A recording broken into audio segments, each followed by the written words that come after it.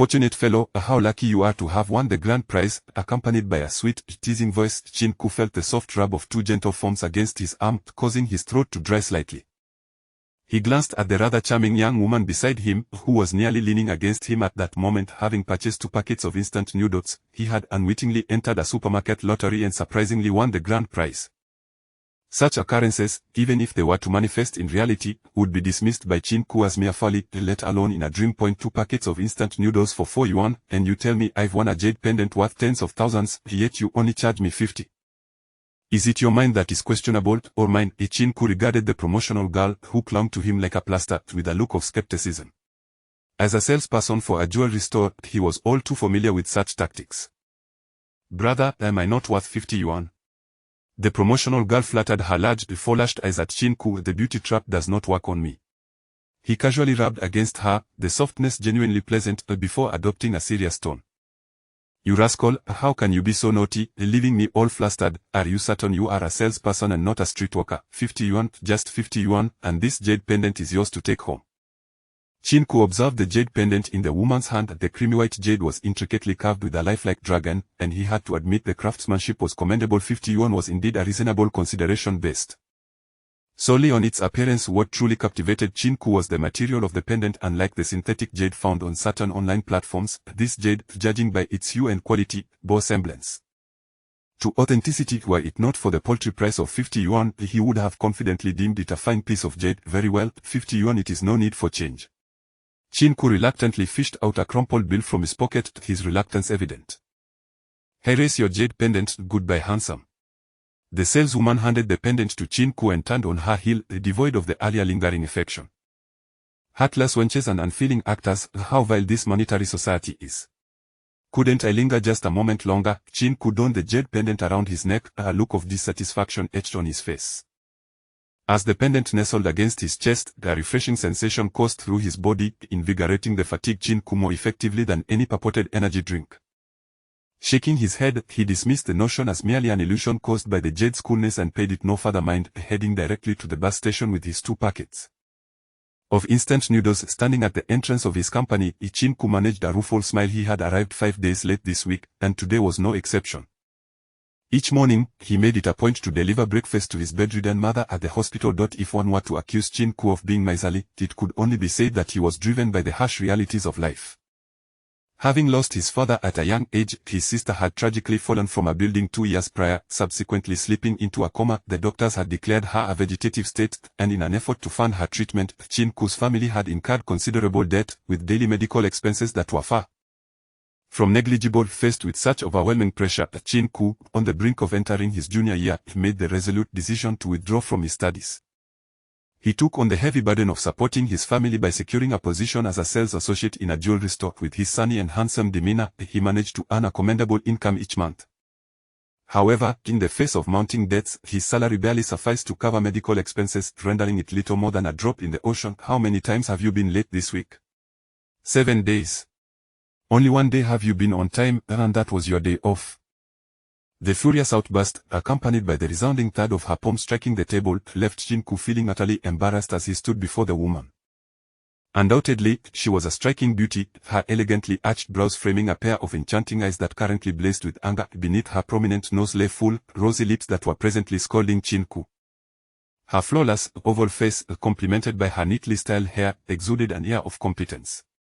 Clad in a sleek black uniform, she perfectly accentuated her alluring figure. The jewelry store values efficiency above all.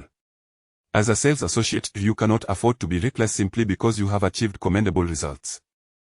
There are limits to patience. I am not unreasonable, Zhou Tong continued, her tone firm yet understanding. I am aware of your family circumstances and have tried to accommodate you as best as I can. However, if you continue to arrive late every day, have you considered the repercussions should the area manager come to inspect the store? As Zhou Tong reprimanded him, Qin Ke could only endure in silence. He had been going to the hospital each day before heading to the jewelry store. Although Zhou Tong had verbally warned him about his tardiness, she had always supported him in practice, leaving him with little ground for rebuttal. As he prepared to offer an apology, the sudden chill enveloped his chest, creeping up his neck and veiling his eyes in darkness. Qin Ke cried out in sudden pain, his body curling up on the floor like a shrimp, his hands pressed against his eyes. Are you all right? Zhuotong exclaimed, startled, her gaze tinged with skepticism as she suspected he might be feigning his distress to elicit her sympathy. My eyes. They hurt. It felt as though needles were piercing him, accompanied by an unsettling chill that caused beads of sweat to form on his forehead. Let's get you to the hospital. I'll call for help, Zhuotong said, realizing Qin Ke did not appear to be acting. She hurriedly grabbed her phone and dialed for an ambulance. After what felt like an eternity, the intensity of the pain began to subside. Qin Ke cautiously attempted to open his eyes, only to be met with an unusual sight: violet sparks flickering in his vision. In the next moment, he was rendered speechless. In his line of sight, Zhuotong was bent over, searching for her phone, her curvaceous figure facing him. However, it was not this that left him in a state of shock, rather, it was the startling realization that the snug pants accentuating her shapely rear had seemingly vanished. Rubbing his eyes in disbelief, he cautiously opened them once more, only to find her long, fair legs exposed, the black trousers completely gone. Instead, she wore a delicate pair of lace panties that clung to her voluptuous form as though they might burst at any moment. My goodness, he thought, momentarily wishing she were not wearing any underwear, only to see the lace panties disappear from view. What's wrong? Zhuotong turned around, her brow furrowing in confusion as she caught sight of Qin Ke's intense gaze. In that instant, the tension transformed Zhuotong's previously alluring image back into that of a professional woman in her black uniform, the violet glow in her eyes vanishing. Entirely, nothing. Nothing at all, Qin Ke stammered, concealing his embarrassment while his heart raced with astonishment. X-ray vision. As these three words surged into his mind, he felt a tumult of excitement and anxiety. Reflecting on the events that had transpired, he instinctively reached for the jade pendant at his chest, only to find it had vanished. 50 yuan spent on a piece of jade, and it possessed the remarkable ability of X-ray vision. Are you certain everything is alright? Zhuotong, oblivious to the purple glow in Qin Ke's eyes, gazed at him with concern, her voice tinged with uncertainty. Everything is fine, thank you, Manager Zhou. I suppose I simply didn't sleep well last night. A bit of rest should suffice, Qin Ke offered a casual excuse. He could not reveal this secret. Moreover, if Zhuotong were to discover what he had just witnessed, he could easily envision the dire consequences. Even if he were to share it, she would likely dismiss him as insane. If life were to be likened to a roller coaster, then Qin Ke, at this moment, has surely ascended from the depths to the pinnacle. Clenching his fists, his gaunt frame stands upright. The weariness that once clouded his expression has vanished, leaving only a sense of exhilaration and relief in his eyes. The hospitalization of his sister did not break him, the necessity to drop out of school did not defeat him, the pressures of life did not overwhelm him. Nor did the breakup with his girlfriend shatter his spirit. At last, he has triumphed, witnessing the light after the storm. After enduring hardship. Perhaps it was fate that finally chose to favor him. Do you need a day off, counted as paid leave? Zhuotong, observing Qin Ke's silent demeanor, assumed he was still in distress and expressed her concern. Thank you, manager, but it's unnecessary. I'm fine now. Qin Ke quickly waved his hand. He was uncertain whether his newfound ability to see through things would yield financial gain. He still relied on sales commissions.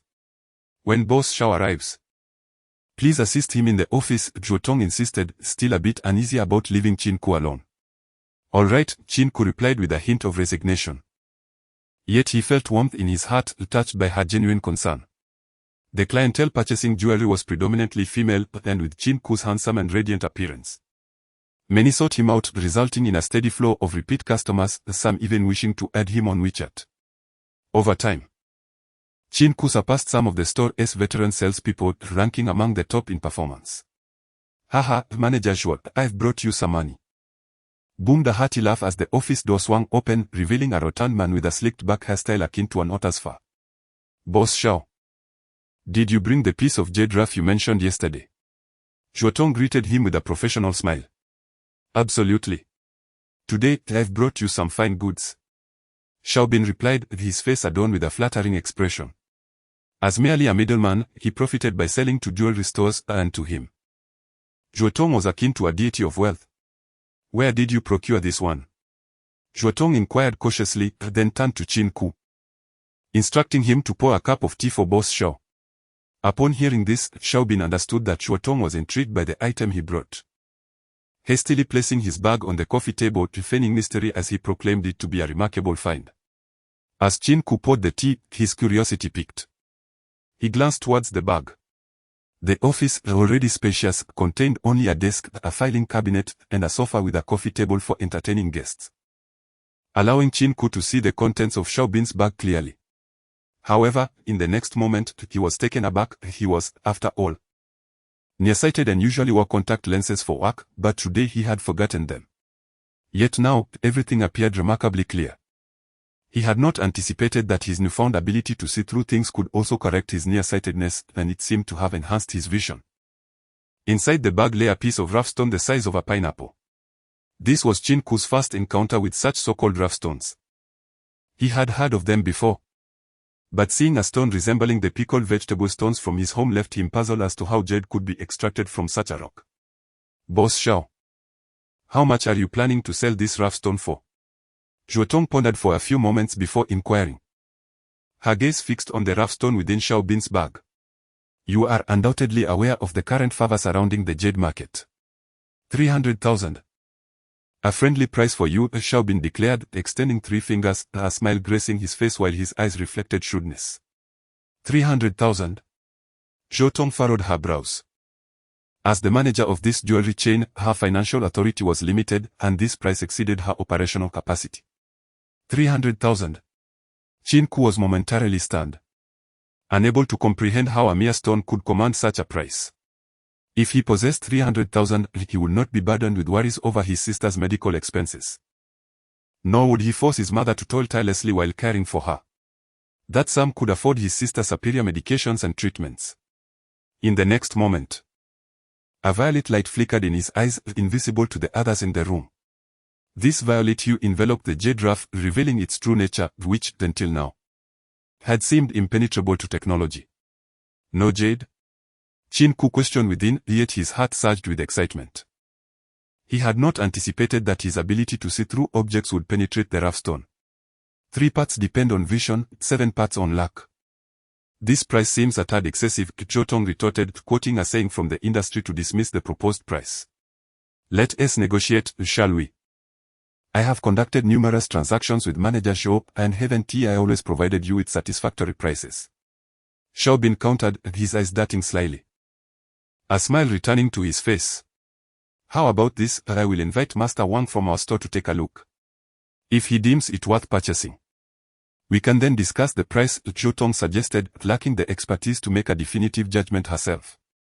"Absolutely, with this rough stone. Anyone who examines it will surely recognize its value," Xiaobin asserted confidently. Master Wang, the only senior artisan in the store, occupied an office beside Zhuotong, his sole responsibility being to procure quality materials or potentially valuable rough stones.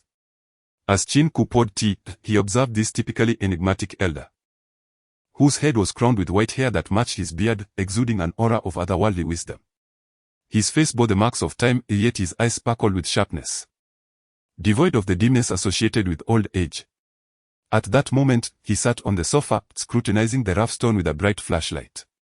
"White light reveals cracks. Yellow light reveals color." Master Wang chose the former, clearly demonstrating his confidence in his own judgment. Qin Ke remained oblivious to all this. He merely found it amusing that the old man incessantly illuminated the stone's surface with a flashlight, as if discerning something profound. "Strange, this rough has a thick skin. I sense there is indeed something valuable within," Master Wang remarked, setting down the powerful flashlight with a hint of uncertainty.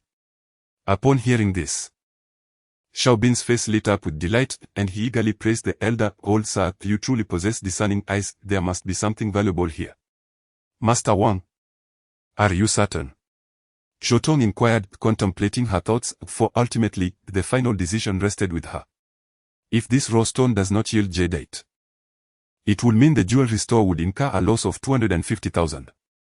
While this amount may not pose a significant issue for the company, it could adversely affect Zhuotong's prospects for promotion, as a misjudgment would leave a blemish on her record. Qin Ke wrestled with his thoughts, fully aware that this stone held no jadeite. He found it perplexing that Master Wang believed otherwise. Noticing Zhuotong's hesitation, he discerned her uncertainty as well. Recalling the care Zhuotong had previously shown him, Qin Ke felt compelled to assist her, at the very least to prevent her from making a mistake. The term making a mistake refers to misjudging a situation, leading to embarrassment and deception, a phrase Qin Ke had recently learned. He had only worked at the jewelry store for a few months. His previous job ended due to chronic lateness stemming from family issues, making this his longest tenure. Manager. I have a feeling this raw stone won't yield anything, Qin Ke ventured. Zhou Tong was in a moment of indecision. And the fact that it was Qin Ke speaking added to her confusion. Who do you think you are? Are you questioning me or Master Wang? Before anyone else could respond, Xiaobin erupted like an agitated rooster, rising from the sofa and pointing an accusatory finger at Qin Ke. My apologies. But I am no one of consequence, it is you who is insignificant, Qin Ke retorted with a cold smile, meeting Xiaobin's gaze. Is this how you train your subordinates, Manager Zhou? Xiaobin ceded, gesturing toward Qin Ke before turning his attention back to Zhou Tong. He is my employee and has the right to question, is there a problem with that? Zhou Tong replied coolly, though she was displeased with Qin Ke's interruption. Xiaobin. Noticing Zhou Tong's lack of support, shifted his demeanor, his anger dissipating as he exclaimed, indeed, we should discuss this raw stone, Manager Zhou. Master Wang. How much do you estimate this jadeite raw stone to be worth? Zhou Tong chose to ignore Xiaobin and turn her attention to Master Wang, who was seated on the sofa. Well, I believe this raw stone is worth around 200,000, it's worth a try, Master Wang stated confidently. Though internally he was apprehensive, as the stone's thick skin obscured his view. Ironically, the single remark from Qin Ke compelled Master Wang to proceed with caution. Should he acquiesce based on Qin Ke's suggestion, his own position might be jeopardized. Furthermore, he believed the thickness of the skin could indicate the quality of the stone. As thinner skins often yield inferior results. The outer layer, referred to as the skin, protects the jadeite within. If jadeite is present, it will be revealed upon cutting, otherwise it would merely reveal stone or other minerals. Understood, Zhou Tong nodded at Master Wang's words, having already resolved to give it a try. Master Wang indeed had a discerning eye, unlike certain pretentious laymen, Xiaobin remarked while praising Master Wang and simultaneously disparaging Qin Ke, clearly still perturbed by earlier events. Qin Ke remained silent, merely offering a sardonic smile. His only concern was to communicate his thoughts to Zhou Tong. If she chose to disregard his advice, he would feel he had done his part. After all, he could not reveal the secret of his perceptive abilities solely to assist Zhou Tong, as that would only lead to complications for him. Zhou Tong is currently deep in thought, contemplating that the jewelry store acquires these materials specifically for affluent clients. As wealthy individuals certainly prefer to possess unique adornments that set them apart from others. The procurement of these materials is tailored to meet the client's desires, crafting one-of-a-kind custom pieces, which serves as a strategy to attract high-spending clientele. Store manager, this rough stone does not resemble one destined for sale, please reconsider, Qin Ke earnestly stated, hoping his opinion would be heeded. Why are you so certain? Zhou Tong, having worked alongside Qin Ke for several months, recognized him as a person of integrity and steadiness. Thus, she inquired with a hint of curiosity regarding his unusual demeanor today. Kid, do I have some sort of vendetta against you? Even old Wang believes this rough stone is promising, or why do you meddle? Xiaobin pointed at Qin Ke, berating him once more. This time, Qin Ke remained silent. His fists clenched, the veins on his forehead bulging, his dark eyes aflame with anger as they bore into Xiaobin. His mother and sister were his most sensitive points. No one was permitted to slander them. If it weren't for the potential embarrassment it could cause Zhou Tong, he would have unleashed a punch by now.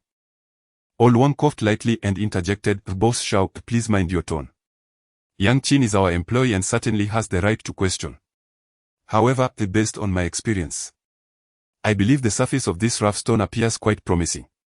While it seemed Old Wang was supporting Qin Ke, he inadvertently solidified the notion that Qin Ke was speaking out of turn, providing his assurance that there was no issue with the stone. Zhou Tong found herself in a predicament. Had Old Wang remained silent, she would have undoubtedly sided with Qin Ke, but now that he had spoken, it would be inappropriate for her to continue her defense, especially considering Old Wang was sent by the headquarters. 3 parts observation, 7 parts luck, Zhou Tong thought. She wouldn't hastily decide based solely on Old Wang's words but would certainly take them into account. What are you staring at? Aren't you weaned yet? Hurry home and find your mother to nurse you. Xiaobin, feeling emboldened by Old Wang's comments, mocked once more. If you utter another word, I assure you, you won't live here. Qin Ke's voice trembled slightly with suppressed fury as he stared intently at Xiaobin. Gulp. Xiaobin, once brash, felt a shiver as he met Qin Ke's fierce gaze, suddenly at a loss for words. Those eyes resembled those of a wild beast, rendering Xiaobin speechless and even instilling a sense of retreat within him. Qin Ke, how dare you speak to boss Xiao that way? Zhou Tong, the store manager, had yet to interject when Master Wang slammed the table, reprimanding him. What's this? Do you wish to reprimand me? It seems your position doesn't quite allow for that. Qin Ke coldly retorted, turning to glare at Master Wang. He had tolerated the old man's bias for Zhou Tong's sake, but now that the elder was chastising him, he could no longer bear it. You have no manners. Master Wang was momentarily speechless, ultimately glaring at Qin Ke as he scolded him. Indeed, Zhou store manager. What kind of upbringing does this young man have? Xiaobin added fuel to the fire. Since you wish to play, I shall entertain you. In his heart, Qin Ke thought this, yet wore a faint smile upon his lips. How about we wager? If this raw stone does not yield jade, you shall call me dad. Haha. Are you jesting? What do you think you are, challenging me to a bet? Xiaobin scoffed, pointing at himself and then casting a scornful glance at Qin Ke. Are you afraid? Qin Ke shot back with a provocative gaze. All right then, what if you lose? Xiaobin inquired, observing Zhou Tong, who remained silent beside him. Realizing she did not support his side, since Qin Ke wished to gamble, he would indulge the young man in this folly. Enough, Qin Ke. You ought to get back to work, Zhou Tong interjected, aware of Qin Ke's family circumstances and Xiaobin's character. She believed Qin Ke would not prevail and wished to spare him humiliation. Xiaobin chuckled, mouthing a curse of cowardice. Qin Ke, still smiling, replied, if I lose, I shall sacrifice a hand.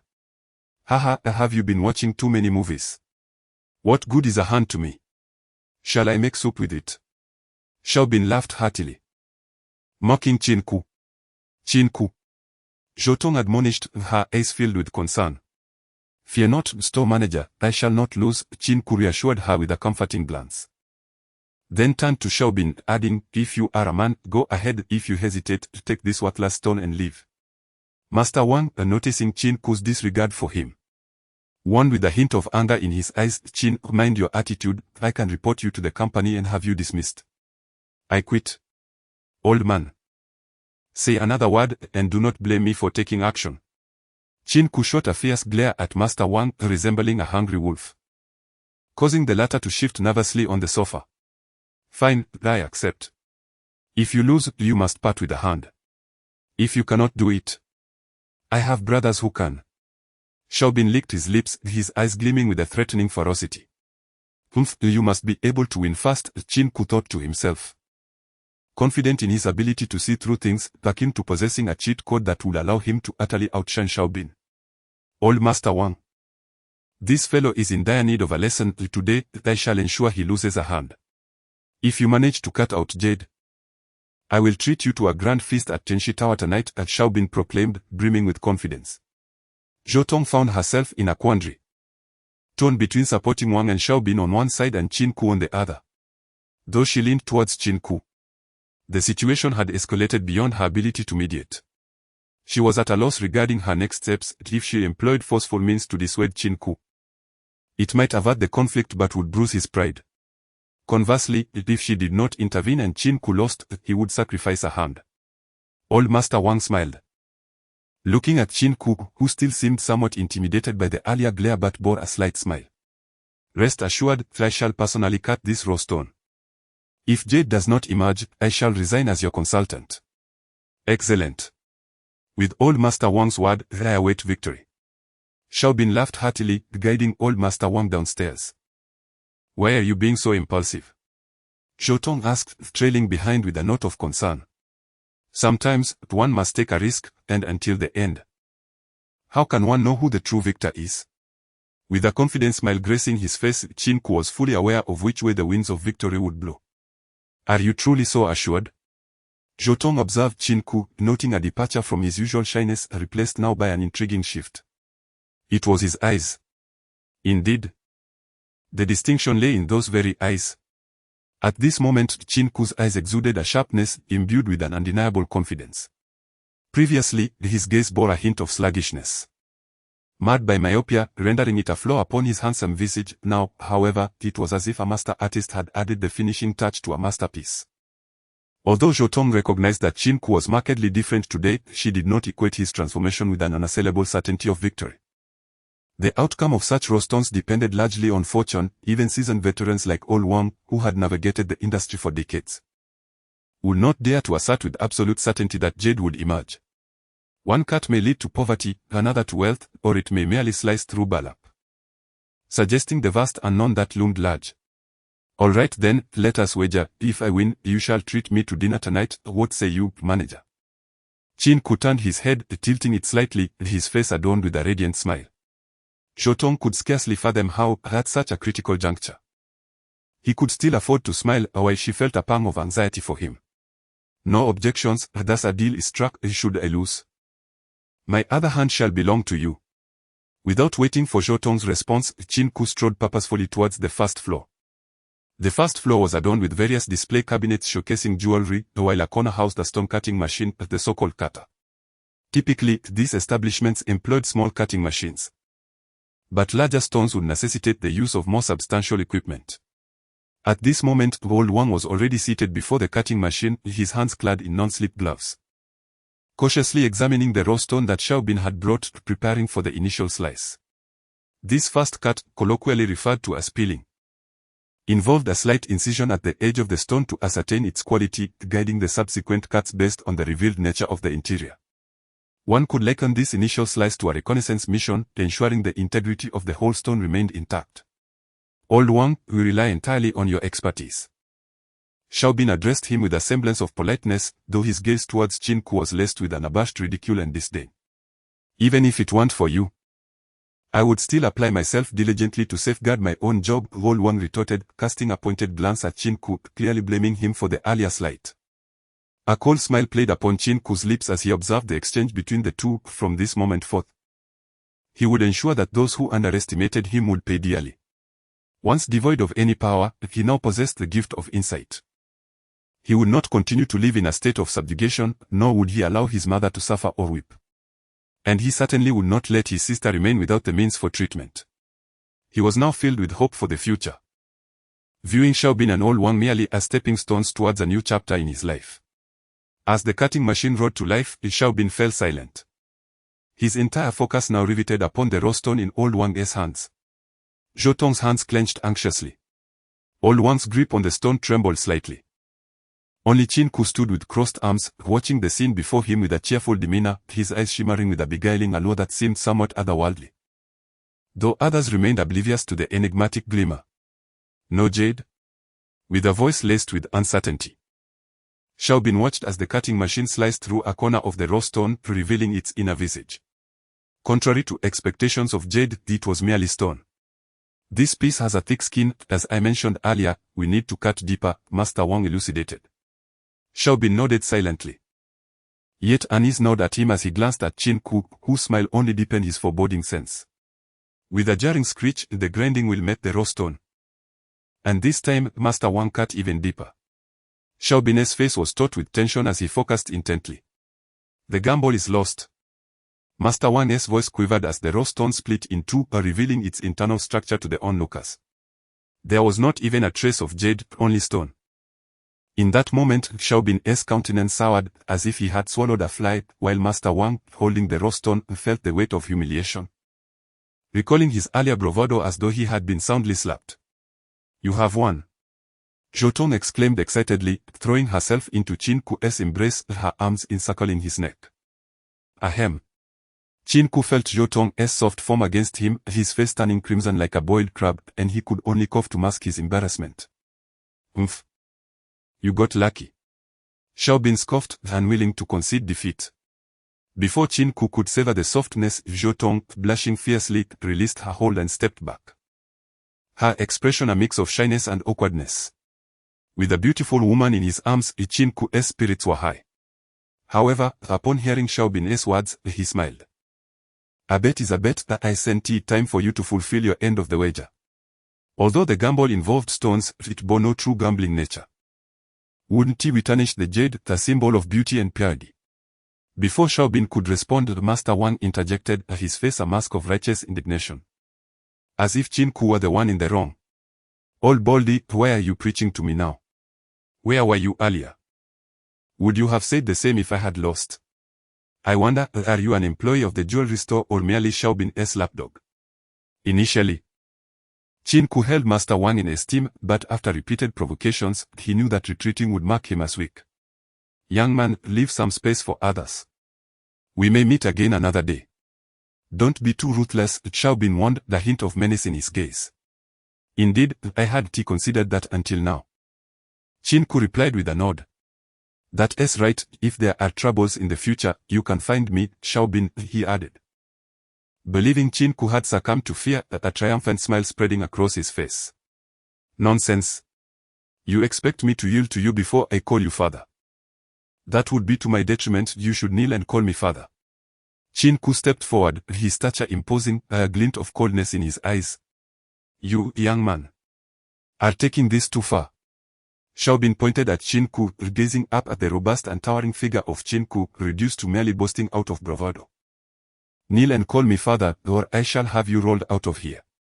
Qin Ke, weary of engaging in futile banter, believed that should he falter, Xiaobin would only escalate the situation further. Perhaps it would be best to let this matter go.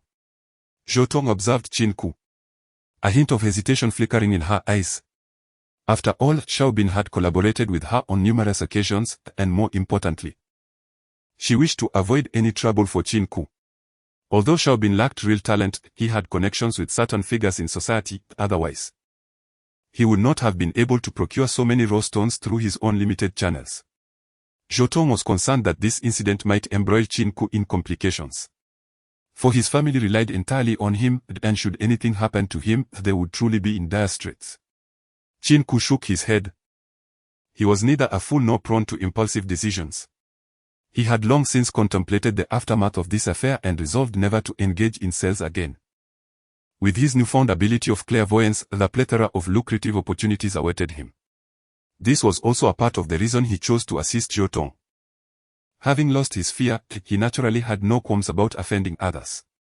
Should Xiaobin seek him out later, it would be akin to searching for a needle in a haystack, given that the population of Han City numbered in the millions. No way, Qin Ke reiterated, shaking his head. He now felt unrestrained and was determined to reclaim the dignity that had been stripped from him earlier. Kid, do you not wish to continue? Master Wang interjected once more, brandishing his phone, ready to report to the headquarters. You are growing old, your memory failing you. I already stated my refusal to continue. If you utter another word, do not blame me for lacking respect for the elderly. Qin Ke glared at him, his irritation reaching a boiling point. The elder, relying on his years in the industry, assumed an air of superiority, acting as if he were a venerable mentor. Seeing that Qin Ke was resolute in his intention to humiliate him, Xiaobin decided to acquiesce, slightly bending his knees and kneeling to the ground, then uttering a faint, almost mosquito-like, father. Qin Ke erupted in laughter, exclaiming, now that is refreshing. He discarded his work uniform on the floor, casting a glance at Master Wang and then at Xiaobin before striding out of the jewelry store. This would be his final day working for others. From this moment on, he would no longer be beholden to anyone's judgment. Kid, do not let me catch you, Xiaobin growled. His eyes filled with venomous hatred as he watched Qin Ke's retreating figure. Such an employee must be dealt with harshly. Master Wang's words were rendered meaningless. Or perhaps were merely an attempt to salvage his own dignity. Get back to work. Zhotong cast a complex glance at the entrance, then observed the dazed employees within the store before turning and ascending to the office on the second floor. Some are born to be kings, while others are destined to live as outlaws. In this unjust era, Qin Ke had started his journey later than others. Yet fate had bestowed upon him the extraordinary gift of clairvoyance. He would no longer remain in obscurity, nor would he live a mundane existence. He was determined to carve out a magnificent life of his own. However, as Qin Ke stepped out of the store, he realized he had forgotten to retrieve his belongings. Recalling his wager with Zhotong, a smile crept upon his lips as he took out his phone and sent her a message. Ding ding ding. Just as Zhotong settled at her desk, the distinctive chime of a text message interrupted her. Upon glancing at the screen, She saw that the sender was none other than Qin Ke. Recalling the spirited demeanor of Qin Ke, her face inexplicably flushed upon seeing the message, "Dinner tonight. Waiting for you." Previously unnoticed, she suddenly felt that perhaps she had misjudged him. He was not the introverted youth she had believed him to be, but rather an individual bursting with extroverted energy. "What manner of person are you?" In the past, Zhotong thought she could decipher Qin Ke, but after today's events, she discovered there were facets of him that eluded her comprehension, even feeling a sense of estrangement from him. Nevertheless, considering their agreement, she readily acquiesced. And it was an opportunity for Qin Ke to return to the shop. Clearly, today's events were no coincidence. Qin Ke possessed a profound understanding of raw stones. Even Wang Lao had misjudged, yet Qin Ke remained adamant that this particular raw stone would not yield jade. Had it not been for his insistence, Zhotong would now be facing reprimand from the headquarters. As she began to suspect that Qin Ke's actions were for her benefit, her heart raced uncontrollably, and a flush adorned her striking visage. On another note, despite having resigned, Qin Ke successfully arranged a dinner with the alluring shop manager. Yet he found no joy in it, for he was utterly devoid of wealth. With his newfound ability to see through objects, his financial state felt like a betrayal to the gift of his extraordinary talent. Gambling on stones was the only viable means of earning money that occupied Qin Ke's thoughts, though it too had its complexities. The funds he could muster were insufficient to procure jade raw stones, thus he set his sights on agate. A realm with a lower entry barrier, yet one that demanded keen eyesight and a stroke of luck. Hong City was renowned for its agate. Specifically the Warring States red agate, celebrated for its vibrant hues and transparency, making it famous throughout the nation. Currently, Qin Ke stood within an antique market in Hong City, predominantly selling agate raw stones and finished jewelry, with only a handful of genuine antiques available. "Boss, I no longer want this raw stone, refund my money." Upon entering the antique market, Qin Ke was drawn by a sharp exclamation. His gaze fell upon a striking figure before a stall, cradling a piece of agate raw stone. The silhouette was alluring, her long legs slender and well-proportioned beneath a red short skirt. In contemporary parlance, those legs alone could captivate for an entire year. "I say, beautiful. This is a business transaction, not a child's play. You can't just decide to buy or not buy at whim," remarked the stall owner, a bold man with a hint of disdain in his smirk. "When you purchased it, you claimed it could be returned or exchanged, and now you act as if you have no integrity. Are you naive or simply childish? Can you return something once bought?" The stall owner mocked again. At that moment, Qin Ke began to piece together the situation. Evidently, this alluring woman had purchased the agate raw stone but sought to return it for reasons unknown, with the stall owner refusing her request. Just then, a glimmer of purple light flickered in Qin Ke's eyes, and in the next instant, the raw stone in the woman's hands was enveloped by his violet aura. Unlike jade raw stones, agate raw stones were less smooth, yet their interiors were distinctly visible. As the purple light faded, it was replaced by a sense of wonder. "Moments ago, I overheard a conversation between two individuals." Qin Ke opined that a seductive woman would inevitably possess a worthless raw stone, which is why she sought to return it to the vendor. However, through his discerning gaze, he perceived that the interior of the stone radiated with a vibrant hue reminiscent of blood-red agate. Although Qin Ke lacked expertise in agate, the purity of its color unmistakably indicated it to be a superior specimen of Warring States red. "This raw stone is mine." As he took a few steps forward, he caught a glimpse of the woman's profile, rendering him momentarily speechless. With an angelic visage, profound black eyes, and a delicate yet curvaceous figure, every gesture of hers captured the attention of onlookers. Her lustrous black hair cascaded over her shoulders, exuding an ethereal aura. Qin Ke found himself perplexed as to why such a beauty would be rejected by the vendor. At that moment, she regarded him with a curious gaze, evidently intrigued by his remarks, while even the vendor cast a dubious look in his direction. "How much?" queried Qin Ke, noticing her silence. 8,000 yuan. The vendor gestured an 8 with a smile on his face. "Ha, your little scheme won't work on me. Do you think I would be deterred by the presence of a shield?" The beauty retorted with a mocking smile, her expression revealing a sense of having seen through the charade. "What?" Qin Ke's eyes widened in confusion as he gazed at her. "No need for pretense. While your acting is commendable, I saw through you at a glance. I suggest you return home and invest in a book on self-improvement for actors. The disdainful roll of her eyes left Qin Ke feeling exasperated. He merely wished to purchase the raw stone, yet he was being mistaken for a mere accomplice. Nevertheless, he chose not to clarify it, recognizing this as an opportunity that might facilitate his acquisition of the stone with ease. Conversely, the vendor was not as composed as Qin Ke. Although the woman was stunning, she was out of his reach, and now that he had a potential buyer, she was creating complications. If you believe I am a shill, then simply hand over that raw stone to me, Qin Ke said, a hint of a smile gracing his lips as he provocatively regarded her. Produce 8,000. And I shall relinquish this worthless stone to you. She countered with an equally challenging gaze. Wait, I will return this stone. The vendor interjected anxiously. Want you selling it to him for 8,000? Isn't he willing to buy it? She replied, her expression one of triumphant understanding. Qin Ke chuckled, realizing that the vendor had not sold the stone to the woman for 8,000, which was why he was now so desperately interjecting.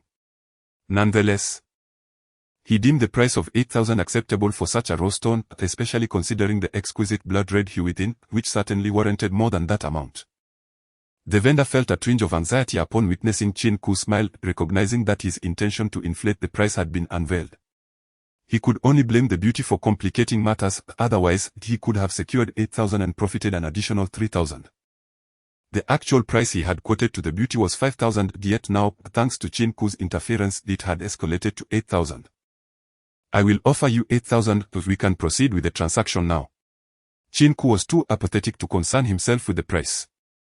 Acquiring the raw stone was his foremost priority.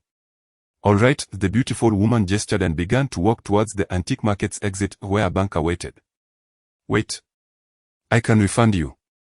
Let's negotiate, the vendor shouted as he noticed her departure, but she did not pause for a moment. Reluctantly, he redirected his attention to Qin Ke. I have other raw stones here, far superior to this one. Qin Ke shook his head. Merchants like him were notorious for their tall tales. He had already employed his X-ray vision to survey the stall, discovering merely 2 or 3 pieces of mediocre agate, none worth his investment. Following closely behind the alluring woman, his focus remained solely on that raw stone. Based on his experience in the jewelry trade, he was certain it could fetch over 10,000. With a stroke of luck, he might even double his investment. The vendor watched as the pair departed, a bitter smile on his face, another opportunity lost. The nearby bank was rather vacant. And the transfer was swift. As Qin Ke gazed at his account balance post-transfer, his resolve to earn more money solidified. This sum was earmarked for his sister's upcoming medical expenses. Without his X-ray vision, he would never have dared to withdraw such funds. May I have the raw stone now? Qin Ke asked the beautiful woman beside him, extending his hand. Are you truly not a scammer? She inquired, her large, enchanting eyes fixed on him with curiosity. If you believe so, then it is. If you do not, then it isn't, Qin Ke replied, shrugging off the need for explanation. How dull? You possess no charm whatsoever. She retorted, rolling her eyes at him, her tone tinged with playful annoyance. The raw stone, he interjected, his gaze unwaveringly fixed on the stone rather than responding to her. My name is Lin Yu. May I see you open this raw stone? Though Lin Yu passed the stone to Qin Ke naturally, a twinge of discomfort brewed within her. With her beauty, any man would typically be entranced, yet Qin Ke displayed no reaction. Do as you wish, he replied. Taking the stone and heading back towards the antique market, his heart brimming with anticipation and excitement, this was his first venture into wealth. Inside a modest shop of merely a few dozen square meters, 2 glass display cases and a stone-cutting machine were present. At that moment, Qin Ke stood at the entrance, surveying the sparse clientele before stepping inside. Not far behind, Lin Yu observed him, the sudden intuition forming that this stone might indeed yield something remarkable. Boss, cut the stone. Qin Ke called out, handing the stone to the only other person in the shop. Sure thing. The rotund man behind the counter sprang to his feet at the sound of Qin Ke's voice, displaying an unexpected agility for someone of his stature. Are you certain about this place? Lin Yu asked, her skepticism evident as she surveyed the empty shop except for the plump man. Forget about her. You just focus on cutting it straight down the middle, Qin Ke instructed, squinting at the stone he had purchased for 8,000, not sparing Lin Yu a glance. You mistake kindness for foolishness. Lin Yu pointed at Qin Ke, intending to leave, yet her curiosity compelled her to stay, eager to witness what this individual could possibly carve. The rotund proprietor chuckled, recognizing Lin Yu's skepticism regarding his craftsmanship, and he embraced the raw stone, activating the cutting machine. While cutting agate does not require excessive skill, an experienced stone cutter undoubtedly surpasses a novice, at the very least ensuring that the stone does not shatter. The term shatter refers to creating cracks on the surface of the agate, which directly affects its aesthetic appeal. However, Qin Ke held a different perspective. As long as he maintained his gaze through his X-ray vision while cutting, he would immediately halt at the first sign of an anomaly. Amidst the harsh clamor of the machinery, sparks erupted as the grinding wheel met the raw stone, eliciting a smile from the rotund proprietor. In the next moment, the stone in his hand split in two, yet his expression froze, his hands trembling ever so slightly. Lin Yu was equally taken aback, her eyes wide with astonishment, her face reflecting disbelief. Only Qin Ke beamed at the halved stone, revealing the blood-red agate before the trio, the prime specimen of the Warring States period. Just as Qin Ke had previously envisioned, its quality was indeed remarkable. The proprietor, after years in the trade, encountered such exquisite Warring States red for the first time. Yet he soon shook his head in disappointment. Alas, it is too small. Qin Ke frowned, hearing such words from the rotund man felt somewhat awkward. Particularly as a man addressing another with the phrase too small was rather discomforting. What do you mean, too small? Before Qin Ke could respond, Lin Yu interjected. This piece is too small. If it were larger, without being halved, this red agate would fetch at least several times its current price. The rotund man set down the agate, a hint of regret in his eyes as he spoke. Several times. Are you jesting, Fatty? Surely, you can't be serious. Lin Yu retorted, incredulous. How much can it sell for now? Rather than lamenting, Qin Ke turned his attention to the two pieces of raw stone resting on the machine. What, you don't intend to keep it for yourself? Planning to sell? The proprietor looked at Qin Ke with curiosity, although the red agate was diminutive. Its rarity was unparalleled, and typically, connoisseurs would choose to collect it. He did not anticipate Qin Ke's intention to sell. Hey, I'm asking a question here. Could you at least respond? Lin Yu raised her voice in dissatisfaction. Silence. No one owes you anything here. If you wish to stay, then stay, if not, you may leave. Learn to respect others. Qin Ke shot a disdainful glance at Lin Yu, irritated by her self-importance regardless of her beauty. Haha, you make a valid point. If you wish to sell, I can offer 50,000 yuan. How does that sound? The proprietor clearly agreed with Qin Ke, his eyes glinting as he extended 5 fingers. In the realm of commerce, while the proprietor found Qin Ke agreeable, this piece of red agate indeed held potential for appreciation. If these two segments of agate were fashioned into square pendants or jewelry, their value would undoubtedly exceed 50,000 yuan. Moreover, a crucial point remained. Although these two pieces of red agate were too small for display items, they were ample enough to create several square pendants or ornaments.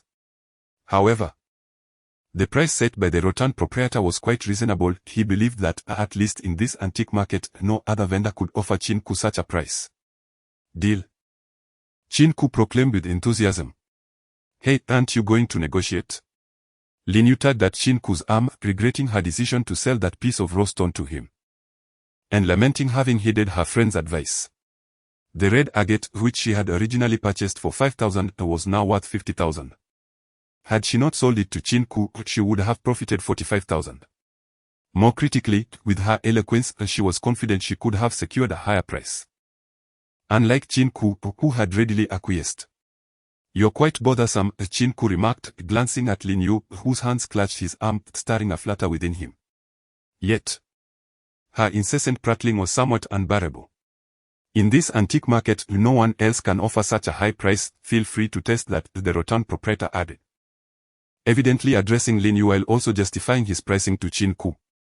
Transfer the funds. These two pieces of red agate are yours, Qin Ke stated, picking up a pen from the counter and writing down his bank account number, which he promptly handed to the proprietor.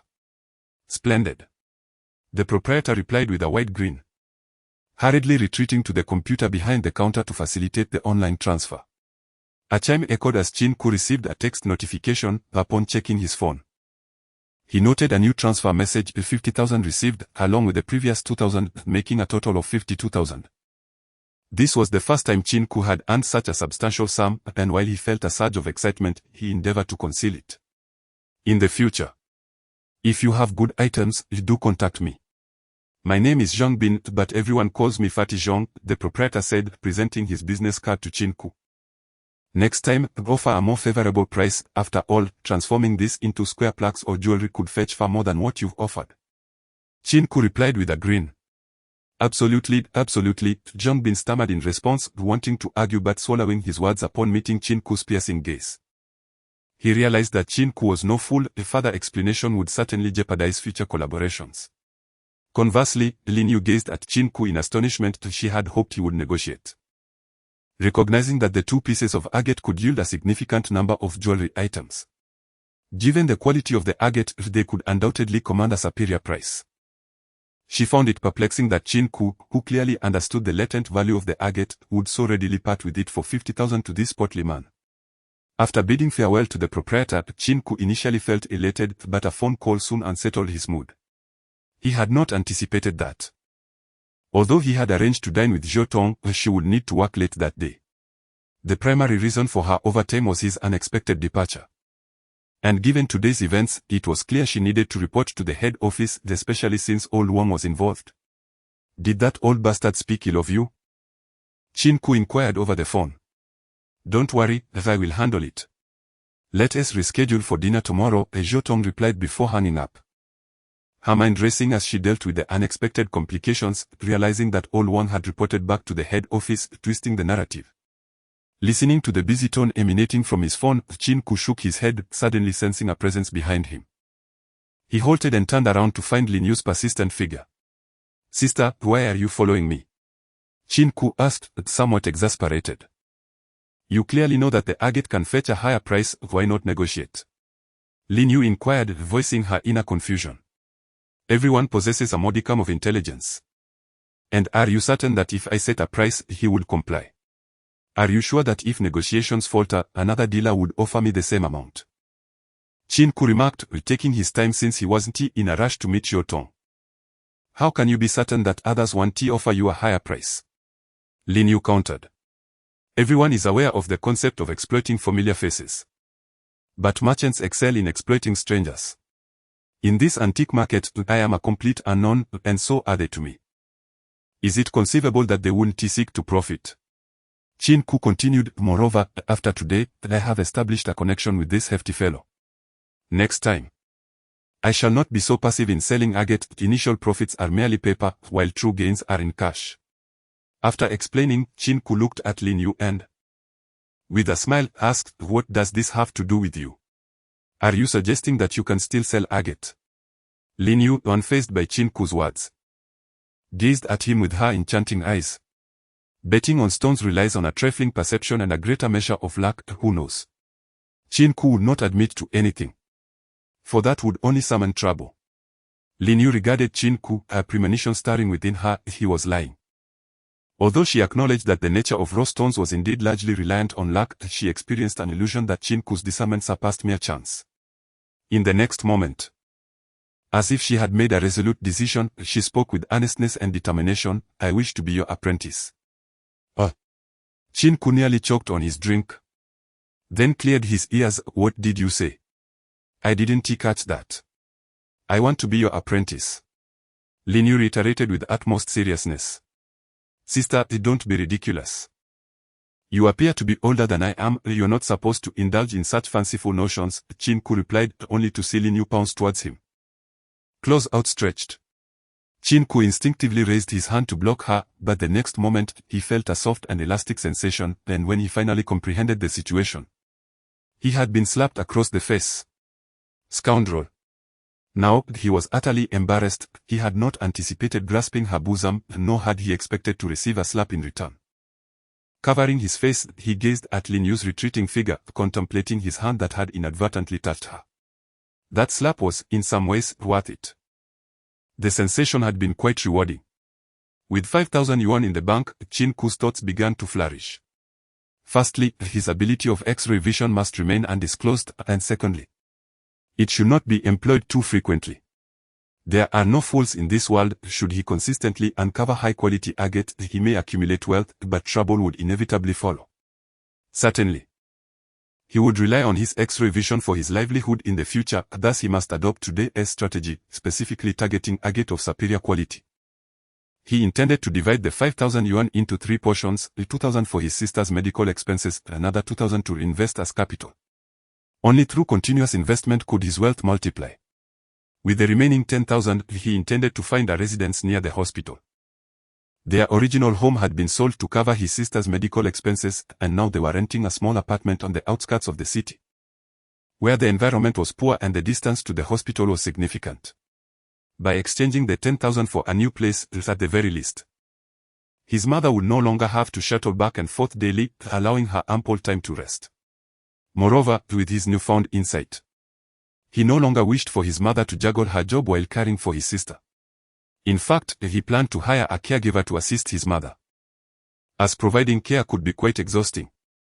Now, Qin Ke possessed the means to offer his family a better life, and he felt a pressing need to earn more money. Xiaoku has arrived, you should go see him. There are 3 men in your sister's ward, and your mother is crying while speaking to them. As Qin Ke entered the hospital's inpatient building, the elevator doors opened, revealing a familiar face. He was about to greet them when the words that followed tightened his chest. Since they were all caregivers, they had become familiar with one another over time. The other person could address Qin Ke in such a manner because they recognized his filial piety and commendable character. Clutching the food he had just purchased, the smile that had graced Qin Ke's face moments before was now replaced by urgency as he sprinted toward his sister's hospital room. Big sister, I truly need this money urgently. Look at how endless Xiaoyu's medical expenses are. Perhaps we should just give up. Xiaolu, I watched you grow up. I genuinely have no way out right now. Could you give me a few days, and I will gather what I can? Sister, let us not dwell on the past. We must look forward. How can you still have money to lend me? When mother passed, didn't she leave you a pair of jade bracelets? Why not give them to me? Exactly, hurry up and bring out those bracelets to settle the debts. It's only right to repay debts. With such a disabled girl. You know this is an endless pit. In the ward stood 4 individuals. In addition to Qin Ke's mother, there were 3 men, one of whom bore a resemblance to her. The man on the left sported long hair and disdainfully regarded Qin Ke's mother, a smug smile plastered on his face. Suddenly, the door was kicked open, and Qin Ke glared at the group, especially the man in the center, his fury evident. He stepped forward and positioned himself protectively in front of his mother.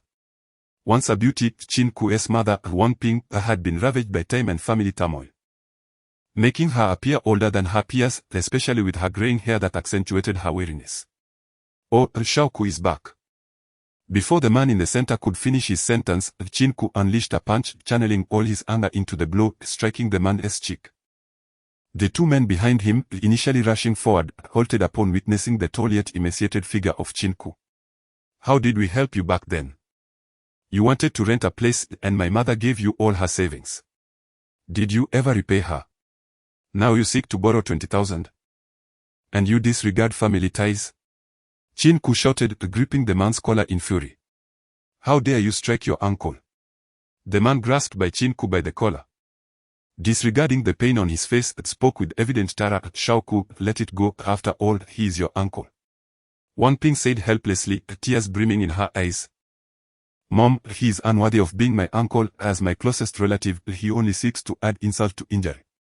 Although Qin Ke spoke defiantly, he loosened his grip on the man's collar. Kid, don't be so arrogant. We would have dealt with you long ago if it weren't for Brother Wang. At that moment, the man with long hair interjected.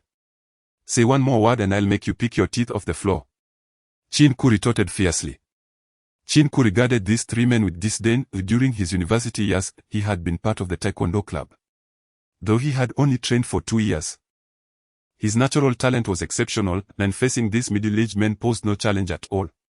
The men initially intended to say more, but upon meeting Qin Ke's fierce gaze, an inexplicable shiver ran through them, and a flicker of fear emerged in their hearts. Enough of the noise. You wanted the bracelet, and I will give it to you. Wang Ping looked at her brother with a pained expression, never expecting that the brother she had watched grow up would act this way. Sister, I am not forcing you. Sincerely, I need the money.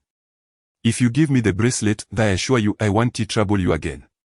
Wang Lei awkwardly touched his cheek, feeling embarrassed. As Wang Ping had always seen him as a mother figure. Enough, let us pretend I raised a dog. I will give you the bracelet. Which is worth far more than 20,000 from now on, let us sever our ties. Though Wang Ping spoke flatly.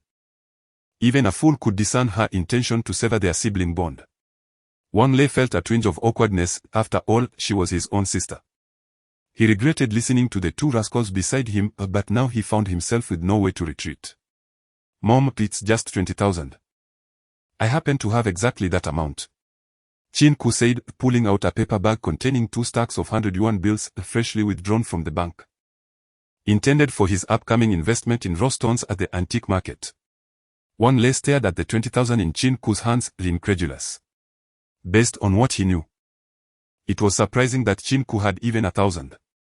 Wang Ping's face was etched with worry, but out of respect for the presence of others, she said nothing. Though her mind was racing with speculation about the source of that money. Take the money, leave the IOU, and get lost.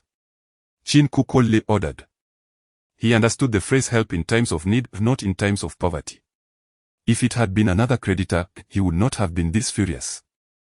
For given their family's current circumstances, they truly had no means to repay. Yet this was his uncle, his own uncle. When the man had fallen on hard times, their family had unconditionally assisted him, and now he had the audacity to come and demand money from his mother. How could that not infuriate him? Leave. After tearing the IOU to shreds, Qin Ke noticed Wang Lei hesitating to speak and directly scolded him. Go. Wang Lei, aware of his own guilt, called to his 2 friends and left in disgrace. Once assured that no one else was present in the ward, Wang Ping finally spoke, Shaoku. Although our family is struggling and times are tough, I do not want you to resort to illegal activities for money. Mom, how could I ever engage in unlawful acts? Rest assured, this money comes from my sales commission. I sold quite a number of pieces this month. Qin Ke smiled softly. Yet he had no intention of revealing his resignation to his mother. That's good, that's good. You've worked hard. Your mother lacks the ability. And your sister is in this state. Sight. Wang Ping gazed at her son, reflecting on how, without family burdens, her son could have been a university student. Rather than dropping out before completing his studies. Mom, the future is predestined, it may not necessarily be a misfortune. Perhaps this is a trial bestowed upon me by fate. Qin Ke reassured his mother, wishing to alleviate her burdensome worries. Turning to the hospital bed, he observed his sister, short hair, long eyelashes, who had once playfully competed with him over who was more attractive. Now, she lay quietly, oxygen tubes in her nostrils, receiving nourishment through 4 drips. Qin Ke contemplated relinquishing many responsibilities, not because he could not bear the weight, but because he could not bear to see his sister suffer. Especially as she endured numerous infusions each day. Yet, each time he beheld her beleaguered face, he could not bring himself to make that decision. He had never confided this thought to his mother, believing that if he did, she would surely collapse under the weight of despair. At present, he stood as the pillar of the family. Once an unthinkable notion, he now possessed a newfound clarity, even if his sister could not be treated domestically. He could send her abroad if only he had the financial means. Mom, you should go home and rest tonight. I'll stay by the bed, he said. Observing the weariness etched on his mother's face, feeling a pang of sorrow within him. No need. You have work tomorrow, and I'll be on the afternoon shift. I can rest in the morning, Wang Ping replied, forcing a faint smile. Trust me, I don't have much to do tomorrow. You should head home early. Qin Ke insisted, gently helping his mother to her feet and guiding her toward the door of the ward. He could not bring himself to believe her words, after all. He had spent many nights beside her, and there was scarcely time to sleep, let alone catch a moment to drink water. Tomorrow, I'll come early. If there is nothing pressing tonight, you should take a nap, Wang Ping advised, her concern evident. I know, Mom.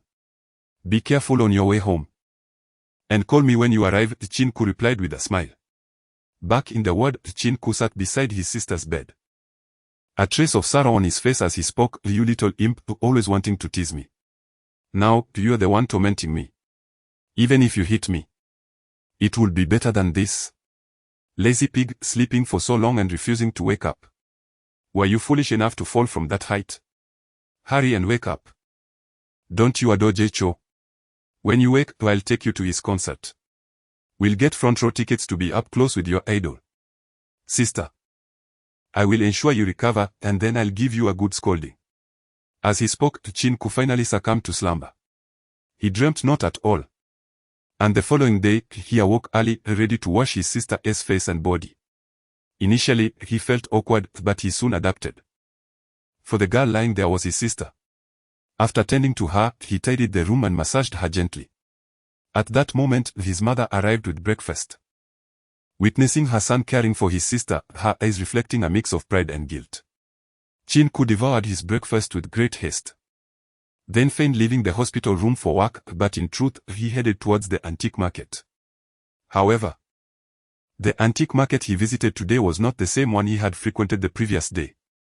Hong City boasted 4 antique markets, situated in the southeast, southwest, northeast, and northwest of the city, with the eastern and western markets being the largest. The one Qin Ke visited yesterday was the northern antique market. Having earned a substantial amount yesterday, although he had repaid 20,000, Qin Ke felt a surge of confidence today, for he possessed the gift of clairvoyance. Old man. Are you blind? You bumped into someone. My apologies, my apologies. I must have been seeing things. Allow me to clean your shoes.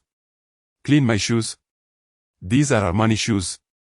Can you afford to compensate me? As Qin Ke arrived at the entrance of the antique market, he was greeted by a spectacle. He observed an elderly gentleman with graying hair about to squat down to polish the shoes of a sleek, ostentatious young man. Listening to their exchange, he grasped the situation.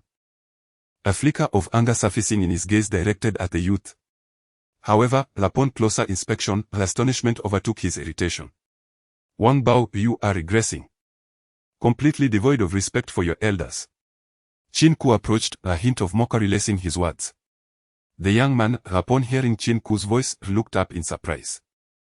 Only to retort with derision, what bad luck today, it seems I've encountered you, the harbinger of misfortune. Whether he was indeed a harbinger of misfortune was uncertain. But Qin Ke could only see a beast allowing an elderly man older than his grandfather to clean his shoes. With that, Qin Ke helped the elderly gentleman to his feet, a look of disdain evident in his eyes. Or a dropout and a pauper dares to lecture me? What audacity! Wang Bao chuckled, his gaze taunting. Because I am not a beast. What does your expression signify? Do you wish to fight me? Qin Ke stepped forward, refusing to retreat. Young man, enough. I was preoccupied and didn't see. The elderly man clearly wished to avoid trouble, pulling Qin Ke's arm gently. It's quite alright, old sir. This sort of person deserves to be taught a lesson. Qin Ke was about to continue his derision when he suddenly noticed the object the old man was holding, a stone the size of a watermelon. It radiated a purple glow.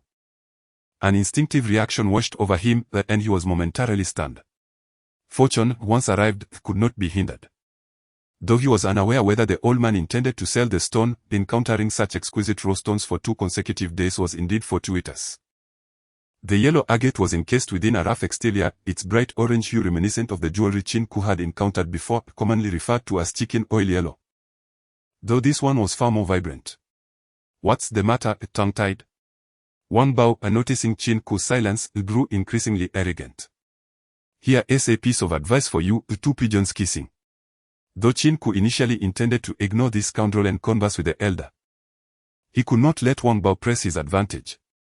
He swiftly retaliated, do not try to impress me, you, a dropout, pretending to be cultured.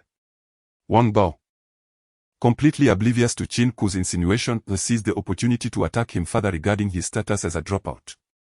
Seeing your foolishness leaves me bewildered. Allow me to elucidate, 2 doves kissing, a dove kiss. With that, Qin Ke fixed his piercing gaze upon his counterpart. Wang Bao, under the intensity of his stare, felt a tremor of unease and instinctively retreated 2 steps. Realizing in the next moment that he had not only failed to gain an advantage in their verbal exchange but had also been intimidated by a mere glance. He felt a pang of embarrassment.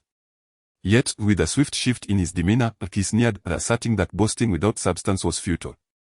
Since you enjoy meddling in others' affairs, I shall demand compensation for these shoes today. Do not overstep your bounds. Qin Ke stepped forward, gripping Wang Bao's collar firmly. Release him. A familiar voice rang out, prompting Qin Ke to indeed let go, his eyes wide with disbelief and a tinge of heartache. Flowing hair reminiscent of their university days. She stood before him, the one who once stirred his heart. Regrettably, she now glared at him, defending his academic rival, Wang Bao. Both Qin Ke and Wang Bao were classmates. But their relationship soured when Qin Ke pursued the class beauty, while Wang Bao faced rejection. Since then, their animosity had intensified, leading to numerous confrontations, with Qin Ke, a member of the Taekwondo club, having the upper hand. Yet at this moment Wang Bao wore a victor's mark, embracing the familiar beauty as if to signify their long-standing friendship. You know each other, right? Song Jiao, your ex was rather brutish. Are you unharmed? Song Jiao inquired with concern, her eyes briefly revealing resignation. She had not noticed Qin Ke until she called out, turning to find him there. Ha! Qin Ke scoffed at Song Jiao, the woman with whom he once shared grand promises, now standing before another. This very individual had previously pursued Song Jiao, a fact that gnawed at him. Their breakup had stemmed from her family circumstances, and though Qin Ke had felt discomfort, he could understand. However, witnessing her entangled with Wang Bao filled him with bitterness. Ha ha ha. Why would one concern themselves with such a brute? Thankfully, you chose me over him, otherwise he would have likely resorted to domestic violence, Wang Bao declared, his eyes gleaming with schadenfreude. Indeed, Song Jiao concurred. Qin Ke, he pointed at the duo, astonished that the once innocent and kind-hearted Song Jiao had transformed into someone so different. Young man, let it go, some things are best left ungrasped. An elderly man holding raw stones observed Qin Ke's humiliation and spoke up. Wait. Compensation. Wang Bao tilted his head arrogantly, casting a challenging glance at the elder before returning his gaze to Qin Ke. How much? Qin Ke inquired, surveying the pristine Armani shoes, a smirk gracing his lips. If he had hesitated before, he now felt emboldened by the 30,000 in his bank account. The shoes are clean, I can polish them for you, the elder said to Wang Bao, a bitter expression crossing his face, his financial predicament worsening with this unexpected confrontation. Not much, just 8,000. Since you wish to champion justice, I'll give you a discount, 5,000. Wang Bao proudly extended a finger, looking up at Qin Ke with arrogance. Very well, I shall pay you 8,000 now. Qin Ke adjusted his neck and turned to Wang Bao, saying, all right, pay up. I want it now. Wang Bao, feeling no need for politeness, thought to himself that given Qin Ke's current family circumstances, managing to produce even 5,000 would be a challenge, let alone 8,000. The turmoil surrounding Qin Ke's family had erupted after his breakup with Song Jiao, creating quite a stir in the entire department. After all, Qin Ke was a handsome young man with commendable academic performance and proficiency in Taekwondo, making him the object of affection for many girls. However, due to familial issues, he had dropped out of school. Wang Bao was acutely aware of all this, which fueled his desire to make things difficult for Qin Ke. Qin Ke's charm and allure had incited a sense of inadequacy in Wang Bao, who had grown up accustomed to his privileged background. Now presented with an opportunity for retribution, especially knowing Qin Ke's current state of destitution, Wang Bao was determined to seize it. He was confident that Qin Ke wouldn't be able to master even 5,000, let alone the full 8,000. Just wait a moment, Qin Ke said, glancing at Wang Bao before turning with a smile to the elderly man, sir. You can rest assured that I will handle this. Ha! Trying to escape by making excuses. Get lost. Wang Bao waved his hand dismissively, then turned to the onlookers, proclaiming. See? Is there really a Leifeng in this world? Bah! How can this young man be so arrogant? He lamented the old man's misfortune in encountering such a scoundrel. Now that the young man has fled, this old man is left utterly unattended. Why don't you intervene? Forget it, it's none of my business. I have no desire to provoke this fool, some bystanders remarked, though their sentiments did not align with Wang Bao's. He felt a sense of satisfaction at making Song Jia's ex-boyfriend appear ridiculous in front of her, considering it worth the hassle. Casting a disdainful glance at the elderly man standing beside him, Wang Bao sneered, "Old man, get out of the way and stop blocking my path." The elderly man remained motionless, trembling as he looked at Wang Bao, sensing that the latter was crossing the line. Even the most honest and meek individual has their limits. "Wang Bao, what are you shouting about? Out here without a leash, just making noise." As the derision echoed, Qin Ke emerged into the crowd's view. His face adorned with a cold smile, although beads of sweat trickled down his forehead. He had just sprinted to fetch the money and returned in haste. His concern was not that Wang Bao would leave, but rather that the elderly man might slip away, thus allowing him to miss the opportunity he sought. "This is 8,000, count it if you wish. If you are uncertain, feel free to use a bill validator at the nearby shop," Qin Ke said, pulling out a stack of cash and placing it in Wang Bao's arms with an air of indifference. Wang Bao, startled by Qin Ke's gesture, stumbled back a few steps until his hands touched the money hidden in his clothing, realizing that the young man had no intention of resorting to violence. However, the embarrassment was palpable. He felt humiliated to have retreated due to a mere action from Qin Ke. And the laughter from the surrounding crowd made him long to escape the scene immediately. "Kid, you are something else, putting on a brave front. I'll take the 8,000. Let's see how this unfolds," Wang Bao retorted with a harsh remark, pulling Song Jiao along as he turned to leave. "Wait." Qin Ke called out to stop him. "What do you want?" Wang Bao replied, his eyes betraying a hint of panic, especially at the moment their gazes locked, causing a tremor within him. Damn it, when did this fellow's eyes become so piercing? Although Wang Bao harbored such thoughts, he endeavored to maintain an air of composure. Yet his slightly trembling hands betrayed his facade. Qin Ke, of course, noticed these signs but misconstrued them as mere intimidation from his imposing presence. "I gave you 8,000. You can buy a new pair of shoes, so that pair on your feet now belongs to me. Take them off," Qin Ke smirked, gesturing towards the shoes adorning Wang Bao's feet. "You've gone too far." Song Jiao interjected, glaring at Qin Ke as if he were the embodiment of her disdain. "Huh? I've gone too far?" Qin Ke chuckled, then pointed to himself before addressing Wang Bao. "Is it not excessive for him to believe that just because he has money to spend, he can do anything he pleases?" "You scoundrel," Song Jiao retorted, choosing to ignore Qin Ke but remaining firmly in front of Wang Bao. Wang Bao smirked in triumph, though he spoke not a word. His provocative gaze seemed to proclaim that despite Qin Ke's victory, he remained a loser in matters concerning Song Jiao. "Take off your shoes and get lost," Qin Ke commanded, fixing his gaze on Wang Bao. "We don't want the money," Song Jiao declared once more. A sharp pain pierced Qin Ke's heart, akin to being cut by a knife. He felt as if a healing wound had been reopened by the very person who had inflicted it previously.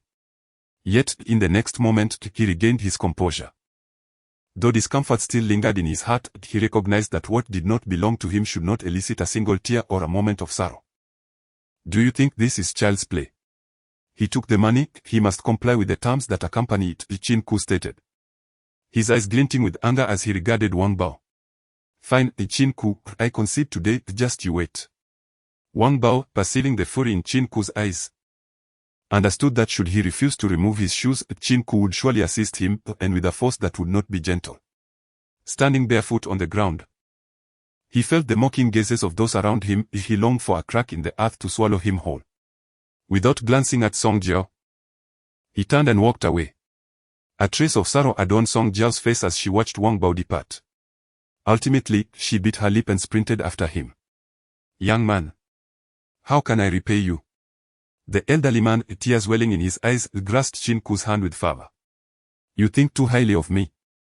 "I merely could not stand that man earlier," Qin Ke replied, motivated partly by the piece of raw stone in the old man's bag. "Old man, I have no means to repay you, let me write you an IOU." "I will repay this money," the elder said earnestly, his predicament evident in his demeanor. "Truly." "It is unnecessary," Qin Ke replied, picking up the shoes Wang Bao had discarded and tossing them into a nearby trash bin. A twinge of regret surfaced within him. 8,000 yuan for a pair of tattered shoes, now thrown away. "Young man, I need to go sell stones, so I shall take my leave. I've saved your number. Rest assured, I will return this money," the elderly man assured him. The elderly man was evidently anxious that Qin Ke might think he would not repay the money. And he repeatedly assured him before preparing to head towards the antique market with the bag in hand. Upon hearing this, Qin Ke quickly reached out and grasped the old man's arm, for he had come specifically for the piece of raw stone. If the man was willing to sell, he was determined to acquire it. "Sir, I wish to purchase this stone from you. Please name your price," Qin Ke stated earnestly, avoiding any convoluted expressions as he understood that excessive words might render him untrustworthy in the old man's eyes. "Ah, you wish to buy this stone?" The elderly man looked at Qin Ke, a flicker of panic crossing his gaze. After all, he intended to exchange this stone for money to cover his daughter's surgical expenses. However, if Qin Ke was to buy it, he would feel uncomfortable accepting payment. "Sir, I can offer you 20,000 yuan for this stone. Would you consider selling it to me?" Qin Ke said, his eyes fixed intently on the old man, awaiting his response. The raw stone, illuminated by the purple light, revealed a dazzling chicken oil yellow that stirred Qin Ke's desire. It was not his intention to coerce the elderly man into selling it, rather. He felt compelled to make an effort, as he urgently needed funds to repay the 2,000 yuan debt. Yet, for their family's financial burdens, that was merely the tip of the iceberg, with many more debts looming. Furthermore, Qin Ke's sister was in need of more advanced medications to sustain her health. Not to mention the hospital fees and various additional expenses, which amounted to a significant burden. He even aspired to send his sister abroad for treatment. Given their current circumstances, even winning 5 million yuan would not be enough to turn their fortunes around, especially since Qin Ke had a mere 20,000 yuan in hand. Thus, acquiring this chicken oil yellow agate was imperative, and he had to strive for it. "Are you certain about offering 20,000? The old man was touched. After all, 20,000 could alleviate his pressing needs, especially considering that Qin Ke had previously helped him cover 8,000 yuan as compensation, which seemed reasonable. "Absolutely." Qin Ke nodded, suppressing his excitement as he spoke. Had it not been for Qin Ke's offer of 20,000 and his earnest demeanor, the old man might have suspected a ruse. Despite being familiar with the trade, the nature of raw stones makes it impossible to predict their quality upon cutting. However, there was a caveat: this stone was undoubtedly worth over 10,000. If Qin Ke and Wang Bao were colluding to sell the stone to the old man for 8,000 as a favor, then take it back. Such tricks were commonplace in the antique market, and it was no wonder the old man harbored suspicions. "Very well, I shouldn't have taken your money. But I urgently need it for my daughter's medical care. It's a deal." The old man nodded, making a firm decision. "Let us proceed to the nearby bank to withdraw the money," Qin Ke indicated toward the bank he had just visited, his arm trembling slightly with excitement. As they walked, the elderly man turned to Qin Ke with curiosity. "Young man, you don't seem like a wealthy individual. Why did you assist me in paying that scoundrel?" "To be candid, I had a prior conflict with that individual, and part of the reason was indeed your stone," Qin Ke replied straightforwardly. "I appreciate your forthrightness. Young man, had you merely mentioned a conflict with that person, I would have been skeptical." The old man chuckled, the glimmer of admiration in his eyes. "A person must prioritize their own interests, otherwise they risk facing dire consequences. As long as one does not harm others to achieve their goals. Being self-serving is not my modus operandi," Qin Ke proclaimed with pride, placing his hand upon his chest. Despite the hardships at home, he refrained from engaging in illegal activities or harboring resentment towards society, let alone seeking revenge. The elderly man gave a thumbs up, feeling satisfied in his heart. At least he had sold this raw stone to Qin Ke, and now he was utterly at ease and no longer worrying about potential deceit during the payment. Having lived many years, he had encountered numerous virtuous individuals, nefarious characters, and those with ulterior motives. Through their previous exchange, he discerned that Qin Ke was not among them. He was a good lad. If Qin Ke were to learn of the elder's assessment, he would undoubtedly be both amused and bewildered by the label of good child. "Here is 20,000, take it," Qin Ke said, promptly handing over the cash, his gaze fixed intently on the raw stone nestled within the elder's bag. "Haha, the young man. You are quite eager. This raw stone is now yours, and our transaction is complete.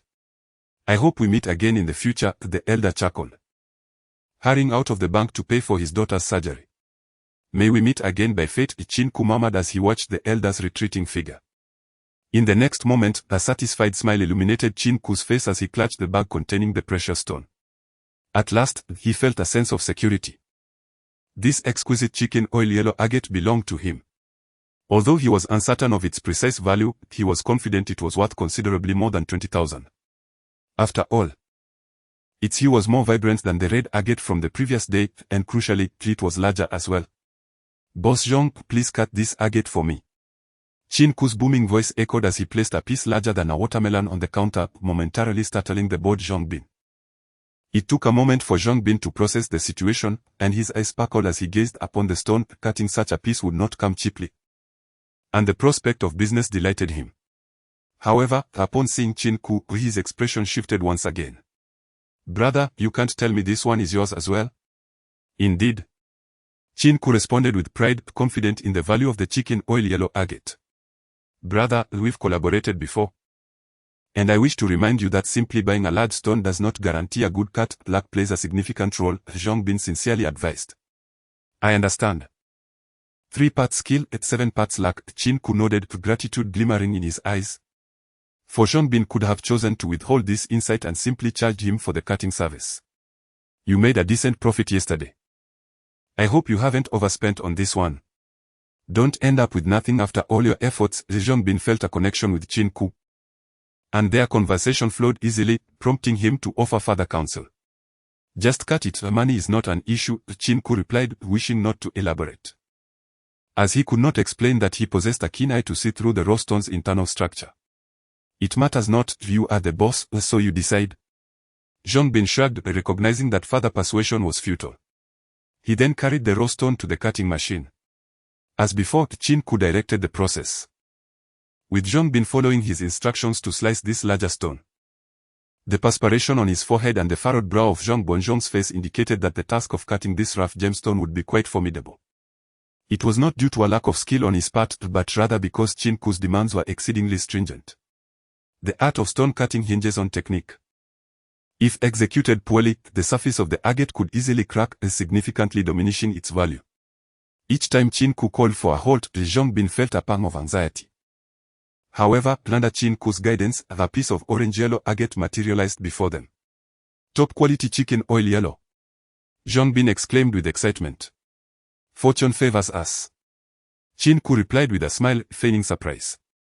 "What do you mean by fortune favors us?" "You, my friend, have luck that is nothing short of extraordinary," Zhongbin remarked enviously. If he possessed such luck, he would not need to run a shop. He could simply purchase a piece of agate every day.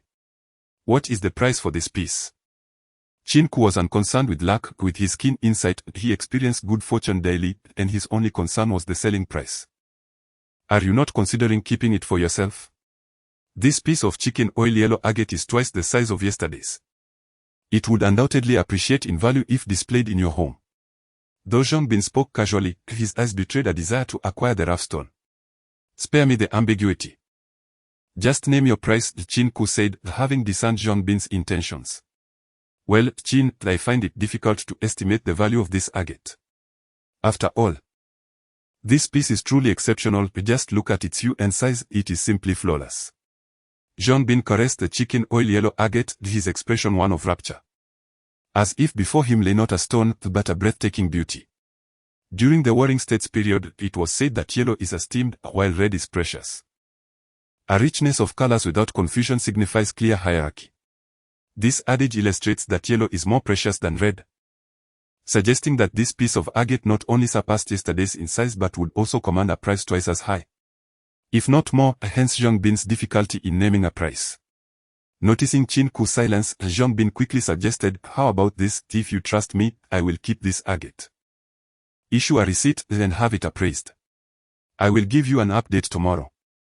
That seems rather inappropriate, Qin Ke thought, as he was not well acquainted with Zhongbin. Although it is customary in the antique market to issue receipts, Qin Ke did not operate within that realm, and if Zhongbin were to deceive him regarding the agate, he would have no recourse. "Let us do this. I will offer you 100,000 as a deposit. Will that suffice?" Zhongbin, sensing Qin Ke's hesitation, spoke with determination. 100,000? Qin Ke paused momentarily before turning to Zhongbin with a questioning gaze. "Do you think that is insufficient?" Zhongbin noticed Qin Ku's reaction and felt a tightening in his chest. He must secure this piece of agate. The intermediary fee alone would yield him a substantial profit. Is this agate truly worth 100,000?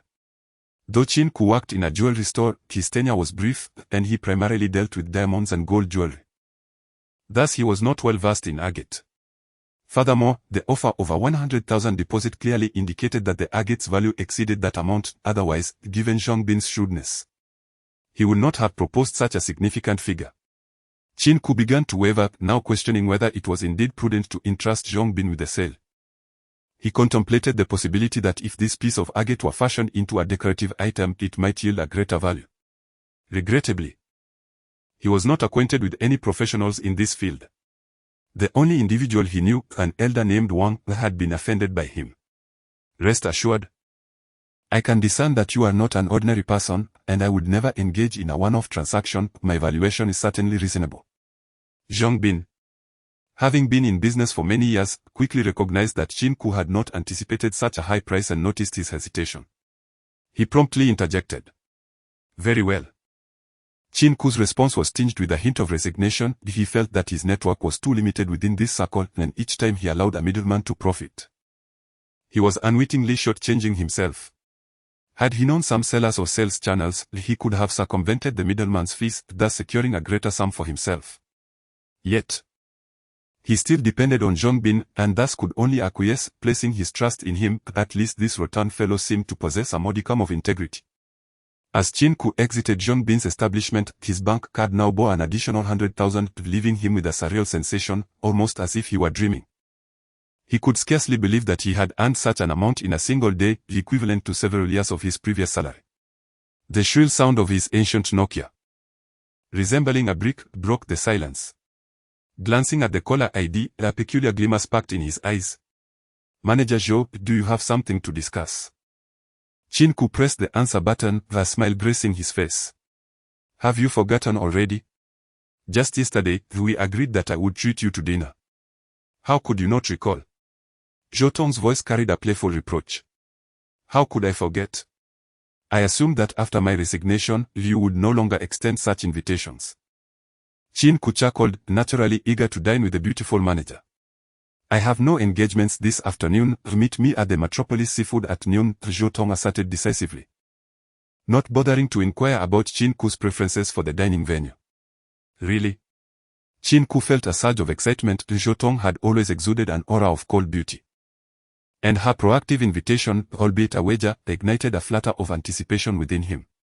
The only drawback was the timing. Had it been dinner at a high-end restaurant, it would have been utterly perfect. Before acquiring his newfound insight, Qin Ku would never have dared to share a meal with a beauty like Zhou Tong, as they seemed to inhabit entirely different worlds. However, with his enhanced confidence, even after only a single day, he felt emboldened. Although he still bore debts and needed to assist his sister with overseas surgical expenses, he was filled with optimism. The clamor of the environment and the pungent odor of fish caused Qin Ku to furrow his brow. He had only heard of this place during his previous employment, but due to financial constraints, he had never visited. It was rumored to be quite expensive. Yet, observing his surroundings, apart from the absence of barbecues and the presence of low-end furniture, it resembled nothing more than a bustling street stall. He dismissed the notion of a romantic candlelit dinner. Yet the reality starkly contrasted with his expectations, resembling a mere roadside eatery. Have you been waiting long? Accompanied by a melodious sound, Qin Ku ceased his complaints. His gaze fixated upon the enchanting woman before him. Her flowing long dress danced gently with the breeze, the delicate azure hue accentuating Zhou Tong's curvaceous figure and enhancing her tall stature. Any lingering grievances Qin Ku harbored vanished in an instant as he waved his hand, asking, Are we dining here? Indeed, you mentioned a desire for seafood, and this place offers splendidly fresh options. Zhou Tong replied with a smile that enveloped Qin Ku in a refreshing warmth. Absolutely, I do enjoy seafood, and this establishment appears quite promising, Qin Ku remarked, his heart racing as he uttered words that belied his earlier discontent. It seems you intend to bankrupt me today, Zhou Tong jested, a rare moment of humor escaping her lips as she led the way into the seafood restaurant. The pair selected a table by the window. And before Qin Ke could even glance at the menu, Zhou Tong summoned the waiter to bring a round of beer alongside a bottle of exquisite red wine. Casting a discerning look at Zhou Tong, Qin Ke's intuition hinted that she was grappling with troubles otherwise. Such an astute and composed woman would not exhibit such a lapse in decorum. Intelligent individuals seldom succumb to intoxication, as they must maintain a clear mind, yet Zhou Tong's current demeanor suggested that she was on the verge of inebriation. Manager Zhou, are you intending to intoxicate me? One must not be so frugal. Qin Ke quipped playfully. Order whatever you like, but there is one condition, you must accompany me in drinking, Zhou Tong stated, simultaneously opening 2 bottles of beer and handing one to Qin Ke. What troubles you? Qin Ke, now devoid of frivolity, regarded Zhou Tong with a hint of seriousness. Is it true that sincerity in work is forever overshadowed by flattery? Zhou Tong's eyes glimmered with melancholy as she poured herself a glass of wine and downed it in one swift motion. Has Master Wang gone to the headquarters? Qin Ke, not lacking in intelligence, surmised the source of Zhou Tong's distress. It was evident that the elderly Wang had reported her to the main office. I never anticipated that Wang would distort the truth, claiming we rejected the supplier's quality roastons. Zhou Tong shook her head in bitter disbelief. Aware of Wang's character yet shocked that the boss would heed his words. Without uttering a word, Qin Ke poured himself a glass and consumed it in one gulp. He bore some responsibility for the situation, however, he believed he had acted rightly. Had he not intervened and allowed Zhou Tong to procure the supplier's stones, she might have already lost her position by now. Enough of the melancholy, let us drink. Zhou Tong poured another glass and downed it resolutely. Do not drink so recklessly. You may easily become intoxicated, Qin Ke interjected, concern etched in his expression as he attempted to halt her from pouring more. How about you come back and assist me? A glint of mischief flashed in Zhou Tong's eyes as she bit her lips lightly, her gaze languidly drifting toward Qin Ke.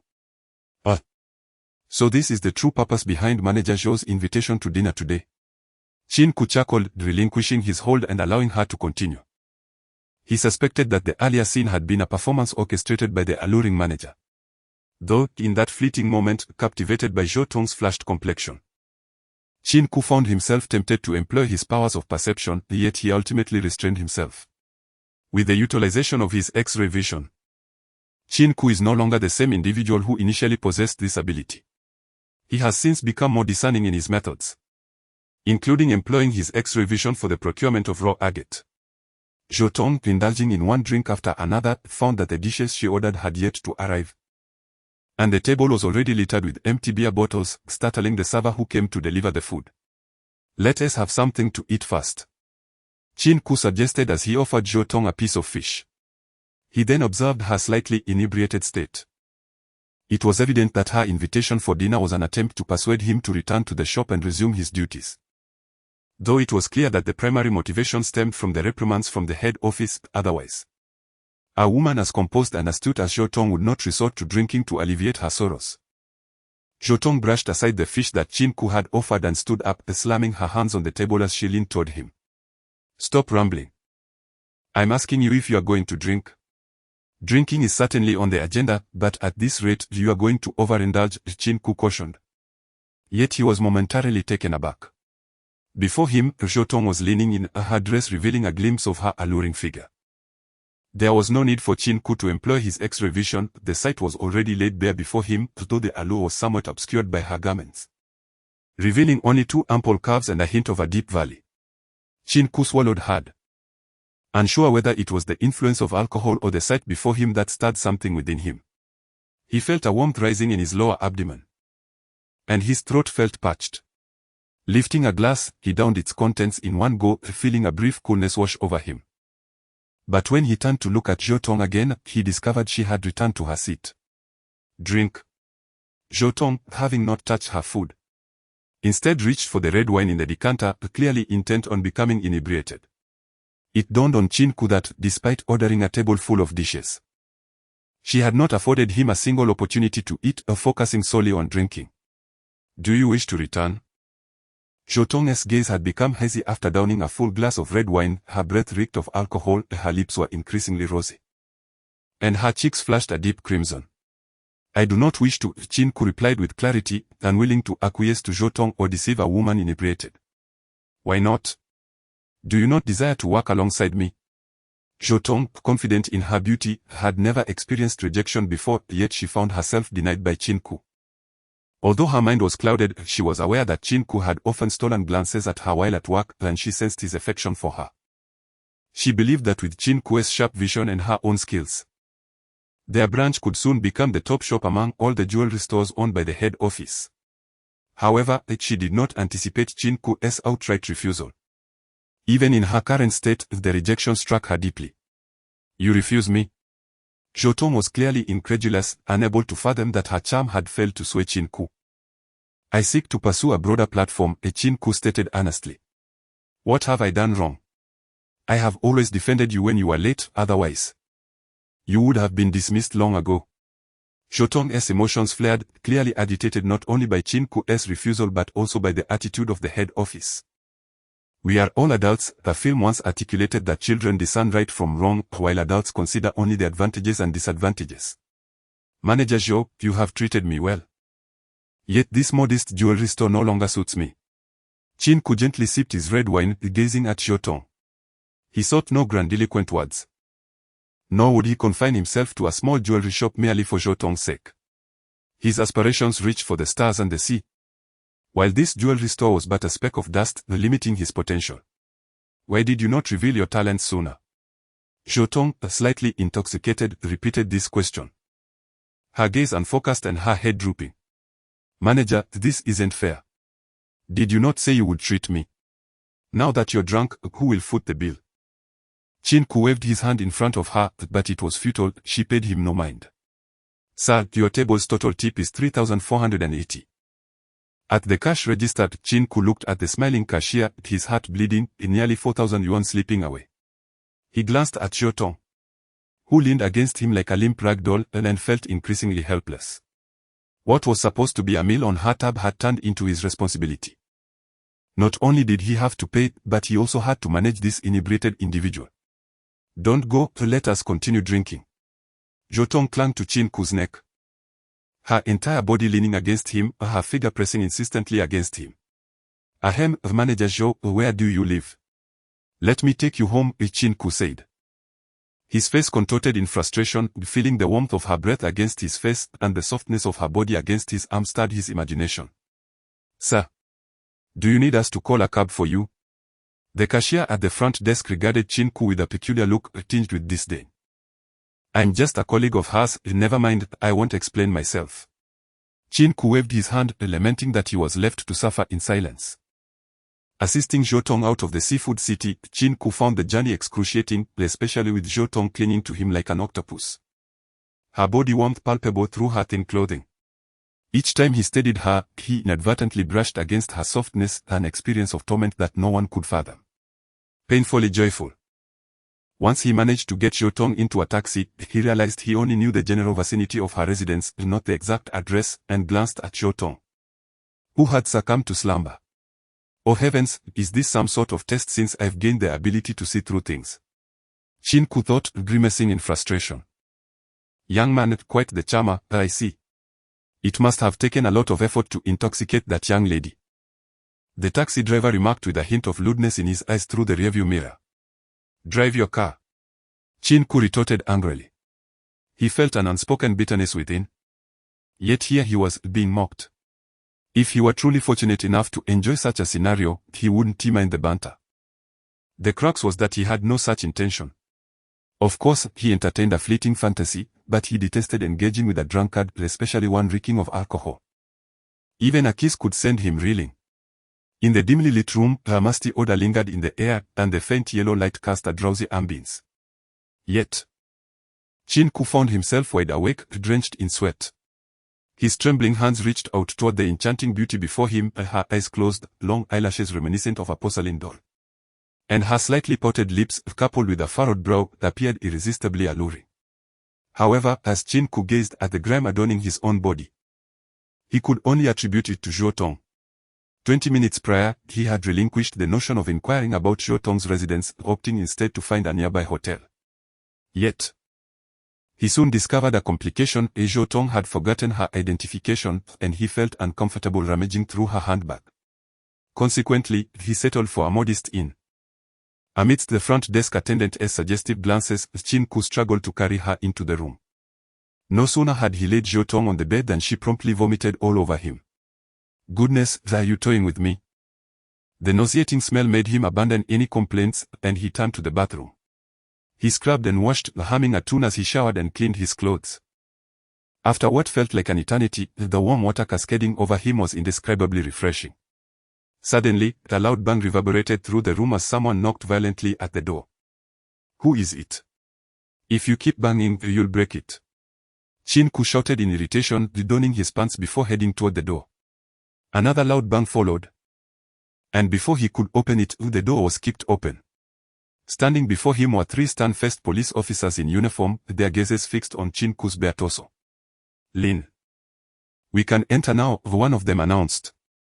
With the sound of footsteps echoing on the floor, the familiar figure appeared. Although clad in police attire, her graceful figure remained unmistakable, exuding an air of confidence. Qin Ke attempted to speak, but a glance from her silenced him. "Have you assessed the situation inside?" she inquired, frowning at her fellow officers. "And no, Captain Lin, should we go in and take a look?"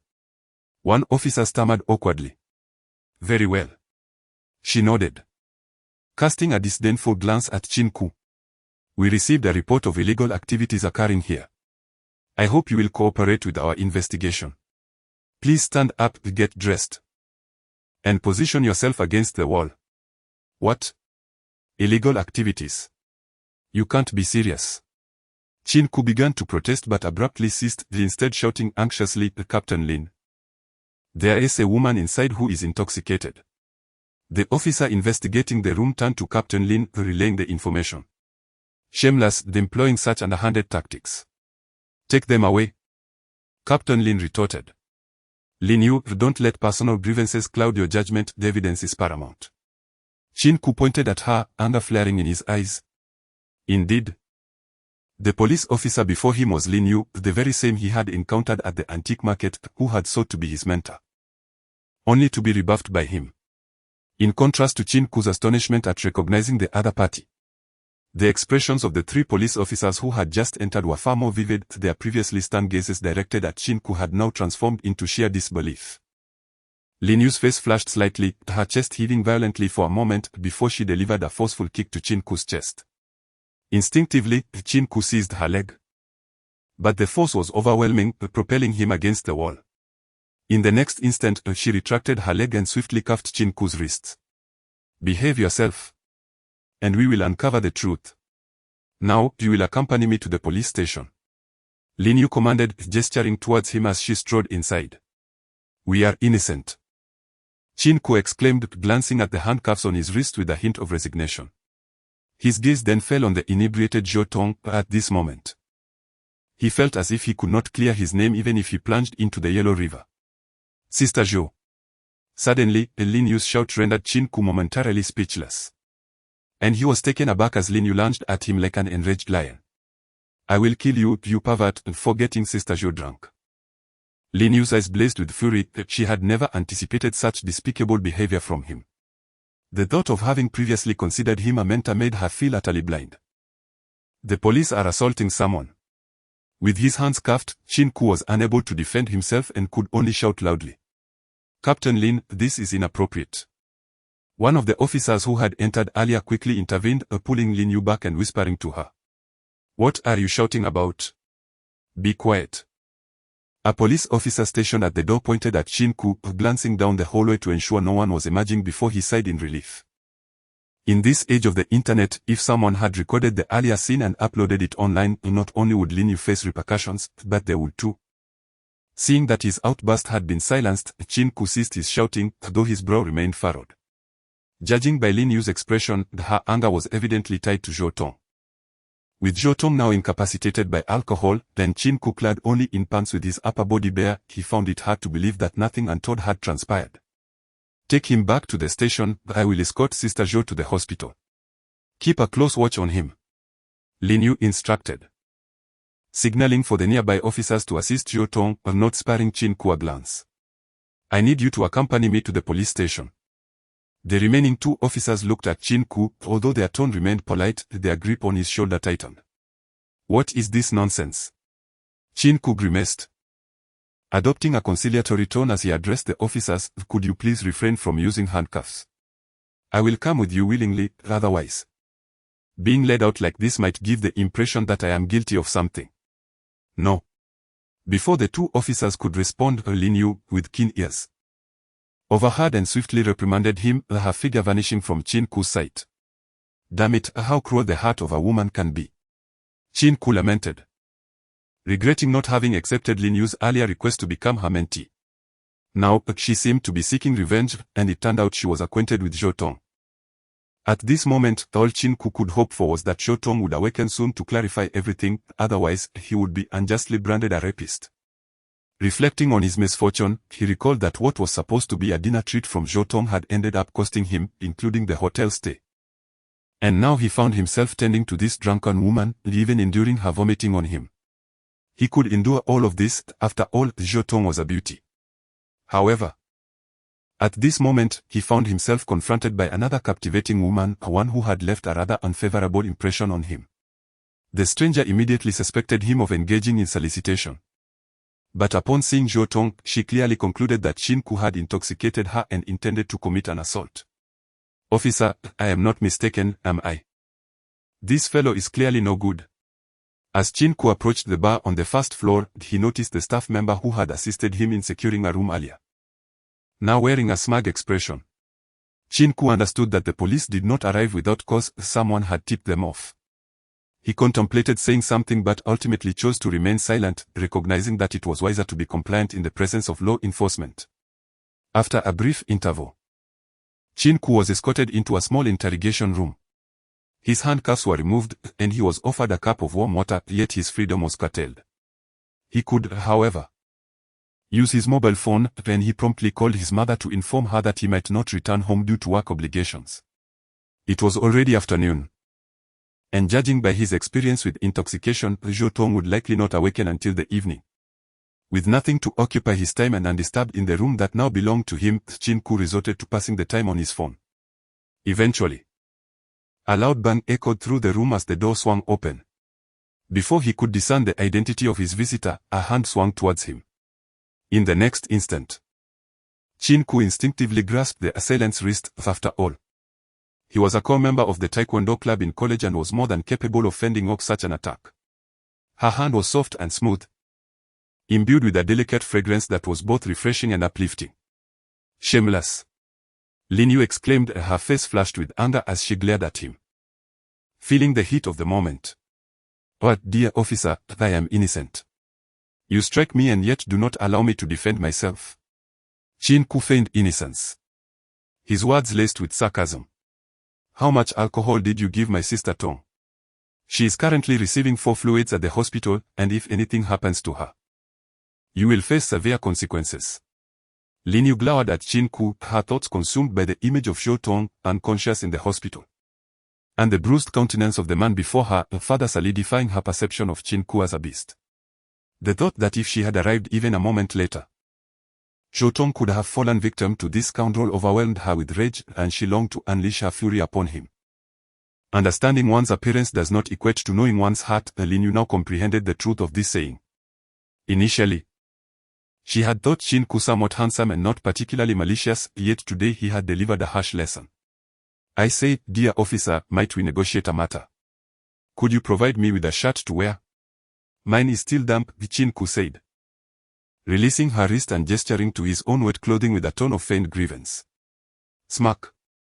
The unexpected slap took Qin Ke by surprise, and he felt a sharp sting on his cheek. In that moment, the usually good-natured Qin Ke's eyes darkened with fury. Enough! He roared, his gaze glinting ominously as he regarded Lin Yu, resembling a feral beast ready to pounce. Though Lin Yu could not perceive the violet gleam in the other's eyes, she felt an inexplicable fear arise within her as she met his gaze. Having encountered various offenders before, she typically dismissed their stares, yet at this moment, she found herself averting her eyes from Qin Ke. You've committed an offense, yet you remain so arrogant. With a sharp reprimand, a police officer forcibly pressed Qin Ke into the chair. You may act brazenly now, but once Sister Zhou Tong awakens and the evidence is irrefutable, You shall have cause to weep. Lin Yu feigned calmness as she spoke. Haha, I see now how the police distort the truth. You claim to value evidence. Yet here I am, detained. Qin Ke retorted with a cold smirk. We, the police, do not wrong the innocent nor let the guilty escape. Lin Yu asserted with solemnity. Let us propose this. If you truly believe I am plotting something nefarious, I am willing to accept legal consequences. However, if I am wronged, you must grant me one request. Upon hearing Qin Ke's words, Lin Yu initially intended to refuse. Yet the provocative glint in his eyes ignited a surge of anger within her. In a moment of impulsiveness, she declared, "Are you challenging me? Very well. In the face of law and evidence, I shall render you utterly speechless." Or just as expected from a female officer, so forthright. Then let us wager on a kiss. Qin Ke's lips curled into a mischievous smile as he gazed at Lin Yu. You are shameless. A rogue. And yet you claim innocence. Your true nature is now revealed. Lin Yu's delicate and fair visage flushed crimson, resembling a ripe apple. The officer standing nearby was utterly taken aback. Lin Yu, known as the police force's esteemed face, had blushed twice today, and both instances were due to this one man. However, he felt more sympathy for Qin Ke, having provoked this esteemed officer. He could only imagine the consequences awaiting him. Yet, it was undeniable that Lin Yu appeared stunning in her current state. Qin Ke was momentarily entranced by her bashful demeanor but quickly adopted a mocking tone. You are far too self-assured. I merely mentioned a kiss. I never specified it would be a kiss upon my lips. Lin Yu yearned to strike Qin Ke, yet before she could finish her thought, he interrupted her. When I entered, I noticed a large yellow dog outside your precinct. If I am wronged, you must kiss that dog's rear end. Qin Ke emphasized the last words, posing with a grin that betrayed his amusement, a small reprisal for the earlier slap. The notion of a gentleman's demeanor and refraining from conflict with women, in Qin Ke's view, was sheer nonsense. When a woman repeatedly provokes you and resorts to physical violence, responding with a smile and gentlemanly decorum is, to him, a sign of either masochism or insanity. Only his mother, sister, and beloved could elicit such boundless patience from him. One had given him life and nurtured him with maternal love, another was his sibling born of the same womb, and the last, the one destined to share his life. For anyone else who dared to provoke him repeatedly, he would ensure they paid the price. He was no saint, unwilling to forgive every transgression. He was simply an ordinary man. Now, Lin Yu had ignited his ire. The physical altercation was one thing, but her persistent provocations left him no choice but to retaliate. You scoundrel. Prepare to rot in prison. Lin Yu was evidently no match for Qin Ke, who, after uttering a remark, turned on his heel and exited. Don't forget to kiss the dogs behind. I intend to capture it on camera and share it online, Qin Ke called out, watching Lin Yu's retreating figure. Buddy. I truly admire your audacity to provoke Team Leader Lin, a police officer remarked after glancing down the corridor to confirm Lin Yu's departure, giving Qin Ke a thumbs up. Officer. When can I leave? Qin Ke inquired urgently. Without Team Leader Lin's directive, no one dares to release you, not even the chief, the officer replied, shaking his head. And let me tell you, as a grown man, if you're feeling desperate, there's always the option of using your hand. Or better yet, find a partner. Why resort to such measures? I'm wronged here. If I truly intended to do something, would I go to a hotel? That would be tantamount to courting disaster. Qin Ke responded helplessly. You don't seem like that kind of person. What is really going on? The officer, evidently bored, sat across from Qin Ke. Picking up a pen and paper, Qin Ke recounted the entire sequence of events once more. After he finished, he noticed the officer, head bowed, shaking with laughter. Clearly, even the officer found amusement in Qin Ke's predicament, though he had to stifle it due to his position. Feel free to laugh, there is no need to hold back. Qin Ke awkwardly suggested. Let me ask you this, you must not have checked your luck before stepping out, right? The officer quipped, looking up with a smile. Can I leave now? Qin Ke was uninterested in luck and only focused on his release. Not yet, you must wait for Team Leader Lin to return. However, if your situation is as you described, you should be out soon, the officer said, patting Qin Ke on the shoulder with the interrogation record in hand before stepping out. You'll be out soon. This phrase echoed in Qin Ke's mind until the following morning when the darkness outside transformed into daylight. Yet, to his dismay, he found himself still in the interrogation room. The unfortunate night had left him parched and desperate for relief, only to discover he was locked in from the outside. It was the most miserable night Qin Ke had ever endured. He hadn't eaten dinner, was holding in his bladder, hadn't washed his face, nor brushed his teeth. Feeling akin to a beggar on the street. Suddenly, his phone rang. "Hey, buddy, you're answering the call rather swiftly." Qin Ke pressed the answer button. And a familiar voice came through. "Fatty, speak quickly, my phone is about to die," Qin Ke said, his voice strained from holding in his need to relieve himself. "Buddy. What is going on with you? Get to the point. After you left yesterday, I had someone look into your situation last night, and we've struck gold." Fatty Zhongbin's voice brimmed with excitement over the phone. "How much?" Qin Ke, now too impatient for pleasantries, directly inquired. 200,000. "I'll take 40,000 as my commission. That is reasonable, right?" Zhongbin said cautiously, aware that the deduction might meet with resistance. "Deal. Now. Hurry and find me a lawyer at the Chershi police station to secure my release." Qin Ke uttered his final words before his phone battery died completely. 200,000. An entire 200,000. This was the wealth Qin Ke had toiled for years to amass. Indeed, his ability to see through things was a veritable key to prosperity. However, at this moment, Qin Ke was not elated. Instead, he felt increasingly uncomfortable, his facial features contorting in distress, as he sensed an unbearable pressure in his bladder. "Damn it, someone come here. A life is at stake." Qin Ke shouted with the last remnants of his strength. The familiar sound of shoes tapping against the floor echoed in his ears, akin to a celestial melody. In the next instant, he activated his X-ray vision.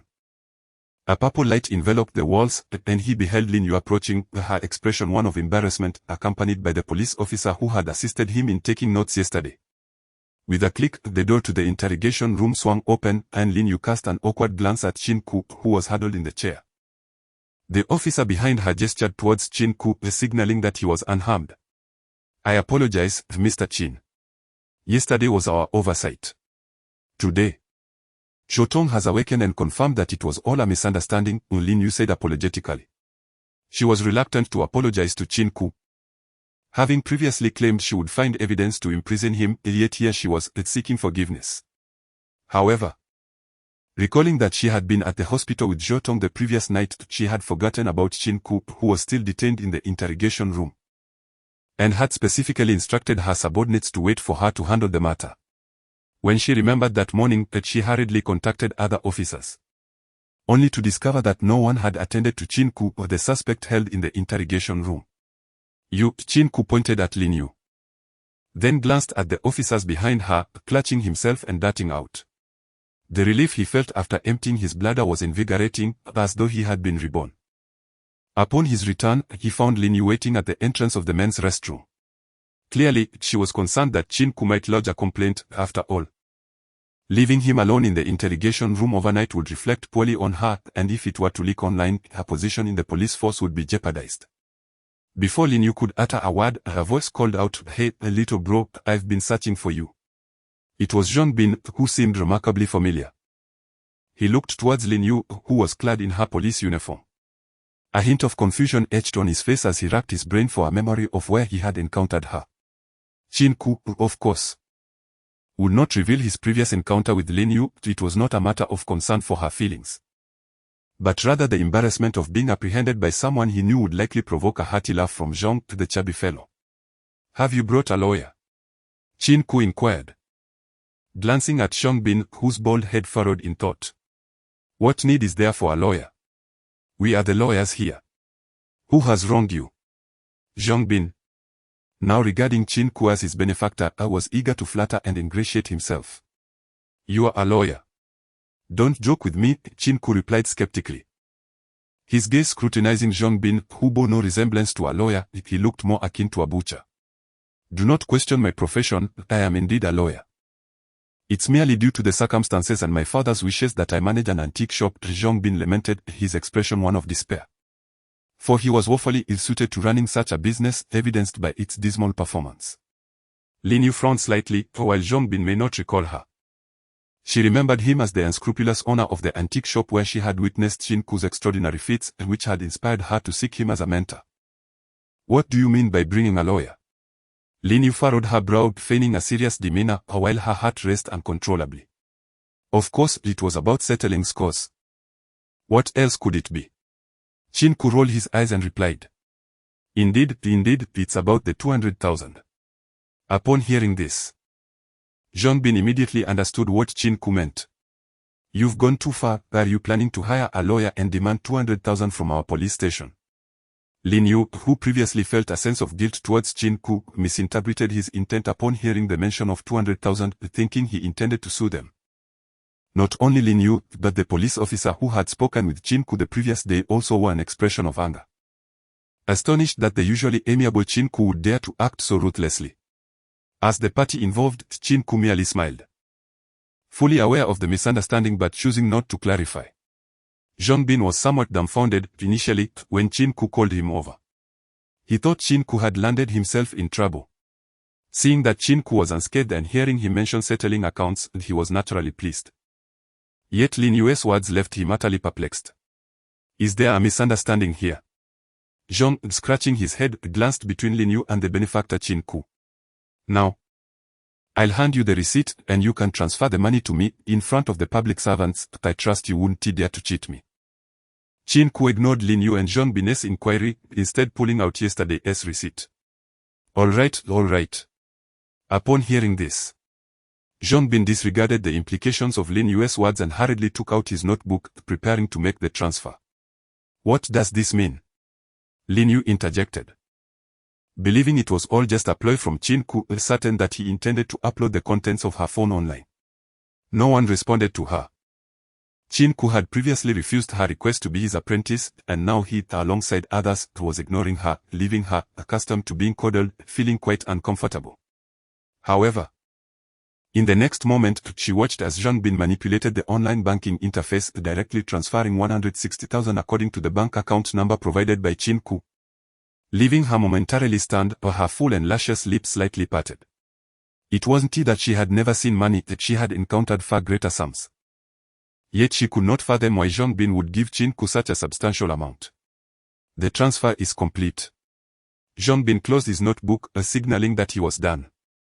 Simultaneously, Qin Ke received a text notification from the bank, informing him of a deposit. Gazing at the figure of 160,000 in Arabic numerals, Qin Ke felt a surge of excitement. Previously, he had been anxious, and without the funds in his account, he lacked a tangible sense of it. Now that the 160,000 had been credited, it was his money, freeing him from worries about insufficient funds. His current dilemma was how to utilize this sum to generate even more wealth. What on earth did you do for him to give you such a sum? Lin Yu questioned, her tone incredulous. Officer Lin, are you perhaps meddling a little too much? It seems you made a wager with me that remains unfulfilled. Qin Ke shot a mischievous smile in Lin Yu's direction. Lin Yu recalled the wager from the previous day. Her face flushing with embarrassment and her entire being trembling with anger. What wager? You actually made a bet with a police officer. Impressive. Zhang Bin clapped Qin Ke on the shoulder, yet inwardly he speculated about Qin Ke's background, astonished that he could speak so boldly to a police officer. The female officer wagered with me, and having lost, she now owed me a kiss. Qin Ke chuckled, his gaze drifting toward the entrance of the precinct. The officer standing behind Lin Yu was straining to suppress his emotions, yet his trembling shoulders betrayed him, clearly having conjured an image of what was about to unfold. Zhang Bin was taken aback, while there had been others daring enough to gamble with the police. Betting a kiss was altogether different, leaving him utterly impressed. Casting envious glances toward Qin Ke. Go ahead, kiss that big yellow dog's rear, it's what you deserve, Qin Ke remarked with a tone of mockery. Don't go too far. Or else, Lin Yu stammered, failing to articulate what she might do to Qin Ke, yet internally she was resolute in her refusal. The thought of kissing a dog's behind was more unbearable than death itself. What? Are you seriously suggesting that this stunning policewoman should kiss a dog? Zhang Bin found it hard to accept, but his subsequent words were silenced by a pointed glare from Qin Ke. What? Do you wish for her to kiss your backside instead? Qin Ke laughed heartily, though internally he pondered that this jest should come to an end. Lest Lin Yu truly become furious, he had no means to contend with her, given her position as an officer. As Qin Ke approached Lin Yu, she stepped back 2 paces, and in the next moment she heard him whisper, "Next time, don't be so impulsive, this is merely a lesson, hehe." The instant he exited the station, Qin Ke felt that all the grievances he had endured throughout the night paled in comparison, especially upon witnessing Lin Yu's embarrassment, which was an unadulterated delight akin to the pleasure derived from using X-ray vision to admire a beautiful woman. Zhang Bin followed closely behind. Unwilling to let Qin Ke slip away so easily, he aimed to secure Qin Ke as his benefactor. Now he comprehended that Qin Ke possessed remarkable talents, for it was impossible to extract 2 valuable pieces of agate within just 2 days.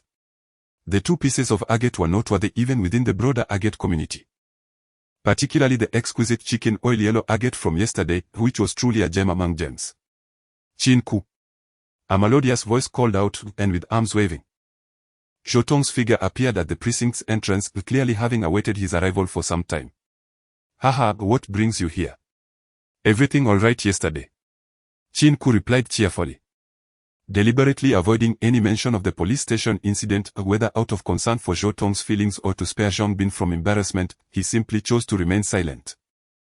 "Thank you, if it weren't for you, I would have surely made a fool of myself," Zhou Tong said, her demeanor softening. A rare glimpse of vulnerability from the strong woman. "Indeed, you did not embarrass yourself, for all the blunders were mine to bear," Qin Ke mused internally. Though outwardly he responded, "It's nothing, really, don't mention it. How much was the bill for yesterday's meal?" "Let me settle it now," Zhou Tong said, retrieving cash from her bag to hand to Qin Ke, as she had insisted on treating him, and given the expense of the dinner, she could not allow Qin Ke to foot the bill. "It's just a small amount, it was my honor to treat you, Manager Zhou." Had this been prior to yesterday, he would have readily accepted the money, but now he felt a newfound confidence, having accrued some wealth. "Exactly. This lad just earned over 100,000 today, treating a beautiful woman to dinner is a mere trifle," Zhang Bin chimed in, adding to the conversation. Zhou Tong smiled faintly but remained silent, her heart profoundly shaken. As a store manager, her annual earnings, along with bonuses, scarcely exceeded 100,000. While Qin Ke made over 100,000 in a single day. Yet, contemplating Qin Ke's remarkable abilities, Zhou Tong harbored thoughts of regret for letting such talent slip away. Had he been by her side, her chances of securing the regional manager position would have been nearly assured. Unbeknownst to Zhou Tong, Qin Ke was preoccupied with the desire to return to the hospital. Although he could not disclose to his mother that he had resigned, he longed to share his current feelings with her. Moreover, an idea was burgeoning within him, the need to relocate. His current residence was in a state of disrepair. And beyond that, the surrounding environment felt perilous. He yearned for a home closer to the hospital, which would facilitate caring for his sister and allow his mother to rest. Determined to act, he set his sights on Zhang Bin for assistance. "Do you know of any suitable rental properties?" Qin Ke inquired, recognizing Zhang Bin's extensive connections through his antique shop. "What type of property are you looking for? Renting or buying?" Zhang Bin inquired with a sense of responsibility. "Renting. Ideally something near the affiliated hospital, a decent 2-bedroom apartment would suffice," Qin Ke articulated his requirements. "This might be a bit challenging. But I will inquire and let you know if I hear anything," Zhang Bin replied, not wanting to make any promises. He resolved to consult an agency later, realizing that catering to Qin Ke's needs could lead to profitable opportunities. "Are you certain you want to rent near the affiliated hospital?" Zhou Tong interjected, her voice laced with a hint of hope. Qin Ke glanced at Zhou Tong, puzzled by her question, yet nodded affirmatively. "Yes, I need to care for my sister. So proximity to the hospital is essential." Understanding the situation at Qin Ke's home, Zhou Tong nodded in agreement and then led him towards a nearby taxi. Zhang Bin stood there, bewildered, questioning the sudden turn of events. "What is happening? Are we just leaving?" he thought, feeling somewhat out of place as he watched Zhou Tong usher Qin Ke into the passenger seat while she took the driver's seat herself. "What is going on?" Qin Ke asked Zhou Tong, sensing a departure from her usual stern demeanor, which now seemed lively and spirited. "I'm taking you to view some properties. Are you coming? Or should I leave you behind?" Zhou Tong fastened her seatbelt and focused ahead. "View properties. Do you have listings near the affiliated hospital? Qin Ke was taken aback, as he had relied on Zhongbin and had not anticipated Zhou Tong's involvement. You'll see once we arrive. Is this person joining us? Zhou Tong glanced at Zhongbin standing outside the vehicle, admitting to herself that she was not particularly fond of his shifty demeanor, hence she did not invite him in. Perhaps you should head back to the shop. We can discuss matters over the phone, Qin Ke suggested, opening the car door and addressing Zhongbin with a hint of apology for having summoned him. All right, but Dong wants to invite you for dinner tomorrow. Are you available? Zhongbin quickly responded, having already begun to see Qin Ke as a harbinger of fortune, and he did not want to express any dissatisfaction over the situation. Eager to keep the conversation on track. Dong, once I finish my tasks, I shall give you a call, we can discuss the particulars then. Qin Ke had never heard of someone named Dong Xiao, and from the name alone, he could discern that this individual was likely a wealthy heir. Thus he had no inclination to engage. At present, it was more pressing to focus on viewing the property. Very well, Zhongbin replied with a resigned smile. Then ambled toward his second-hand cruise, his rotund figure moving with little urgency. Zhou Tong pressed the accelerator, and the car surged forward with remarkable speed. Qin Ke was entirely unaware that Zhou Tong belonged to the ranks of car owners, nor did he realize her driving prowess was so formidable. This, however, revealed her typically modest demeanor. This vehicle, valued at no less than 100,000, was certainly beyond the means of an ordinary store manager. Due to the fortunate timing of their departure, Zhou Tong managed to reach the affiliated hospital in a mere 20 minutes, subsequently entering the adjacent Jingwon community. Qin Ke recognized this neighborhood as one of the finest in Hangzhou, not solely for its appealing layouts but also for the tranquil environment, coupled with commendable property management. Are you not working today? Qin Ke inquired, casting a curious glance at Zhou Tong, for this was uncharacteristic of her. I am contemplating a job change, Zhou Tong replied, a hint of melancholy in her expression. In a company that lacks trust in her abilities, no matter how exceptional she may be. She felt merely like a seamstress crafting garments for others. I cannot offer much advice on that, as I too find myself unemployed, Qin Ke shrugged, refraining from voicing any opinions, for in matters such as this, external counsel is often futile, one must ultimately rely on personal judgment. I understand, Zhou Tong replied, her determination evident as she guided the car into the underground parking garage. As they exited the vehicle, Qin Ke took note of their surroundings. The community boasted commendable greenery, and the serene atmosphere across from the bustling affiliated hospital was indeed a rarity. Upon entering the elevator, they ascended to the 7th floor, where Qin Ke began to contemplate the rental price. With 3 units per stairwell, the arrangement was quite favorable. Zhou Tong made her way to the door on the left, retrieving a key to unlock it. As Qin Ke peered inside, he observed that the furnishings were draped in white cloth, presumably to shield them from dust. And the layout appeared quite appealing. Without hesitation, Qin Ke had already set his heart on this residence. Its location, the environment, and design were all commendable. What is the rent for this property? Qin Ke inquired. 2,000 per month, Zhou Tong replied, glancing at him with a tinge of anxiety. For such a price was considered steep in Hangzhou. I can offer you 1,500, you can handle the property management fees, heating costs, and other miscellaneous expenses, he stated. You aren't suggesting this property belongs to you, are you? Upon noticing Zhou Tong not only possessed the key but also had the authority to negotiate the price, it became clear that only the landlord would exhibit such confidence.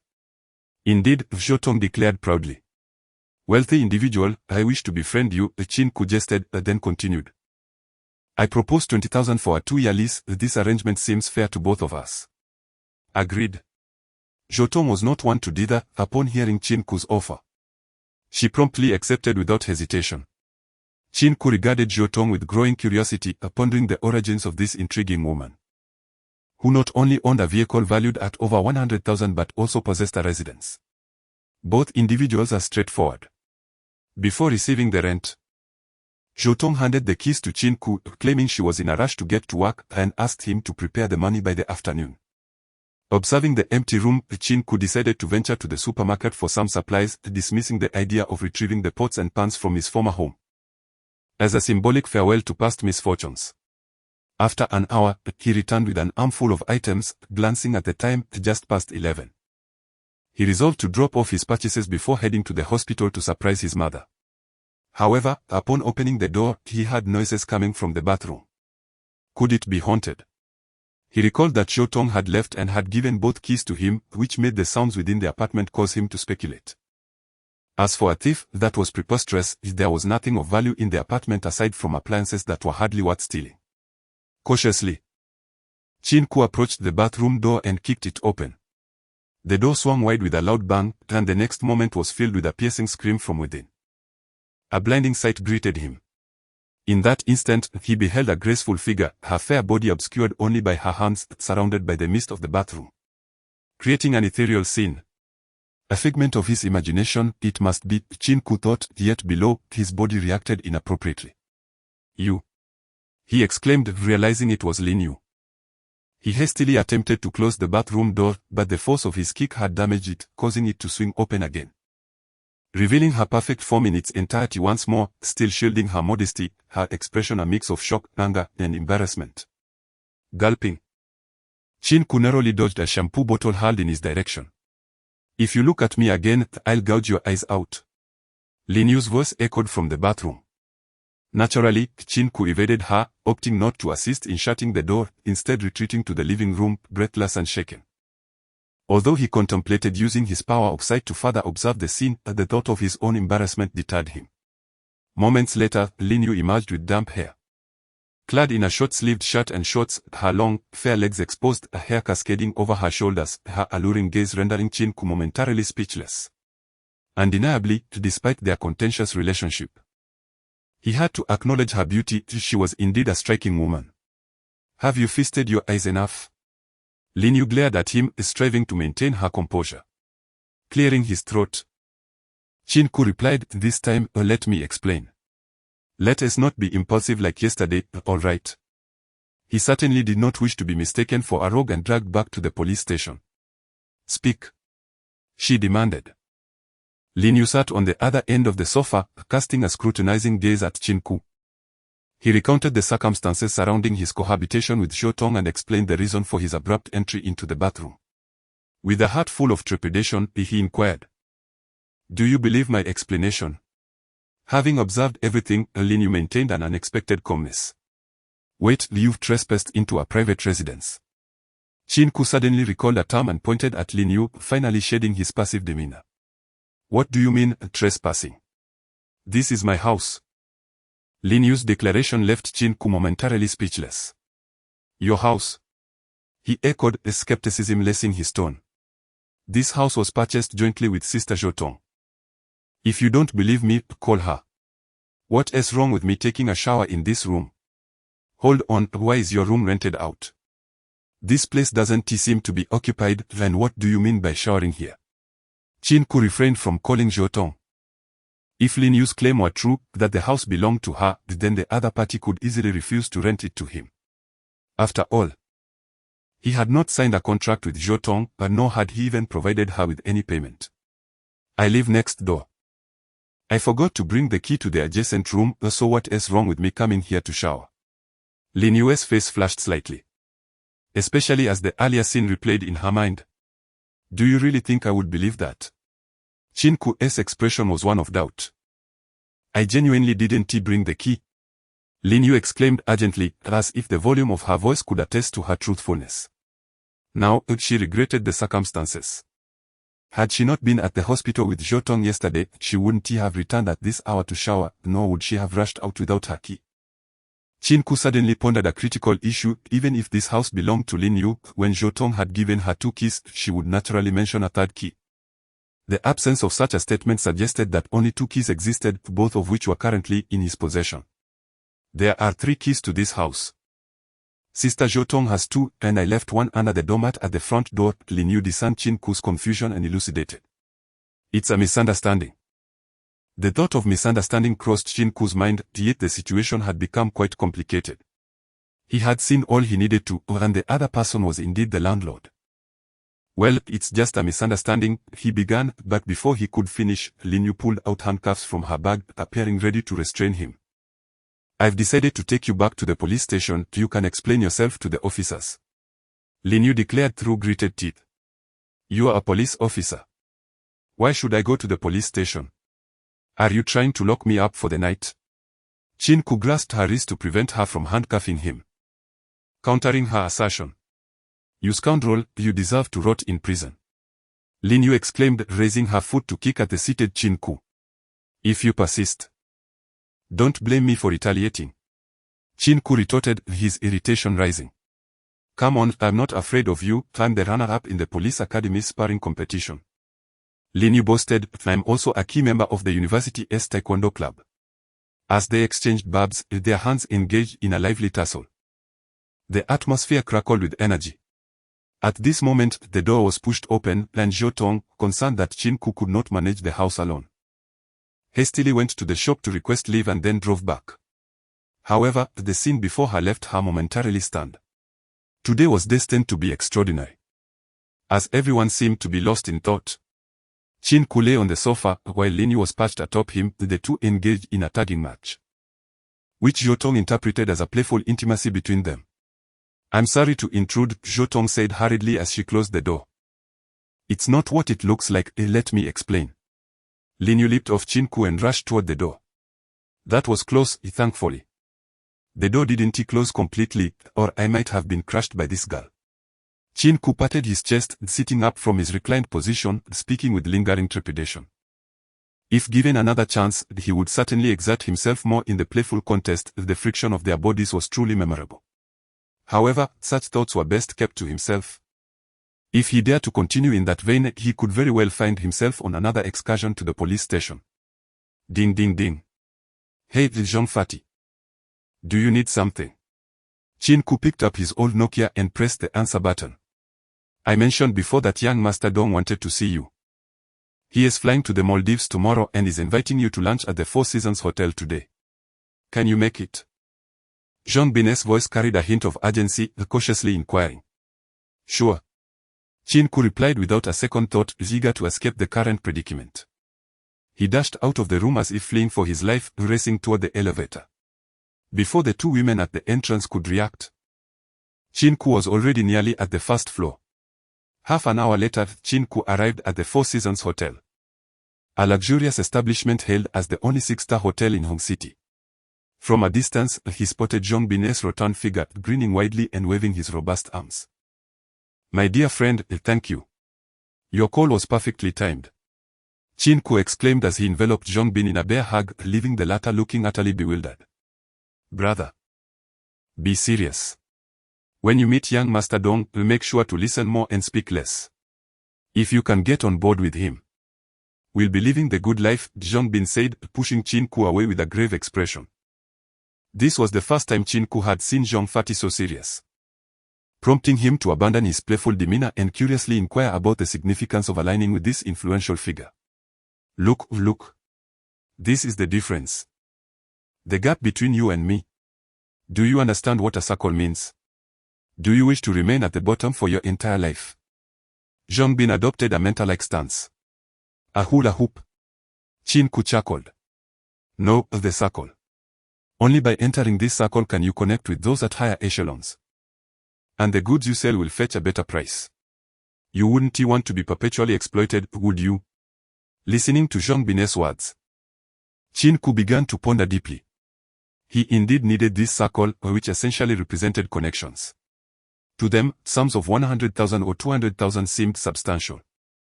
Yet in this circle, such amounts were merely the cost of a few bottles of wine or a few rounds of cards. Was this circle truly so extraordinary? Though Qin Ke was intrigued by the prospect, he still harbored certain doubts. Dong Shao is the nucleus of this circle. If you cultivate a good relationship with him, you will encounter more individuals like him. As for what Dong Shao does, do not pride. Remember my words, people in this circle are not lacking in wealth. Zhang Bin remarked as they walked. This group has indulged in all the pleasures life offers, and now they seek sophistication. Agate is merely one of their preferences. They also appreciate jade, diamonds, antiques, calligraphy, and paintings, among other treasures.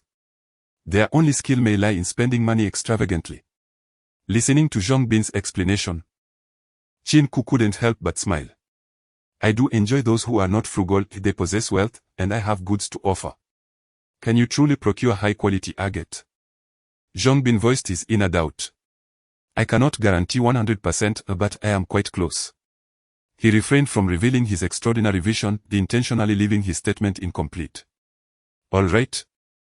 Yesterday, Dong Shao admired your agate and remarked on its quality. After I shared your situation, he expressed the desire to invite you to dinner. Zhongbin explained the origin of today's meal gathering. It seems he is indeed straightforward, speaking his mind without hesitation, Qin Ke chuckled. As the two conversed, they arrived at the entrance of a private room on the second floor, which was exquisitely decorated with a European flair. A suited attendant at the door promptly opened it for them, revealing the scene within. A grand table, large enough to seat a hippopotamus, dominated the room. At its center sat a man, around 30 years old, sporting a slicked-back hairstyle and possessing striking, expressive features that exuded an imposing aura. To the man's left was a woman whose mere presence while sipping red wine was a feast for the eyes. Her every gesture captivated attention. With delicate and alluring features framed by flowing hair, dressed in a captivating red gown, resembling a model displayed in a showcase. To the right sat a rotund gentleman who, engrossed in his meal, didn't even glance up at the arrival of Qin Ke and Zhongbin. Is this young Master Qin? A pleasure to meet you, please.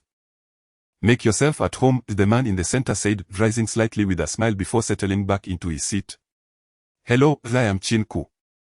Qin as in Qin Shi Huang, and Ku as in Muku. Qin Ke introduced himself with a smile as he took a seat opposite Dong Shao. Wow. Your name is quite imposing, Qin Shi Huang combined with Qin Ke, a formidable combination indeed. The ever-hungry gentleman raised his head, giving a thumbs up before returning to his feast. Do not mind him, this is my brother Zhou Meng, and beside him is my sister Dong Ling. You must have heard of me from Zhongbin, right? Dong Shao said with a grin. Dongbai, Zhongbin quietly reminded. I have just heard that, Qin Ke replied, not lying, but offering a slightly awkward smile. How genuine. I appreciate that, unlike Zhongbin, who is rather sleek, Dongbai pointed at Zhongbin, laughing heartily. Even Dong Ling cast a glance of admiration, recognizing that Qin Ke's demeanor was distinct from those who typically resorted to flattery. His composure and forthrightness left a strong first impression. Dongbai, too, recognized Qin Ke's uniqueness, growing increasingly appreciative. Initially, he was somewhat skeptical, questioning how a young lad could be well-versed in agate, but now, witnessing him firsthand, he realized the truth of Zhongbin's words. As the other party observed Qin Ke, he too was scrutinizing them in return. Dongbai exuded a charming affability coupled with an indescribable aura that neither imposed pressure nor fostered excessive familiarity. In contrast, Dong Ling struck Qin Ke as a paragon of beauty and allure. As for the rotund fellow, Qin Ke could only label him a glutton. Did you win the chicken oil yellow agate? Dongbai inquired, snapping his fingers with a hint of curiosity. Indeed, Qin Ke nodded in affirmation. Is it luck or skill? Dong Ling set down her wine glass, her crimson lips slightly parted as she questioned him. Both luck and skill coexist, Qin Ke replied confidently. Though he had not intended to be ostentatious, he felt it necessary to demonstrate his prowess to gain their acknowledgement. Such a delightful blend of luck and skill deserves a toast. Dongbai proclaimed, raising his glass, his smile widening. All raised their glasses, Qin Ke drank heartily, followed by Dongbai, and Zhongbin did the same, with only Zhou Pengzi and Dong Ling refraining from gulping down their drinks. One was preoccupied with food, while the other quietly remarked on the lack of sophistication, savoring her drink instead. As they dined and conversed, Qin Ke responded when questioned, and remained an attentive listener when not prompted. After several rounds of drinks, a rosy hue graced everyone's cheeks, prompting Qin Ke to speak. Thank you for the invitation, Dong Shao, but I trust you did not summon me merely for idle chatter. Qin Ke toyed with his wine glass, his gaze fixed on Dongbai across the table. Straightforwardness is commendable. Dongbai clapped his hands and cleared his throat. Zhou Pengzi, cease your eating and show brother Qin what I have prepared. Right away. Zhou Meng wiped his mouth and hands, retrieving two leather cases from beneath the table and placing them upon it. With a snap, the cases sprang open, leaving Zhongbin momentarily speechless, while Qin Ke blinked in surprise before regaining his composure. This spectacle did not escape the keen eyes of the Dong siblings. Here is 1 million, Zhou Meng stated, having uttered this phrase more than any other since their meeting began. 1 million, I wish to befriend you, Dongbai declared. A proud smile gracing his lips, revealing his characteristic charm. Thank you for your appreciation, Dong Shao. However, I believe in earning my keep. If I were to accept this million, I doubt I would sleep soundly tonight. You have treated me to a meal. And I consider it only fair to address any matters directly. Qin Ke waved his hand dismissively. Very well, I have made a friend today. Dong Bai stood, approaching Qin Ke. Thank you for your trust, Dong Shao. Qin Ke stood tall, meeting Dong Bai's gaze as he approached. Should you come across anything of value in the future, do not forget to inform me. Consider this million an advance for your assistance in acquiring such items. If you will. Dong Bai extended his hand before Qin Ke. At your service, Qin Ke responded earnestly, exuding confidence, knowing that the queries posed were hardly formidable. From now on, call me Dong Bai or Brother Dong, we are friends. Dong Bai patted Qin Ke's shoulder, his expression equally sincere. Boss Bai, you can't possibly be gay. Holding hands with Shao Qin for so long, Zhou Meng jested with a chuckle. Get lost. Dong Bai retorted with a playful middle finger. The meal concluded with a delightful atmosphere, as Qin Ke, carrying 2 boxes, and Zhang Bin boarded a used Chevrolet Cruze, while Dong Bai lingered at the hotel entrance. His brow furrowed with concern. This person is not simple, Dong Ling remarked from behind him. Do you think he can be trusted? With his involvement in the gambling game. What are our chances? Dong Bai's expression turned solemn, the hint of worry crossing his face. We must personally verify his capabilities, let Zhou Meng test the waters, he decided. Dong Ling glanced at the plump Zhou Meng behind her. Happy to serve the fair lady, Zhou Meng replied with a cheeky grin. Gu Wu En. Dong Ling exclaimed as she strode towards a red Ferrari parked outside. Boss Bai, what does Gu Wu En mean? Zhou Meng inquired, scratching his head, intrigued by Dong Ling's graceful figure. Get lost. Dong Bai chuckled. Why are you cussing, boss? Zhou Meng muttered in dissatisfaction. Gu Wu En, get lost. Dong Bai dismissed him, turning towards another silver-grey Ferrari. Wow. They really are siblings, such sharp tongues. Zhou Meng complained before pulling out his phone to dial a number.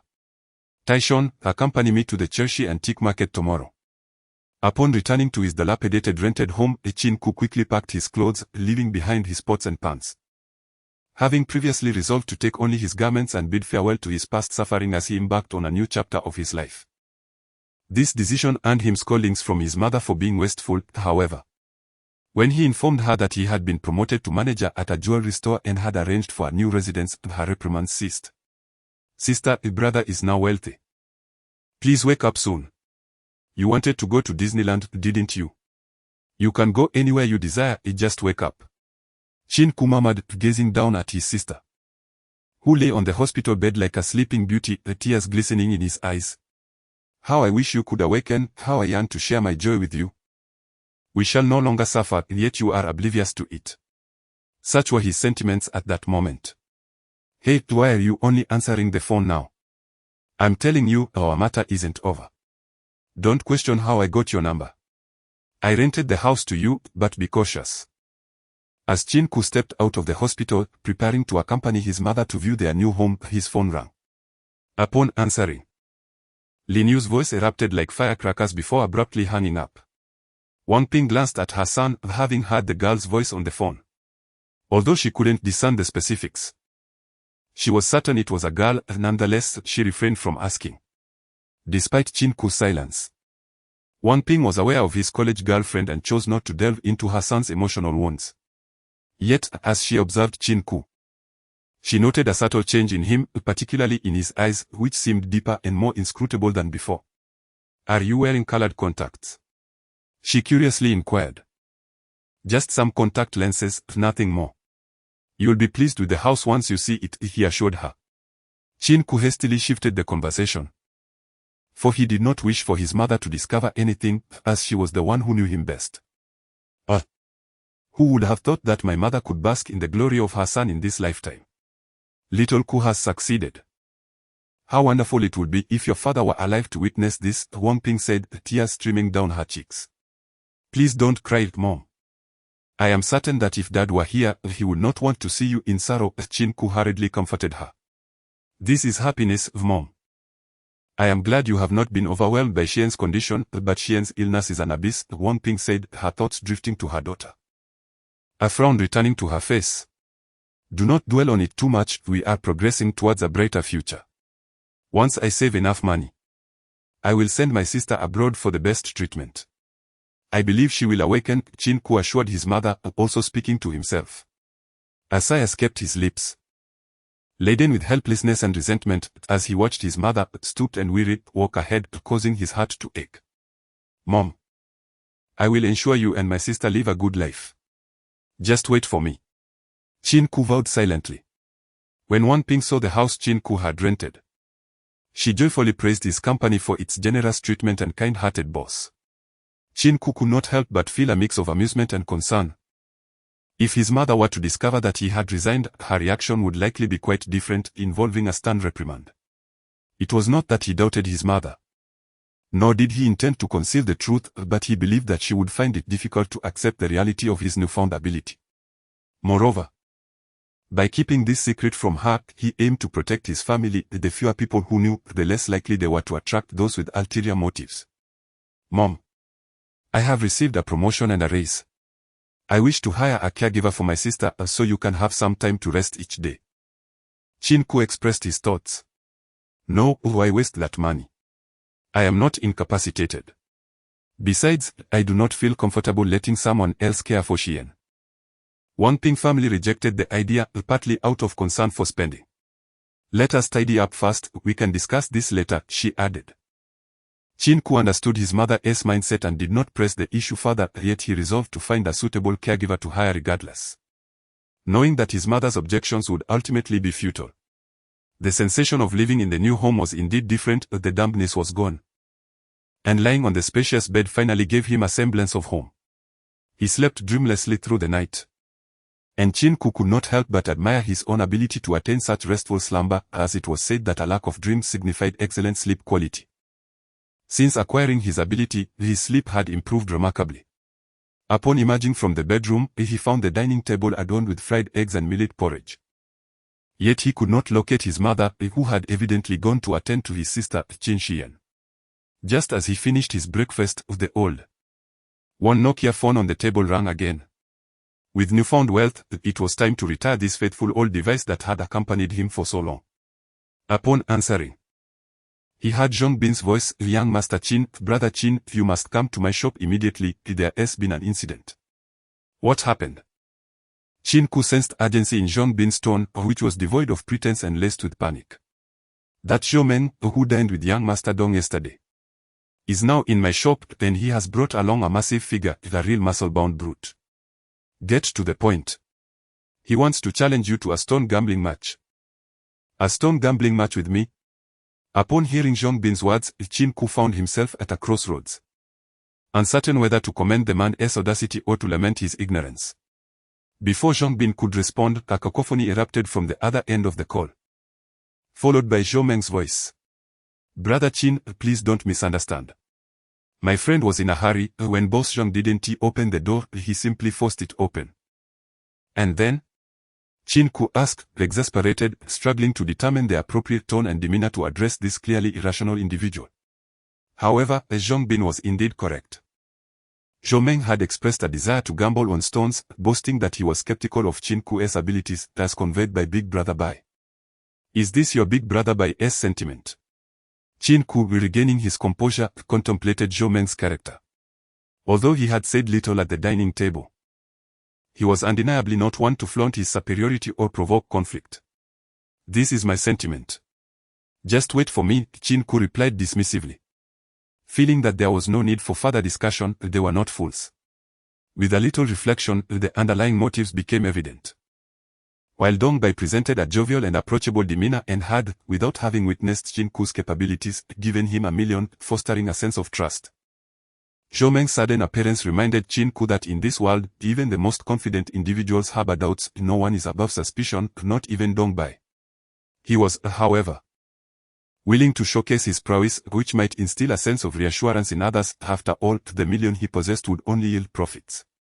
After a 20-minute taxi ride from his residence to the Chershi Antique Market, he arrived at Zhong Bin's shop, where he was met by Zhong Bin's earnest approach. Brother, I'm sorry for dragging you into this. If things go awry, just withdraw, I can handle this. With Dong Xiao's backing. He won't take any action against me, Zhong Bin whispered, his gaze filled with hope as he looked at Qin Ku. Spare me the formalities, even if I leave. Zhou Meng won't harm you. However, I shall remember this favor, Qin Ku replied with a smile. Ha! Nothing escapes your keen eyes, brother, I concede.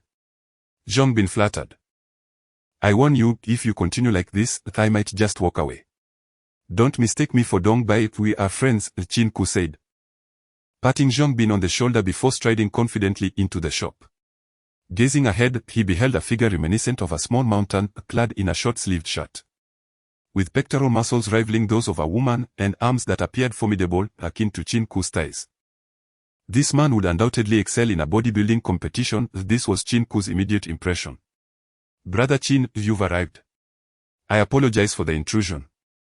I informed my brother of your skills, and in order to earn his trust, I proposed this wager on stones, I hope for your understanding. Zhou Meng said with a smile, clasping his hands together in greeting. Do not strike down a smiling face, especially when the individual has come under Dong Bai's auspices. Qin Ku thought to himself, choosing not to escalate the situation, yet he understood the necessity of maintaining a certain demeanor. To gamble on stones with me? Qin Ku scrutinized Zhou Meng before shaking his finger dismissively. You are incapable. Bang. What did you say? The muscular man thumped his chest, his voice booming with indignation. Gambling on stones? You're not capable, and neither is he. Qin Ku remained unfazed by the imposing physique of his opponent. Pointing at Zhou Meng and then at the bodybuilder. How will you know unless you try? Zhou Meng, with a jovial smile adorning his round face, was not incensed by Qin Ku's words, rather, he narrowed his eyes, trying to ascertain the confidence behind Qin Ku's statement. Very well, let us take a gamble. But we shall add a little something extra to the stakes, Qin Ku remarked, a glint of cunning flashing in his eyes. As you wish, Zhou Meng replied. Today. His objective was to test Qin Ku, and he would accept any reasonable conditions proposed by the other party. 1 piece of raw stone for 10,000 yuan, you lose. You pay me 10,000, then vice versa, Qin Ku mused while flexing his wrist, internally calculating the prospect of counting money later. The stakes are too low. Zhou Meng shook his head. Indeed, too low, Zhong Bin chimed in, not siding with Zhou Meng, but rather expressing his faith in Qin Ku's abilities. Hoping for a more substantial victory. Let it be, 10,000 for a piece is merely a trifle, Qin Ku thought to himself. Aware that 10,000 was insignificant for Zhou Meng. However, as Zhou Meng was affiliated with Dong Bai, he deemed it prudent not to offend him. The time limit is half an hour, each person shall select 5 pieces of raw stone, for a total stake of 30,000. Zhou Meng articulated the rules of the wager. No objections, Qin Ku nodded in agreement. Prepare to part with your money, Mr. Fitness taunted. Gesturing with his hand across his throat provocatively. Taishon, we shall take our leave, Zhou Meng declared. Stepping out of the shop to scour the antique market for raw stones. Once the two had departed, Zhong Bin seized Qin Ku's shoulder, his expression turning serious. Are you certain you can win? He inquired. I told you he cannot win, neither of them can. Do you not believe me? I do. Then why do you look at me like that? Can you ask them to reimburse me for the cost of my shop's lock? Get lost. How did you find my earlier performance, especially the final throat-slicing gesture? Quite ruthless, wasn't it? At that moment, Taishon trailed behind Zhou Meng. Devoid of the earlier recklessness and ferocity, now exhibiting a sense of innocence. Zhou Meng chuckled, do not underestimate others, you are merely brawn without brains. How dare you say that? At least I possess muscle, what about you? Taishon scoffed, casting a disdainful glance at the portly Zhou Meng. This is pure essence. It took me over 20 years to sculpt this belly muscle. Zhou Meng proudly patted his beer belly. I've never encountered someone so shameless, I concede. Taishon felt inferior when it came to competing in audacity with Zhou Meng. Help me select a few quality pieces of raw stone later. Any good finds will be yours, Zhou Meng generously offered. You do not understand raw stones. Taishon suddenly halted, scrutinizing Zhou Meng. Why should I? Zhou Meng countered. In that instant, Taishon realized how foolish his previous actions had been, for this brother before him had no understanding of raw stones yet dared to wager. The other party, evidently possessing some knowledge, had already diminished Taishon's hopes before the game had even begun. If possible, he wished to find an excuse to withdraw now to avoid embarrassment later. The Jiao antique market was bustling in the morning, with many patrons either finishing their early market visits or specifically seeking hidden treasures, though the fortunate few who actually found something valuable were exceedingly rare. A portion of individuals is drawn to the raw stones and walnuts, the latter of which refers not to the edible variety but to decorative walnuts. Both of these items bear a resemblance to lottery tickets, while not as extravagant, they nonetheless possess the potential to yield significant returns. Thus, some individuals eagerly seize the early hours in hopes of uncovering valuable treasures, which explains the bustling crowds at antique markets in the morning, contrasting with the leisurely strolls that characterize the afternoons. Raw stones, particularly authentic pieces of red agate from the Warring States period, are touted as investments that promise no loss for a single purchase and substantial profit when acquiring 2 or 3. Superior quality raw stones, freshly mined, are guaranteed to be of excellent quality. In Xian County, purchasing raw stones equates to profit. Amidst the cacophony of vendors, Zhou Meng found himself dazzled. He rarely frequented antique markets, preferring auction houses that he believed better suited his refined taste, viewing antique markets as the domain of the common folk. Yet, immersed in the lively atmosphere, Zhou Meng recognized the charm of this vibrant locale, filled with an array of peculiar items. Meanwhile, Qin Ke meandered through the antique market, on the lookout for raw stones of interest, accompanied by Zhang Bin, the shop owner, which proved quite convenient. They bypassed the shouting vendors. Knowing that quality raw stones rarely required such vocal promotion, it was only the inauthentic pieces that clamored for attention. Many of these dubious stones were mere rocks, with 9 out of 10 being defective, leaving only one that might result in a loss. These were designed to deceive the uninformed. "What kind of raw stone are you seeking?" Zhang Bin inquired curiously. "I cannot say for certain, let us take a look first," Qin Ke replied, though his eyes gleamed with a peculiar light as he scanned the surroundings. With the aid of his X-ray vision, Qin Ke felt compelled to utilize this advantage. However, after several scans, he noted that while some stores offered agate, the quality was rather mediocre, merely catering to the average consumer. For someone like Qin Ke, who sought only the finest, such subpar agate was beneath his consideration. Suddenly, Qin Ke paused, feeling a burning sensation in his eyes, accompanied by tears. Fleeting information flickered in his mind, akin to an energy bar, though invisible, its presence was palpable. He realized that the use of his X-ray vision consumed energy. This revelation compelled him to exercise caution. If there was consumption, then there must be a finite amount. He pondered whether depleting this energy would render his X-ray vision ineffective, an uncertainty that filled him with trepidation. Reflecting on his earlier haphazard scanning, he regretted not being more discerning. However, his unfamiliarity with agate left him at a disadvantage. Even after hours of selection, without the X-ray vision, success would merely hinge on luck. "Qin Ke, this piece of agate appears promising, what do you think?" Zhang Bin suggested, oblivious to Qin Ke's unusual demeanor. "It seems decent, let me take a closer look," he replied, suppressing the discomfort in his eyes. Activating his X-ray vision once more, a fleeting expression of joy illuminated Qin Ke's face, only to vanish moments later. Beneath the surface of the raw stone lies a magnificent piece of red and yellow agate. Despite the presence of 2 distinct hues, the beauty of the agate remains unblemished, particularly as the vibrant red and yellow hues are harmoniously balanced, suggesting that this is no ordinary specimen. Qin Ke glanced at Zhang Bin, surprised that his companion's suggestion had led to the discovery of such a treasure. Whether this was due to Zhang Bin's discerning eye or sheer luck was inconsequential, as Qin Ke intended to purchase it. "I'll take this one, you can negotiate the price with him." Qin Ke entrusted this task to Zhang Bin, confident that his years of experience in the antique market would enable him to secure a fair deal. "Wu Lao Lu, I'll take this piece. Here is a note for you. Please come by my shop later to collect the payment."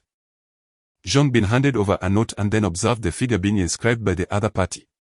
"Boss Zhang has encountered a major player, it seems. This gentleman should take a closer look, I have other impressive raw stones here."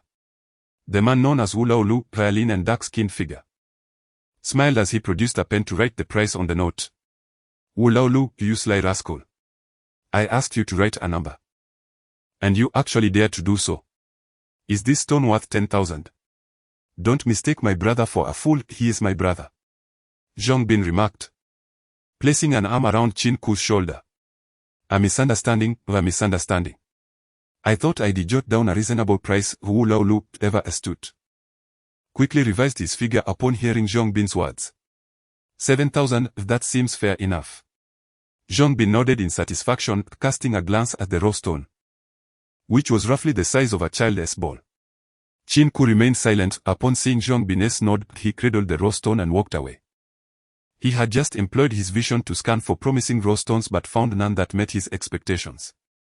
An hour later, when Qin Ke and Zhong Bin returned to the shop, they were utterly astonished by the scene before them.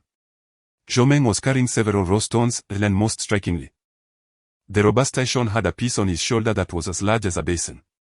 Brother, are you certain this is a raw stone? Zhong Bin could not help but inquire, and in the next moment he doubled over with laughter. What is wrong? Do you think this one won't yield anything good? It certainly feels heavy, Taishon proclaimed proudly, shouldering the raw stone he had chosen. There is a construction site just to the left outside, but they have stones heavier than this. Qin Ke jested. Though Qin Ke had only recently begun his journey into the world of agate, he understood a fundamental truth: larger stones do not necessarily guarantee quality. Particularly since the piece Taishon bore was evidently just a rock, hardly qualifying as a raw stone. It was clear that these two had been led astray. Let us not jump to conclusions, let us see what we have here, Boss Zhong, start cutting, Zhou Meng declared confidently. All right. Zhong Bin eagerly rubbed his hands together. He was far more interested in the raw stones Qin Ke had acquired than the 5 pieces Zhou Meng had brought. Qin Ke's largest stone was about the size of a watermelon, while the smallest was akin to a small ball. Although they were not insignificant, Zhong Bin had faith in Qin Ke's choices. Let us cut my stone first, then we'll cut Brother Qin's. That way each of us will have one piece. Sound good? Zhou Meng suggested, presenting a raw stone and looking to Qin Ke for his approval. Agreed, Qin Ke replied with a smile. The cutting machine whirred to life, and Zhong Bin took the raw stone from Zhou Meng's hands, promptly slicing it in half. In an instant, sparks flew. There was treasure within. This was the unspoken thought of everyone present, aside from Taishon. Red agate had emerged, though it was regrettable that the central crystal had suffered some damage. Had it not been for that crystal, this piece of agate would have yielded a considerable profit. Zhong Bin smiled, his excitement palpable. Even though the stone belonged to Zhou Meng, at least it had come from his hands. The next piece belonged to Qin Ke, who produced a stone of similar size to Zhou Meng's. With a cautious yet hopeful gaze, Zhong Bin activated the cutting machine once more. Moments later, the raw stone was sliced open, revealing an empty hollow within. Haha, this can serve as an ashtray, Taishon remarked, his spirits lifted, mocking the outcome. 10,000. Zhou Meng declared with a triumphant wave of his hand. Continue. Zhong Bin sighed inwardly, speculating whether Qin Ke's earlier success had merely been luck. But I went fast, Zhou Meng asserted confidently. A minute later, Zhou Meng's stone was cut, but instead of agate, it yielded a worthless crystal. Yet, in the following moment, Qin Ke's stone was also sliced open, revealing nothing of value. 2-1, it seems you are destined to lose, Taishon chuckled tauntingly. Is that so? Zhong Bin mused, astonished that Qin Ke would be outdone by a novice like Zhou Meng, and began to ponder whether Qin Ke's previous success had indeed been a stroke of fortune. There are still 3 stones left, it is too early to judge, Zhou Meng declared, though a victorious expression adorned his face. Convinced that the art of stone gambling was not beyond his capabilities, Zhong Bin shook his head and resumed cutting. This time, both stones revealed agate. Although Zhou Meng's was slightly inferior to the one produced by Qin Ke, it was larger, resulting in a draw. That amounts to 20,000, I concede, Qin Ke declared, tossing down the 2,000 yuan and turning to exit the shop, his face devoid of displeasure, yet a glimmer of something unnoticeable sparkled in his eyes. Zhou Meng was taken aback. He had not anticipated Qin Ke's prompt acceptance of defeat, nor did he foresee his own victory. I won. I won, Taishon exclaimed, his excitement palpable, as he had boasted earlier and now had the satisfaction of avoiding embarrassment. Only Zhang Bin wore a troubled expression. He had believed Qin Ke to be a harbinger of fortune, placing unwavering faith in him, only to realize that it had all been mere chance. However, gazing at the two remaining pieces of agate in Qin Ke's possession, Zhang Bin felt an overwhelming urge to continue cutting. Cut, Zhou Meng urged, eager to discover whether he possessed any innate talent for this endeavor and to ascertain whether Qin Ke was truly as remarkable as Zhang Bin had claimed. With the grinding wheels clash, Zhou Meng's stone was sliced open, revealing yet another worthless piece of raw stone. The three men's attention then shifted to Qin Ke's stone. Zhang Bin grasped the smaller of the two remaining stones and activated the cutting machine, sparks flying once more. There's treasure, Zhang Bin thought to himself, his hands steadying with determination. Red and yellow threads, he exclaimed excitedly upon seeing the interior. What are red and yellow threads? Zhou Meng gazed in bewilderment at the raw stone in Zhang Bin's hand. Its exterior was undeniably more exquisite than any piece he had previously cut, displaying a perfection of color that was both vibrant and alluring. This is truly beautiful. Could it be a 3-3? Taishon's words instilled within Zhou Meng an unsettling premonition. Zhang Bin suddenly sensed that Qin Ke had not lost. However, at that moment, the very person involved had slipped away, heightening his curiosity as he glanced at the solitary uncut agate stone remaining with Qin Ke. Cut it, please, cut my piece open. Just 5 minutes prior, Zhang Bin had sliced into Qin Ke's final agate, revealing a pure, unblemished crimson interior, reminiscent of blood. In that moment, all other agate pieces in the room paled in comparison, as if this agate were a king, with the others merely fit to serve as its courtiers. Zhou Meng was no fool. He had held on to hope, but the quality of Qin Ke's agate now made it evident that he had lost. Still, a flicker of unwillingness lingered within him. He placed his hopes on the last raw stone, the one chosen by Taishon. At that moment, his competitive spirit surged.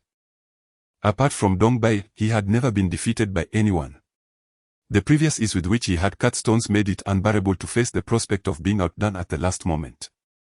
I have lost. Zhou Meng recalled the expression on Qin Ke's face when he uttered those words earlier. It seemed as if the latter had already known the outcome, merely feigning defeat.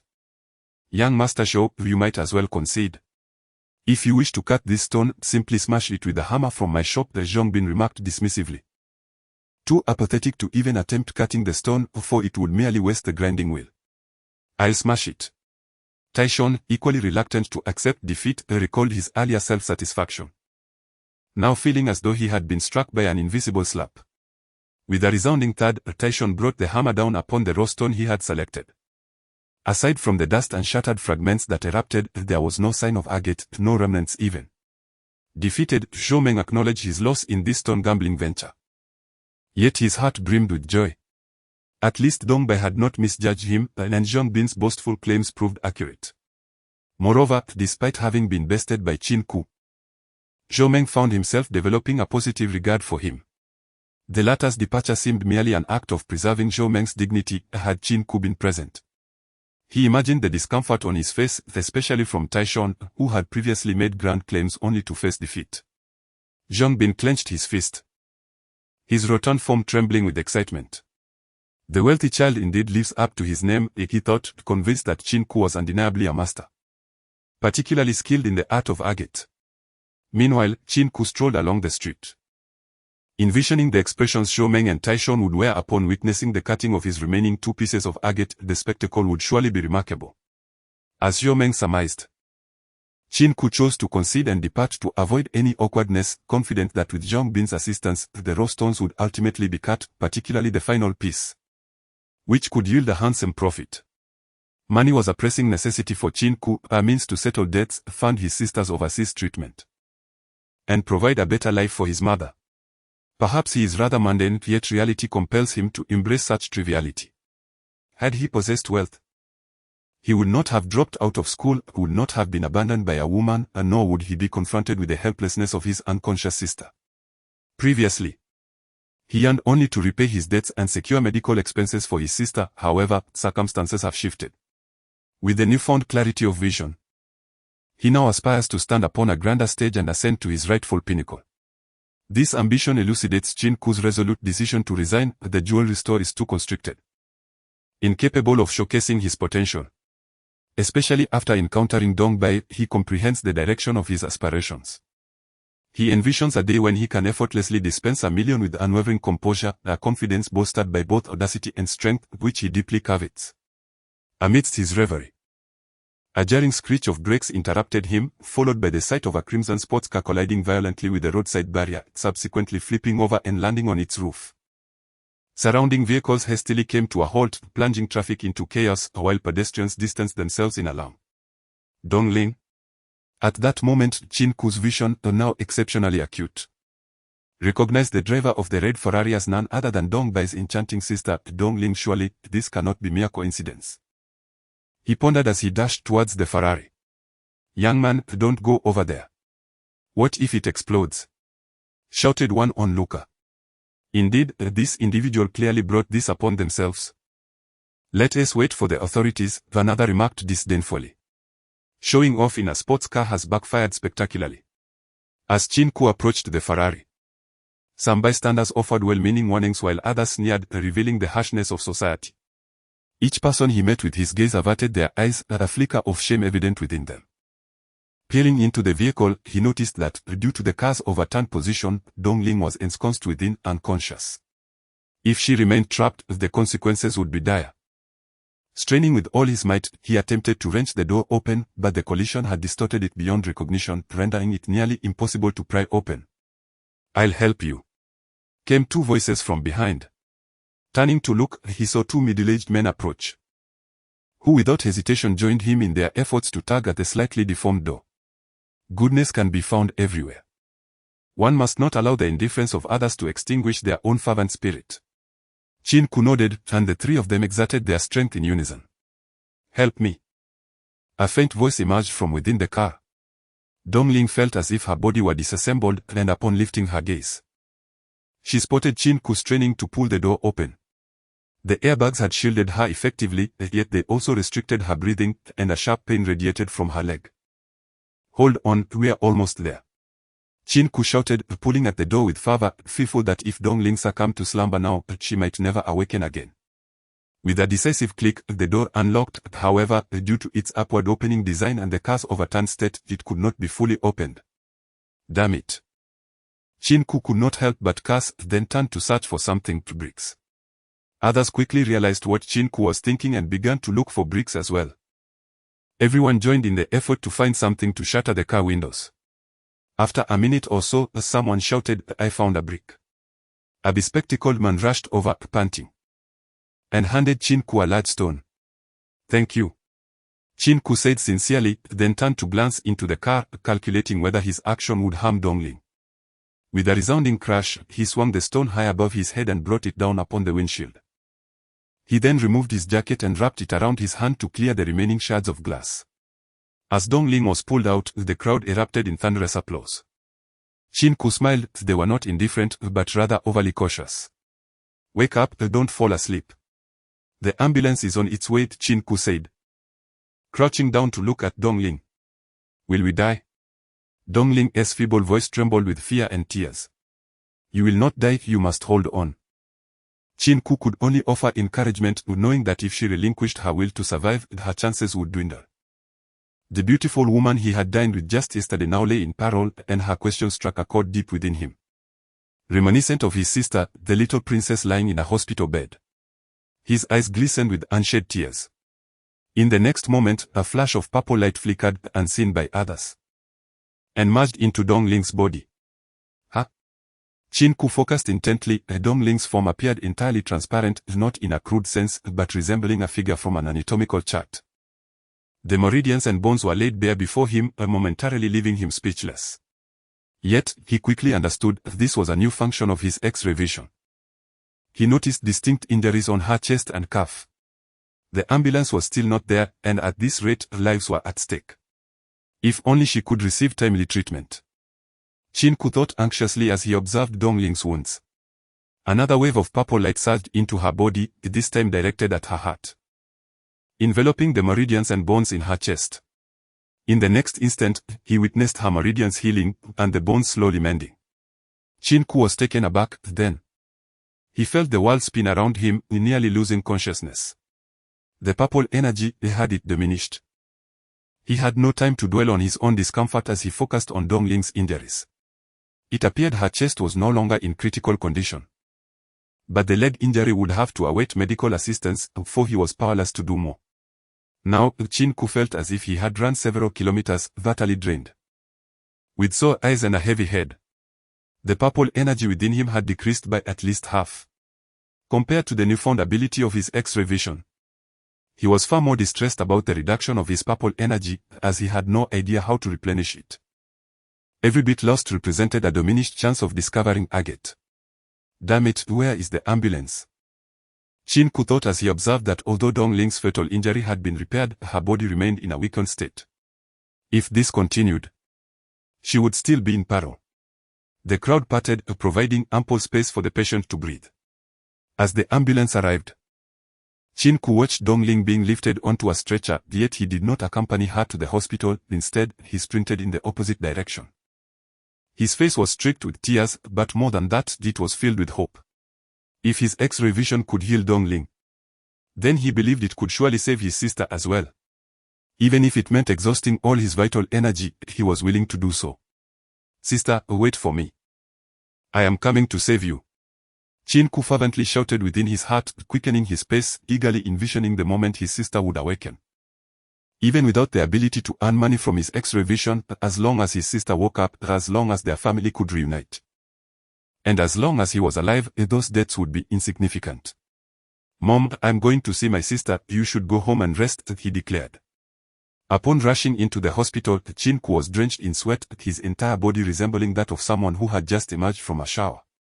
Gasping for breath, he glanced at his mother, who was seated beside the hospital bed. Wang Ping, noticing the perspiration on her son's face and the urgency in his eyes, asked with concern, "What happened? Is everything all right?" "Nothing happened, I just wanted to go for a run to exercise, but I haven't run in a while and my stamina couldn't keep up." Qin Ke fabricated a hasty lie. Until he succeeded, he had no intention of revealing the truth to his mother, wishing to spare her worry. "I've already cleaned your sister. Just keep an eye on the nutrient solution. I'll head back to prepare a meal for you," he added. Wang Ping sensed that her son was harboring a secret, but she refrained from asking, understanding that even grown individuals deserved a measure of privacy. "Mom, you don't need to bring me food. Eat fast, take a nap, and then come back," Qin Ke replied with a smile. "All right," Wang Ping nodded, tidying her belongings and reminding Qin Ke before she departed. In the hospital room, only Qin Ke and his sister remained. This was a single-occupancy room, and the daily expenses were considerable, which accounted for why, aside from medical fees, Qin Ke and his mother had to borrow money to afford his sister's treatment, as they had been robbing Peter to pay Paul. However, things were better now. At least he had some money on hand and no longer needed to worry. "Sister, you will wake up soon, and when you do, I will take you anywhere you wish to go," Qin Ke said, holding his sister's delicate hand, tears glistening in his eyes. Suddenly, a purple light appeared, enveloping his sister's head. Qin Ke then observed the internal bleeding pressing on the nerves, as the doctor had described, but he also noticed that not only was there bleeding, but also blockages in the brain's meridians. This realization caused Qin Ke to frown. It was more severe than the doctor had indicated. No wonder his sister could not awaken. Treatment. Qin Ke thought fervently, as the purple light once more enveloped his sister's head. Yet, in the next moment, he saw the purple light moving within the brain, only to suddenly escape and shoot directly into Qin Ke's eyes. Qin Ke cried out, covering his eyes, which ached and streamed with tears.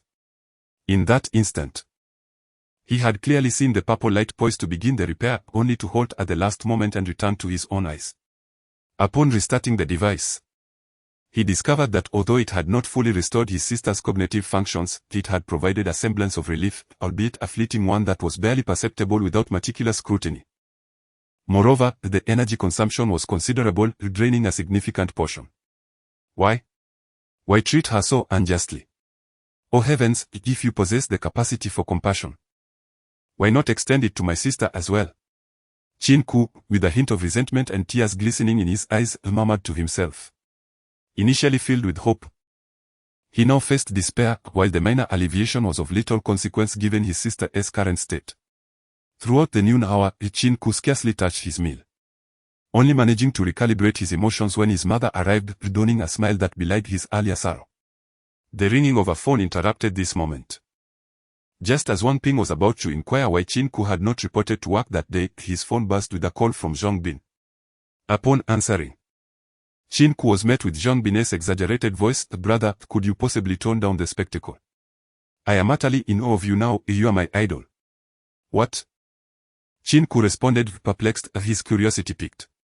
"Dongling has become the talk of the town. Dongbai was supposed to fly to the Maldives today. But due to the situation with Dongling, Levi's postponed his plans.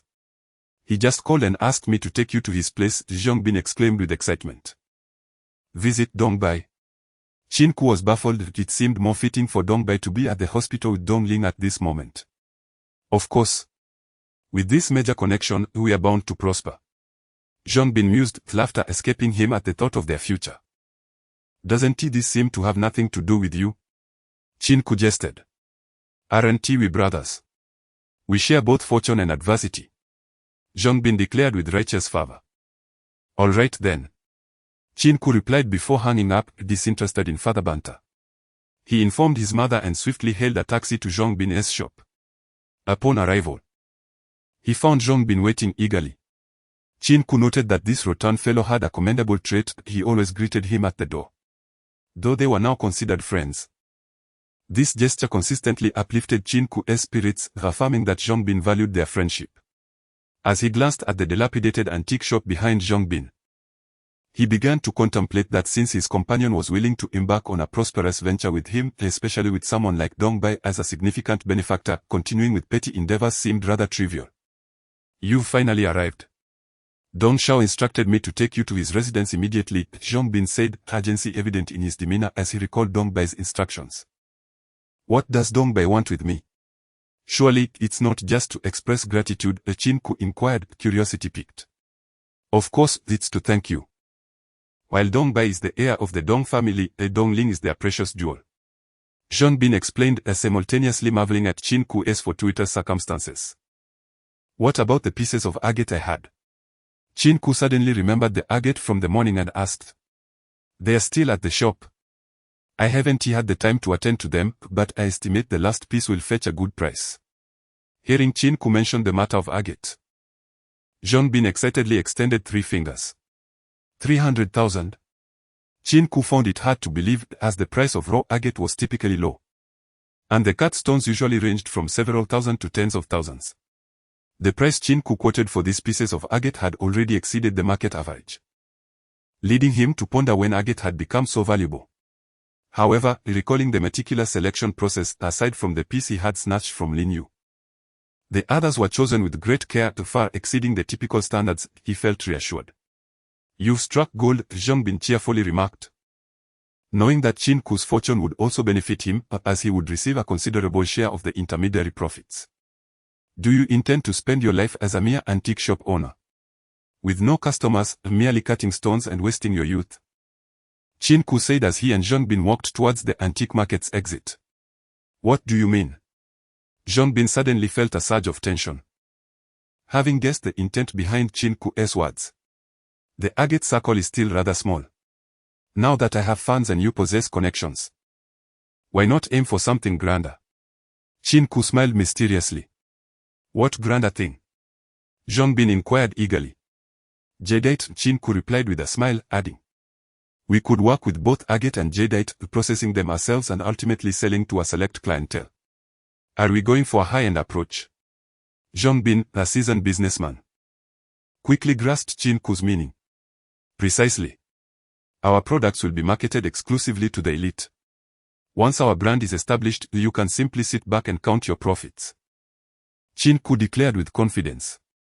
Had Qin Ke possessed such ambitions when he first acquired his newfound ability, he would not have. Yet, in just a few days, he had evolved from a novice into someone eager for a broader stage, one that offered greater opportunities to amass wealth and provide treatment for his sister. The events at the hospital that day had ignited within him the desire to grow stronger and more prosperous, enabling him to gather the necessary funds to send his sister abroad for treatment. "Are you serious?" Zhang Bin halted, looking at Qin Ke, who still appeared youthful in his eyes, yet the latter's fortune and expertise in agate had caused him to overlook the age gap. Of course, I am serious. Don't you wish to prosper together?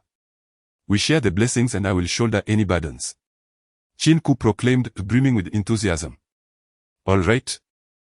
Let us discuss this in detail once we meet Dong Bai. Zhang Bin, being older than Qin Ke, preferred not to make decisions solely based on youthful fervor or impulse. He wanted to understand Qin Ke's concrete plans before proceeding. Absolutely, Qin Ke gestured with confidence, bolstered by his newfound insight.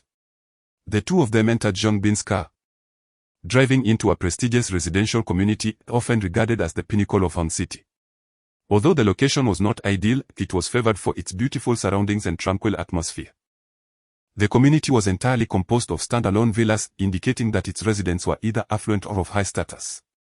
Upon mentioning Dong Bai to the security guard, Zhang Bin was required to confirm via phone before the guard led them on an electric bike, showcasing the community's stringent security measures. Qin Ke. As soon as they alighted, they heard Dong Bai's voice. Looking up, they saw him waiting at the entrance of the villa. In front of each villa here lies a garden, separated by black fences that delineate each residence. Dong Bai, clad in a tailored grey suit, strides towards Qin Ke. Dong Xiao, it is a pleasure to see you again. Qin Ke smiles, extending his hand to grasp Dong Bai's. On behalf of my entire family, I express our heartfelt gratitude. Had it not been for your assistance, my sister would likely have faced grave danger. Dong Bai declares, his eyes brimming with appreciation.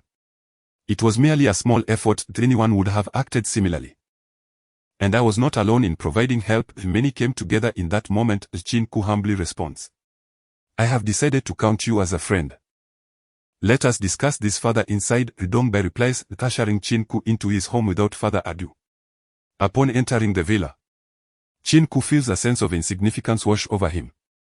Having previously reveled in his modest financial gains, he now realizes that the dream of owning such an exquisite villa remains a distant aspiration. As he settles onto the spacious sofa, Qin Ke remains unfazed.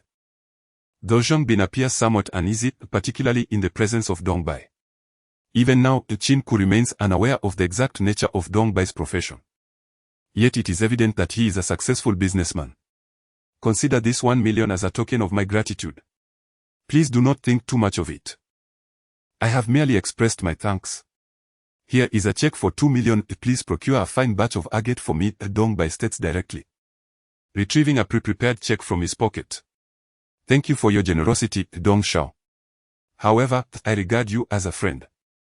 If this is how you wish to express your gratitude, I shall take my leave, Qin Ke asserts, making a motion to depart. Indeed, you are refreshingly straightforward. Henceforth, you shall call me by Gu. Let us not dwell on financial matters. Should you encounter any troubles in the future, feel free to contact me on my private line. Dong Bai remarks, offering Qin Ke a black business card embossed with gold lettering. By Gu, Qin Ke acknowledges with understanding. Ha ha ha, from now on we are brothers. Yet I must still extend my gratitude, Dong Bai reiterates earnestly. You, Xiao Qin, are remarkable, truly a modern-day elephant. You have become quite the internet sensation, Zhang Bin adds, showering compliments. An internet sensation? Qin Ke glances at Zhang Bin, who seems overly eager to intertwine gratitude with Dong Bai. As if he was seeking to leverage the situation to his advantage regarding Dong Ling. Someone uploaded a video of your heroic act online. It has garnered over 10,000 shares. People are calling you a living Lei Feng, Zhang Bin explains, presenting his phone for Qin Ke to see. As Qin Ke gazes at the trending topic on Weibo, he is astonished to find himself ranked third. Although he is using an old Nokia phone, he has previously owned a smartphone, and had he not been short on funds, he would not have sold it. The comments overwhelmingly praise Qin Ke, portraying him as a beacon of positivity in an otherwise apathetic society. Nevertheless, he feels little connection to this newfound fame. Celebrities often fade into obscurity, and he recognizes that his fleeting moment of notoriety will soon be forgotten. What has become of Dong Ling? Qin Ke inquires, recalling the unconscious state of his sister with concern. The doctors find it peculiar.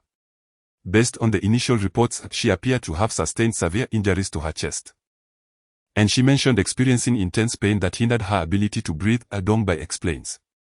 Perhaps at that moment the tension stemming from the incident was palpable.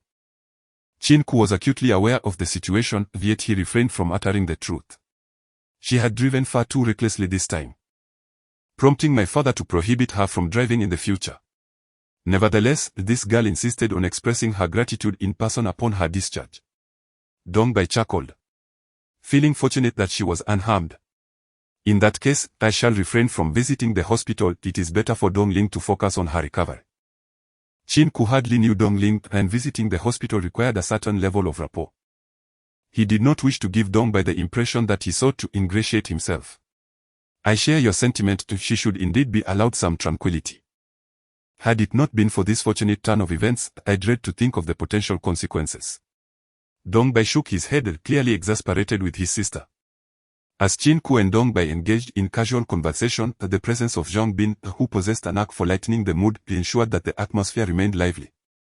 However, no one broached the subject of the morning's gambling incident. They were all astute individuals, keen to avoid unnecessary awkwardness. Yet, the memory of the red agate from that morning lingered in Qin Ke's mind. This marked his second discovery of exquisite Warring States red agate, and he resolved to market it to the esteemed Dongbai. Brother Bai, weren't you interested in acquiring a piece of agate? Today, I have a particularly fine specimen. Qin Ke remarked, glancing at Zhang Bin, who was evidently expected to elaborate further. Indeed, that red agate is exceptionally pure, top tier. Zhang Bin exclaimed, giving a thumbs up. Oh. Since both of you endorse it, I shall seek a professional appraisal and purchase it without haggling. Dongbai declared with bravado. Agreed. However, I would appreciate your assistance. Brother Bai. Should any friends wish to purchase semi-finished agate or finished jewelry and ornaments in the future, they may contact me. Qin Ke seized the opportunity, envisioning his entrepreneurial aspirations. What are you aiming to make a name for yourself in this industry? Dongbai, seasoned in business over the years, discerned Qin Ke's intentions. Precisely. I have created a WeChat account, and I plan to update my circle with exquisite agate jewelry and even some fine jade, Qin Ke elaborated. Can that old phone of yours even access WeChat? Zhang Bin inquired, eyeing Qin Ke's antiquated Nokia. Haha, that was my question as well. Dongbai laughed heartily, a playful tone evident in his voice. Qin Ke, somewhat bashful, retrieved a new smartphone from his pocket, a latest model from a renowned brand, purchased during a brief respite earlier that day, along with a new SIM card. While he had no particular preference for phones, he recognized the necessity of a capable device for his forthcoming business ventures. After all, WeChat would serve as his primary trading platform in the near future. Many individuals lacked the time to inspect goods in person, thus, he intended to share images of premium agate on his social media, allowing interested parties to reach out, place deposits, then have Qin Ke deliver the items personally. What's your WeChat? I'll add you, Dongbai said, pulling out his phone. Qin Ke entered his WeChat ID into Dongbai's device, and they mutually added each other as friends. I'll add you as well, Zhang Bin chimed in, his eyes gleaming with intrigue. He had not anticipated Qin Ke's serious intent to embark on a business venture, nor Dongbai's enthusiastic support. With such a formidable ally as Dongbai, he felt compelled to join in. After conversing with Dongbai for a while, the hour grew late. At this juncture, Qin Ke and his companion tactfully declined Dongbai's invitation to stay for dinner, preparing to take their leave. As they stepped outside, they noticed individuals in the courtyard moving various items, an assortment of dilapidated furniture and appliances, evidently part of Dongbai's efforts to clear out his unwanted possessions. However, at that moment, Qin Ke paused, his gaze fixated on an old chair, its exterior in a state of disrepair, seemingly on the verge of collapse. For reasons unknown, a flicker of purple energy emanated from his eyes, manifesting involuntarily and enveloping the chair. The next instant, the sound of surprise escaped Qin Ke's lips. Although he possessed no expertise in furniture, he discerned the chair's hidden significance. Moreover, he discovered that his X-ray vision had activated automatically, a first occurrence. Is this chair meant for sale? Qin Ke inquired, turning to Dongbai, who was preparing to escort them out. Sale? Who would want such a thing? I had two fellows ready to toss it out, and the appliances were to be given to those in need. Dongbai chuckled, clearly dismissive of the chair's value. Toss it. Qin Ke was momentarily taken aback, then quickly exclaimed, "Brother Bai, this chair must not be discarded, it is a treasure." A treasure? Dong Bai glanced skeptically at the worn-out armchair, which hardly seemed like a valuable item. Had anyone else made such a claim, he would have been incredulous. But the speaker was Qin Ke. Just yesterday, Dong Bai might have been dubious, but after the day's events involving Zhou Meng's test and the rescue of his sister, he regarded Qin Ke as a friend. Thus, when Qin Ke asserted that the chair was a treasure, he found it difficult to dismiss. Yet, this chair had languished in the basement for years. Had it not been for the current cleaning endeavor, it would likely have remained forgotten. Zhong Tongzi, do you know any artisans knowledgeable about furniture antiques? Qin Ke turned to Zhong Bin, who stood nearby. I do, Zhong Bin replied, having spent years in the antique market. He was familiar with some experts in the field. Please assist me in finding a skilled craftsman. I am willing to pay extra, Qin Ke stated. Unable to disclose what he had perceived, relying instead on Zhong Bin to locate an expert who could unveil the truth. Is this truly a treasure? Dong Bai observed Qin Ke's expression, discerning that he was not jesting. He only recalled that this chair had been discarded by his father years ago, eventually fading from memory. I cannot be certain until we consult an expert, Qin Ke admitted, acknowledging his own lack of knowledge but trusting in the reliability of his X-ray vision. The ability for it to activate autonomously and scan objects could not pertain to mere trifles. Should this armchair prove to be anything less than extraordinary, Qin Ke would need to reevaluate his faith in his abilities. Nevertheless, the chair appeared excessively worn, particularly with its surface marred by paint. Had it not possessed such an ancient design, it might have been mistaken for firewood. Zhong Bin executed his task with remarkable efficiency. Soon returning with a craftsman he referred to as an expert. Do you intend to immerse yourself in the antique scene? It is a treacherous realm. Have you considered this carefully? As a friend, Dong Bai did not wish for Qin Ke to make a misjudgment that could lead to his financial ruin. Although he had not investigated Qin Ke, his attire and the mobile phone he possessed indicated a lack of wealth. He found it curious that Qin Ke, so well versed in agate, remained obscure. After all, Dong Bai knew many experts in the antique trade yet had never heard of Qin Ke, who seemed to have appeared out of nowhere. Was it mere luck? Dong Bai had pondered this before, but after a test from Zhou Meng, he was convinced that Qin Ke was indeed a master and expert in agate. This is all I know, and without any formal credentials. I find this far easier than pursuing other endeavors, Qin Ke had resolved within himself, dismissing any external opinions. Caution was imperative. Aware of the inherent risks in business, Dong Bai nonetheless offered a word of advice, treating Qin Ke as a friend. Thank you for the reminder, Brother Bai, Qin Ke replied, sensing the genuine concern behind Dong Bai's words, and smiled in appreciation. As time passed, Qin Ke and Dong Bai engaged in casual conversation, with Dong Bai often speaking while Qin Ke listened. Through their dialogue, Qin Ke learned things he had previously been unaware of, such as the fact that in business, it is not sufficient to simply possess capital and skills, one must also cultivate connections with individuals in official circles and society at large. When Zhong Bin returned, he brought with him an elderly gentleman with hair as white as snow. At first glance, Qin Ke recognized that this old man was extraordinary. His sharp gaze, aided by a kind of X-ray vision, contrasted with the clarity of the elder's eyes, which belied his age, sparkling like pearls and keen as a cheetah. This is Master Zhong Linting, Zhong Bin introduced, then gestured towards Dong Bai and Qin Ke, stating, Master Zhong, this is Boss Dong and Boss Qin. Today, Boss Qin has invited you to examine a treasure. You're too polite, just call me Old Zhong. I don't dare to call myself a master. Zhong Linting humbly waved his hand. Master Zhong, as an elder and an expert, might I invite you to take a look and share your wisdom with us? Qin Ke gestured towards a grand chair in the courtyard. Zhong Linting furrowed his brow as he glanced at the chair Qin Ke indicated and approached it. He bent down and gently caressed the armrest. Carefully, he tapped the varnish on the armrest, then leaned closer to sniff it before producing a magnifying glass to study it in detail. The others, observing Zhong Linting's actions, quickly realized, as Qin Ke had anticipated, that it was indeed a remarkable piece. Among them, only Qin Ke had already discerned its value, though he was uncertain whether it was an antique. A treasure. Covered in dust, how lamentable. Zhong Linting exclaimed, a hint of regret in his eyes. Is it truly a treasure? As the owner of the chair, Dong Bai was the first to inquire. Wang Wali. The moment Zhong Linting uttered those 3 syllables, everyone except Qin Ke was left utterly astonished. Wang Wali? Master Zhong. You cannot be jesting, after all, we are from the same lineage, Zhong Bin queried incredulously, his eyes filled with skepticism. You young man, like your father, have not seen much of the world. Do you think at my age I would waste time on frivolity?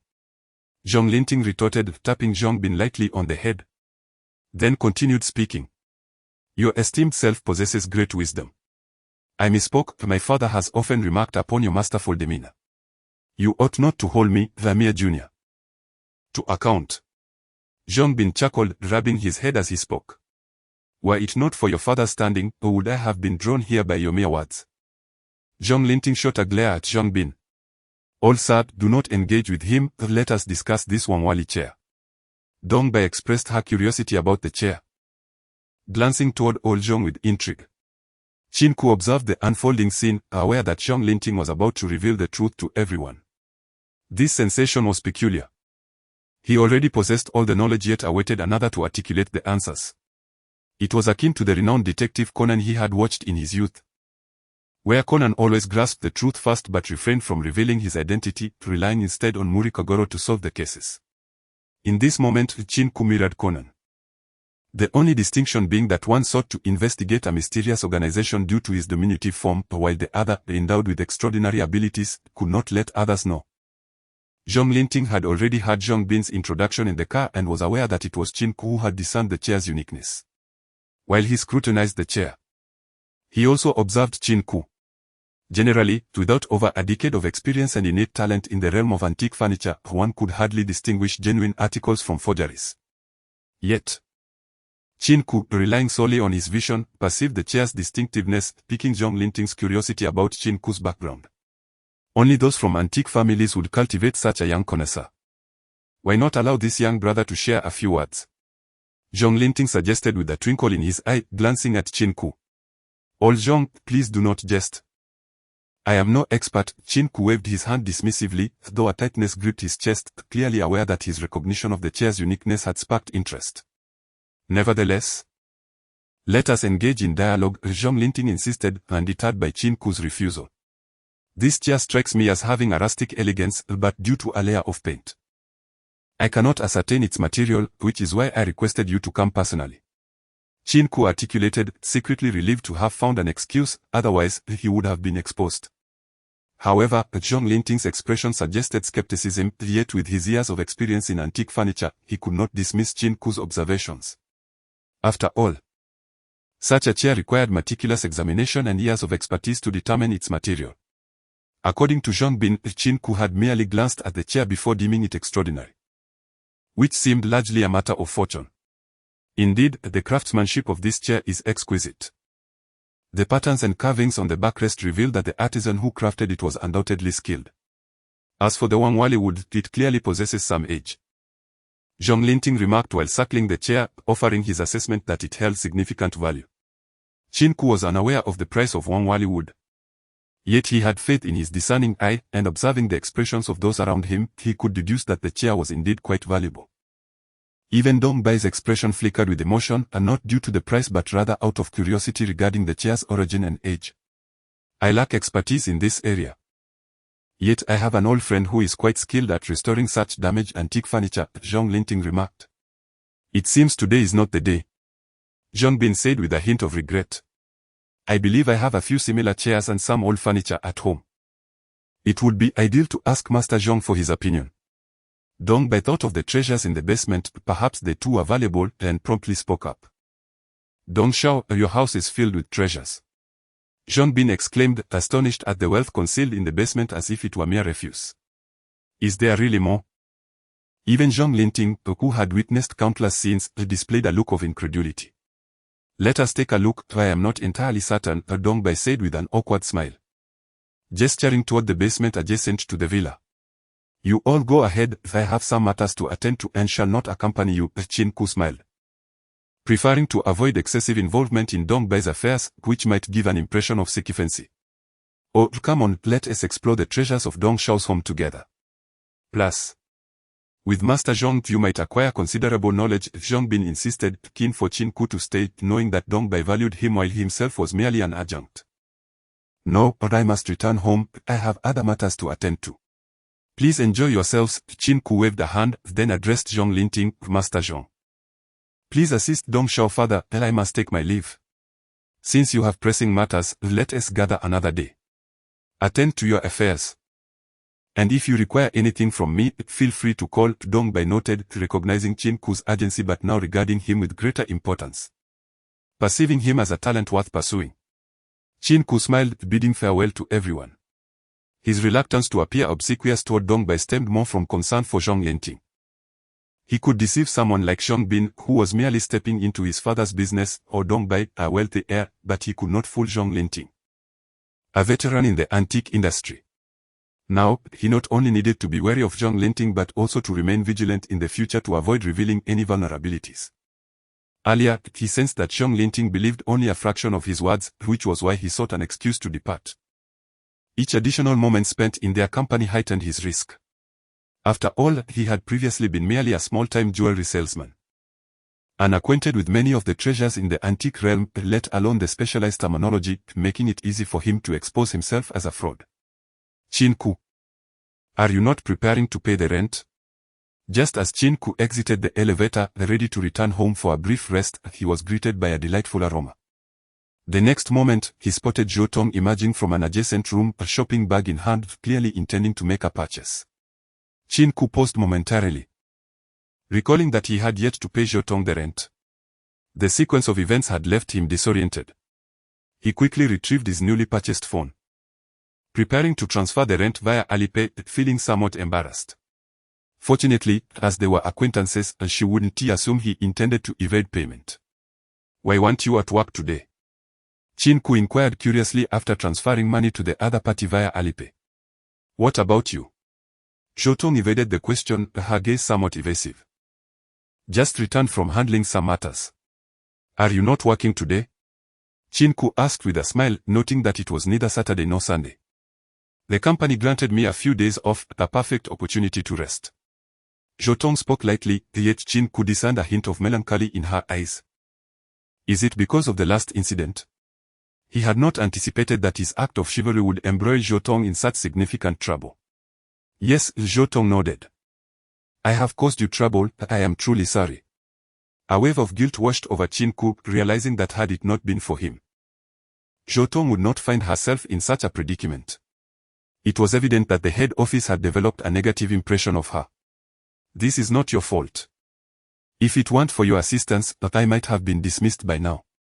Since the head office chooses to believe one-sided accounts, there is no need for me to offer any explanations. Zhou Tong's disillusionment with the company was complete. Despite being one of the earliest employees, diligently managing the jewelry store, she never imagined the head office would heed only Master Wang's biased perspective. This incident had left her feeling despondent, especially since the company had placed her on leave. She could envision someone stepping into her role as manager, and by the time she returned, her authority would have been undermined. Continuing in this company would surely lead to her being marginalized. Once the higher-ups made a decision, they rarely changed their minds, which would only serve to embarrass themselves. Are you considering resigning? Qin Ku observed Zhou Tong's emotions and felt a stirring within him, prompting him to ask. I have entertained that thought. Zhou Tong replied with a wry smile, glancing at Qin Ku. I suppose I would become entirely reliant on your rent to survive. Have you considered starting your own business? Qin Ku dangled the enticing prospect. Starting my own business? Zhou Tong looked at him, a flicker of skepticism in her eyes. After so many years in the jewelry industry, you must have built a considerable network and gained substantial experience. Having served as a manager for quite some time, you understand the fundamental operations of a jewelry store. Why not contemplate entrepreneurship? Qin Ku continued to lead Zhou Tong through the possibilities, careful not to reveal all his thoughts. His aim was to entice her into his vision, a venture that promised mutual prosperity rather than harm. After all, with a discerning eye for quality, one could procure exquisite agate and jade. As long as there are good materials and skilled artisans to craft bespoke pieces for clients, financial worries would be unfounded. Moreover, Qin Ke had made up his mind. He would not conform to the mundane practice of merely displaying assorted gold and silver jewelry in glass cabinets. He envisioned a bespoke jewelry enterprise. This elevated concept had been inspired by Zhou Tong, who had previously embarked on a similar path, albeit without access to quality materials. Often forced to purchase expensive finished products of agate and jade. I aspire to establish a jewelry store dedicated to crafting bespoke pieces for discerning clients. Focusing solely on excellence and avoiding mediocrity, Qin Ke declared before she could respond. You intend to open a jewelry store? Zhou Tong gazed at Qin Ke. Disbelief evident in her expression. Qin Ke was acutely aware of her situation, her pockets were utterly bare, and renting her apartment had already pushed her to her limits. After all, an annual rent exceeding 10,000 was a burden that, in her former life, would have left her unable to afford even a meal after paying her rent. Yet now, Qin Ke boldly proclaimed her intention to open a shop. Just days prior, she had been her subordinate, a person requiring her care. And now she aspired to be a boss. Do you think I jest? Qin Ke chuckled, her eyes reflecting sincerity and determination. Are you aware of the cost associated with opening a shop?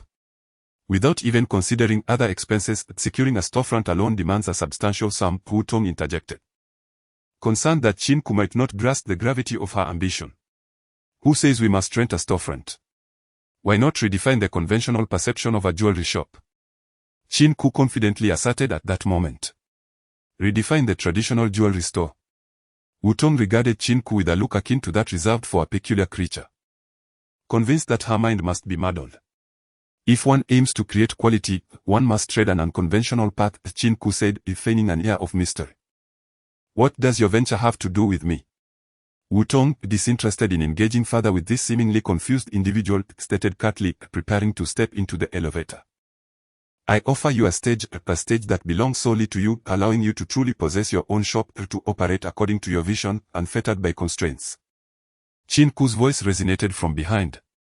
Wu Tong, who had initially moved towards the elevator, hesitated at that moment, her heart quivering as if she had encountered a mentor.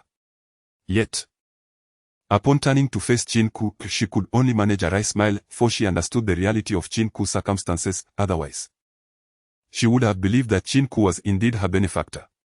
Take your time to consider this. I do not require an immediate response, but should you agree, my door is always open to you, Qin Ke concluded, opening her door and shutting it swiftly before Wu Tong could reply. Wu Tong recalled that Qin Ke had not always been this way. Previously, she would blush upon their encounters. Yet now she had extended no invitation and had closed the door without hesitation. Sigh, I hope this tactic of feigned indifference proves effective. Leaning against the door, Qin Ke tempered her enthusiasm, worried that Wu Tong might hesitate and decline her invitation. The room was eerily empty, clearly indicating that her mother had once again gone to the hospital to keep vigil. A bitter expression crossed Qin Ke's face as thoughts of her comatose sister filled her with a sense of helplessness. He could engage in light-hearted banter with Dong Bai, forge friendships with unscrupulous merchants like Zhong Bin, and even rally Wu Tong to embark on a business venture, yet in the face of his sister, he felt utterly powerless. After splashing water on his face, he steadied himself. This was not the time for sorrow. If he wished to thrive and grow, entrepreneurship was imperative. Only by working for himself could he ascend to the pinnacle of life. Those so-called working emperors ultimately tread the path of entrepreneurship, accumulating networks and experience along the way.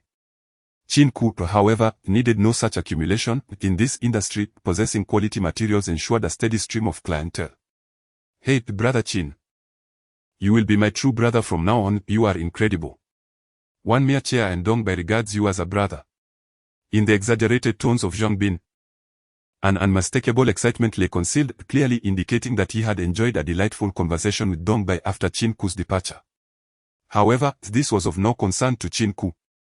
He did not intend to rely solely on Dong Bai for prosperity, as he required a vast clientele, with Dong Bai being merely one among many. Have you just left Dong Bai's home? Qin Ke inquired in a low voice, his mind already contemplating future matters. Not yet. Old Zhong is still discussing matters with Dong Bai inside.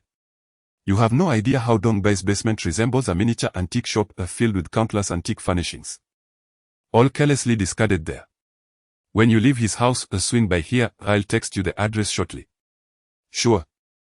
Dongbei asked me to bring you some new tea for you to sample, clearly indicating that you've made quite an impression on him this time. Enough chatter. Finish up quickly and come over, Qin Ke concluded, hanging up the phone. It was not that he was uninterested in the antics in Dongbei's basement, rather. He believed that engaging in idle talk after departing for a purpose would only undermine his credibility. Moreover, though Qin Ke felt a certain affinity with Zhang Bin, he understood the necessity of establishing a hierarchy in their future entrepreneurial endeavors. While some might perceive Qin Ke as overly pragmatic, his experiences with family matters had taught him that one must harbor no ill intentions while remaining vigilant against others. By allowing Zhang Bin to take the lead for now, he aimed to avert potential complications down the line. Compassionate leaders inevitably find themselves surrounded by an ever-expanding workforce if one were to treat each individual with undue leniency. The outcome would surely be tragic. Thus, he decided to put Zhang Bin to the test in advance. Achoo. At that moment, Zhang Bin, following Qin Ke's text, stood outside the door, forcefully sneezing. Damn it, who is backstabbing me? He muttered, pressing the doorbell. That was quick, you've returned old Zhang. Qin Ke opened the door, smiling at Zhang Bin, who was rubbing his nose. Absolutely. Old Zhang is a figure even my father fears, how could I not serve him well? Zhang Bin grinned widely, shrugging. Come in. Qin Ke stepped aside to allow Zhang Bin entry. Zhang Bin surveyed the room, recalling Qin Ke's previous discussion about renting a place with a beautiful woman, clearly indicating that the deal had been successfully clinched. He gazed at Qin Ke with a somewhat lecherous smile, unaware of Zhang Bin's thoughts. Qin Ke poured him a glass of water and sat across from him. I plan to embark on an entrepreneurial venture focused on high-end custom jewelry. Are you interested? Qin Ke reiterated the idea he had previously shared with Zhou Tong. That's a splendid notion. Since you've made up your mind, I shall take the plunge and invest, Zhang Bin replied with a knowing smile. We will divide the shares into 3 parts, Qin Ke stated, holding up 3 fingers. He felt it imperative to include Zhou Tong in their plans. Should she decline to participate, he and Zhang Bin would equally distribute her share. 3 parts. Are you planning to bring Dongbei on board? As brothers, I must say, if you want to include Dongbei, his share cannot be too small, conversely. If it's too large, we won't see any profit. Zhang Bin, after all, is a businessman. Even though he has transitioned into the realm of shareholders, his essence remains that of a merchant. From a commercial perspective, profit reigns supreme. With Dongbei's entry into the fray, it is evident that this formidable lion harbors substantial ambitions, which has begun to sow seeds of hesitation and concern within him. Qin Ke observed Zhang Bin and nodded, feeling a sense of relief for not having genuinely considered him a friend. Henceforth, he would regard him primarily as a collaborator. It's not Dongbei, it's my landlord, whom you met the other day, the manager of the jewelry store. He possesses connections and experience. Neither of us can oversee the jewelry store full-time, so we must find someone to manage the establishment for us. Are you suggesting we seek a professional manager? Zhang Bin inquired. One could interpret it that way. Qin Ke replied. But where would I go if I am not stationed at the jewelry store? There are far broader platforms awaiting your talents. The jewelry store is merely a small pond. Zhang Bin gazed at Qin Ke, perplexed by the remarkable confidence radiating from a boy 7 or 8 years his junior. Had it not been for Qin Ke's age, he would have presumed him to be a seasoned veteran in the business world, particularly given his profound understanding of agate and antiques, akin to that of Zhang Linting, the elder Zhang. He was not one to willingly accept a subordinate role. Yet before Qin Ke, the advantage of age seemed to dissipate. It was as if Qin Ke was a natural-born leader, exuding an irresistible charm that compelled others to follow. Crucially, since Qin Ke's emergence, he had earned a modest profit by aligning himself with him, not substantial, but enough to kindle his desire to partner with Qin Ke. What shall we do next? Zhang Bin subconsciously began to defer to Qin Ke, unaware of any impropriety in this shift. I have established a WeChat account to channel your non-client resources. I will showcase the jewelry we create and accept custom orders through this platform. Qin Ke had long devised this strategy, targeting online commerce first. The rationale was twofold: he lacked sufficient capital, and such personalized service would help him cultivate a loyal clientele. Once customer resources are stabilized, he would consider opening a physical store. This period would also grant Jiotong time for contemplation and provide everyone with an opportunity to harmonize their efforts.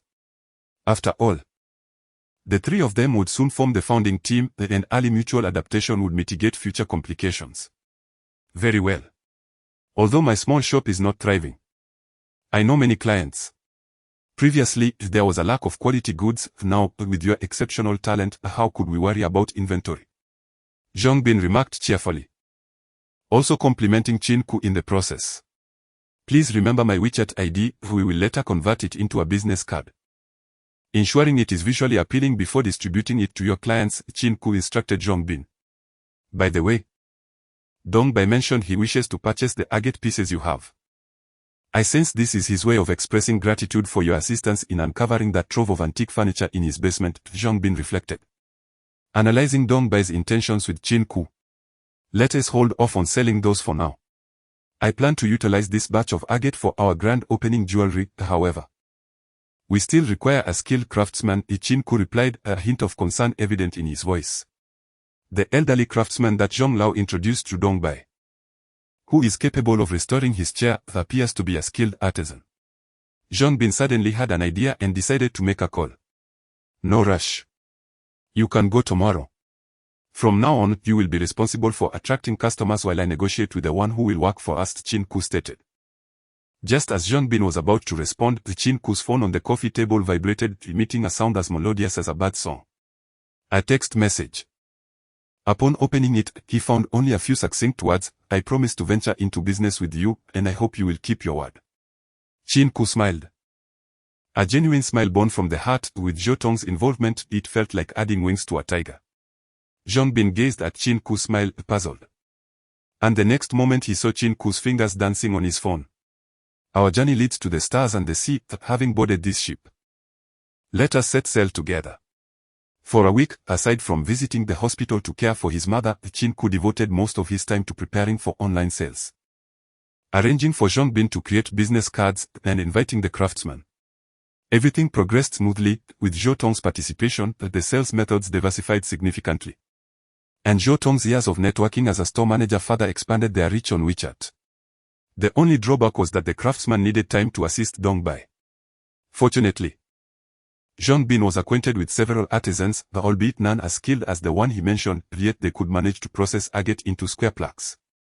In just 1 week, they sold 7 or 8 plaques, each priced no less than 8,000 yuan. These transactions were conducted through WeChat payments, aligning perfectly with Qin Ke's previously established strategy of entering the market through micro-businesses. The square plaques, as the name suggests, are square tokens made of agate. One on the chest, they not only serve an aesthetic purpose but also embody a fashionable trend while providing protective qualities against malevolent forces. Brother Qin, I truly admire you.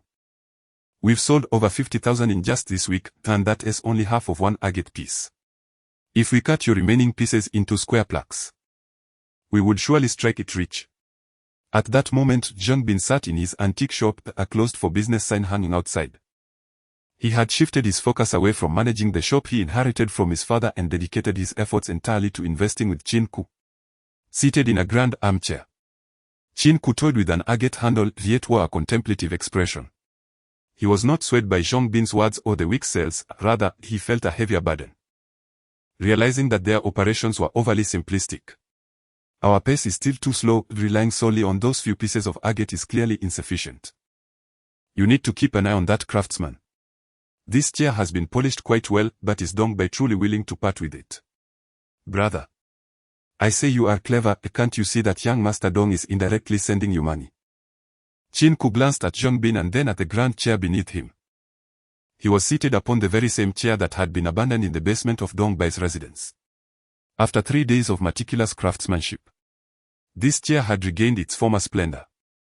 Although Qin Ke had never seen the original chair, he could not help but admire the skill of the artisan who had restored it. The unique hue of the yellow rosewood and the exquisite carvings on the backrest seemed to whisper tales of time in every intricate detail. You turned down Dong Bai's money. Yet he sent you 2 chairs, clearly considering your brother. You are quite fortunate. Zhang Bin remarked enviously.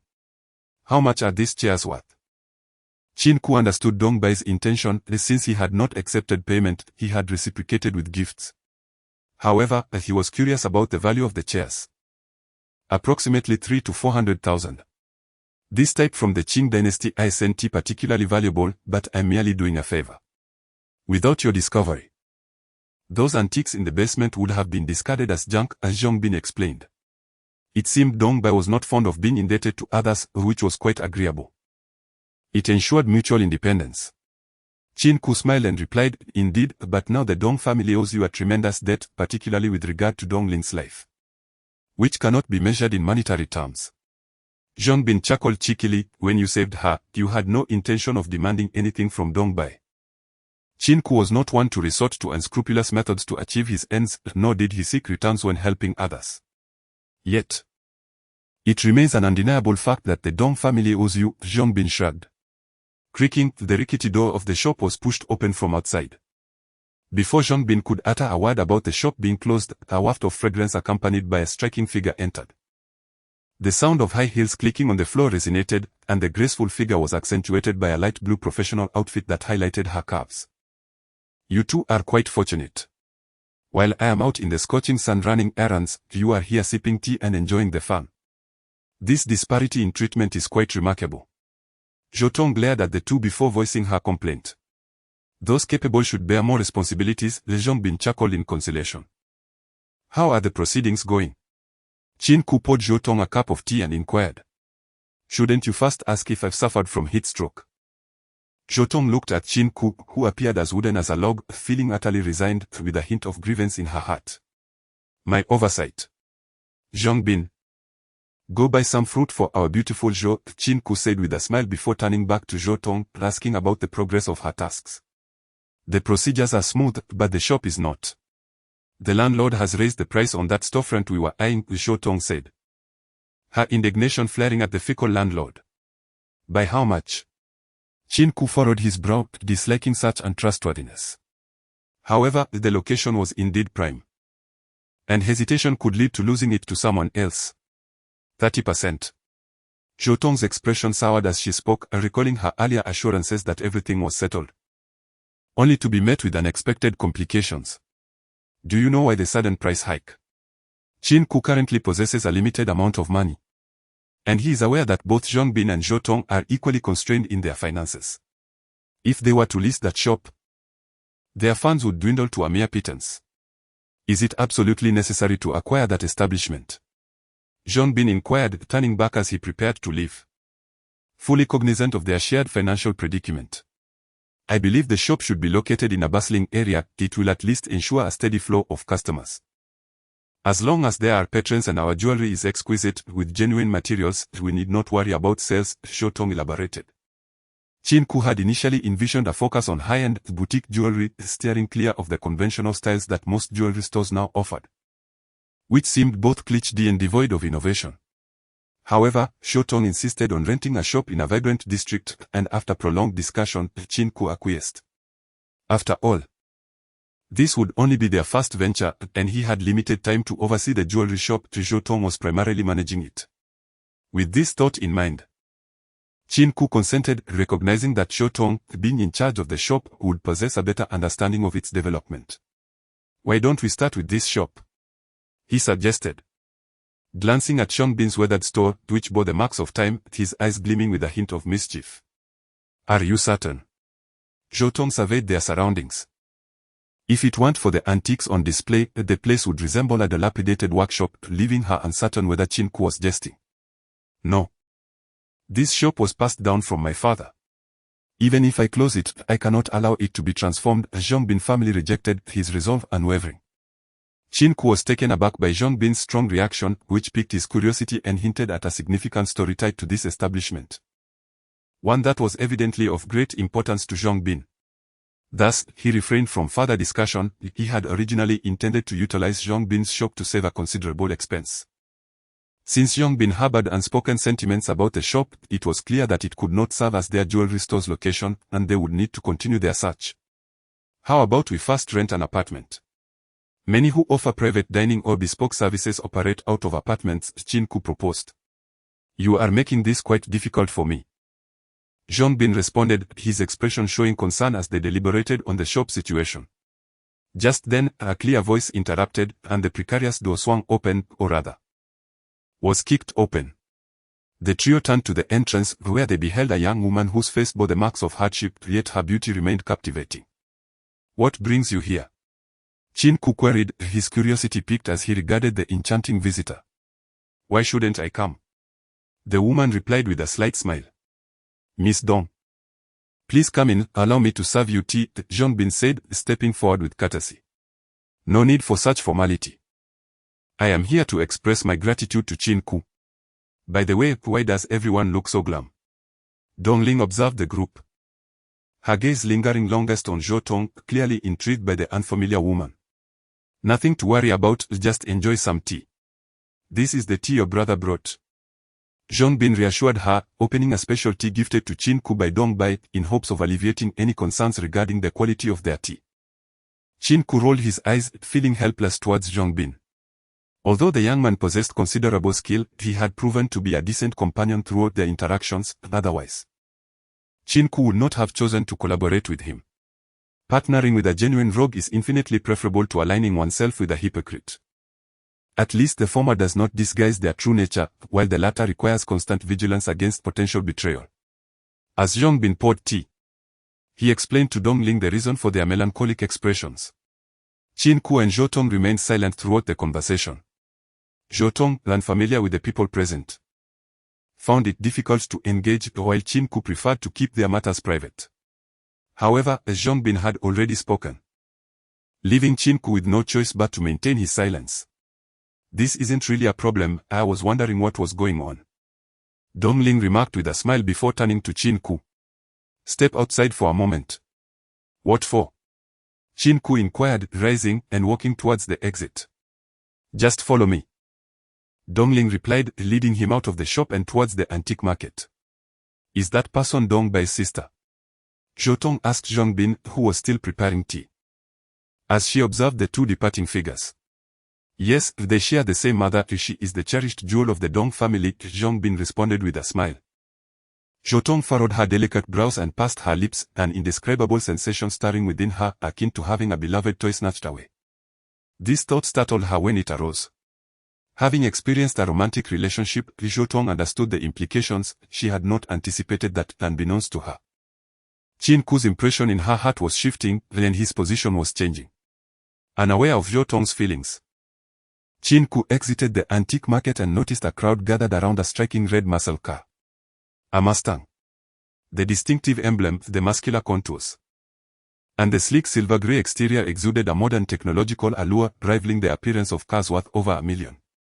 Some individuals were taking photographs, while others speculated about which wealthy heir owned such a vehicle, pondering the owner's gender. "This car is a gift for you, do not refuse it." "I dislike being indebted to others," Dongling declared, tossing the car keys to Qin Ke with an authoritative tone. "A gift for me?" Qin Ke pointed at the Mustang and glanced at the keys in his hand, marveling at the Dong family's generosity. Dong Bai had given him $1 million, and now Dongling was gifting him a car. "Of course, it's to express my gratitude for saving me," Dongling added, her cheeks flushing slightly. "Very well. I accept it, we are even," Qin Ke replied, stowing the keys away. Though he had declined Dong Bai's monetary gift, he accepted Dongling's car. It wasn't that Qin Ke was averse to money or that Dongling was merely attractive, rather, her reasoning compelled him to accept. Since she sought to avoid any debts of gratitude, he was more than willing to receive the vehicle. Dong Bai's financial gifts felt burdensome, whereas Dongling's intentions were clear. She was offering a token of gratitude, hoping that Qin Ke would refrain from troubling the Dong family in the future. "I'll take care of your shop. The rent will be 100,000 a year for a 3-year lease, after which we will renegotiate the rent based on market value." Dongling was taken aback by Qin Ke's acceptance of the car she offered him. Previously, Qin Ke had left her with an impression of being neither servile nor arrogant. Someone who would not accept gifts from others. "Very well," Qin Ke said with a smile. "Why would you refuse money from my brother but accept a car from me?" Unable to suppress her curiosity, Dongling inquired further. "Because I saved your life, it is only reasonable for you to reward me. Why would I refuse?" Qin Ke shrugged nonchalantly in response. "But the money from my brother was meant to thank you for saving me." Dongling was increasingly confused. "You just mentioned your brother. So naturally, I would not accept his money, as I did not save him, Qin Ke replied with a smile. Do you think I am rather pragmatic? Dongling could clearly sense Qin Ke's slight displeasure. Remembering her earlier statement about not wanting to owe anyone a favor, she began to understand his reaction. There is nothing pragmatic about this. In your world, everything has a price, while in mine, some actions are simply done with a clear conscience. Had it been someone else in that situation, I would have done the same. Qin Ke felt a disconnect with her, since they could not find common ground. He decided it was pointless to prolong the conversation. Just as he contemplated an excuse to leave, 3 individuals approached from nearby. Despite the distance, an instinctive sense of danger surged within him. Raising his gaze, he encountered an infuriating face, the person watching him with a chilling smile. Had it not been for Dongling's presence, he would have surely fled. Kid, what a coincidence to run into you here, don't you think you owe me some compensation? The man's deep voice, coupled with a sinister smile on his face, burned with fury as he locked eyes with Qin Ke. Or, what terrible luck. Encountering a mad dog right after stepping out, Qin Ke replied with a wry smile, his demeanor remaining unfazed despite the numbers against him. Fine. You can play the hero for now, soon, I will make you a fool. The man cracked his neck and then whispered to someone behind him. Xiaobin. We have no enmity, but if you wish to deal with me, are you certain you want to do it here? Qin Ke stated, scanning his surroundings with a hint of warning in his tone. He was not foolish, with so many against him, unless he were a martial arts master like Ip Man. He would undoubtedly be beaten. For now, he could only stall for time, hoping that Dongling would call for help. Xiaobin was the intermediary who had sold the agate rough stone that day. Because of Qin Ke's words, he had not only lost a rough stone but had also been humiliated in front of others. Encountering Qin Ke today, he would not let him go easily. However, in the next moment, his attention shifted upon noticing the car key for a Mustang in Qin Ke's hand.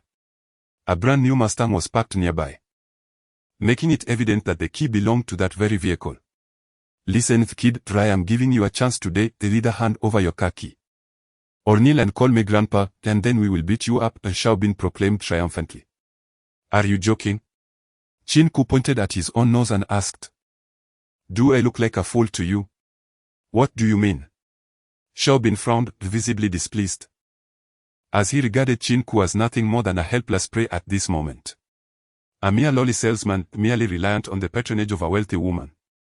Yet as Xiaobin gazed at Dongling, who stood behind Qin Ke, he sensed an extraordinary aura about her. However, considering that most affluent women were married, he felt that extorting this vehicle would pose no difficulty. To put it succinctly, he had set his sights on seizing the car, knowing that the other party would be too afraid to report him to the authorities. Dongling furrowed her brow, casting an angry glance at Xiaobin. Though she was unaware of his thoughts, the Mustang in question was a gift she had presented to Qin Ke. And now the audacity of Xiaobin to extort it in her presence was nothing short of a slap in the face, an affront not just to her, but to the Dong family as a whole. However, before she could voice her indignation, Qin Ke had already spoken. Neither of us is foolish. How could you pose such a ridiculous question? Qin Ke's derisive gaze and upturned lips directed at Xiaobin were laden with contempt. Kid, it appears you are courting death today. This car is mine, consider it compensation for that raw stone you owe me. Xiaobin's eyes flared with anger. It seems you are gravely mistaken, we live in a society governed by law. Do you truly believe you can act without consequence? Qin Ke retorted with a provocative glint in his eyes, accompanied by a nonchalant smile. Very well, playing the hero in front of a woman. I shall soon have you beaten into submission. Brothers, advance. With Xiaobin's command, the 3 men surged forward, though none bore weapons. The onlookers had already concluded that Qin Ke was destined for defeat in a 4-on-1 confrontation. Yet, contrary to expectations, Qin Ke remained unfazed in the face of the approaching assailants, instead sporting an enigmatic smile. Xiaobin believed Qin Ke was merely feigning calmness. He intended not only to claim the red Mustang as his own but also to force Qin Ke to kneel and beg for mercy, reclaiming his lost pride. As the assailants approached, poised to strike, the sharp command halted them in their tracks. Do not move. Police. The authoritative voice of Lin Yu, resplendent in her uniform, materialized behind Xiaobin and his cohorts. Officer, did you witness this? These individuals were about to engage in a public brawl. Qin Ke shrugged, feigning innocence. Everyone. Hands on your heads, produce your identification, Lin Yu instructed, her brows knitted in concentration, her hand poised to draw her weapon. Her steely gaze fixed on Xiaobin and his companions. This is a misunderstanding, but Xiaobin stammered, not entirely devoid of streetwise savvy. Upon seeing the police, particularly as Lin Yu reached for her waist, a flicker of panic crossed his face. A misunderstanding. I distinctly saw the four of you preparing to assault him. Lin Yu pointed toward Qin Ke. Despite her journey from admiration to disdain for him, as a police officer, she could not allow unlawful behavior to transpire before her eyes. Nor could she remain a passive observer. It's all a misunderstanding. If you don't believe me, ask this brother, Xiaobin chuckled awkwardly, gesturing toward Qin Ke. A misunderstanding. Everyone witnessed how these individuals intended to assault me and extort my vehicle. Qin Ke was determined to hold Xiaobin accountable. For their enmity had already been established, and he had nothing left to lose. Xiaobin had intended to utter a few harsh words. But upon seeing Lin Yu in her police uniform beside him, he swiftly swallowed his retort. What is wrong with me? In broad daylight, amidst the clear skies. You dare to extort? A misunderstanding, perhaps. Qin Ke appeared furious, yet inwardly he reveled in delight, for this spectacle was all for Lin Yu's observation. You all must accompany me to the police station, Lin Yu commanded, her brow furrowing, her gaze towards Xiaobin and his associates growing increasingly vigilant. Although the reasons behind their trouble with Qin Ke eluded her, his words had clearly indicated their criminal intent. It truly is a misunderstanding. I am quite familiar with Officer Lu from the Chelsea precinct. You must be aware of him, right? Xiaobin attempted to insinuate. Spare me your charades. Your identification cards are currently in my possession. Comply with my request and accompany me to the police station for questioning, Lin Yu retorted. Casting a disdainful glance at Xiaobin, she withdrew her hand from her waist, having previously reached for her weapon, and instead summoned reinforcements with her phone. Observing that the situation was escalating, Qin Ke sensed the need for Xiaobin to learn a lesson, especially given the latter's insufferable demeanor. Xiaobin found himself in a predicament, unable to voice his grievances as he had continuously suffered defeats at Qin Ke's hands, first kneeling and calling him master. And now facing the police without having seized control of the situation. While Lin Yu scrutinized the four individuals, she signaled Qin Ke to step aside, creating distance from Xiaobin and his group. Hurrying over, Qin Ke inquired, what is it? I heard you're starting a venture with Zhotong. Lin Yu regarded Qin Ke with the discerning gaze of an investigator. Indeed, do you wish to join us? Qin Ke replied with a grin, unfazed by her scrutinizing stare. I am not jesting. I warn you to do no harm to Zhotong, or I shall not be lenient, Lin Yu threatened. Not be lenient? Pray tell. What do you intend to do? I am a law-abiding citizen. You ought to interrogate these four individuals instead. Perhaps you'll uncover something unexpected, Qin Ke suggested, glancing towards Xiaobin, eager to entrap them further. Xiaobin observed the exchange, realizing the gravity of the situation. It was apparent that these two were acquainted. Regret washed over him for underestimating Qin Ke, who was far more formidable than he had presumed. Taking out his phone, he dialed for assistance. The officer he mentioned earlier was not merely an idle boss to intimidate Lin Yu, he shared a deep connection with Lu. Boss Xiao. What a surprise to receive your call. Did you not attend to your usual business with those worthless stones today? Came a voice from the other end. Authoritative yet laced with jest. Lu, I find myself in a bit of trouble. The misunderstanding has arisen with a junior officer here, and I require your assistance. Xiaobin stated without embellishment. Oh. Which precinct is involved? Hand the phone to him, Lu instructed, his tone serious. For Xiaobin, it was still a favor owed, given the lucrative jade transactions they had engaged in. You have Lu on the line. Xiaobin, regaining his arrogance, lifted his chin towards Lin Yu and shot a warning glare at Qin Ke, as if to say he would have his day. Lin Yu accepted the phone with a look of disdain, stepping aside to engage in the call. With a cold smirk, Xiaobin cast a glance at the young Qin Ke, foreboding, you are in for a treat. Is that so? Qin Ke replied with a nonchalant chuckle, shrugging his shoulders. Hand over that car to me, and I'll make a round around you. We'll settle our grievances. It's not too late for you to decide. Xiaobin smiled, as if extending an opportunity to Qin Ke. Lu wants you to take the call. Before Qin Ke could respond, Lin Yu approached and returned the phone to Xiaobin. He grinned, lifting his chin in triumph, and answered the call, deliberately speaking loudly, "Thanks, Lu. Is everything sorted?" "Xiaobin, let me make this clear, if you want to perish, don't drag me down with you."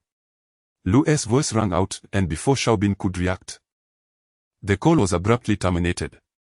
Beep, beep, beep.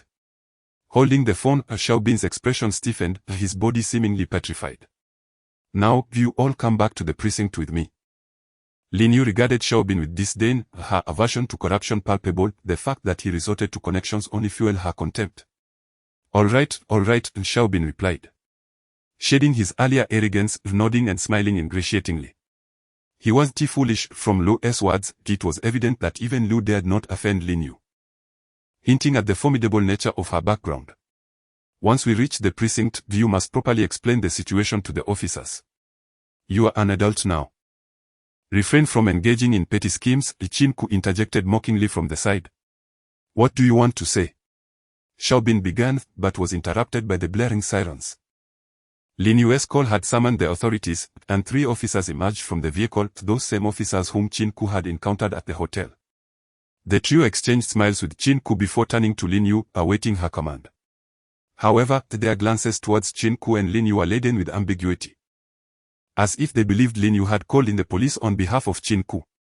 "Wait a moment," Dongling, who had remained silent until then, spoke up and approached Xiaobin with a smile. Suddenly, she delivered a swift kick to his groin and followed it with a resounding slap across his face. Xiaobin glared furiously, his arm poised to retaliate, but the presence of the police prevented him from acting. Qin Ke hurriedly stepped in to restrain Dongling, not out of concern for Xiaobin, but to protect her from potential repercussions. He hadn't anticipated her sudden aggression. The brutality of Dongling's actions left the nearby officers momentarily stunned. By the time they regained their composure, she had reverted to her previous elegant demeanor, smiling sweetly at them. Impressive, was the unanimous thought among all present, including the battered Xiaobin. "Not everything belongs to you. What I give you, you may take. What I withhold, if you seize it, you're slapping my face," Dongling declared, her words somewhat discordant with her exquisite appearance. Yet they unmistakably conveyed her stance. She stood firmly with Qin Ke. Naturally, her allegiance lay solely with him, for she barely knew Xiaobin, and he was undeniably loathsome. "Who do you think you are?" Xiaobin snarled, clutching his groin and glaring at Dongling, his eyes blazing with fury. Dongling. You are someone I cannot afford to provoke, nor do you deserve even a fleeting glance from me." At this moment, Dongling resembled a frigid goddess, exuding an aura of icy detachment, her head held high like a regal lion. Meanwhile, Xiaobin of the Dong family mumbled to himself, his expression turning remarkably awkward. More so than when he was previously rejected by Lu. The Dong family, a household whose wealth surpasses even the foremost elite of Han City and ranks among the top in Beha province, is not one to be trifled with. Xiaobin now regretted his actions. He had not anticipated that a mere salesman like Qin Ke would be acquainted with so many influential women, which stirred a tinge of jealousy within him. Indeed, I was in the wrong today. May the esteemed overlook the transgressions of the insignificant. Xiaobin endured the discomfort he felt and awkwardly remarked, "Take them back to the police station." Lin Yu cast a meaningful glance at Dongling before addressing the officers behind her and then proceeded towards the police car. A conflict had been diffused by the intervention of 2 women. Although Qin Ke relished the sight of Xiaobin's humiliation, he also felt a sense of helplessness.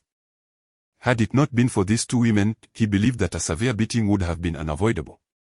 While Lin Yu had been instrumental in aiding him, he was convinced that Dongling would have intervened as well had Lin Yu not been present. However, relying on women for assistance felt somewhat demeaning.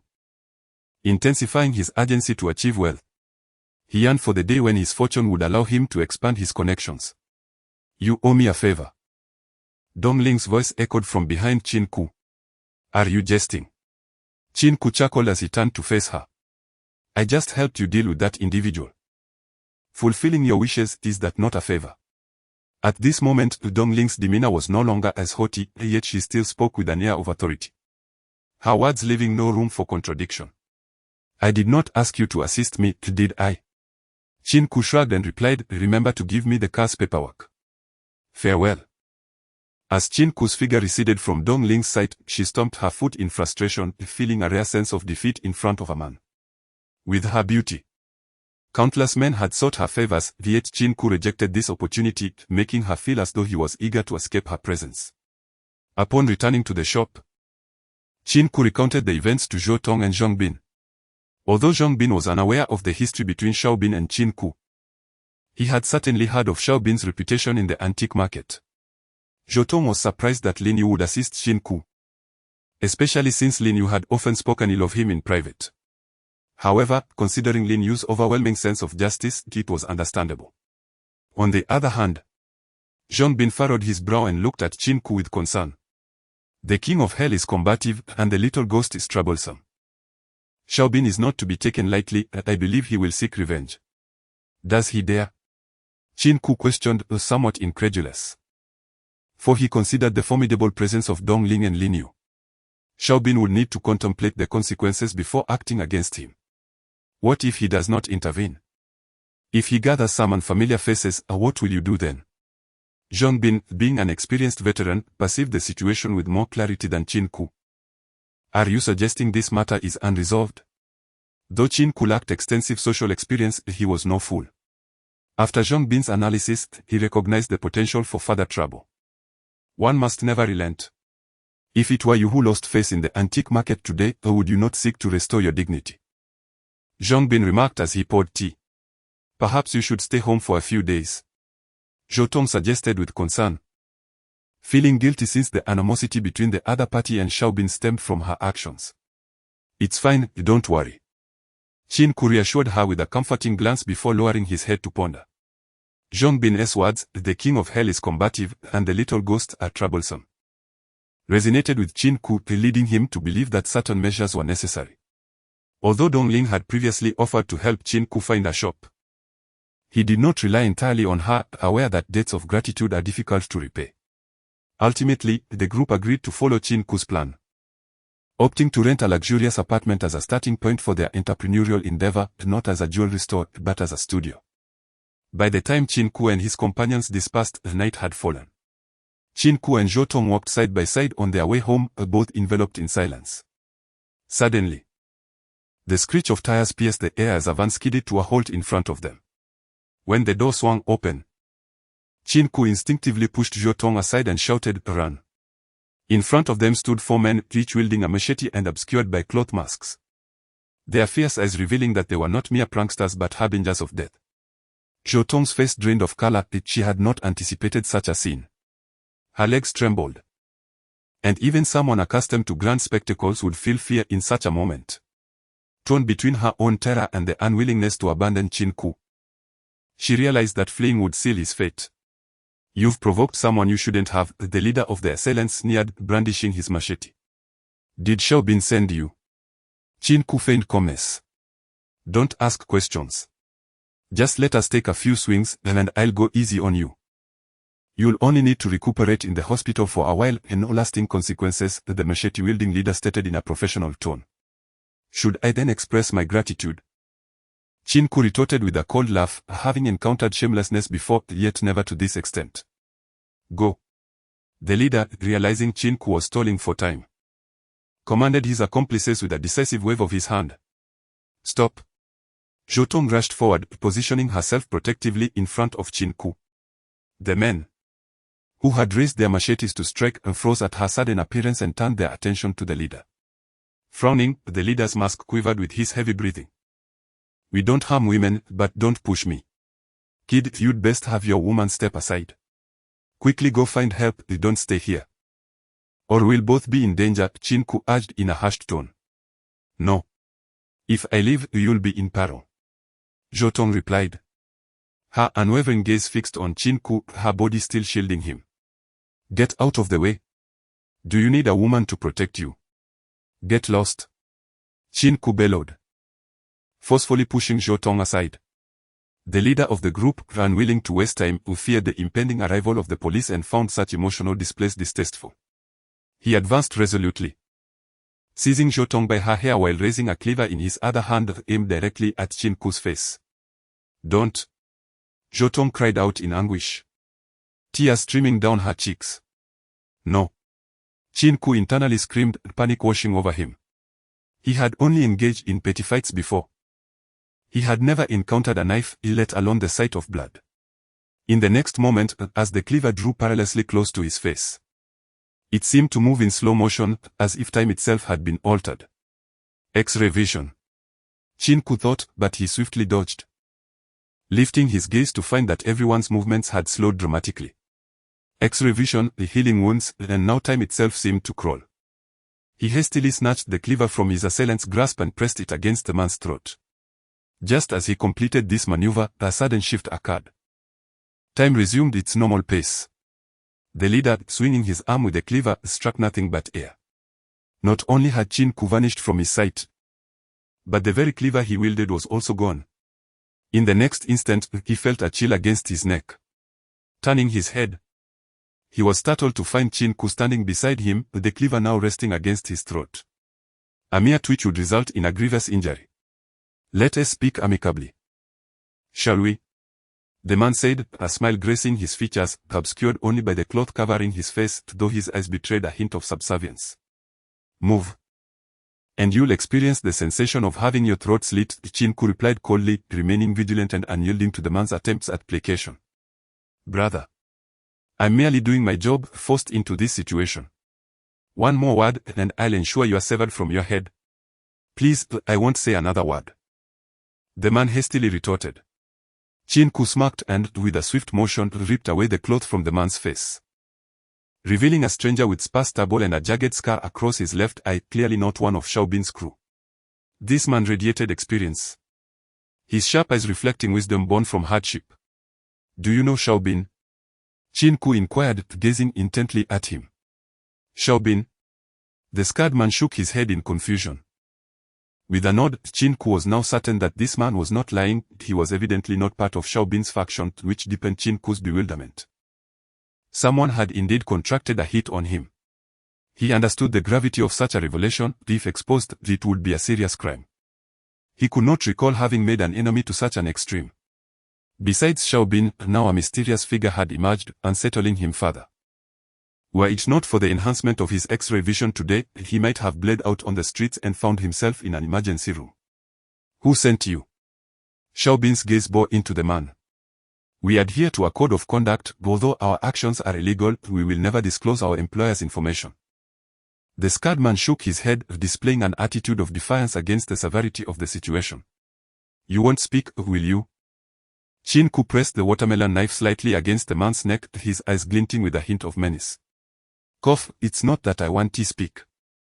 I truly cannot, the scarred man responded awkwardly, his discomfort escalating with the pain at his throat. Who is it? Qin Ke applied more pressure, the blade barely piercing the skin, blood oozing from the wound. It's Wang Bao, it's Wang Bao.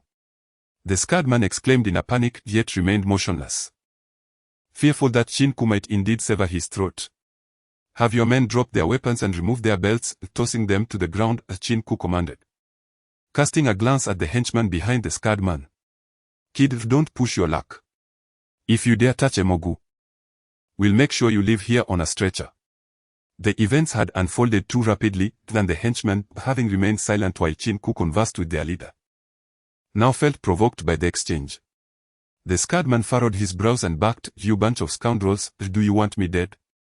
Quickly do as this young man says. The previously arrogant thugs reluctantly set down their watermelon knives and buckled their belts and tossed them to the ground, comically holding up their trousers. Jotong, you drive. Qin Ke instructed the terrified shop manager beside him, then turned to the scarred man with a sly smile, adding, Apologies. But you'll have to accompany us for a while longer. Of course, the scarred man replied, nodding submissively. Jotong took the driver's seat. Although the vehicle was a mere shell, she managed it well, albeit with trembling hands as the earlier scene replayed in her mind. That blade had seemed destined to strike Qin Ke, yet in an instant he had evaded the blow and snatched the weapon away with an audacity that surpassed even the most skilled martial arts films. Now, with a knife wielded by the man intending to harm him, Jotong found the situation almost absurd. Those who had come to assault Qin Ke were now at his mercy. Where to now? Zhou Tong inquired. Where is Wang Bao? Qin Ke asked with a friendly smile, as though inquiring of an old acquaintance.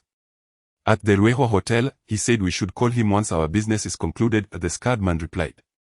Fully aware that despite Qin Ke's cordial demeanor, he was merely a prisoner in this scenario. What astonished the scarred man was Qin Ke's prowess, having so effortlessly disarmed him. He regarded Qin Ke as a formidable martial artist, a master of exceptional skill. Additionally, there was something unsettling about Qin Ke's gaze. Sharp enough to deter even the most seasoned of veterans from maintaining eye contact for long. The Ruehua Hotel, one of the few four-star establishments in Hong City, was reached in just over 20 minutes due to Zhou Tong's adept driving. All right, your part in this is over. Should you seek to trouble me, I am always ready. Qin Ke declared as they arrived, releasing the watermelon knife without a backward glance at the scarred man stepping out of the car. A true master. As Qin Ke gazed at the retreating figure, two words echoed in the mind of the scarred man. He deemed it wise not to provoke this individual. He resolved to double the fee this time. Although the task remained unfulfilled, it was inconsistent with the facts as articulated by that brat. Clearly, this was a person of martial prowess, yet the other party treated it with nonchalance, evidently setting a trap for him. Now, not only was the scarred man preparing to confront Wang Bao, but Qin Ke was also intent on teaching a lesson to the current boyfriend of his ex-girlfriend. He had previously afforded the other party a measure of grace, which had been squandered, resulting in the need for hide tags. Should he refrain from retaliating this time, the next encounter might well lead to an assassin being dispatched to take his life. This time, had fortune not favored him, he might have been left in a state of uncertainty between life and death. Excuse me, is there a Mr. Wang Bao here? Qin Ke approached the front desk, offering a smile to the receptionist. Good day, are you the Mr. Wang Bao who reserved the fortune hall? The receptionist inquired politely after checking the computer records. I had forgotten, thank you, Qin Ke replied, maintaining a pleasant facade, though his inner fury simmered beneath. The private rooms of the Ruehua Hotel were primarily located on the second floor, and Qin Ke effortlessly located the fortune hall. Before even reaching the door, he heard Wang Bao's voice resounding within. Today is our class reunion, I'm thrilled. Let us enjoy the food and drinks. Judging by the exuberance in his voice, it was apparent that the meal had just commenced, and Wang Bao was in high spirits, his face undoubtedly beaming with joy. Clenching his fists, Qin Ke understood precisely why Wang Bao was elated. If all had gone as intended, he would have been in a hospital right now. And as the orchestrator of the scheme, Wang Bao would surely be applauding the success. This gathering, rather than a reunion, felt more like a celebration of his successful hiring of an assassin. With a resounding crash, Qin Ke kicked open the door to the private room, leaving the occupants momentarily stunned. He surveyed the familiar faces, his college classmates, whom he had not seen in 2 years. While many appeared unchanged, some exuded a different aura. The room housed over 40 individuals seated at 2 large tables, and now all eyes were fixed upon Qin Ke. There were also those who cast glances at Zhou Tong, who stood behind him. Although Zhou Tong was a few years older than the rest, her beauty and figure were unmatched by any of the women present. Why wasn't he invited to the reunion? Wang Bao, how inconsiderate of you, Qin Ke approached Wang Bao, a peculiar smile gracing his lips. What are you doing here? Wang Bao stumbled back a few steps, colliding with a chair and sitting down abruptly, his eyes wide with terror and disbelief. What am I doing? Should I not be here? Wouldn't it be more to your liking if I were currently in the emergency room? Qin Ke tilted his head, standing 2 meters away from Wang Bao as he posed the question. Who allowed you to come here? This place I sent tea for you. A man sitting beside Wang Bao rose, blocking Qin Ke's path, his face contorted with disdain. Zhou Qiang, it's been 2 years, hasn't it? Still playing the sycophant for Wang Bao? Have you achieved anything in that time? Qin Ke chuckled derisively, his eyes glinting with mockery, his words laced with contempt. Who are you calling a sycophant? Zhou Qiang, standing at 1.8 meters, had a face riddled with pockmarks. His agitation only served to enhance the unappealing countenance. Disregard him. What capabilities does a dropout possess? The man seated beside Wang Bao rose to his feet. Wang Bao, pray tell, why am I here? Qin Ke, ignoring the two before him, directed his gaze toward Wang Bao, whose pallor suggested distress. How would I know? Wang Bao stammered, internally lamenting his decision to host a class reunion today. Earlier, while passing the antique market, he had fortuitously witnessed the confrontation between Qin Ke and Xiaobin. An idea had sprung to mind: he could frame Xiaobin and teach Qin Ke a lesson. Moreover, he hastily organized the reunion, gathering a group of acquaintances from Han City, all to relish the spectacle of Qin Ke's misfortune. Now, all was in vain. Qin Ke remained unscathed, leading him to ponder whether the hired thugs had failed to apprehend Qin Ke. Yet, for Qin Ke to have found this place, it could only mean one thing: those men had betrayed him. You hired someone to attack me. Quite the audacious move. Should you encounter such a situation again, feel free to approach me directly. You may strike at your leisure. Qin Ke's words elucidated to the assembled crowd the reason for his presence here. Preposterous. Wang Bao is not that sort of person. Song Jiao interjected, standing in protest. Do not heed this fool, a dropout and a failure. He is simply envious of Wang Bao's company and has come to disrupt. Zhou Qiong scoffed from the side. Qin Ke smiled. These were his classmates from 2 years of university, and aside from Zhou Qiong, most present appeared to believe Zhou Qiong's assertions. Not a single soul emerged to defend him. Which stung his heart. Although friendships forged in university may not be unwavering, he had extended considerable assistance to his peers. Enough. Let us enjoy our reunion.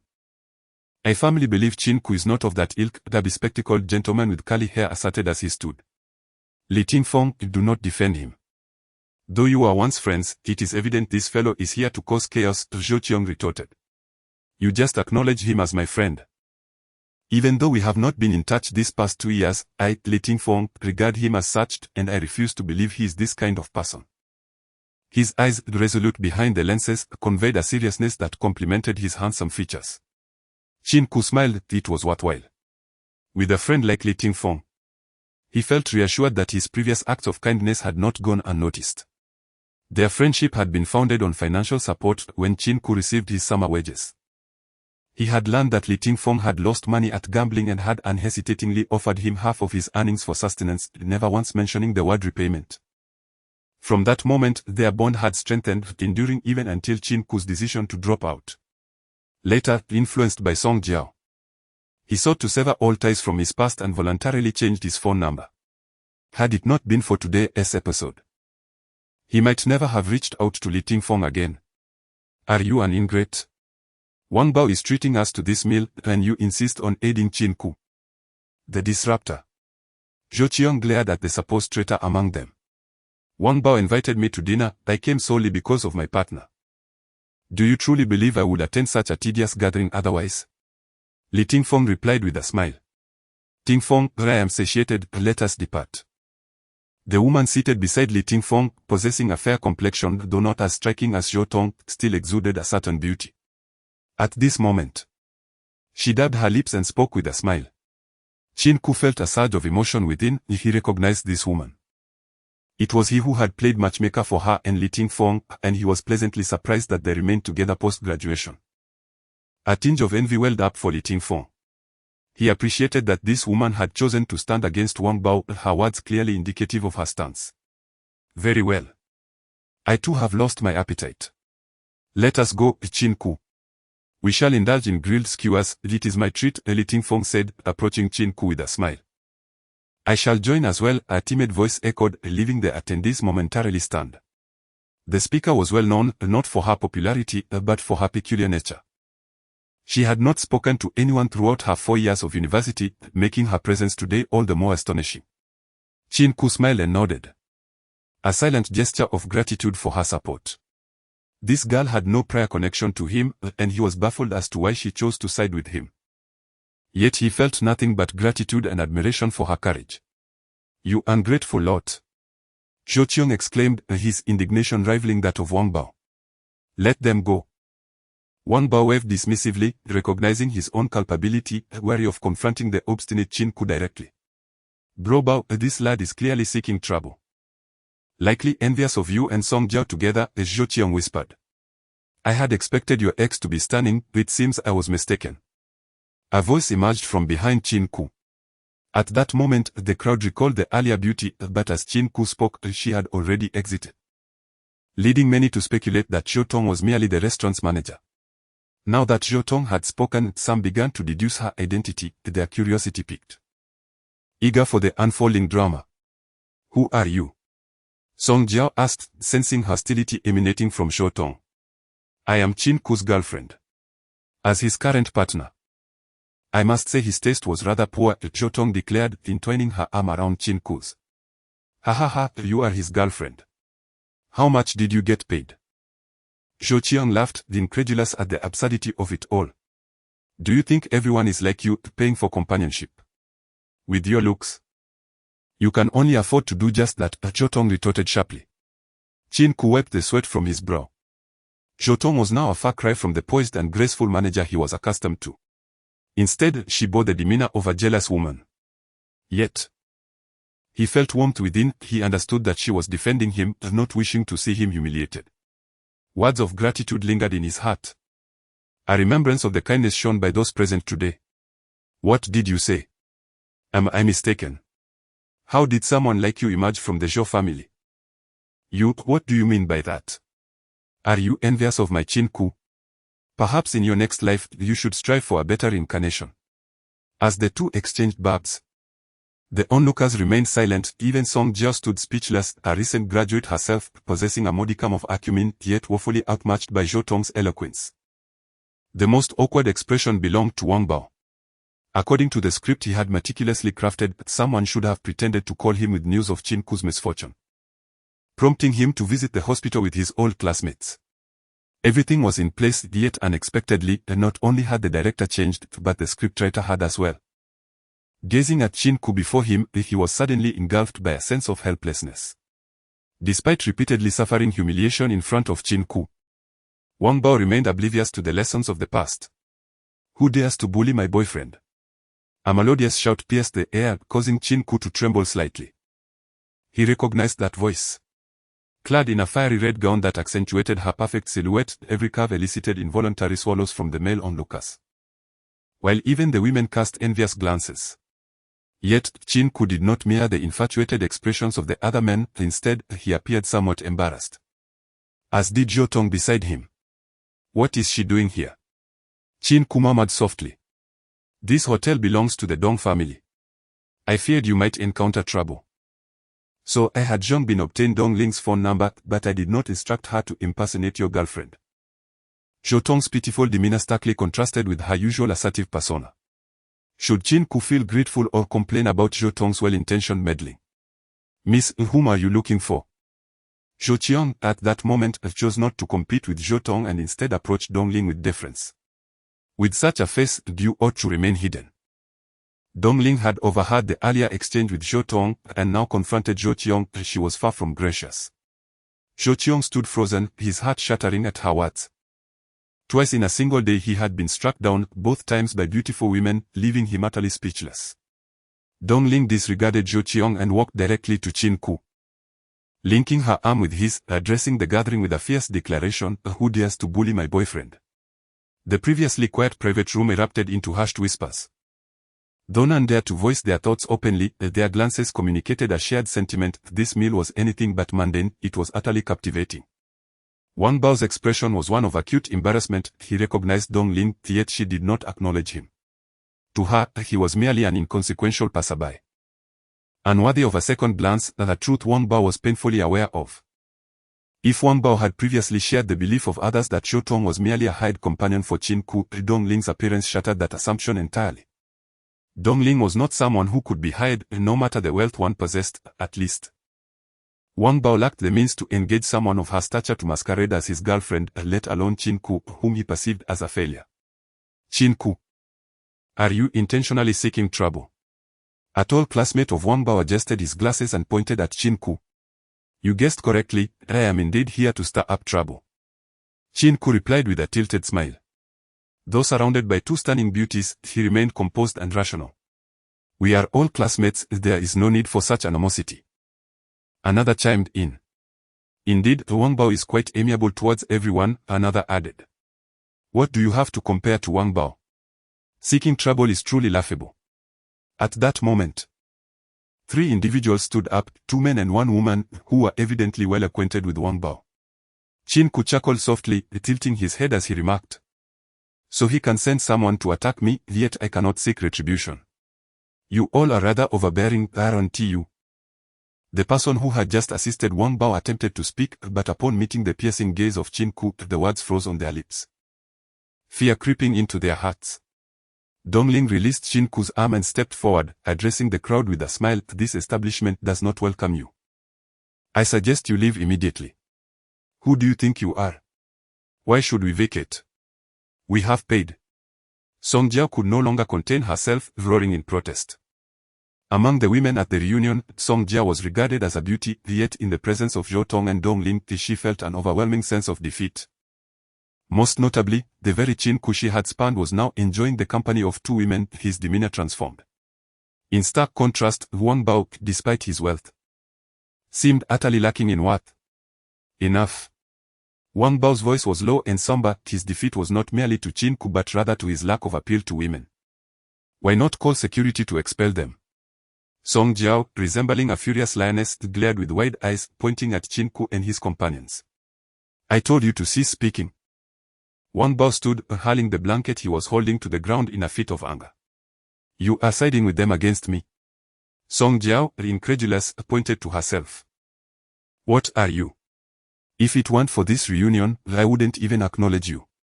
I've told you we are completely through. Wang Bao exclaimed. His gaze filled with disdain as he thought of the woman who only sought his money, feeling a wave of nausea. Now, he found himself envying Qin Ke, who not only had the company of two women but had also rid himself of the burdensome Song Jiao, who clung to him like a persistent adhesive. Miss Dong. You are magnanimous, please do not hold it against us. We will take our leave, Wang Bao said, turning with a grin towards Dongling, his demeanor shifting dramatically. Indeed. Dongling nodded, not even sparing Wang Bao a glance, her dismissive sound suggesting that engaging further would be a waste of time. Everyone present was not oblivious. It was clear that at least one of these women was not Qin Ke's girlfriend. However, their willingness to support him earned them admiration for his prowess. Moreover, Wang Bao's reaction indicated that he could not afford to antagonize Dongling if he, the man of means, was unable to contend with her. The less fortunate classmates would certainly steer clear of her wrath. Are you dissatisfied? Yet this is how society operates. As the owner here, I possess the right to ask you to leave. To express my apologies, I will cover your meal, you may take it to go. Thank you for bequeathing me such a wonderful boyfriend, you truly do not deserve him. Dongling's words flashed Song Jiao's face with embarrassment. And even Zhou Tong beside her instinctively released her grip on Qin Ke's arm. In comparison, none of the women present could rival Dongling in terms of beauty, wealth, or personal charm. Under Wang Bao's lead, the group departed in disgrace, not a single person bothering to pack their meals. Ultimately, Wang Bao settled the bill, unwilling to owe anything to Dongling. As they stepped outside, Qin Ke emerged as well, walking alongside Li Tingfeng, while Li's girlfriend, Zhao Shuyu, was accompanied by Zhou Tong and Dongling. Upon reaching the entrance, Qin Ke's gaze fell upon the Mustang parked there, the very one gifted to him by Dongling. You mentioned you were in a hurry and didn't drive, so I brought the car over for you. It will be convenient for your outing later, Dongling's voice, though not loud, was heard by everyone present. The Mustang, a dream car for these university graduates from ordinary families, was a coveted treasure. For Wang Bao, the car was not particularly expensive, but the pivotal point lay in its owner, Qin Ke. Once looked down upon for his lack of wealth, he had now transformed. Embraced by beautiful women and capable of affording a sports car. In that moment, the collective reaction of the onlookers could be distilled into three words: kept man. If Qin Ke had been privy to their thoughts, he would have wept, but even if he knew, he would refrain from explaining himself, as clarifying matters to a group of indifferent classmates would be a futile endeavor. Thus, a reunion orchestrated by Wang Bao aimed at undermining Qin Ke concluded in an anticlimactic fashion, leaving Wang Bao embarrassed and publicly outdone by Qin Ke. Of course, his defeat was at the hands of Dongling. Yet in the minds of their peers, he had succumbed to Qin Ke today. You're not really involved in any questionable business, are you? Li Tingfeng whispered to Qin Ke as the crowd dispersed. Get lost, I haven't sunk that low, Qin Ke retorted playfully, then added. This car is a favor from the Dong family, I saved Dongling. After hearing how Qin Ke had rescued Dongling, Li Tingfeng, filled with envy, remarked, "When will I have such luck? A hero saving a damsel, and she develops feelings for you. Aren't you jealous?" A voice laced with jealousy and a hint of menace echoed from behind Li Tingfeng. "Ahem, dear, let me explain, I was merely comforting Qin Ke." "I am content with you," Li Tingfeng stammered, hastily clarifying. "You two are quite amusing," Qin Ke observed enviously, before his attention shifted to a slender figure nearby. "Lin Lili? You remember me?" "Of course, I recall, thank you for standing up for me before." No, I just felt they were being excessive." With thick bottle-bottom glasses and a sprinkling of freckles adorning her face, the girl resembled a swan in disguise, yet her eyes sparkled with a captivating clarity, reminiscent of pure water. The eyes are the windows to the soul, and through her gaze, it was evident that she possessed an innocent heart. Before dropping out of school, Qin Ke had little interaction with her, and he had not observed her close friendship with any particular girl. She seemed like a lone wolf, often blushing even when speaking to classmates, just as she was now, with her head bowed, as if she had committed a transgression. Had Lin Lili not been so unique, Qin Ke would likely have forgotten her name, as their interactions had been minimal, leaving little impression. "What brings you here today?" Qin Ke inquired with curiosity. "My mother said that as enter society, it's beneficial to stay connected with classmates." Lin Lili's innocent response elicited smiles from everyone present, yet no one ridiculed her. She appeared pure, reminiscent of a child. In this society, such individuals are often deemed foolish by many, however, they merely reside in an ivory tower, shielded and oblivious to the grim realities of the world. Dongling, with a warm smile, remarked, "Little sister, if you enter society this way, you'll soon find yourself either dismissed or bullied. I was just let go yesterday." Lin Lili adjusted her glasses, feeling somewhat embarrassed, with a hint of moisture in her eyes. Dongling clearly did not anticipate that her words would strike a chord. Indeed, the girl had been dismissed. "It seems you intended to seek employment with this mill, but have inadvertently complicated things," Qin Ke, recognizing Lin Lili's purpose for attending the gathering, said with a tinge of guilt. "It's not your fault, it was my own choice," Lin Lili replied softly. "All right, you two, stop being so polite. Here is my business card. Come find me tomorrow, I'll arrange a job for you. How about being my secretary?" After speaking, Dongling wore a mischievous expression, grinning playfully. Qin Ke, holding his head in confusion, could not fathom the nature of this woman. She had appeared dignified and graceful upon their first encounter, yet now seemed both domineering and whimsical. Zhotong observed the group with a smile, watching as they conversed without participating herself. The group settled at a barbecue stall. Qin Ke and Li Tingfeng had not seen each other for over 2 years. One had been navigating the complexities of society for that time, while the other had just graduated 6 months prior.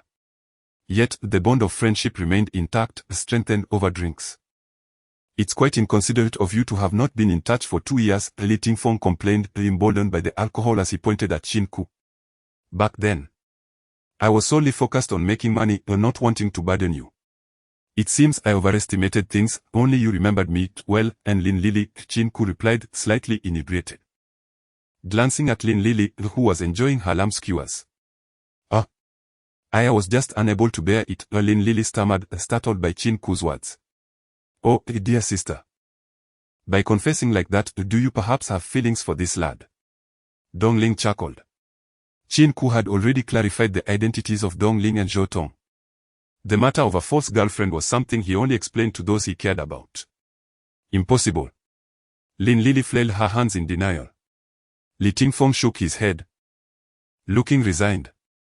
"I never imagined you to be so popular with women." Side cough, "One should be like me, a devoted handsome man, with hair resembling instant noodles and round glasses. If not for his striking features, he would surely be a leading figure of the non-mainstream." After his remark, Li Tingfeng glanced at his girlfriend with a proud smile. "Get lost. Don't think I'm unaware of your thoughts." His girlfriend shot back, rolling her eyes. He. Li Tingfeng awkwardly scratched his head, sporting a foolish grin. "We've almost finished eating, come with me for a moment," Dongling said to Qin Ke before walking aside. "Something is afoot," someone noted. Li Tingfeng squinted and inquired, What's the matter?" Qin Ke stood up and approached the barbecue stall. Zhou Tong's expression grew complicated as she glanced at Qin Ke's retreating figure and then at Dongling. Lin Lili merely pursed her lips and continued to savor the grilled skewers in her hands. Qin Ke turned his gaze towards Dongling, perplexed by what scheme she might concoct next, possessing an unsettling premonition within. I helped you today, you owe me a favor. Dongling smiled sweetly at Qin Ke, while secretly contemplating how to ensnare him in her trap. Why are you looking at me like that? I owe you a favor. I didn't ask for your help. Did I? Qin Ke regarded her with suspicion, firmly convinced of an ulterior motive, thus promptly denying any assistance rendered. That makes it rather dull. As a man, you should be brave enough to express gratitude and reciprocate, Dongling retorted disdainfully. What is it you wish for me to do? Just say it. There's no need for all this circumlocution, Qin Ke shrugged, seeing through her intentions. Tomorrow, I have a banquet, accompany me, Dongling stated, awaiting Qin Ke's response. Absolutely not. Qin Ke was no fool. He understood that her invitation to the banquet was not simply for dining and drinking, but rather concealed ulterior motives. Dongling, seemingly anticipating his refusal, revealed a sly smile and said, if you accompany me, I will assist you in locating your shop and waive the rent for an entire year. This proposition was exceedingly tempting, clearly premeditated. Qin Ke was uncertain when she had formed such an idea. Yet he sensed that such a generous offer indicated a more intricate scheme at play. I will not go. Qin Ke reiterated, his refusal more resolute than before. You refuse? Have you thought this through? Dongling expressed surprise. In her mind, Qin Ke would undoubtedly agree to such a condition. Just the waiver of a year's rent makes me suspect that this banquet is far from simple. It feels more akin to a feast of treachery. Qin Ke remarked with a smile. Dongling bit her lip, lamenting her impatience. She realized that a more gradual and subtle approach would have been more effective in luring him into her web. The generous terms she had offered had indeed sown doubt within Qin Ke's mind. At the banquet, there will be individuals who will trouble me. You will pretend to be my boyfriend and help me resolve those issues. Dongling finally divulged the truth, a frown adorning her face. So, I am merely a shield for you. This explains your conditions and makes everything coherent. Upon hearing Dongling's words, Qin Ke found himself contemplating acceptance. Especially since he was in need of a shop to embark on his entrepreneurial journey. You may consider it a shield. I trust you will excel. Dongling affirmed with a nod. Really? You have such confidence in me? Qin Ke was bewildered as to why Dongling had chosen him and even more puzzled by her unwavering belief in his ability to play the part of a faux boyfriend. You possess a certain aura, one that defies authority, and your eyes convey a profound depth that eludes others. Most importantly, your disruptive behavior at the class reunion truly piqued my interest, Dongling confessed candidly. Ahem, perhaps we should refrain from being too compatible. I prefer to conduct business with money, so please pay promptly, Qin Ke concluded. Qin Ke's statement seemed to have acknowledged the matter at hand. As the two returned, it became evident that everyone had nearly finished their meals. Qin Ke felt that the time was drawing near. He had experienced an overwhelming number of events throughout the day, leaving him feeling as though he might fall apart. More importantly, he sensed that the ethereal energy in his mind had diminished by half. It was clear to him that the depletion of this energy was correlated with the enhancement of his vision, much like the time he had expended a considerable amount of energy while treating Dongling. During this period, he had observed that this energy could replenish itself, albeit at an exceedingly slow pace, insufficient to match the rate of consumption. Additionally, this time, the gradual recovery was time-bound. If not managed properly, complications could arise. Qin Ke shared his new phone number with Li Tingfeng, and they agreed to meet for drinks in a few days. Ultimately, he saw Li Tingfeng and his girlfriend off in a taxi before turning his attention to the side where Lin Lili was seated. Shall I call a cab for you? Qin Ke inquired. MHM, Lin Lili nodded, her cheeks tinged with a delicate blush. What cab? Just take me home. She is a girl, Dongling interjected, handing the car keys to Qin Ke. I've been drinking. Wait, didn't you give me the keys? When did you prepare another set? Qin Ke recalled that he held the keys to the Mustang while Dongling had driven him to the hotel. Having had too much to drink. I'll take my leave now. Dongling, with a quick glance, cleverly made her exit. At that moment, Qin Ke found himself in an awkward situation. He glanced at Lin Lili, who was asleep against his shoulder, her porcelain face appearing almost delicate though marred by a scattering of freckles. Upon closer inspection, beneath her thick glasses lay a pair of long-lashed eyes that were currently shut. Lin Lili possessed decent features. Yet her lack of makeup prevented her from being deemed a beauty. However, she harbored an alluring quality that was unique to her, an innocence reminiscent of a lotus emerging unsullied from the mud. Yet, this very situation rendered Qin Ke quite uncomfortable. It was particularly striking that she had leaned against him in slumber, and through her collar he could discern the faint outline of her calves. To his surprise, despite her petite frame, her bust was quite pronounced. On the other side, another woman leaned against him, none other than the beautiful manager, Zhou Tong, whose delicate hands rested, whether intentionally or not, upon his injured leg, mere centimeters from his intimate area. "What a fortunate young man," the taxi driver remarked, casting a knowing smile in the rearview mirror. "Please, do start driving," Qin Ke replied, his expression strained. If this were any other woman, he might have acted without hesitation. However, these two were different. One was his future business associate, absolutely off limits, for after all, a rabbit does not eat the grass by its burrow. And the other had just assisted him, her innocence making her even more untouchable. This predicament only served to stoke the fires of desire within him. Had it not been for his unwavering resolve, he would have likely succumbed to temptation. It is often said that a man enjoys the blessings of multiple women. And Qin Ke was certainly experiencing half of that fortune, a sensation even more exhilarating than the previous indulgences he had enjoyed in the hotel. Yet this pleasure was of a more subtle nature. As the taxi arrived at the residential complex where Lin Lili resided, Qin Ke hesitated to awaken her. There was something tenderly ambiguous about this moment that he found difficult to relinquish. "Wake up, we've arrived home," he gently nudged Lin Lili. Lin Lili stirred, her sleep-laden eyes slowly opening to reveal that she had been resting against Qin Ke's shoulder. Instantly, her cheeks flashed a vibrant crimson, akin to an apple. And she quickly sat upright. "Where are we?"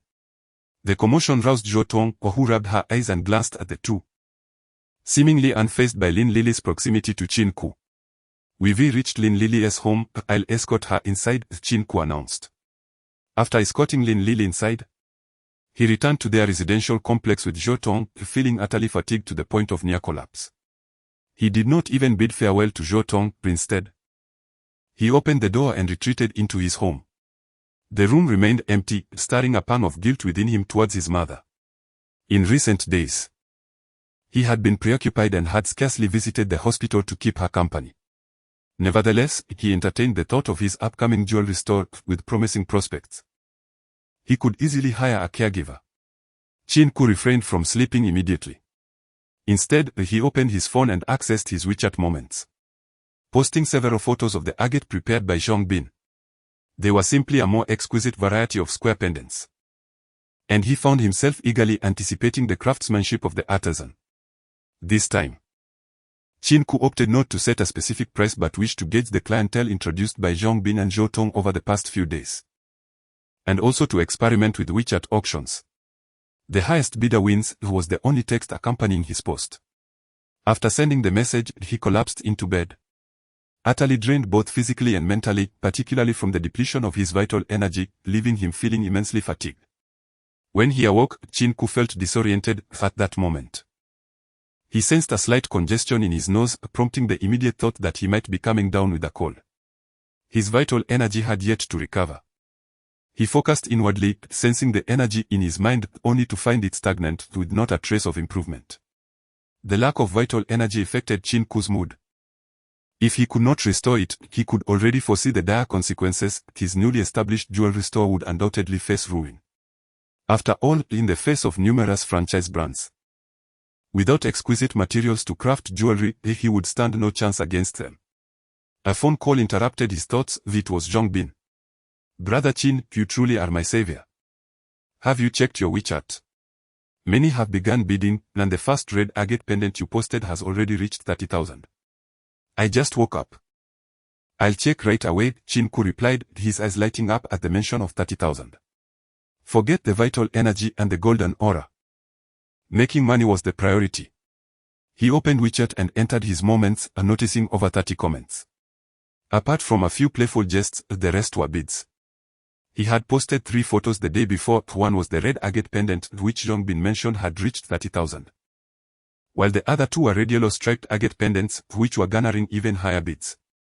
Currently, the total bids for the 3 pieces of agate had surpassed 100,000. All within a single day. After deducting the cost of purchasing the agate, the pure profit was at least 70 to 80,000. The funds were evenly distributed among Qin Ke, Zhongbin, and Zhou Tong, allowing each individual to receive a substantial amount, certainly more than their previous earnings. Qin Ke dialed Zhongbin's number, but before he could utter a word, the latter interjected, "Brother, I'm impressed. Earning 100,000 in a single day makes me feel we will soon gather enough for the shop. This, however, is merely a temporary situation. For we have only just ventured into the realm of micro-business. As customer purchases wane, our income will inevitably decline, necessitating a continual influx of new clientele." Before Qin Ke could respond, Zhou Tong's voice resonated from Zhongbin's phone, indicating their company. In recent days, Zhou Tong had been frequently liaising with the so-called veterans of this trade, particularly Zhongbin, while Qin Ke found himself somewhat detached from the proceedings. "I concur with Zhou Tong's perspective. We cannot solely rely on the clientele you've brought in. We must encourage them to refer more customers, perhaps through some incentive measures. You two can deliberate on this matter. I have affairs to attend to this afternoon and will meet you later tonight." "Don't be like that. You are such a hands-off manager," Zhongbin lamented. "What did you say? I couldn't hear you." Without waiting for a reply, Qin Ke abruptly ended the call. Fully aware that he was in the wrong and choosing not to argue further. No sooner had Qin Ke hung up than an unfamiliar number rang through. Rubbing his temples, he felt busier than the chairman of major corporations. "Come to Milan Private Wear on Walking Street. I will be waiting here." Dong Ling's voice conveyed an unmistakable authority, akin to a command, and then she hung up before Qin Ke could respond. Who does she think she is? Doesn't she fear dialing the wrong number? Qin Ke grumbled under his breath before proceeding to freshen up. Having accepted her assistance, he felt compelled to fulfill his obligations, otherwise the rewards would elude him. Until he had successfully completed today's task, he had no intention of divulging this to Zhongbin and Zhou Tong. After all, should he fail, not only would the shop be at risk, but he might also attract trouble for himself. It was evident to any astute observer that the gatherings Dong Ling attended were of her caliber, and as a mere pawn in this scenario, Qin Ke would face the offspring of high-ranking officials or affluent tycoons, individuals not to be trifled with, each possessing a more formidable background than his own. Should he falter, his future would undoubtedly be fraught with complications, for these individuals possessed connections, wealth, and intellect far superior to those of Xiaobin or Wang Bao. Qin Ke harbored a premonition that this upcoming gathering would inevitably lead to a confrontation with Dong Ling's admirers. When the soldiers arrive, the generals shall confront them. When the waters rise, the earth shall shield, he mused, embracing a philosophy of letting events unfold naturally. The allure of the shop was too great. Especially for someone embarking on a new venture like him, success was paramount, even if it meant incurring the ire of those he currently could not afford to offend. Fortune favors the bold, he reflected as he alighted from the taxi, gazing at the walking street before him. His mind echoed with those words. For his journey was destined for the stars and the sea, yet who could assure him that this path would be devoid of peril? Great risks often yield great rewards. To seek a tranquil existence was to resign oneself to complacency. Milan Private Wear. As Qin Ke gazed upon the name of the clothing store, he momentarily mistook it for the legendary private server from the games of his youth. However, it was not difficult to comprehend. Bespoke clothing is often referred to as private wear. You must be Mr. Qin. A woman clad in a chipa greeted him with a radiant smile as she opened the door before he could even knock. The beauty before him was not limited to her elegant attire. The woman who welcomed him was truly enchanting. With a delicate oval face, the refined features typical of Jiangnan women, playful little canines peeking through her smile, and a perfect silhouette accentuated by the chipa, Qin Ke could not help but admire the owner's exquisite taste. Indeed, Qin Ke replied with a smile, though his mind wandered to the possibility of utilizing his vision to take a closer look. Such thoughts were merely fleeting. His initial glimpse of Zhou Tong had been an unexpected incident. Moreover, the ethereal energy within him was diminishing, and he had no desire to squander it on momentary desires. After all, this ethereal energy was akin to wealth, enabling him to unearth various precious agate stones. Please follow me, Miss Dong is waiting for you upstairs. The woman said with a gentle smile, swaying her hips gracefully as she led the way. Truly beautiful, Qin Ke mused inwardly. Already contemplating purchasing a chipper for his future girlfriend. However, he maintained an air of feigned propriety as he expressed his gratitude. The first floor was merely a display area, with wooden floors and cabinets imparting a sense of antiquity. The surrounding garments were primarily formal wear, then two sales assistants stood by, though not as striking as the chipper-clad woman. They were certainly members of the beauty brigade. Qin Ke began to understand Dong Ling's intentions in inviting him here. She evidently feared he possessed no suitable attire and wished to assist him in selecting some. You do take your time. Dong Ling's voice echoed as Qin Ke stepped off the staircase. There was traffic, and the driver took a detour. What could I do? Qin Ke shrugged in response. Once I finish the paperwork, you should hurry and drive your Mustang to avoid being late, Dong Ling muttered. Are you implying there will be a next time? Qin Ke asked, his eyes widening at the thought. He had no desire to repeatedly serve as Dong Ling's shield. Today you will appear at the banquet. Do you think I could find a replacement for you in such a short time? You, my faux boyfriend, will likely have to maintain your role for a while. Dong Ling said with a mischievous smile. Caught off guard, Qin Ke had been so preoccupied with thoughts of the store that he had not considered this aspect. No wonder Dong Ling was so generous, not only securing a prime location for him but also waiving the rent for a year. This was indeed a well-constructed trap. He chastised himself for his naivety. Despite believing he had matured significantly over the past 2 years of navigating society, he realized this maturity was only relative to his peers. He had always considered himself astute, yet compared to Dong Ling, he had much to learn. Don't wear that expression, smile, and rest assured. I will always reward you for your assistance, Dong Ling said, patting Qin Ke on the shoulder. In that moment, Qin Ke felt akin to a courtesan being kept by a wealthy patron, enduring a tempestuous encounter only to be caressed afterward, with the patron urging him to smile, assuring him that he would be well compensated for his charm. Oh dear, as a man, why should you fear loss? What is there that troubles you? Dong Ling remarked with discontent upon noticing Qin Ke's expression. Sister, my dear elder sister, you should be well aware of the caliber of the banquet you are attending. If I could withstand it once, perhaps I could manage it again, but with a second and third occurrence, do you truly believe my luck is boundless? Qin Ke voiced his concerns. He was neither a fool nor fearless. At this stage of his entrepreneurial journey, it was unnecessary to create enemies. However, if he were to continue as Dong Ling's faux boyfriend, he could expect to accumulate quite a few adversaries. He now deemed it prudent to contact Dong Bai. It would be unwise for Dong Bai to develop an unfavorable opinion of him, especially since he was merely a poor lad daring to provoke a princess born with a silver spoon. My brother suggested this. Dong Ling seemed to read Qin Ke's thoughts, adding, with him backing me, do you think any other issue poses a problem? At that moment, Qin Ke felt a profound sense of despair. It appeared that not only was Dong Ling setting a trap for him, but the entire Dong family was ensnaring him as well.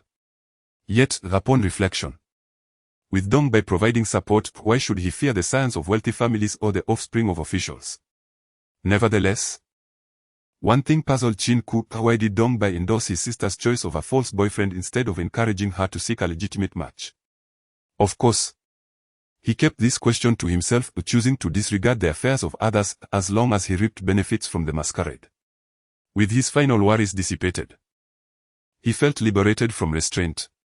That's right. You should consider it a rare fortune to play the role of my faux boyfriend, and you ought to feel elated. Dong Ling reassured him. Yet, Qin Ke could not shake the discomfort that lingered within him. A lady in a cheongsam nearby chuckled, clearly entertained by the amusing dynamic between the two. Xiaodai, please retrieve the garments your father prepared for me. Let us see if they fit, Dong Ling instructed, casting a glance at the young woman in the cheongsam. Of course, Xiaodai nodded and proceeded to the storage room. At this juncture, Qin Ke seized the opportunity to observe the decor of the second floor. However, he was met with disappointment, as it bore no significant distinction from the first floor, save for the absence of numerous wardrobes and the addition of some furniture and workbenches. This area resembled a garment-making workshop flanked by a few offices and storage rooms. Devoid of any semblance of opulence. The prices here are not inexpensive, Qin Ke noted, recalling that he had seen several garments on the first floor priced in the 5-figure range. Expensive items come with their own justifications. You need not concern yourself with the cost, simply wear them with confidence. After this occasion, the clothes will belong to you, Dongling declared with a tone of grandeur that reflected the Dong family's prestige. Several minutes later, Qin Ke wore a pained expression and declared a strike. The greatest torment for a man in his lifetime was to shop with a woman and endure the incessant trials of clothing. Currently, he was grappling with the latter dilemma. Having already changed into 7 or 8 outfits within a mere 10 minutes, beads of sweat forming on his forehead. You are lacking in exercise. I shall arrange for a gym membership for you. You ought to work out, and it would be best if you could develop a few muscles, Dongling commented disdainfully. Then waved her hand, dismissing the current outfit. This won't do, change again. Sister, are you changing clothes? Did you even look? Why do I feel that every outfit looks splendid? Qin Ke plopped down on the sofa, resolute in his refusal to budge. I insisted, no, you are my hired help. Hurry and change your clothes. Dongling furrowed her brows, her eyes ablaze with anger, as if she were on the verge of an outburst. Fine, I'll go. Qin Ke finally grasped the truth behind the saying, a short hand is a burden to the hand that feeds. After a brief interlude of more than 10 minutes, Qin Ke emerged from the Milan boutique clad in a light grey casual suit and a blue shirt. Adorned with a unique luxury belt and a pair of black-blue crocodile leather shoes, he now exuded the aura of a wealthy official's son. Go get a makeover, Dongling commanded. Just as Qin Ke thought he had been liberated, one of Dongling's remarks nearly caused his knees to buckle beneath him. As the clock approached noon, Qin Ke stepped out of the styling salon, only to find curious gazes from several members of the opposite sex directed toward him. Dongling nodded in satisfaction, her heart swelling with pride as she beheld the transformed Qin Ke. The handsome figure now captivating the attention of women was crafted entirely by her own hands. The two of them then boarded a Mercedes-Benz, heading straight for the banquet venue. Qin Ke couldn't help but admire the woman beside him, who was dressed in a delicate blue gown. There was no denying her charm. In her quietude, Dongling resembled a princess, grace evident in both her figure and beauty.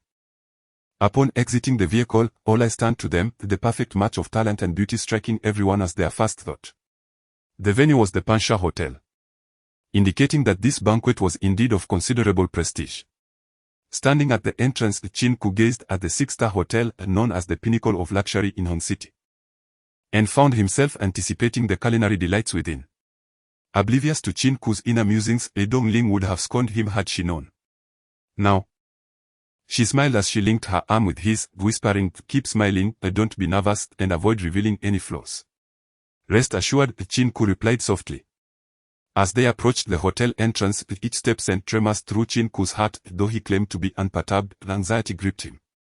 After all, he had merely been a lowly sales associate at a jewelry store, and now he was to masquerade as Dongling's boyfriend. The contrast was stark, especially considering they would soon be among Hong City's elite, or the offspring of such individuals. Just as they reached the door, a voice emerged from their left. Qin Ke turned to see a man with slicked back hair, gaunt cheeks, and cold, sinister eyes that emanated an unsettling aura. Clad in a pink suit and a bow tie, he bore an unsettling resemblance to a dandy. Shall we not introduce this friend? He rasped. This is my boyfriend, Qin Ke, in the jewelry business, Dongling said with a slight smile, then directed her gaze toward Qin Ke. This is Jin Lei, the heir of Jinhang Real Estate. Pleasure to meet you, Qin Ke said, extending his hand with a smile. Oh, so you are in the jewelry business. I thought you were the son of that huge conglomerate. Ha! Jin Lei scoffed, ignoring Qin Ke's outstretched hand, a mocking grin playing on his lips.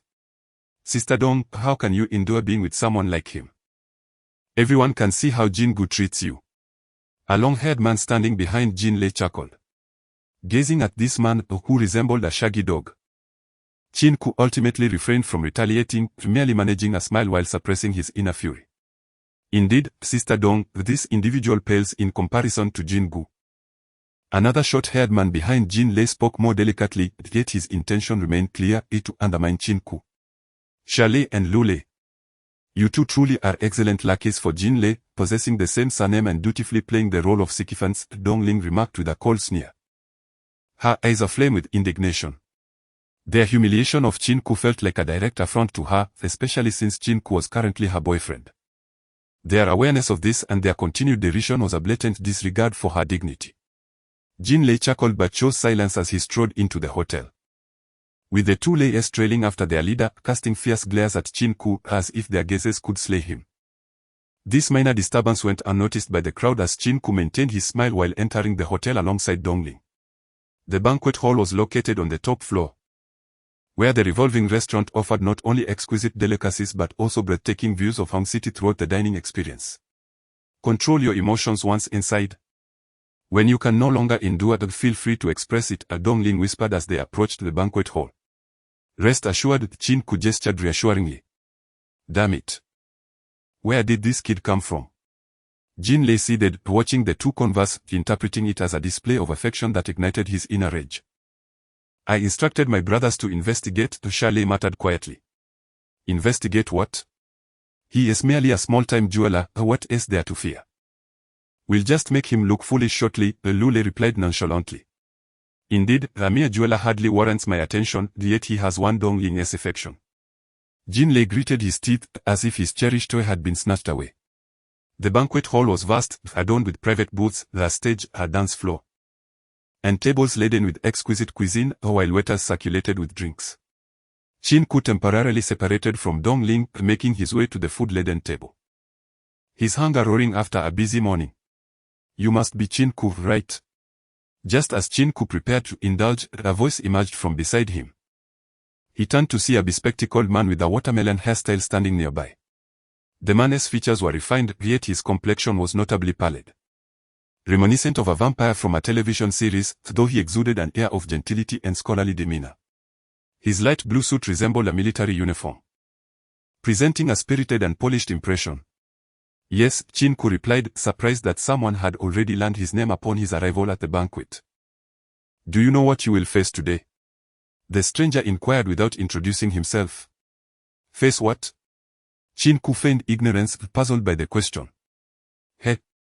It seems everyone has underestimated you.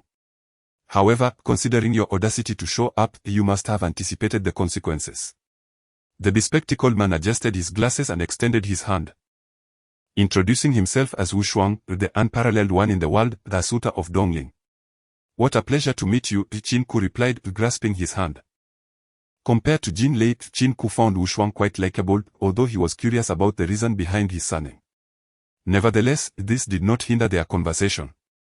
An opponent need not always be an enemy, they could very well become a friend, which was the impression Wu Shuang left on him. It seems you will indeed steal the spotlight today, more people are arriving, Wu Shuang remarked, holding a glass of wine and gazing ahead. Qin Ke raised his eyes and noticed two men in suits approaching, albeit they paled in comparison to Wu Shuang, yet their eyes burned with animosity. With a wry smile, Qin Ke had anticipated trouble, even the possibility of being provoked by Dongling's admirers, but he had underestimated her allure and the strength of his detractors. Are you Qin Ke? The foremost of the burly men bellowed. Yes, what about it? Qin Ke inquired, looking up at the man who resembled a small mountain. Keep your distance from Dongling, roll as far away as you can. Feng Kuei, mind your manners. After all, you are the future heir of Chongwan Transport. There is no need to be so crude, Wu Shuang interjected, taking a sip of red wine and gesturing toward Feng Kuei. Wu Shuang, this has nothing to do with you.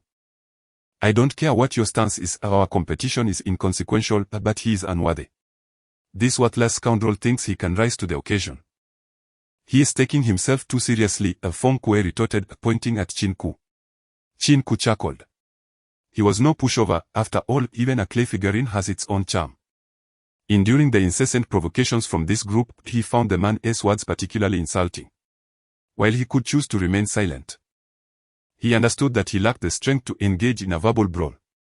With Jin Lei already causing him trouble, he could not afford to provoke Feng Kuei as well. Managing these two alone would keep him preoccupied. Noticing Qin Ke's silence, one of Feng Kuei's companions sneered, Brother Wu Shuang, this coward is so timid. I have no idea how Sister Dongling could possibly fancy him. You need not speak on his behalf. Feng Kuei, if I recall correctly. He wasn't invited to today's banquet, or was he? Wu Shuang shot an irritated glance at the speaker.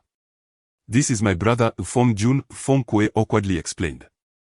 Then turned to Feng Jun, admonishing, you have no right to speak, learn some decorum. My apologies, brother Wu Shuang, I was wrong. Please forgive my rudeness. Feng Jun said with an awkward smile, bowing to Wu Shuang in apology. You need not apologize to me, you've done nothing wrong. And do not call me brother. I have no siblings of your sort. Disappear from my sight, I do not wish to see you at this banquet, Wu Shuang declared, setting down his glass with a hint of coldness in his gaze. Feng Jun was taken aback by Wu Shuang's blatant disregard for him. Wu Shuang, he is my brother. Feng Kuei said, his face reflecting discomfort. Precisely because he is your brother, I refrained from having security throw him out. I have shown you enough courtesy. This is my event, those I appreciate may remain, while those I find displeasing should leave. The final words of Wu Shuang resonated profoundly, attracting curious glances from those nearby. My apologies, I have lost my composure, Wu Shuang remarked with a smile, raising his glass toward the surrounding guests before continuing. Fearsome. This was the first impression Wu Shuang left on Qin Ke, in stark contrast to his previously delicate demeanor. Qin Ke now recognized the true essence of Wu Shuang. I am Wu Shuang. Unparalleled in the world. Reflecting on the self-introduction he had just had, Qin Ke realized how commanding it sounded. He should have recognized that Wu Shuang's character was not as fragile as his appearance suggested, yet he had overlooked it. The man, seemingly refined and cultured, exuded a formidable presence with every gesture. At that moment of Wu Shuang's fury, even the imposing Feng Kuei, akin to a gorilla, dared not utter a word. What astonished Qin Ke even more was the revelation that this banquet was hosted by Wu Shuang himself. He had just learned of Feng Kuei's background. Zhongyuan Transport was among the leading enterprises in Beha province, encompassing long-distance transport, logistics, and tourism. Yet, even the scion of such a company refrained from challenging Wu Shuang. The arrogant Feng Kuei had fallen silent, signaling Feng Jun to depart fast while he stood quietly aside, his eyes glaring menacingly at Qin Ke. This has nothing to do with me, your gaze is futile, Qin Ke shrugged nonchalantly. Haha, I thought you were genuinely cowed, Wu Shuang chuckled, lifting his glass to savor his drink leisurely. Kid, I am giving Wu Shuang face, but do not overstep, soon, I shall make you regret it. Feng Kuei declared, attempting to leave, only to be halted by another. Wu Shuang, considering we are all from the same circle, why would you defend someone who has seemingly appeared from nowhere? Especially a competitor. Such actions would undoubtedly draw ridicule, Jin Lei's raspy voice interrupted, revealing his gaunt face and emaciated frame, accompanied by his loyal followers, Dear Lei. How I conduct myself is of no concern to you. Do not presume that your connection with Wenbin grants you the right to address me, Wu Shuang responded. Regarding Jin Lei with the disdain one might reserve for an insignificant insect, his expression devoid of any emotion, which, combined with his disheveled appearance, imparted an unsettling aura. Jin Lei's complexion shifted, he recognized that he lacked the strength to confront Wu Shuang directly. However, his gaze quickly pivoted towards Qin Ke. Kid, do you relish hiding beneath others? Letting them fight your battles? Jin Lei sneered, his eyes filled with contempt. Your preference is peculiar, but I do not share that inclination, Qin Ke replied, shaking his head with a hint of pity in his smile. Since you are so bold, shall we have a contest? Jin Lei provocatively suggested. A cunning gleam in his eye. A contest of what? Qin Ke retorted. Defeat him, and you win, Jin Lei said, glancing at Feng Kuei with a chilling grin. Clap. Clap, clap. The sound of applause drew the attention of the crowd, and they turned to see Dongling standing behind them, her beautiful eyes fixed on Qin Ke. A faint, enigmatic smile gracing her lips, though her expression remained as cold as frost. Impressive indeed, the young Master Jin truly embodies the legacy of the Jin family. I must learn the art of intimidation from you. Dongling's deliberate use of honorifics clearly signified her current dissatisfaction. Ling Ling. Such behavior will only earn him further disdain. If he wishes to prove himself, he must rely on his own strength, Jin Lei remarked earnestly, as if he were advocating for Qin Ke. Only those close to me may call me Ling Ling. Speaking of proving oneself, why don't you challenge him to a match? Dongling replied with a smile. The unfolding situation had already captured the attention of everyone in the banquet hall. predominantly filled with youthful attendees, either second or third generation. Intrigued by the commotion, they gathered around. Jin Lei found himself in a precarious position. His slight frame was no match for Qin Ke's towering height of nearly 178 centimeters. However, remaining silent would only deepen his humiliation. At this moment, Wu Shuang chose to observe quietly, his gaze filled with curiosity as he watched Jin Lei and Dong Ling eagerly anticipating Qin Ke's reaction. Enough. Is it merely about defeating this gorilla? What is the worst that could happen? Winning or losing bears no significance. Surely. One does not expect me to prove myself simply for the sake of it, that would be a fool's notion. Qin Ke approached Dong Ling, taking her delicate hand in his and giving it a light pat. Without waiting for her to pull away or react, he turned his attention to Jin Lei. Dong Ling, inhaling the unique scent of the man beside her and feeling the warmth of his hand, surprisingly felt no urge to resist. She even allowed him to hold her hand without attempting to withdraw it. Jin Lei's cheeks twitched. He recognized that the fool Qin Ke referred to was indeed himself. However, recalling that Qin Ke had agreed to his proposal, a cold smirk crept across his face as he anticipated witnessing Qin Ke's imminent downfall. 50,000. Just a small wager. If you win, you earn 50,000. If you lose, you owe me 50,000, Jin Lei said with a confident grin. Taking a receipt book from Chalet and writing out a 50,000 receipt. Too little, it lacks excitement, Qin Ke replied, shaking his head. Indeed, it is too little. It should be at least 300,000, Dong Ling interjected, seemingly displeased with Jin Lei's style. In a harsh tone, only audible to Qin Ke, she added. I will cover the amount. This caught Qin Ke off guard. He had not anticipated Dong Ling to pledge 300,000, which deviated from his expectations. Haha. I wondered why you seemed so confident. Turns out you rely on a woman. A pretty boy, no wonder. Is living off a woman truly satisfying? Jin Lei and his two companions began to deride Qin Ke, while the surrounding crowd echoed with laughter and scorn. Clearly believing Qin Ke to be after the Dong family's wealth, Wu Shuang, leaning against a wall with a glass of wine, distanced himself from the core of the gathering, savoring his red wine while observing the unfolding spectacle. He believed that Qin Ke was far more complex than he appeared on the surface. As for Jin Lei's remarks about Qin Ke living off a woman, Wu Shuang dismissed them outright, though he had only exchanged a few words with Qin Ke. He sensed the latter's strong will and determination, convinced that he would never stoop to such a level. We shall not wager money, of course. Should I lose, I will pay you. If you lose, all you need to do is surrender that necklace around your neck. Do you dare? Qin Ke chuckled lightly, stretching his neck before fixing his gaze on Jin Lei. What do you think you are? Do you have any idea how much this necklace is worth? Jin Lei had initially intended to curse, but the intensity of Qin Ke's eyes compelled him to swallow his words. For a fleeting moment, Jin Lei felt that uttering a single curse would invite a brutal beating from Qin Ke. He could sense the underlying threat in the other man's gaze. Is 3 million insufficient? Qin Ke mused, lowering his head in contemplation before looking up again, a peculiar smile playing on his lips as he provocatively added, and my life? What do you think? If Hyotong were present, she would undoubtedly feel a sense of deja vu and pity for Jin Lei. Realizing he had provoked someone far beyond his means, those who dared to wager against Qin Ke often met with a fate as dire as Xiaobin's. Jin Lei paused momentarily, then laughed boisterously. Do you take me for a fool? You want my life?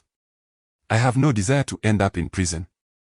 You needn't kill me, you could make me your servant, or perhaps even your dog. After all, you wouldn't mind having an extra one by your side.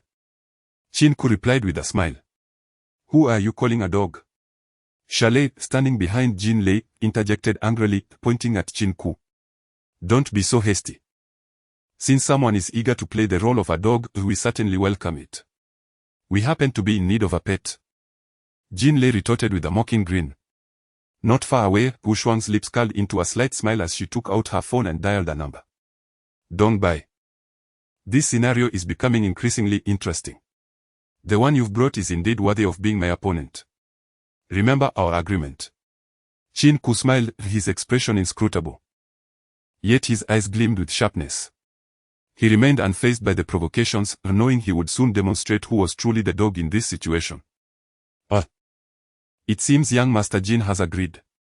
However, don't you find this arrangement a bit unbalanced? I think my life, along with 3 million in exchange for the necklace around your neck seems rather inequitable, Qin Ke mused, feigning dissatisfaction as he rubbed his forehead. But the conditions were set by you. Jin Lei replied, furrowing his brow, sensing an ominous premonition. Yet, upon glancing at Feng Kuei, he had already resolved to see this gamble through, believing he would emerge victorious. Indeed, but you should consider adding another wager beyond the necklace, Qin Ke continued, raising a hand to silence Jin Lei's anticipated response. If you lose, in addition to the necklace, you must bark like a dog 3 times. Don't push your luck. Brother Jin is giving you face by gambling with you, however, are being shameless. Lu Lei exclaimed, pointing at Qin Ke as if he were ready to strike. One should not interrupt when others are speaking. Dongling interjected with a cold snort. Instantly, Lu Lei fell silent. While he felt free to provoke and mock Qin Ke, he understood the necessity of respecting Dongling. The Dong family was not one he could afford to offend. Qin Ke continued to smile, his attention unwaveringly fixed on Jin Lei, disregarding Lu Lei entirely. Fine. I accept your terms. I hope you maintain this confidence later. Jin Lei sneered at Qin Ke, then glanced at Feng Kuei. I've just created an opportunity for you to vent your frustrations, make sure you seize it. 3 million, I want half, he added. Feng Kuei is no fool. Despite his formidable physique, his intellect is far from simple. Observing the opponent's defeat, he would not hesitate to accept the generous offer of 300,000. Jin Lei gestured with his hand and then stepped back, granting the 2 competitors some space. Everyone, please cooperate and make way. Let us witness how this scoundrel is thoroughly pummeled. Chalet and Lu Lei emerged to facilitate the arrangement, clearing an area for the duel. Feng Kuei flexed his wrists. The crisp sound of his joints echoing, instilling in the onlookers a sense of certainty regarding the outcome of this contest, clearly. This imposing figure was akin to the ruthless characters found in cinema. In stark contrast, Qin Ke stood with a smile on his face, eliciting mixed reactions. Some believed he was rendered speechless by fear, while others thought he aimed to charm Feng Kuei with his grin. Jin Lei gazed at the two with a fervent sparkle in his eyes. A kind of morbid excitement overtaking him as he envisioned Qin Ke's humiliation at the hands of Feng Kuei, a spectacle that would also embarrass Dongling. His emotions were a tempest. If he could not possess it, he would seek its destruction. This encapsulated Jin Lei's current sentiment.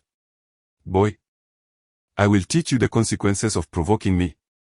Feng Kuei stood in the clearing, fists clenched, his gaze directed fiercely at Qin Ke. Do not dither like a coward. Qin Ke retorted with a hint of derision. Feng Kuei perceived this as a display of bravado from Qin Ke, who he believed was merely trying to save face. Especially since his brother had been expelled from the gathering due to this very individual. He deemed it necessary to discipline this impudent youth. Dongling clutched Qin Ke's arm, her eyes betraying concern. After all, the turmoil of the day stemmed from her actions. Should anything happen to Qin Ke, she would undoubtedly bear the brunt of the blame, and her conscience would not allow her respite. Nevertheless, Qin Ke offered her a reassuring glance and gently patted her delicate hand, which she interpreted as comfort, while he saw it as an opportunity to indulge his desires. Taking a few steps forward, Qin Ke lifted his head to meet Feng Kuei's gaze, a fierce determination burning in his eyes. He had agreed to this confrontation to test his new skill of clairvoyance. Feng Kuei, perceiving Qin Ke's demeanor as mockery, swung his fist towards him. Step by step, some of the women present felt maternal instincts stir, unable to suppress their gasps as they looked at Qin Ke. Envisioning the potential devastation to his handsome visage should Feng Kuei's punch connect. As the two drew closer, Qin Ke's eyes widened suddenly, the mystical aura emanating from them invisible to those around him. In the next moment, time seemed to slow for Qin Ke. Indeed, this was feasible, as he sensed the energy within him rapidly dissipating. He did not linger on the sensation but instead prepared to counterattack. Feng Kuei's expression appeared sluggish, his punch moving as if in slow motion, while Qin Ke's movements remained normal. In an instant, he leaped and struck Feng Kuei squarely on the face. At that moment, time resumed its normal pace. The impact of flesh meeting flesh reverberated through the air. However, in the following second, all present, including the smug Jin Lei and his two lackeys, stood utterly dumbfounded. Wu Shuang held a wine glass, standing apart from the crowd, observing the fierce confrontation with a strategic vantage point. He too believed that Qin Ke would undoubtedly lose. Given the vast disparity in strength, however, at this moment, while grasping his drink, his expression remained frozen. Dongling, who had been anxiously covering her mouth, continued to do so, her eyes shifting from concern and tension to sheer astonishment. Third, Feng Kuei's imposing figure collapsed to the ground, his face reflecting disbelief. The sharp pain in his left cheek served as a stark reminder that he had been struck rather than having dealt a blow to Qin Ke. Feng Kai turned to Jin Lei and the others, seeking an explanation. "So fast?" someone exclaimed, as others nodded in agreement, including Jin Lei, who acknowledged the statement. Feng Kai struggled to comprehend how, in the mere blink of an eye, he hadn't even had time to blink, Qin Ke had knocked him down with a single punch. At that moment, Qin Ke silently thanked his years of laborious work and his training in Taekwondo during college. Although he was neither as robust nor as powerful as Feng Kai, he was sufficiently strong, otherwise that punch would have merely tickled his opponent. "How did you do that?" Feng Kai asked, still incredulous as he gazed at Qin Ke. "Want to know?" Qin Ke replied with a smile, his lips curling upward. "Win against me first. And then I'll tell you. You are asking for trouble." Feng Kai was genuinely incensed. In front of so many witnesses, being bested by someone less physically imposing was a potential source of ridicule if it leaked out. In the next moment, Feng Kai sprang to his feet, lifting his leg to launch a kick at Qin Ke. Time seemed to slow. A luminous purple light surged in Qin Ke's eyes as he maneuvered behind his opponent. Anticipating the timing perfectly, he leaped, striking Feng Kai's neck with his elbow. Feng Kai felt a searing pain in his neck, and as darkness enveloped him, he crumpled to the ground. Gasps of astonishment erupted around them, if the earlier incident had been a mere coincidence. It now clearly indicated that Qin Ke was not to be underestimated, he was indeed a skilled fighter, as everyone thought. "You have lost," Qin Ke stated, looking down at Feng Kai with an expression devoid of emotion. Sweat dripped from his forehead, he was not aloof but rather visibly drained, the expenditure of his energy having taken a toll on his spirit. "A bet is a bet. If this isn't a victory, then nothing is," Wu Shuang remarked as he approached, thus rendering a final verdict on the contest. Jin Lei's face grew pale at the thought of the heirloom necklace around his neck, already feeling the sting of loss. And recalling their prior agreement about barking like a dog only deepened his distress. "Hand over the necklace," Qin Ke insisted, extending his hand. "This is a family heirloom. Can I offer you money instead?" Jin Lei replied with difficulty. "Absolutely not." Qin Ke flatly rejected him. With a swift motion, Jin Lei ripped off the necklace and tossed it to Qin Ke, who caught it with a slight smile. The necklace, resembling jade rather than agate, was entirely blue and felt cool to the touch. In the next moment, a brilliant purple light surged in Qin Ke's eyes, although those around him remained oblivious. The necklace was enveloped in this purple aura, from which a rich and profound purple energy emanated, even more potent than what Qin Ke himself exuded. Indeed, there was purple energy, Qin Ke thought to himself. He agreed to Jin Lei's provocation and accepted this unfavored gamble primarily because he had just noticed the necklace around the opponent's neck. The necklace exuded a purple aura that was strikingly similar to the one in his mind, perhaps even more pure. With this confirmation, he realized that the purple aura in his mind had indeed been restored, marking the day's greatest achievement, far more enticing than the rewards promised by Dongling. Having discovered a method for restoring the purple aura, he still could not fathom why this necklace possessed such energy, yet he had already found a way. Bark like a dog, surely Jin Shao would not go back on his word. Dongling approached with a faint smirk. "Leave a line for others," Jin Lei said through gritted teeth, his face awkward. "Did you leave him that line? Weren't you quite formidable just now?" Dongling retorted, a sense of satisfaction apparent in her tone. Jin Lei was rendered speechless. "It seems I have missed something." A deep voice resonated as the crowd parted, revealing Dong Bai's confident smile. Donggu, Dong Laoban, and Dong Shao, various individuals greeted him as he walked through, nodding politely to each. At that moment, Qin Ke felt a pang of envy towards Dong Bai. If one day he could command such respect, whether due to family background or personal strength, it would undoubtedly be exhilarating. "Sister, Jin Shao is a person of some standing, it's time to ease up," Dong Bai said, patting his sister on the shoulder. It matters not, to observe Qin Ku's demeanor, Dongling replied with a smile. Bark like a dog. Qin Ku maintained a stern expression, gazing at Jin Lei before him. He was no benevolent soul. Having faced repeated provocations, he had previously held back, but now, with his purple aura enhanced, his confidence surged, leaving him unwilling to concede. Dong Bai shrugged. It seems my influence is lacking, Jin Shao, let us wager and accept the results. Haha, well said, remember your decision today, Jin Lei chuckled. His gaze at Qin Ku laced with a hint of menace. Enough of your prattle, if you do not fulfill the bet promptly, I might take action. Qin Ku feigned a posture of attacking Jin Lei, causing the latter to retreat several steps in fright. Woof, woof, woof. With 3 barks, Jin Lei's face turned crimson. Without even bidding farewell, he turned and left, followed closely by his 2 lackeys. I knew I was right about you, you have some flair, Wu Shuang said with a smile. Casting a knowing glance at Dong Bai. Do you have time this weekend? Dong Bai did not mention the earlier incident, as if it had never occurred. Instead inquiring about matters unrelated to the day. What is it? Qin Ku countered, having seen through the cunning of the Dong siblings. He was now on guard against their machinations. This matter was handled a bit recklessly. I will host a banquet to apologize this weekend, but first. You must accompany me to a jade auction to help me select some fine jade stones, Dong Bai said apologetically. No problem, Qin Ku gestured affirmatively. He had long wished to delve into jade, for after all, the profits from agate were rather meager. The jade market is notoriously unpredictable.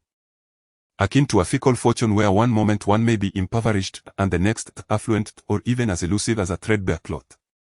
However, Qin Ku remains resolute. As the aura of prosperity has regained 80% of its former glory.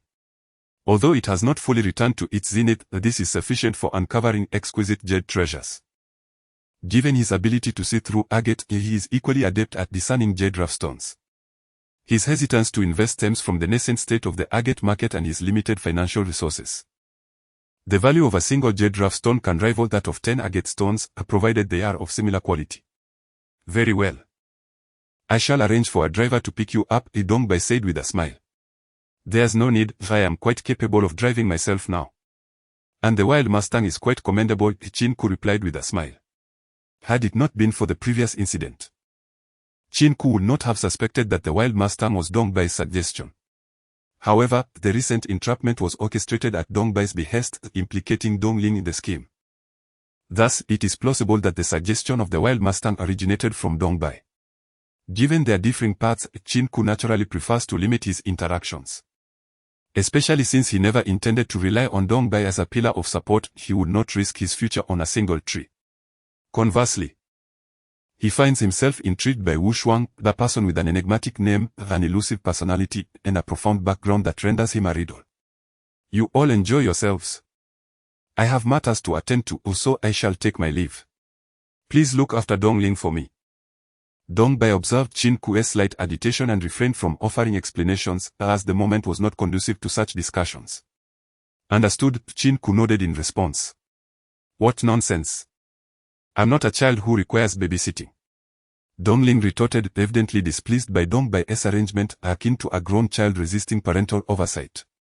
In my eyes, you will always be a child, Dong Bai said affectionately as he gazed at Dongling, ruffling her hair amidst her protest before bidding farewell to the group. Does he not appear rather imposing? A voice beside Qin Ku remarked. Wu Shuang held a wine glass, elegantly swallowing the ruby liquid within. His gaze fixed on Dong Bai's retreating figure. Qin Ku regarded Wu Shuang, a man who epitomizes perfection, then felt a surge of pressure. While he could dismiss individuals like Jin Lei and Feng Kai as mere jesters, Wu Shuang commands a level of respect that cannot be ignored. Moreover, as he currently masquerades as Dongling's boyfriend, they find themselves in a rivalry, further necessitating caution on Qin Ku's part. Are you wary of me? Wu Shuang inquired. A smile gracing his lips as his eyes narrowed, glinting with an assessing coldness. Not at all, Qin Ku replied, though internally he acknowledged his apprehension towards Wu Shuang. Would you be interested in sharing a drink? Wu Shuang's demeanor was remarkably amiable, a stark contrast to his earlier imposing presence. He was genuinely curious about how Qin Ku had bested Feng Kui. Could you perhaps enlighten me on your methods? Feng Kai interjected. His expression one of frustration as he glanced at Qin Ke, unable to comprehend why he, a trained individual, could not prevail against someone who appeared so unassuming. "Let's all gather, I too would like to hear this," Wu Shuang suggested, gesturing towards a vacant spot by the window, prompting those nearby to disperse as he moved closer. Qin Ke found himself perplexed, noticing the palpable fear these individuals harbored towards Wu Shuang. If they were so terrified, why then did they choose to attend this gathering? However, Feng Kai, who stood beside him, swiftly provided clarity. No one dared to reject Wu Shuang, yet their trepidation compelled them to keep their distance. Why was that? Qin Ke's curiosity deepened, leaving him bewildered. First, the event offered an opportunity to connect with peers of similar standing. Second, Wu Shuang was simply too formidable. Upon finishing his explanation, Feng Kai involuntarily shuddered, clearly gripped by his own fear of Wu Shuang. What deeds has he committed to instill such dread in so many? Qin Ke pondered. Noting that only Dong Ling and Dong Bai seemed to engage with Wu Shuang without hesitation, while the others subtly distanced themselves from the striking figure. If you were to cripple the leg of a wealthy heir over a woman and suspend him by your pull, you would similarly face the consequences, Feng Kai remarked. A challenging glint in his eyes, as if he relished the thought of Qin Ke confronting Wu Shuang. You will be disappointed, that day is unlikely to come, Qin Ke replied. Unperturbed by conversing with Feng Kai, his erstwhile rival. As long as he avoided the brooding and troublesome Jin Lei, Qin Ke felt no aversion. You two seem to be getting along quite well, perhaps a smile can erase past grievances. Wu Shuang quipped as he settled into a chair, observing their banter. Enough of that. If it weren't for Jin Lei, I wouldn't be so embarrassed, Feng Kai lamented, clearly feeling humiliated. I presume you did not anticipate being bested by Qin Ke? Wu Shuang offered bluntly, leaving no room for pretense. It matters not, I have completely submitted to this odd fellow, Feng Kai admitted, regarding Qin Ke with a hint of resentment. Yet now filled only with admiration. To someone like Feng Kai, strength commanded respect. Either one was born into better circumstances, or one could best their opponent in combat.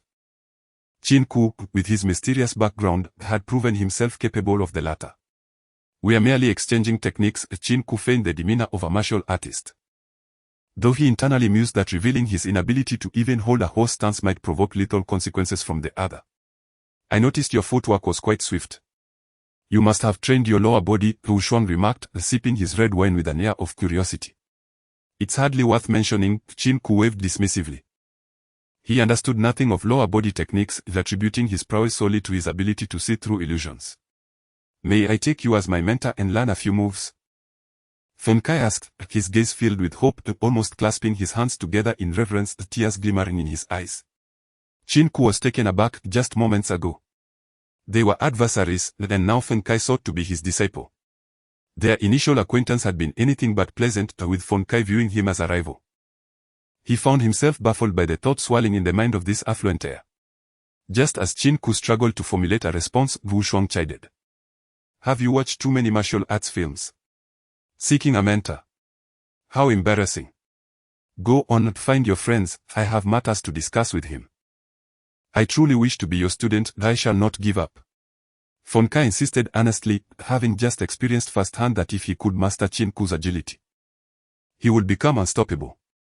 Though reluctant to depart, Feng Kai followed Guji Wu Shuang, casting glances over his shoulder as he approached the group of debonair youths at the banquet.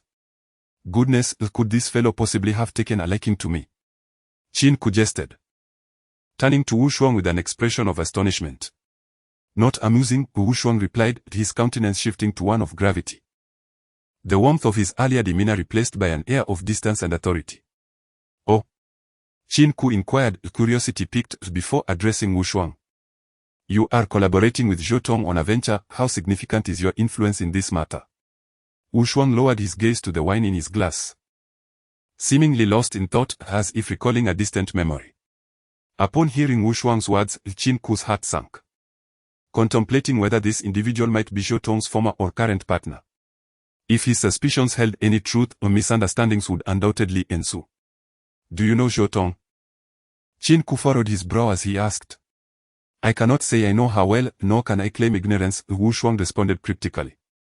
Before Qin Ke could interject, Wu Shuang elucidated, she is the fiancée of my closest friend. Fiancée? She never mentioned plans for marriage. Qin Ke's astonishment was genuine.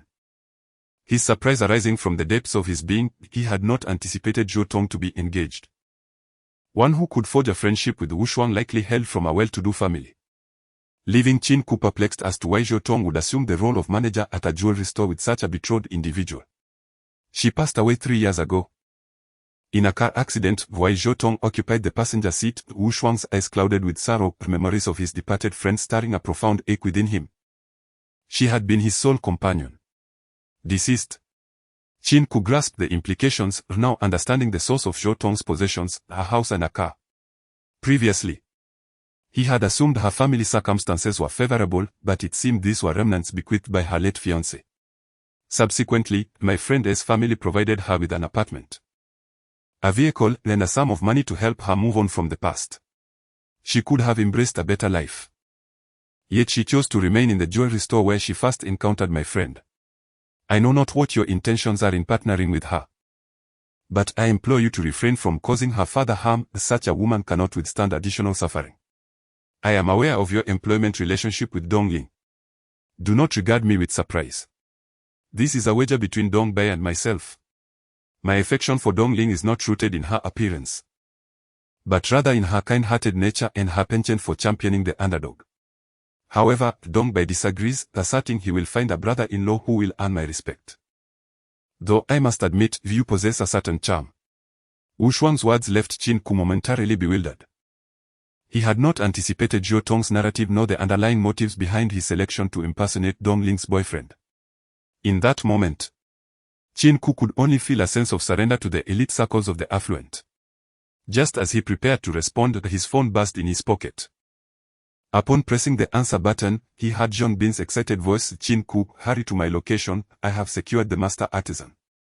The master artisan. The esteemed sculptor lauded by both Zhong Bin and Zhong Lao. I shall return immediately. Due to Wu Shuang's presence beside him, he refrained from saying much and simply ended the call. Is there something on your mind? Wu Shuang inquired, glancing at Qin Ku. Nothing significant, please continue, Qin Ku replied. Seated nearby with a wine glass in hand, exuding an attentive demeanor. I've said what needed to be said, and I fear that if I elaborate further, you might find me tedious. We are not adversaries, Wu Shuang stated, raising her goblet to clink with Qin Ku's, then smiling once more. Indeed, we shall not become foes. Should you require agate or jade, feel free to reach out to me. Qin Ku shamelessly promoted his own interests, knowing well that the wealthy clientele were plentiful. Haha. Truly a businessman, always eager to market oneself, Wu Shuang remarked, pointing at Qin Ku with an amused smile. WeChat ID 1, I shall announce the jewelry we launched there. Each piece is exquisite, you may peruse it when the time comes, Qin Ku said, showcasing his newly acquired smartphone with a cheerful grin. Oh, you, Wu Shuang said, playfully pointing at Qin Ku, her expression light-hearted. Most would feel intimidated by his status, yet he remained unfazed. Particularly after overhearing Feng Kuei earlier discussing what instills fear in others. Unbeknownst to Qin Ku, Wu Shuang's thoughts were far from his mind. He merely understood the necessity of courting more economically robust clients, making Wu Shuang an optimal choice, especially since she was acquainted with Zhou Tong, who would undoubtedly support him. After Wu Shuang added Qin Ku on WeChat, he nodded with glee, concocting an excuse to depart, eliciting a chorus of resigned laughter from Wu Shuang. Dongling had not mingled with Qin Ku and the others earlier, instead, she had been engaging in light banter with several women. Now, upon seeing Qin Ku approach, she appeared somewhat flustered, for Qin Ku could easily discern that they had likely been discussing him. The Prince Charming has arrived. Have you missed our dear Dongling in this brief absence? Teased a long-haired beauty. Sister Dong, you're quite fortunate, not only is young Master Qin handsome, but he is also skilled. Do you have a brother or an older sibling? Another short-haired beauty chimed in playfully. Ahem, just call me Qin Ku. Apart from a younger sister, I have no siblings, Qin Ku interjected, feeling that the title young Master Qin sounded rather beastly, hastily clarifying. What is the matter? Why aren't you chatting with Wu Shuang? You are the center of attention here, do you realize how many wish to converse with her, only to be turned away? So many dare not approach. Dongling said with a teasing tone. Then why don't you go speak with her? Qin Ku grinned mischievously. Fully aware of why Dongling was avoiding Wu Shuang, even Dongbai had to devise ways to fend off Wu Shuang's pursuit of his sister, let alone Dongling. Mind your own business. Dongling retorted, defiantly raising her chin. Qin Ke waved his hand dismissively. He dared not engage in a verbal duel with this young lady of privilege, for reason does not prevail in discussions with women. Finding an excuse, he took his leave fast, hailing a taxi straight to Zhong Bin's shop, where a person he had long anticipated awaited him. A fine raw material, if not crafted by an adept artisan, would merely result in jewelry of good quality yet ordinary design. However, when exquisite materials are paired with skilled craftsmanship, the outcome is nothing less than a work of art. Artworks are often deemed priceless, a notion that resonates deeply with Qin Ke, who aspires to craft jewelry that commands a greater price than the commonplace wares found in ordinary boutiques. Along the way, Zhong Bin had called Qin Ke 3 times, urging him to hurry, as the artisan they had engaged was showing signs of leaving. The final call came from Zhou Tong, her voice tinged with urgency as she conveyed that the artisan could no longer wait and had already exited the shop, with Zhong Bin in pursuit. Having arrived at the antique market, Qin Ke spotted Zhong Bin. After concluding the call and paying the taxi fare, he hastily exited the vehicle, catching sight of Zhong Bin conversing with an elderly gentleman whom he recognized as Lin Lao. "Please, just a moment longer. My brother truly has an urgent matter today. And those pieces of agate were indeed sourced by him, you must trust me," Zhong Bin implored with a conciliatory smile. "I have waited long enough. I am here out of respect for Zhong Lao and your genuine invitations, but I see no sincerity from your friend," Lin Lao replied, his tone laced with dissatisfaction as he glanced at his watch. Qin Ke felt a bead of perspiration trickle down his brow. He had intended to remain a while longer, eavesdropping on their conversation to discern how best to address Lin Lao. However, it seemed unavoidable that he must intervene. Taking a few deep breaths to steady himself, he approached, feigning a breathless demeanor, his forehead glistening with sweat. "Lin Lao, I sincerely apologize for the delay. I was caught up in a banquet," Qin Ke said, bowing repeatedly, not yet having seen the elder's face. It's you."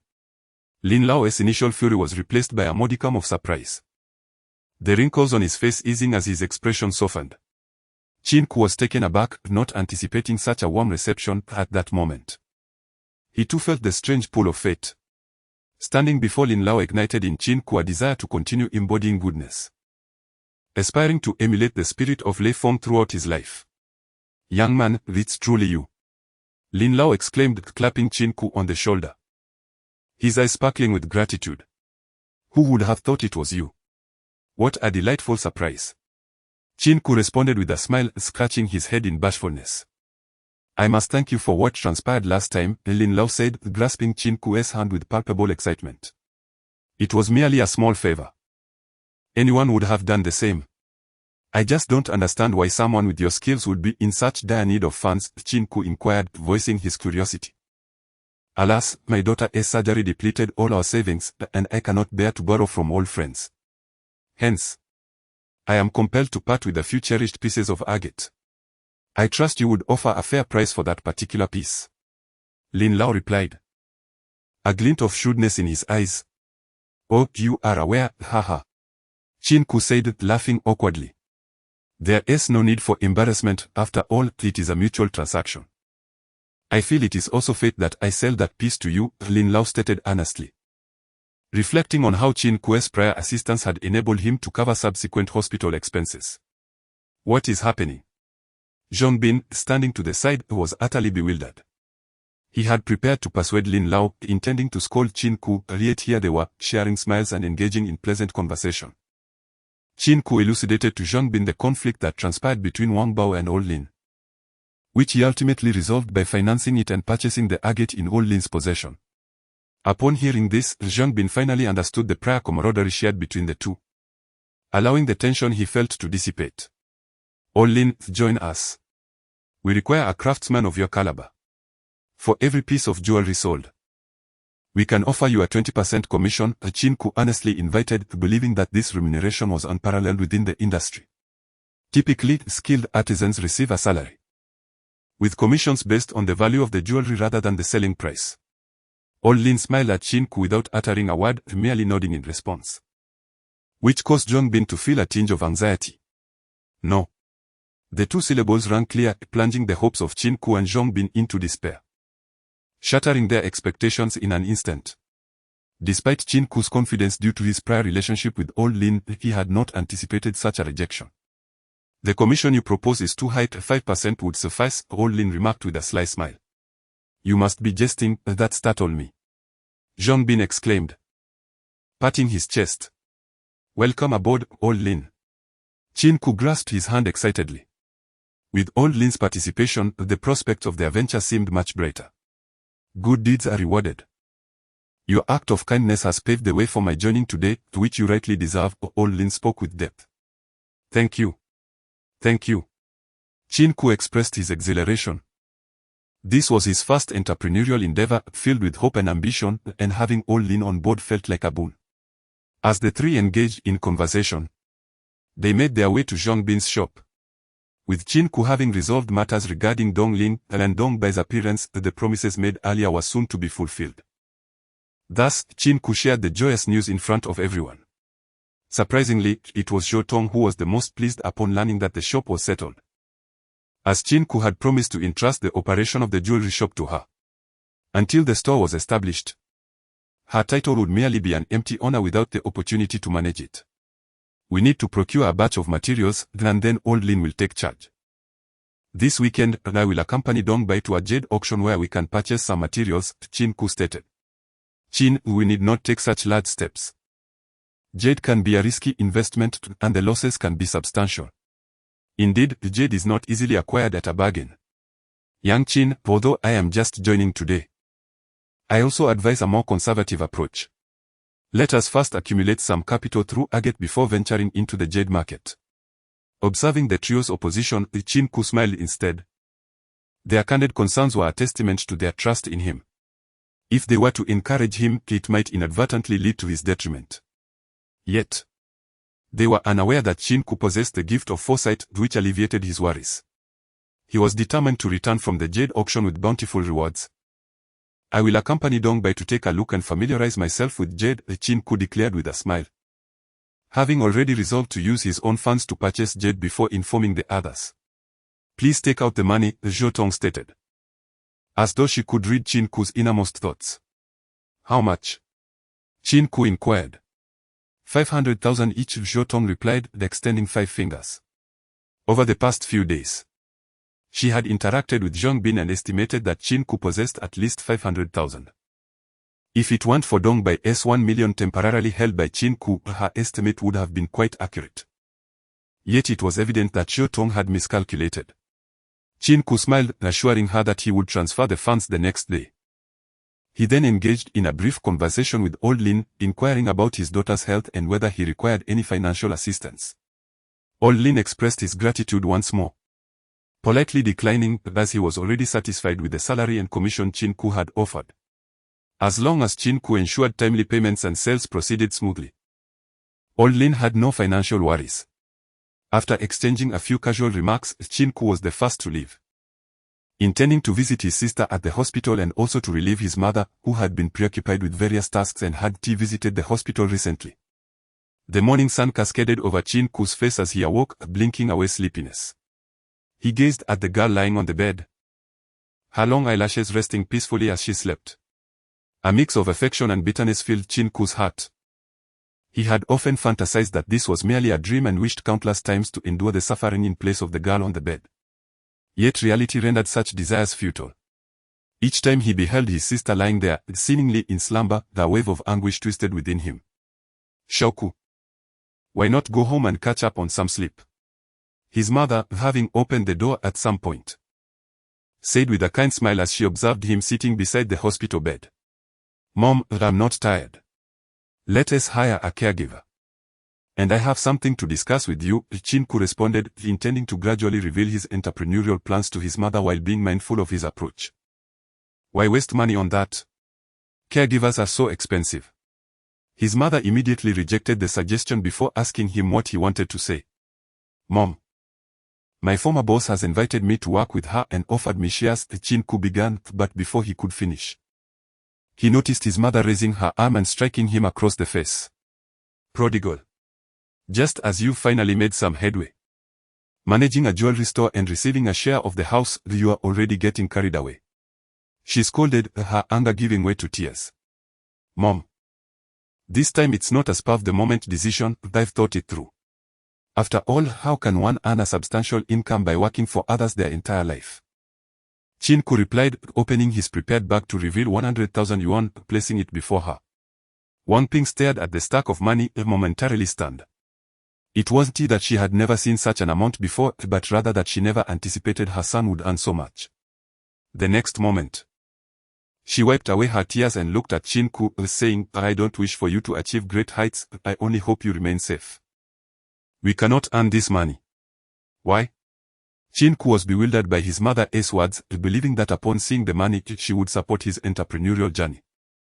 Your mother is well aware of your capabilities. Although your academic performance has been commendable, you have not completed your university education.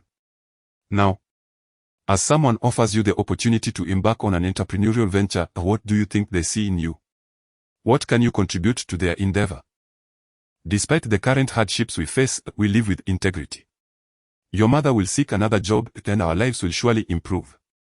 Son, your sister's misfortunes have strengthened my resolve, largely because of your support. If you were to falter, I would be devastated. Wang Ping's words left Qin Ke speechless. He had not anticipated his mother's stark realism. He began to introspect. Had he become so fixated on wealth due to his newfound ability to see through illusions? Indeed, he felt somewhat lost. As if he had been inflated by his gift, neglecting the value of hard work, almost like a machine enslaved by money. Mother, I am confident about this venture. It is my former mentor who has encouraged me to take this step, and I trust him. Although Qin Ke acknowledged his mother's concerns, he believed that pursuing entrepreneurship was a necessary path, compelling him to weave a web of deceit to conceal the truth about his abilities. Oh, dear child, I do not desire this money. Since you have made your decision, go forth. Wang Ping sighed, feeling powerless to sway Qin Ke, her face reflecting a poignant sadness that tugged at his heart. Rest assured, mother, I will not engage in any illegal activities. This venture is in the jewelry sector, alongside my previous superior. Please accept this money. Should I fail, it will sustain me through unemployment. Qin Ke placed the money in his mother's hands. With only a few thousand yuan left in his pocket, apart from the 1 million given by Dong Bai, he realized he had returned to square one. Soon to part with another 500,000. Money comes swiftly but departs even quicker. The funds he had scarcely warmed in his hands had already dispersed. Coupled with the recent sales of agate products, he found himself devoid of resources. Nonetheless, he remained optimistic about future earnings, believing they would surpass the present. And he needed them to honor the trust placed in him by Zhou Tong, Zhong Bin, and Ol Lin, as well as to justify the gift of his perceptive abilities. With that thought, he promptly retrieved his phone and sent out several messages regarding the sale of agate. With Ol Lin's involvement, he did not intend for Lin to carve the agate, rather, he envisioned utilizing Lin's skills on jade, a realm that truly required such expertise. Mother, you need not wait for me today, I may be quite occupied, Qin Ke conveyed, though his mind was set on exploring the jade market to gain insights, ensuring he would not embarrass himself in Dong Bai's company. Be careful, Wang Ping cautioned, her eyes filled with concern. I understand. Qin Ke affirmed with a nod before exiting the hospital, making his way to the only jade market in Hong City. While Hong City boasts numerous antique markets, they primarily feature finished jade products rather than raw stones. Thus, many who wish to unearth hidden treasures often flock to the jade market, where unrefined jade is available. However, many visitors to the jade market merely observe without purchasing, not out of lack of desire, but rather due to financial constraints. A piece of jadeite rough, rather ordinary, can easily exceed 10,000, not to mention the finer specimens, which may reach hundreds of thousands or even millions. Thus, many individuals prefer to test their luck in the agate market rather than gamble in the jadeite market. Upon exiting the hospital, Qin Ke strolled 2 stops to the jadeite market, where the foot traffic was noticeably less than in other antique markets. The consumer base here is quite defined. Many people can hardly be bothered to look, as they know they cannot afford to buy. There was no shouting as in the agate market, nor the hustle and bustle of business as in the antique market. Instead, it resembled a series of formal jewelry stores, patiently awaiting customers to make their selections. Gazing around, The so-called Jade Street appeared rather desolate, with the shops flanking the jadeite market nearly as empty as Yong Bin's antique shop. It seemed that these establishments had not opened for 6 months, only to profit when they finally did. As Qin Ke wondered, his eyes were drawn to the jadeite in the adjacent stores. The finished jadeite was displayed in showcases, complemented by gold and silver, transforming mere jade into exquisite jewelry. Each piece a work of art. As Qin Ke observed, he noticed a particular shop bustling with activity, a stark contrast to the surrounding stillness. Is this for real? He mused, taken aback by the shop's bold proclamation of Jade King. Don't feign ignorance, have you seen this piece of jade rough? It's as large as a basin, its sheer size is enough to claim the title. Don't embarrass yourself, there are much larger stones at the quarry. Some as big as tires. What good is size if it doesn't yield jade? Indeed, it is the purity of the jade that matters. Size alone is of no consequence. Standing at the entrance, Qin Ke could not see inside but inferred from the conversations of passers-by that there was indeed a piece of jade dubbed the Jade King. After finally managing to squeeze inside, Qin Ke beheld the scene within the shop.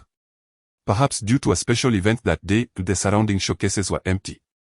Save for a single counter at the center, where 4 robust men clad in black suits stood guard. Under their watchful eyes, the central display showcased a piece of rough jadeite, its surface smoother than that of agate, resembling the stones used for pickling vegetables in the north. At that moment, Qin Ke hesitated not at all, his eyes glimmered with a violet light, which enveloped the jadeite rough in the display case. 1 second, 2 seconds, 3 seconds. No one around seemed to notice anything amiss, yet in Qin Ke's gaze, what others referred to as the Jade King appeared almost transparent. Akin to a bottle of clear water, revealing its internal structure with clarity. Casting a glance at the crowd, a smirk of derision played upon his lips. For he alone discerned the internal composition of this so-called Jade King, which was merely a gimmick. He could not fathom why the shop touted this piece as the Jade King when it contained no jade whatsoever, indeed, as previous passers-by had remarked. It was nothing more than a stone. Of course, it was jade rough, yet devoid of jade, consisting solely of solid stone. Young man, what are you laughing at? Have you gleaned some insight? Came a curious voice from beside him, belonging to a bespectacled middle-aged man with a beard, who regarded Qin Ke with a look of intrigue. No, I merely feel that the owner of this establishment is rather exaggerated, boldly proclaiming himself as the king of jade without having produced any jadeite. Qin Ke casually sought an excuse, feigning observation while secretly contemplating his departure. Oh. In your opinion, what qualifies someone to be called the king of jade? Accompanied by a familiar voice, Qin Ke spotted the old man Wang from the jewelry store where he once worked, who had previously spoken on Xiaobin's behalf, yet now seemed to target him. He did not expect to encounter this old man here. Qin Ke generally held great respect for the elderly, except for this avaricious individual, whom he secretly despised. Initially, due to Xiaobin's status and to flaunt his own experience, the old man intentionally opposed Qin Ke and then went to the headquarters to slander Zhou Tong. It was not that the old man had turned wicked, rather. It was the case that the wicked had merely aged, and Qin Ke sensed that this old man was not virtuous in his younger days either. Of course, it must be jadeite of superior quality, and not this mere stone, Qin Ke remarked with a smile. Haha, youthful ignorance. Do you believe your luck will always favor you? That your bluster will consistently prove correct? Old Wang clearly doubted Qin Ke's ability to discern jadeite, wearing a mocking smile. Say what you will, Qin Ke shrugged nonchalantly, unwilling to waste time sparring with the old man, especially since there was no monetary gain to be had from such banter. Today, I represent the owner here to host this jade appreciation event. How about we place a wager? Old Wang's eyes sparkled with shrewdness, a smile gracing his lips, the wrinkles on his face converging like an aged chrysanthemum. What shall we wager? Qin Ke was indifferent, as he possessed the ability to see through the stone. Let us bet whether this rough stone can yield jadeite, Old Wang asserted confidently. Then you shall purchase this jadeite. Qin Ke looked at Old Wang as if he were foolish. Ahem, since you do not concede, of course, it will be you who buys it. Old Wang coughed to mask his embarrassment. Old man, you are becoming increasingly obtuse. Why would I purchase this rough stone? On what grounds? Qin Ke scoffed, his eyes filled with disdain. Qin Ke considered Old Wang utterly foolish. He mistook others for fools, when in fact, no one is truly naive in this day and age. Not even the genuine simpleton knows who is kind to them and who is not. Old One evidently wished for Qin Ke to purchase the rough stone. Should Old One lose the bet, he would merely lose face, while Qin Ke would forfeit a piece of jade. If he won, he would gain notoriety. Regardless of the outcome, Old One would derive some benefit, yet he overlooked a crucial point: Qin Ke was a pauper. This was the reason Qin Ke deemed Old One to be utterly foolish, seeking to have a destitute individual buy a rough stone touted as the king of jade. He believed the man must have lost his senses. "Oh, I almost forgot, you have no money." Old One feigned a look of regret, secretly mocking Qin Ke. "Indeed. I lack funds, unlike you, Old One, who must have profited significantly from serving over the years," Qin Ke said with a cold smile, his eyes carrying a deeper meaning. "You, what nonsense are you spouting?" Old One exclaimed, agitated, pointing at Qin Ke, then turned to the 4 black-clad bodyguards beside him, instructing them to expel this troublemaker. Behold, this is the modus operandi of this establishment, expelling patrons at the slightest provocation. Although I cannot afford to purchase anything, must I be denied the pleasure of mere observation? Is it wrong for us to take a look? Wouldn't you agree? After Qin Ke uttered these words, he turned to the crowd, his expression fervent, while internally he reveled in delight. He could only remark that the old man Wang was oblivious to the formidable power of the masses.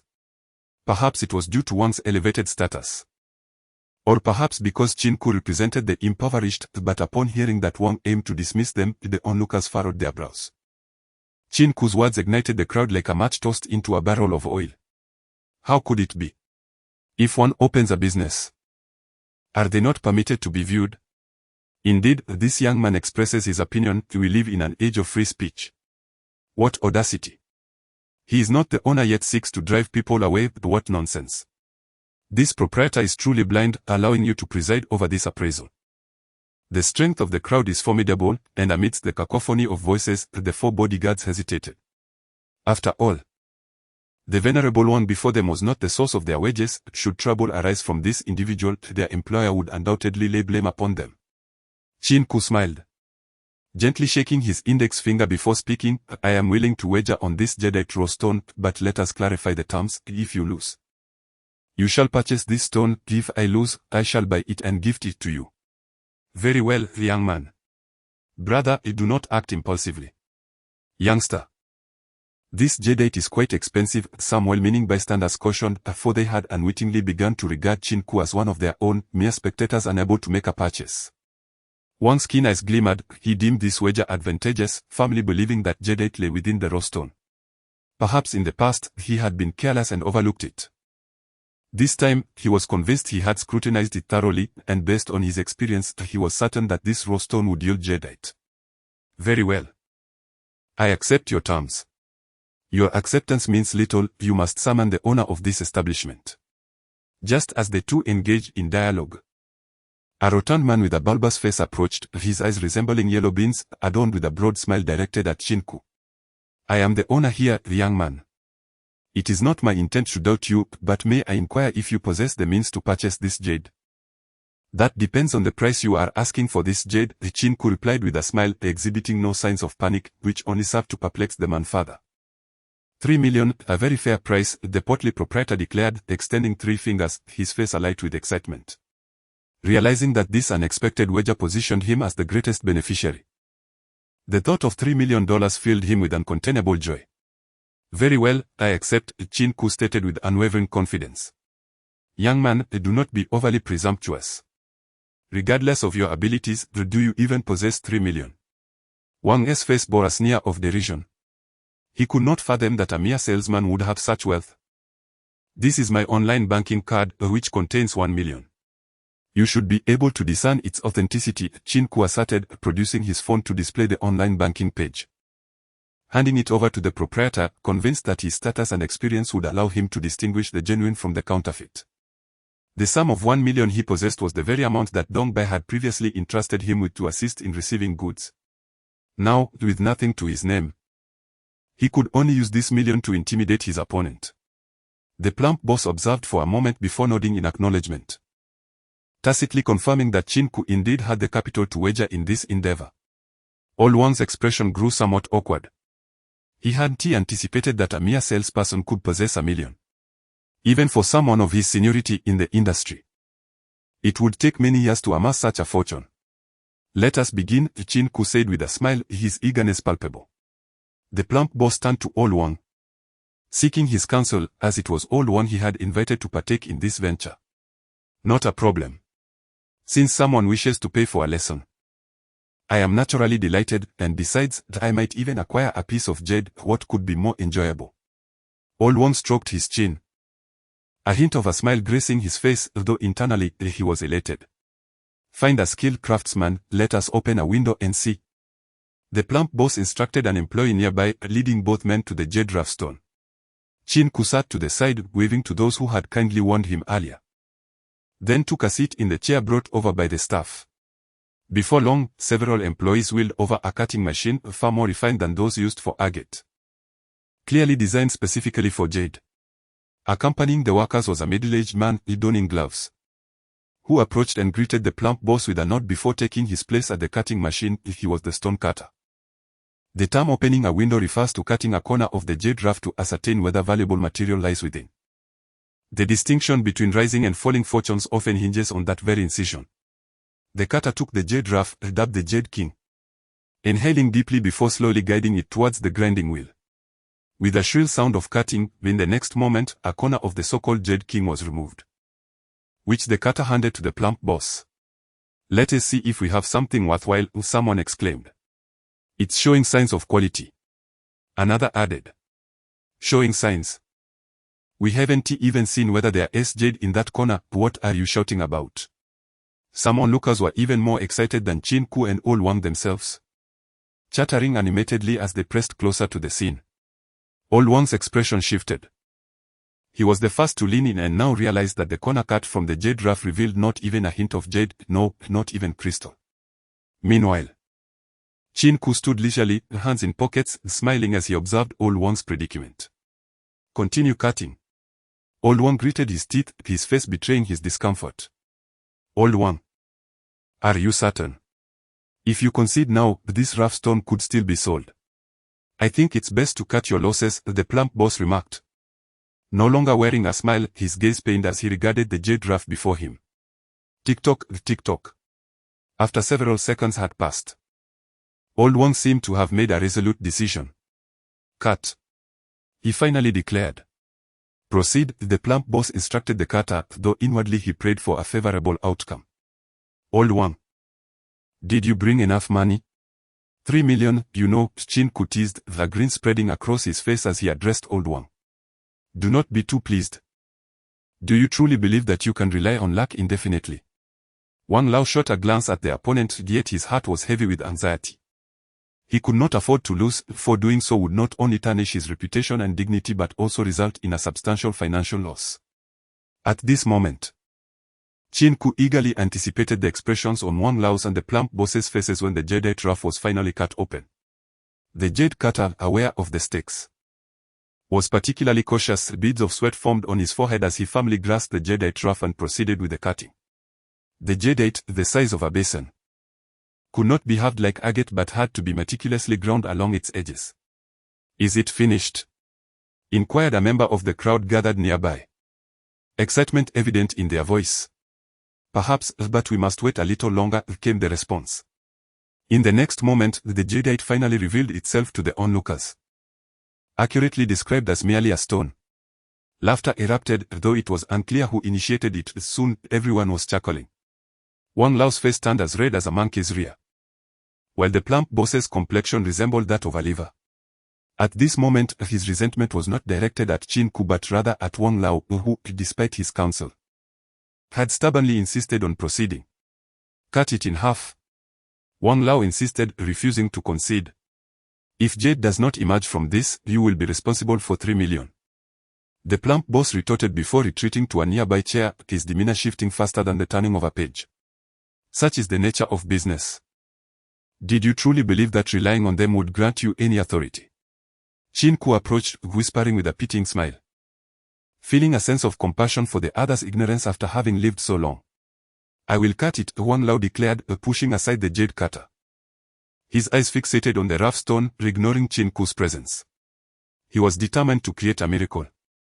to unveil jade and ensure that Qin Ke would concede defeat with full acceptance. All eyes were upon Wang Lao, and a collective sense of foreboding filled the air. It seemed that this jade would ultimately be a gamble that fell into Wang Lao's hands, and sympathy was cast in his direction. Qin Ke could only muse that this was a self-inflicted predicament. Each step taken was of Wang Lao's own volition, with no one forcing him. 1 minute later, the jadeite rough was cleaved in two. What should have taken mere seconds stretched into a full minute, revealing the tension and apprehension within Wang Lao.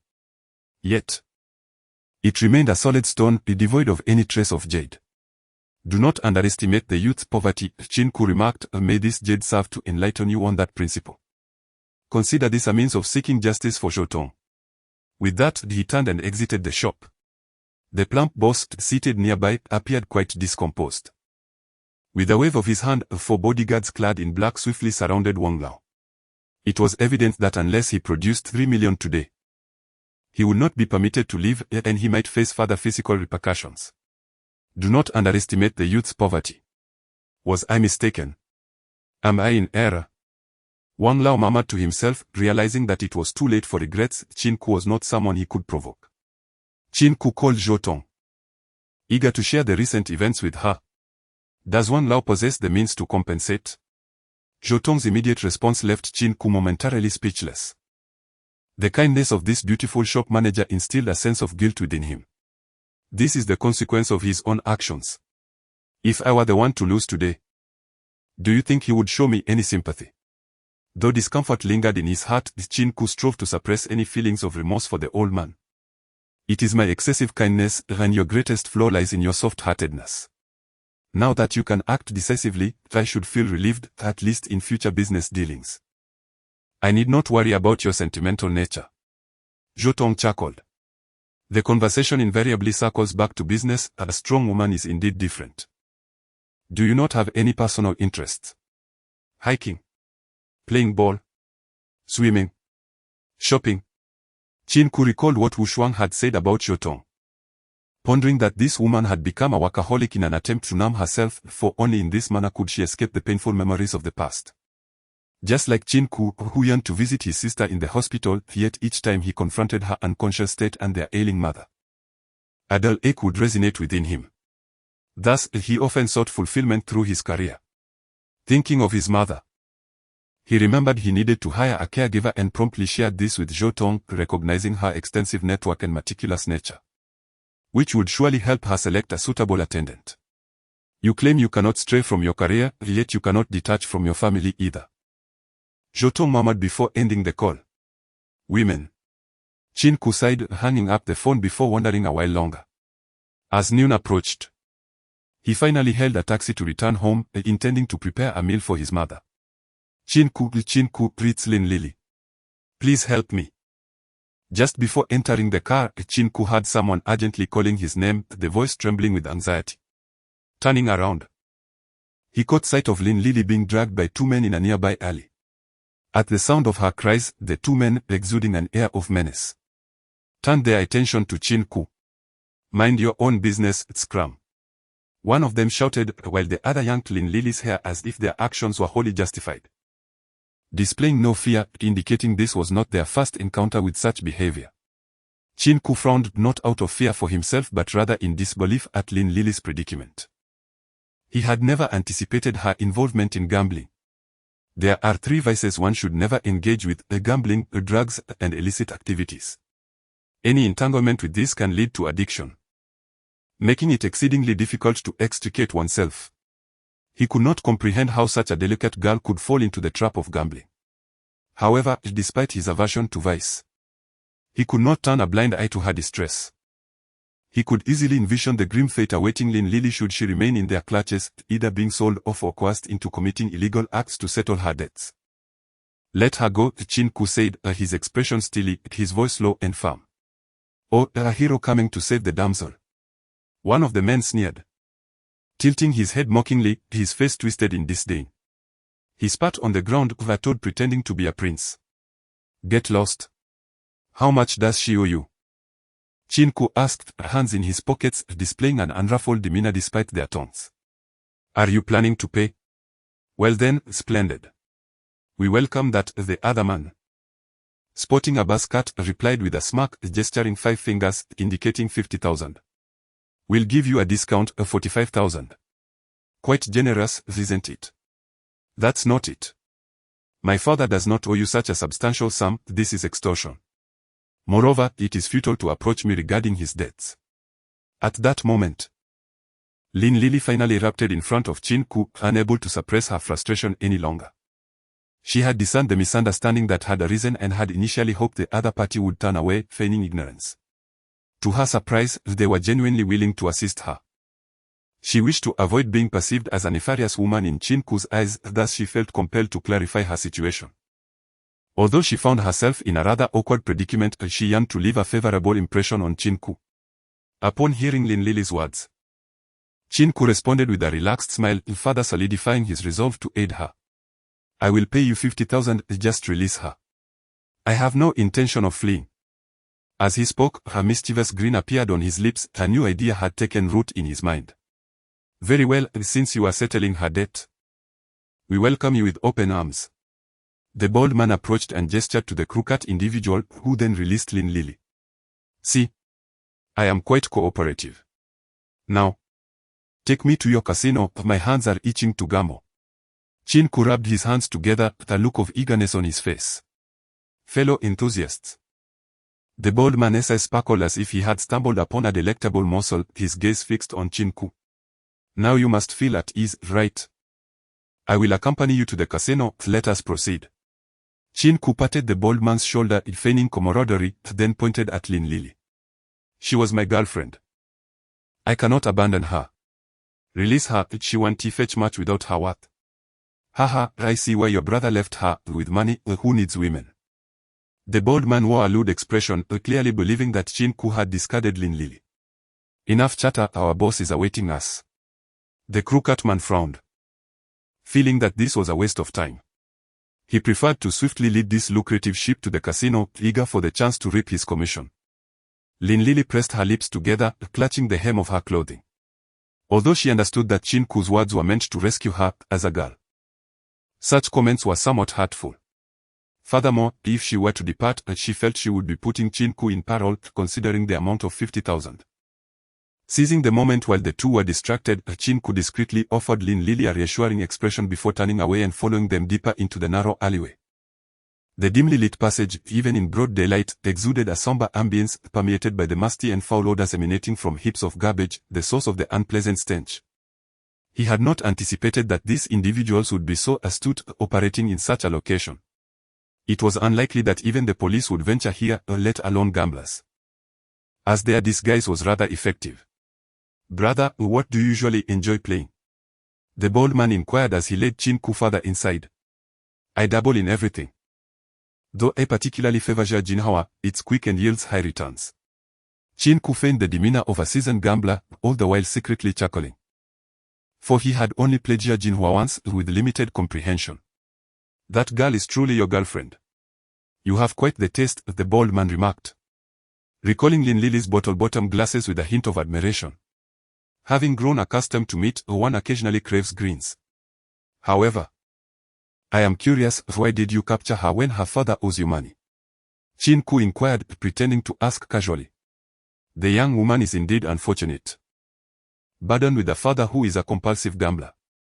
Previously, she aided him in settling his debts on several occasions, only for him to resume his reckless gambling, leading to a scene at her workplace when he found himself broke. Consequently, she was dismissed from her job due to her father's actions. It is undeniably tragic, however. I am fortunate to have distanced myself from her, for having such a burden as a father would undoubtedly lead to my ruin. Amusingly enough, one will soon witness her father being comfortably attended to within, which explains her presence here, captured by us. In conversation with the bald man, Qin Ke finally comprehended why Lin Lili attended Wang Bao's class reunion. She was desperately seeking employment to repay her father's debts. A twinge of sympathy stirred within him for this girl, inherently introverted and now ensnared by the misfortune of having a gambling father. Perhaps her introversion stemmed from her father's vices. As the saying goes, one should assist others to the very end. Now that he knew Lin Lili's father was in the casino, he resolved to alleviate this predicament for her. Although uncertain if his efforts would bear fruit, He was willing to give it a try, thus helping Lin Lili escape her plight. The bald man approached an iron door beside a box and, retrieving a walkie-talkie from his waist, muttered a few coded phrases. Shortly, the door swung open. A hidden world awaited. This was Qin Ke's first impression upon entering. As the door guard searched him, he seized the opportunity to observe the casino. Unlike the fetid, dimly lit, and filthy alley outside, the casino was tastefully decorated, indicating that the proprietor had invested considerable effort into its establishment. There were no fewer than 20 service staff members, each clad in white shirts, black vests, and slacks, exuding an air of professionalism. After undergoing a thorough search, Qin Ke, guided by the bald man, ventured further inside. Upon witnessing the diverse array of gambling options available, he couldn't help but acknowledge the prowess of these individuals. Although he had resided in Hancheng for several years, he had never encountered such a venue, suggesting that it was well established and deeply rooted. "Shall we settle the debts first?" the bald man inquired, his tone suggestive of negotiation. Clearly perceiving Qin Ke as a lucrative target, he intended to extract more from him. "There's no rush, first, grant me 30,000 chips to play with," Qin Ke replied, feigning impatience as he made his way to the three-card poker table. "Very well," the bald man chuckled, displaying no irritation at Qin Ke's insistence on delaying repayment. For once inside the casino, even the most formidable player would find themselves ensnared. As Qin Ke took his seat, the other players at the table paid him no heed. Each was fixated on their three cards, clutching them tightly as if they were lifelines, fearful of any prying eyes. The two who emerged victorious were an elderly man, whose excitement was palpable, his cheeks flushed as if imbibed with wine. The dealer glanced at Qin Ke and nodded, tacitly acknowledging his presence as a new participant. Cards were dealt, each drawn from the dealer's shuffling machine, all face down, rendering the numbers and suits invisible to the players. Yet, one individual perceived everything. Qin Ke's eyes glimmered with a violet light, invisible to the others. In the blink of an eye, the playing cards before him appeared transparent, allowing him to discern the suit and number on the reverse side with clarity. A smile graced his lips. When it came to gambling, he was akin to a being endowed with extraordinary luck.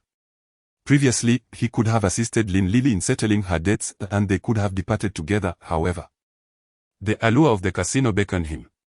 With expenses mounting recently, he resolved to earn some living expenses at this establishment today. As for the amount, Qin Ke believed that at the very least, he should repay Lin Lili's gambling debts and aim to earn an additional 100,000. Currently, Qin Ke held a pair of eights in his hand. Though not the highest in value among the players, he had no intention of folding, after all. This hand had the potential to bluff others.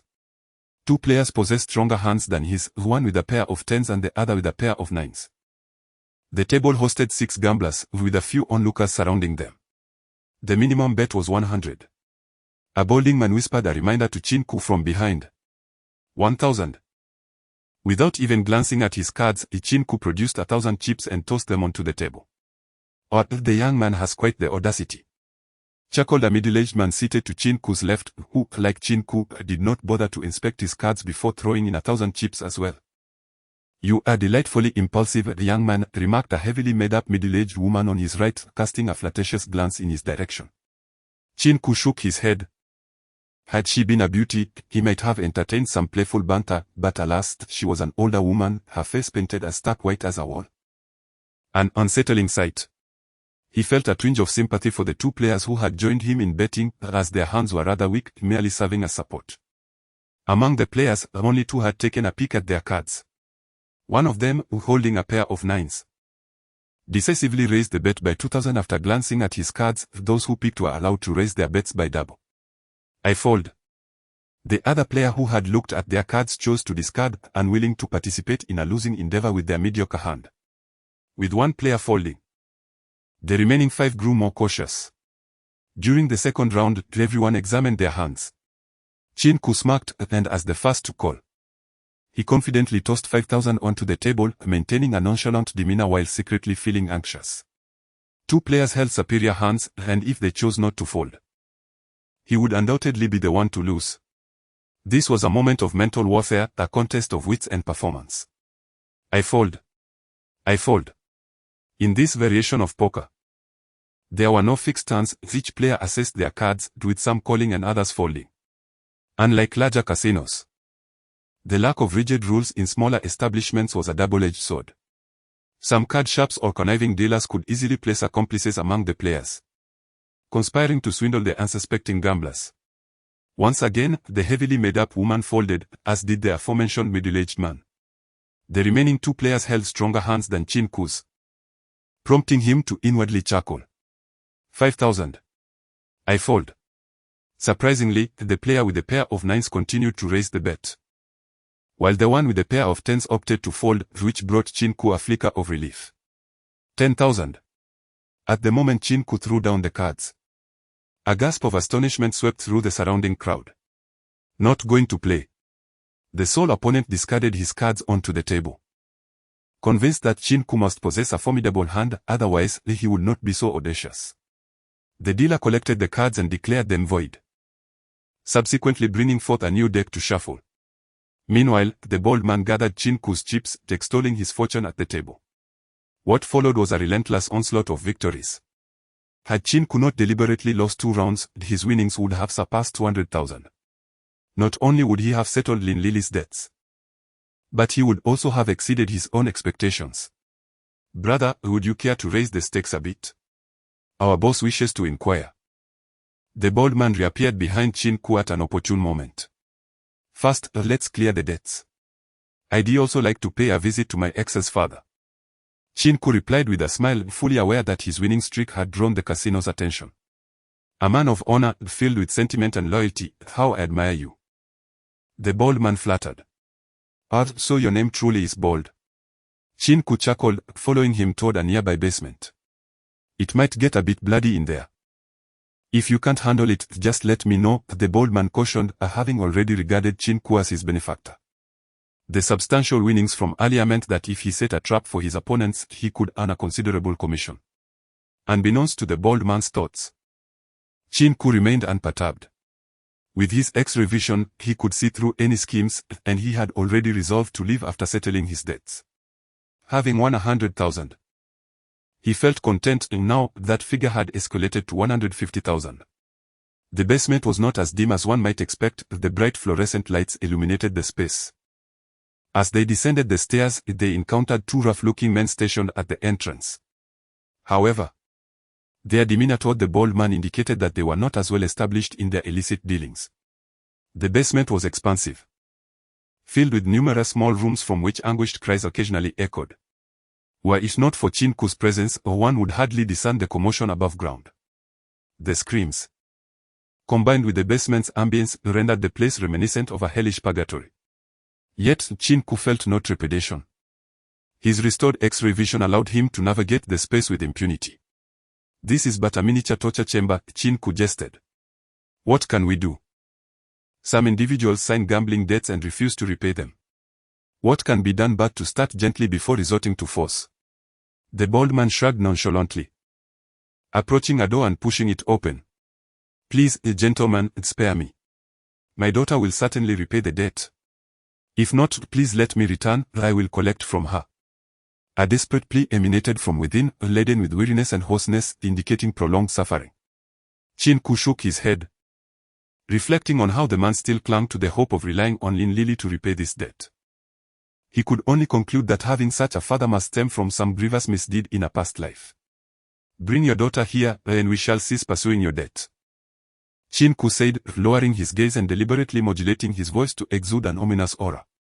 The bald man was about to interject, but a single glance from Qin Ke silenced him. And who might this esteemed gentleman be? At that moment, Qin Ke finally beheld the scene within the room. Instantly overcome by a wave of nausea, as a foul stench assailed his nostrils, causing him to nearly retreat before crossing the threshold. The cramped room, no larger than a few dozen square meters, contained but a solitary wooden chair, upon which an elderly man was bound, sitting in a pool of filth. His face bore numerous wounds, some of which had already scabbed over, indicating he had endured considerable beatings in this place. The source of the stench emanated from the man's groin. A glance around the room made it painfully clear that he had resolved his bodily functions right there. Our boss. The bald man was astute. Upon witnessing Qin Ke's expression, he comprehended that Qin Ke wished to keep his identity concealed. Thus, he cooperatively stated, "What do you say? If you bring your daughter here, we can clear your debts." A self-satisfied, lewd smile crept across Qin Ke's face. "Please, boss, big brother, spare me. I will definitely raise the money. As for my daughter, she is just a child." "A child?" Old Lin interjected. "I sense you are not grasping the gravity of your situation. It is only natural to repay debts. Since you lack the funds to do so, why not use your daughter as collateral?" In that moment, Qin Ke felt akin to Huan Sharon, while Lin Lily's father resembled young Bai Lao. "Indeed. Since you are unwilling to seek out your daughter, we can locate her ourselves," the bold man chimed in from the side. "Please, both of you, I beg you. I will certainly gather the funds to repay you." Old Lin, bound to the chair, struggled against his restraints. "Then let us leave you with but one hand." Qin Ke picked up a knife from the ground nearby, raising it ominously. "No." Old Lin felt the chill of fear grip his wrist as he realized his hands were bound behind him, and he began to scream in terror. The old bold man attempted to intervene, but upon seeing the knife in Qin Ke's hand, he sighed in resignation. "Are you afraid of death? If you refuse to use your daughter to settle your debts, what gives you the right to gamble?" Qin Ke observed the back of the knife poised at the man's wrist, though he refrained from speaking this aloud, instead adopting a deliberately menacing tone. "I was wrong. I will never gamble again." Old Lin, feeling the cold steel against his wrist, believed the blade was poised to cut him should he fail to provide a satisfactory answer. "How can I trust you?" Qin Ke slapped the man's cheek, admiring his own performance, fully embodying the role of a rogue. Perhaps he possessed a latent talent for such behavior, one that had yet to be awakened. "Truly, I swear, I speak the truth. I will cease all gambling." Old Lin's face was streaked with tears, and he unabashedly wept, resembling a child whose candy had been snatched away. "Haha. So it appears my brother is here. Your actions have cost me a client. How shall I conduct business in the future?" A hearty laugh resonated as a burly middle-aged man appeared at the doorway. Qin Ke turned his head towards the newcomer, perplexed. "This is my boss, one of the stakeholders in this casino," the bold man quickly introduced. "I am Emo In-song. A pleasure to meet you, esteemed sir. May I ask your name?" Emo In-song approached, extending his hand with a friendly smile, his demeanor exceedingly cordial. His white trousers starkly contrasted with black leather shoes, while a flamboyant red shirt lent him an air of ostentation. The half-length hair exudes a unique character, surpassing even that of young Aegean. The sharply defined cheekbones and the scar that runs from his eye to his left cheek initially impart a fierce impression, otherwise he would simply be regarded as a handsome gentleman. Qin Ke, having momentarily impersonated Boss Mazuri, extended his hand for a shake and smiled. "Such matters are inconsequential. This scoundrel merely stumbled upon the fortune of encountering Boss Qin. Otherwise, he would never have the chance to leave this place." Emo In-song's smile suddenly morphed into a menacing glare, causing Old Lin to instinctively recoil. Qin Ke shook his head. Indeed, no matter how much he feigned a rogue demeanor or ferocity, it paled in comparison to the true aura of this formidable figure before him. The ferocity emanating from Emo In-song was innate, a result of countless encounters both inflicting and enduring violence. Old Lin's reaction made it clear that Qin Ke's theatrics were no match for a mere glance from Emo In-song. "Let him go." Emo In-song instructed the bold man beside him, then gestured toward Qin Ke with an inviting motion. "I have heard that Brother Qin possesses remarkable gambling skills. I would like to witness them. Given your apparent affluence, let us engage in a game befitting our status." Qin Ke smiled bitterly and nodded in resignation. If he insisted on leaving now, he would likely meet the same fate as Old Lin. However, since the other party seemed eager to part with money, he welcomed the opportunity. Once they reached the casino floor, he would have no concerns about safety. Although he could employ his X-ray vision underground, it would be ineffective in a crowd as it had time limitations. Moreover, he preferred to reserve his X-ray abilities for financial gain rather than confrontations. "You suggest I be released?" Old Lin, clearly still bewildered, questioned. "Lin Lily is acquainted with me, in consideration of her unfortunate circumstances, if you continue gambling. That knife from earlier will sever your tendons," Qin Ke replied, turning to follow Emo In-song out. "You are fortunate your daughter has managed to attract such a man. Although they have parted ways, he still tends to this gambling wretch you are," the bold man remarked. Parted ways? My daughter. With him? Old Lin, now free from his bonds, wobbled slightly as he spoke, his voice laden with confusion. What games do you prefer, Brother Qin? Texas Hold'em, 3-card poker, dice, or blackjack? Emo Inchong inquired, seated in a private room, observing Qin Ke across the table with a smile. Let us go with 3-card poker. I prefer games that are brief and straightforward, Qin Ke responded, flexing his wrist and surveying the other attendees. This room was evidently not frequented by just anyone. There were no onlookers, than the 4 individuals seated at the table exuded a distinct aura, clearly those who were not short of wealth. Each person remained silent. And upon hearing Qin Ke's choice of 3-card poker, some nodded while others smirked in disdain, yet no one voiced dissent, indicating they were seasoned gamblers capable of playing any game. Very well, dealer, please deal the cards, Emo Inchong signaled, indicating for Qin Ke to receive the first hand. The crisp sound of cards being shuffled echoed from the dealing machine, and soon each participant found themselves holding 3 cards. During the card dealing process, Qin Ke endeavored to glimpse the hands of his fellow players, only to realize that the table was excessively long, rendering the angle of the cards obscured from view. He peered at his own hand with a discerning eye, revealing a pair which could indeed be considered a commendable hand. Opposite him sat Emo Inchong, who, rather than examining his own cards, redirected his gaze toward Qin Ke, a playful smile dancing in his eyes, clearly intrigued to ascertain whether Qin Ke's skills were as exaggerated as the bold man had claimed. Let us start with 30,000 for a bit of excitement, Qin Ke proclaimed, feigning the demeanor of a wealthy gambler as he tossed forward 30,000 chips. I fold. One of the other 4 players, the balding gentleman, tapped the table before discarding his cards into the center. I call 30,000. Same here, 30,000. I fold. Interesting, I shall match Brother Qin's 30,000. Excluding the final 30,000 from Emo Inchong, 2 of the remaining 4 players had opted to match the bet, while the other 2, evidently lacking confidence in their hands, chose to withdraw. Now, the 4 remaining players had not revealed their cards, adding an element of intrigue to the unfolding situation, heightening the stakes. Let us continue with 30,000, Qin Ke smiled, producing another 30,000 chips. Brother, this play appears somewhat reckless, remarked a middle-aged man who had been silent until now. A cigar clenched between his teeth, cards in hand, his tone tinged with dissatisfaction. If you've got the guts, then match, if not, fold, Qin Ke shrugged nonchalantly. He understood that with Emo Inchong present, no trouble would arise, emboldening him to speak such audacious words, simultaneously performing for Emo Inchong's benefit. Only the impulsive are easily manipulated.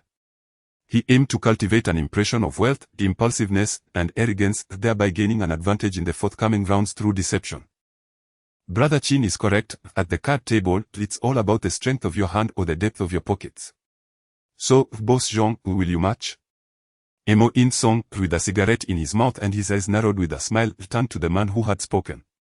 Such words. How could I allow a mere youth to intimidate me? I'll raise you 30,000. The opponent, fueled by indignation, viewed Qin Ke as a mere child. Having been embarrassed by Qin Ke's earlier remarks, he sought to reclaim his dignity through monetary stakes. The total on the table had reached 190,000. A sum equivalent to Qin Ke's previous winnings, and given the current bets, this hand was poised to exceed 500,000 in stakes. Let us continue then. Although Qin Ke maintained a nonchalant facade, internally he was calculating, if he wagered his remaining 200,000, he would be left with insufficient funds. I'm out. Emo Inchong tossed his cards aside, grinning at the remaining players. As long as someone won or lost today, his casino would earn its share, ensuring no losses on his part. This is madness, I'm out too. Another player ultimately bowed out. The scene was left with only Qin Ke and the previously serious gentleman, both smiling at one another, having recognized each other's intent. It was time to reveal their hands. Qin Ke had already wagered 120,000, leaving him with 80,000.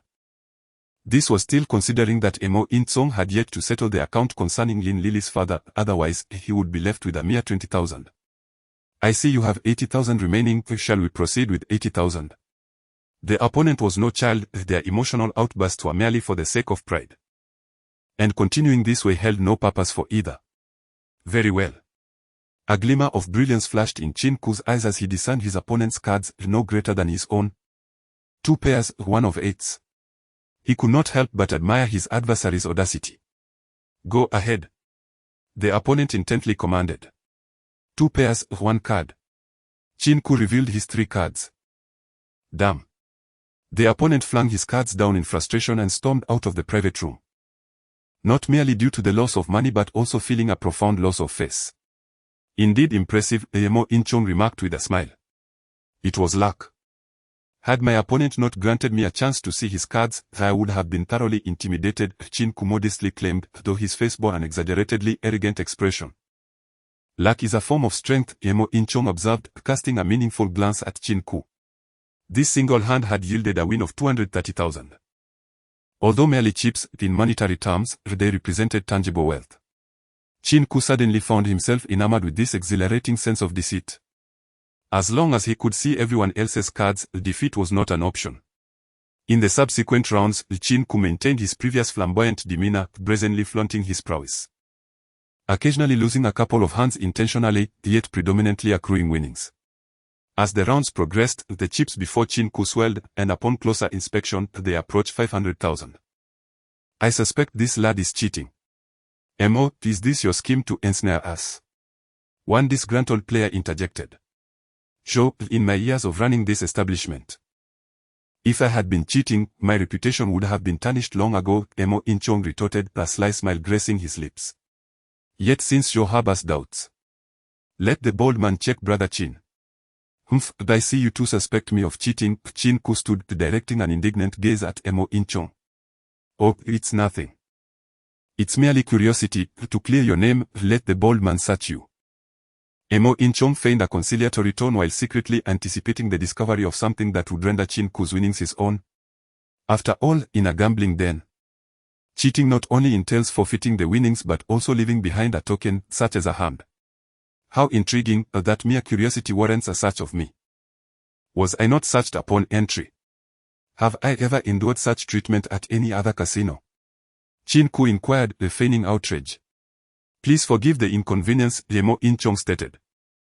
Though he gestured for the bold man to approach Qin Ke. Since there are suspicions, let us raise the stakes. Excluding myself. The 5 of us will each wager 100,000, the 50,000 I'm wrongfully accused of is mine if I am indeed innocent. Should I be found cheating, I submit to whatever consequences you deem fit. You must be out of your mind. Why would I give you 100,000? Am I your father? One player scoffed. Just a small trick, do you think 100,000 will intimidate us? I'm in. Another declared. I'm in too. I don't believe your luck can hold out all night. 100,000 then. Let the games begin, Mo In-chong furrowed his brow, surprised by Qin Ke's audacity. Seeing most players at the table agree, he too produced 100,000 in chips. The bold man approached Qin Ke, offering an apologetic demeanor. My apologies, Boss Qin. But I must conduct a search. Do as you wish, Qin Ke raised his hands, complying and stepping aside. The bold man began his search at the cuffs of Qin Ke's sleeves, for it is a well-known fact that a gambler often conceals treasures within. Next, he inspected the collar, the inner lining of the garment, and finally, the belt buckle, trousers, and the legs of the pants, reaching down to the shoes. Aside from a few stray leg hairs, not a single card was discovered, leaving the countenance of everyone present quite disconcerted. As each had unwittingly squandered 100,000 due to a mere suspicion. Thank you all, here is 1,060,000. Mo, I owe you 50,000. Here it is, and this 10,000 is for you, the bold man stated. Just as everyone was about to express their farewells, a cacophony erupted from outside. And before they could comprehend the situation, the door was forcefully kicked open from the outside. Qin Ke had intended to use his chips to settle debts. But upon witnessing this scene, his immediate instinct was that of a black market scheme gone awry, perhaps a robbery. He quickly crouched down, ready to activate his perceptive vision to escape. Police! Do not move. Everyone, hands on your heads and crouch down. With this commanding shout, Qin Ke felt a sense of relief. At least they were police officers, not robbers. You are suspected of illegal gambling, and we have caught you red-handed. Now, you will accompany us, the officer declared. Officer, you misunderstand, I was merely an onlooker, Qin Ke protested. Indeed, it is a misunderstanding. I am acquainted with your superior, Lu. Another voice interjected. I know your chief. Following the officer's words, everyone began to seek connections, each person preparing to dial their phones. Emo Inchao remained silent in a corner. Knowing he could not speak or draw attention to himself, the ownership of the establishment was not officially his. As long as no one exposed the truth, he would likely evade serious repercussions. Conversely, Qin Ke appeared quite embarrassed, glancing at Lin Yu standing at the door. He was unsure whether it was his fate clashing with hers or if she was deliberately seeking trouble. Everyone is to be taken away, Lin Yu stated sternly at the entrance. One by one, they followed the police outside, but when they reached Qin Ke, Lin Yu intervened. Zhotong called me, saying you are being held here against your will, but from the looks of things, this does not seem like abduction, she remarked. I came to help someone repay a debt who could have known they would force me to gamble. I had no choice but to accompany them in their folly. Thank goodness you arrived, the people's police serve the people. Qin Ke replied with a grin directed at Lin Yu. Oh, so you are compelled. Then there is no need to go to the police station, Lin Yu said nonchalantly. Indeed, what a good officer you are. May I take my money and leave? Qin Ke pointed at the 1 million in chips on the table, looking at Lin Yu with hopeful anticipation. Illegal gambling, the stakes have been confiscated. Do you still wish to exchange it for money? It appears you are not coerced. From my perspective, you seem quite willing, Lin Yu retorted with a cold smile. Cough. Cough, I was merely jesting, Qin Ke stammered, though internally he was heartbroken. That was 1 million. Equivalent to 2 Mustang sports cars, and with that sum, he could indulge in purchasing various jade raw stones. Now, all of that was in vain. Lin Lili, oh Lin Lili, I help you settle your debts. And yet you betray me like this. Stepping out of the gambling den, Qin Ke's face was etched with pain. After all, it was 1 million. One cannot help but admire the efficiency of the police as they swiftly apprehended all individuals from the sizable casino. Be they patrons at the open tables or guests in the VIP room, and are currently scrutinizing the gambling funds. As Qin Ke exited the casino, he spotted Lin Lili standing anxiously in the alleyway. He was uncertain whether to express anger or greet her with a smile. At that moment, Lin Lili was nervously gazing toward the entrance of the casino. She had witnessed many being led out by the police, including her father. Yet Qin Ke was nowhere to be found. Just as despair loomed over her, she caught sight of Qin Ke staggering out, and exclaimed, "Thank heavens, you are unharmed." Qin Ke nodded slightly, his mood far from jubilant. Did they lay a hand on you? Lin Lili recalled her father's previous misfortunes and scrutinized Qin Ke's face. Noticing no visible injuries, she spoke with some concern. No, there is no need for worry. How did you manage to call Zhotong? Qin Ke lamented the situation. He had been winning, and had he arrived just 10 minutes later, he would have been long gone. I received Zhotong's number from her last time. I recognized her when I saw you enter, and in my panic, I called her. Was that wrong of me? Lin Lili sensed something amiss with Qin Ke's demeanor and inquired with worry. It's nothing. By the way, your father's debts have been settled. He likely won't gamble again. You should hurry home and check on him. Qin Ke forced a smile as he spoke. All right. Lin Lili looked at Qin Ke with reluctance, turning back several times as she left the alley. Standing amidst the foul stench of the alley, Qin Ke yearned to vent his frustrations on someone, feeling like a person plagued by relentless misfortune. However, upon hearing laughter, he quickly concealed his grim expression. Lifting his gaze to behold a figure clad in black stockings, a light blue short skirt paired with a white blouse. If it weren't for her strikingly familiar and beautiful visage, he would have approached her to inquire about her nightly rates. What brings you here? Qin Ke asked, exasperation evident in his voice. I called Lin Yu, of course I had to come check on you. I thought you might have gotten yourself into a brawl. But you seem unscathed. However, I've heard rumors of some who lost a fortune even after winning 100,000. Zhotong remarked with a glint of schadenfreude in her eyes. Could we refrain from rubbing salt in the wounds? Qin Ke replied, in nearly on the verge of tears. Oh. Come now. Just moments ago, I saw Lin Lili tearfully dash out of the alley. Did you mistreat her? Zhotong, recalling the scene, asked with curiosity. Sister. You are truly my own flesh and blood, how could I possibly bully her? Qin Ke expressed his exasperation, realizing he was utterly at the mercy of these women. The complexities of a woman's heart remain inscrutable, a truth he had only recently come to understand. This incident was primarily his own fault, after all. Lin Lili was merely concerned for his well-being, and Zhou Tong had reported the situation out of similar concern.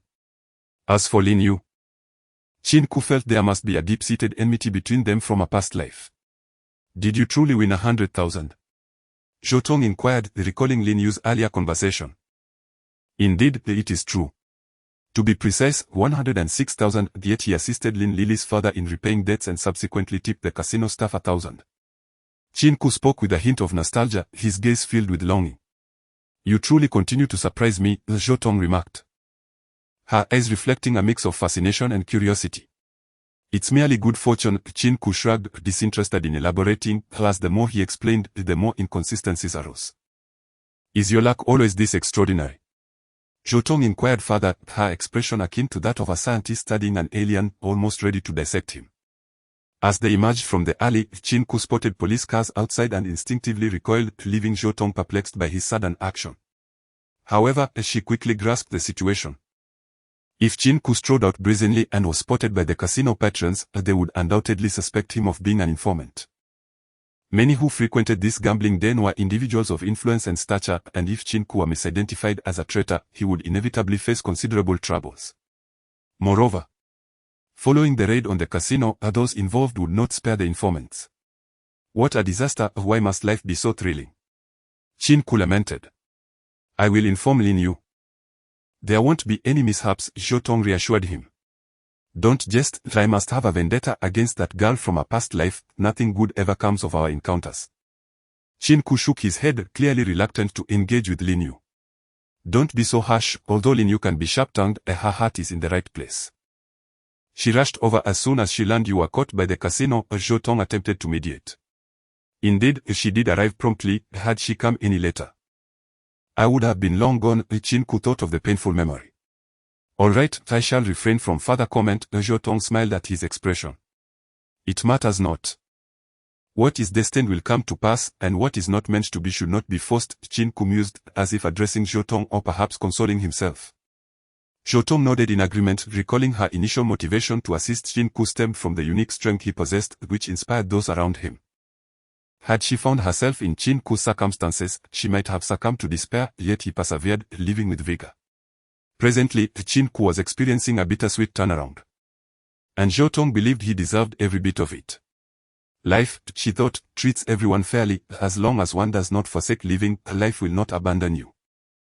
Old Qin, come quickly to my shop, I have a treasure to show you, Zhong Bin's call arrived just in time.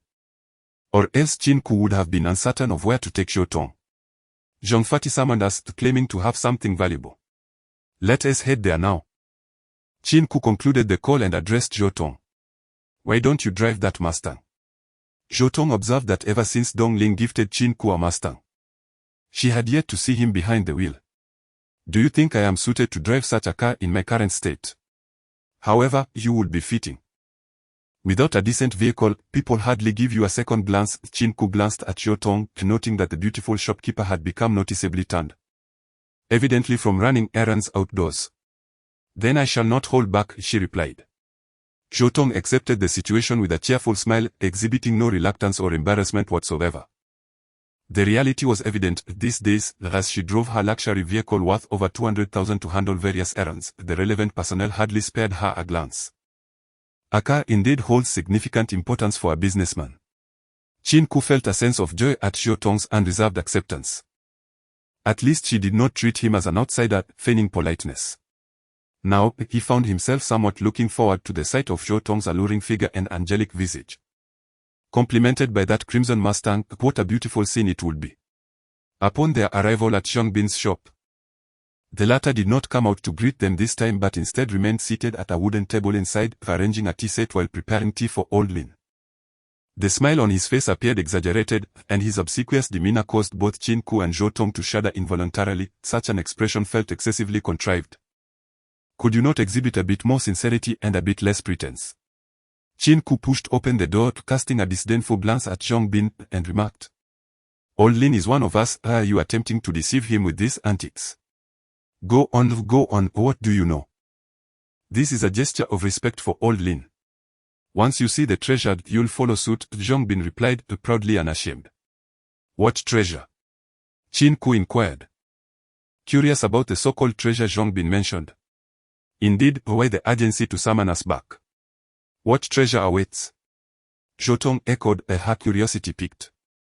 Suspecting that Zhong Bin had stumbled upon something remarkable, possibly facilitated by old Lin.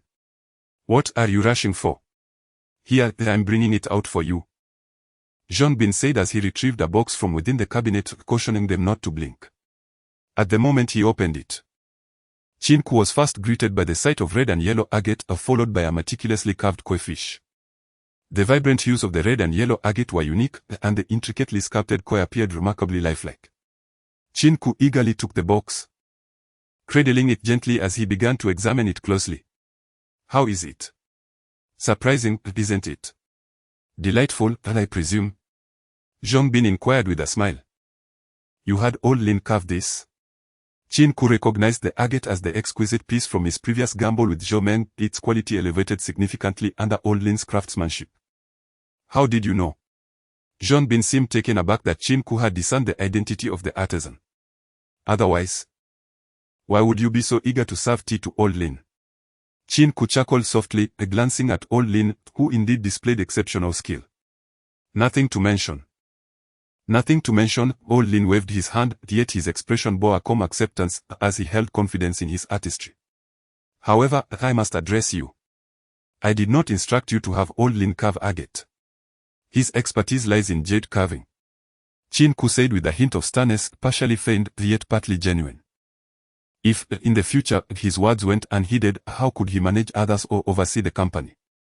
Since the day he partnered with Zhong Bin, he had resolved within himself to establish a hierarchy. Privately, they were friends, but in the realm of work, one must support the other. Zhong Bin, rather than expressing anger at Qin Ke's remarks, chuckled and nonchalantly remarked about being more attentive next time. Elder Lin intervened to diffuse the tension, stating, I cannot simply accept your salary without contributing, can I? And as for my hands being solely meant for carving jade, is agate not a magnificent creation of nature? Only those lacking skill or possessing an inflated sense of self-worth would impose such barriers. Just observe the master carvers, they can transmute decay into wonder. Thus, I find great satisfaction in my exquisite agate carvings. Qin Ke nodded, pleased with Elder Lin's attitude. He was apprehensive of seasoned experts like Master Wang, who, having swindled him out of 3 million, looked down upon others due to their experience and seniority. This red and yellow striped agate, when paired with a fine chain, will become a piece of exceptional pendant, its value skyrocketing far beyond that of the raw stone alone. This was precisely why Qin Ke sought a skilled artisan and why he had been so animated upon meeting Elder Lin, extending an invitation for collaboration.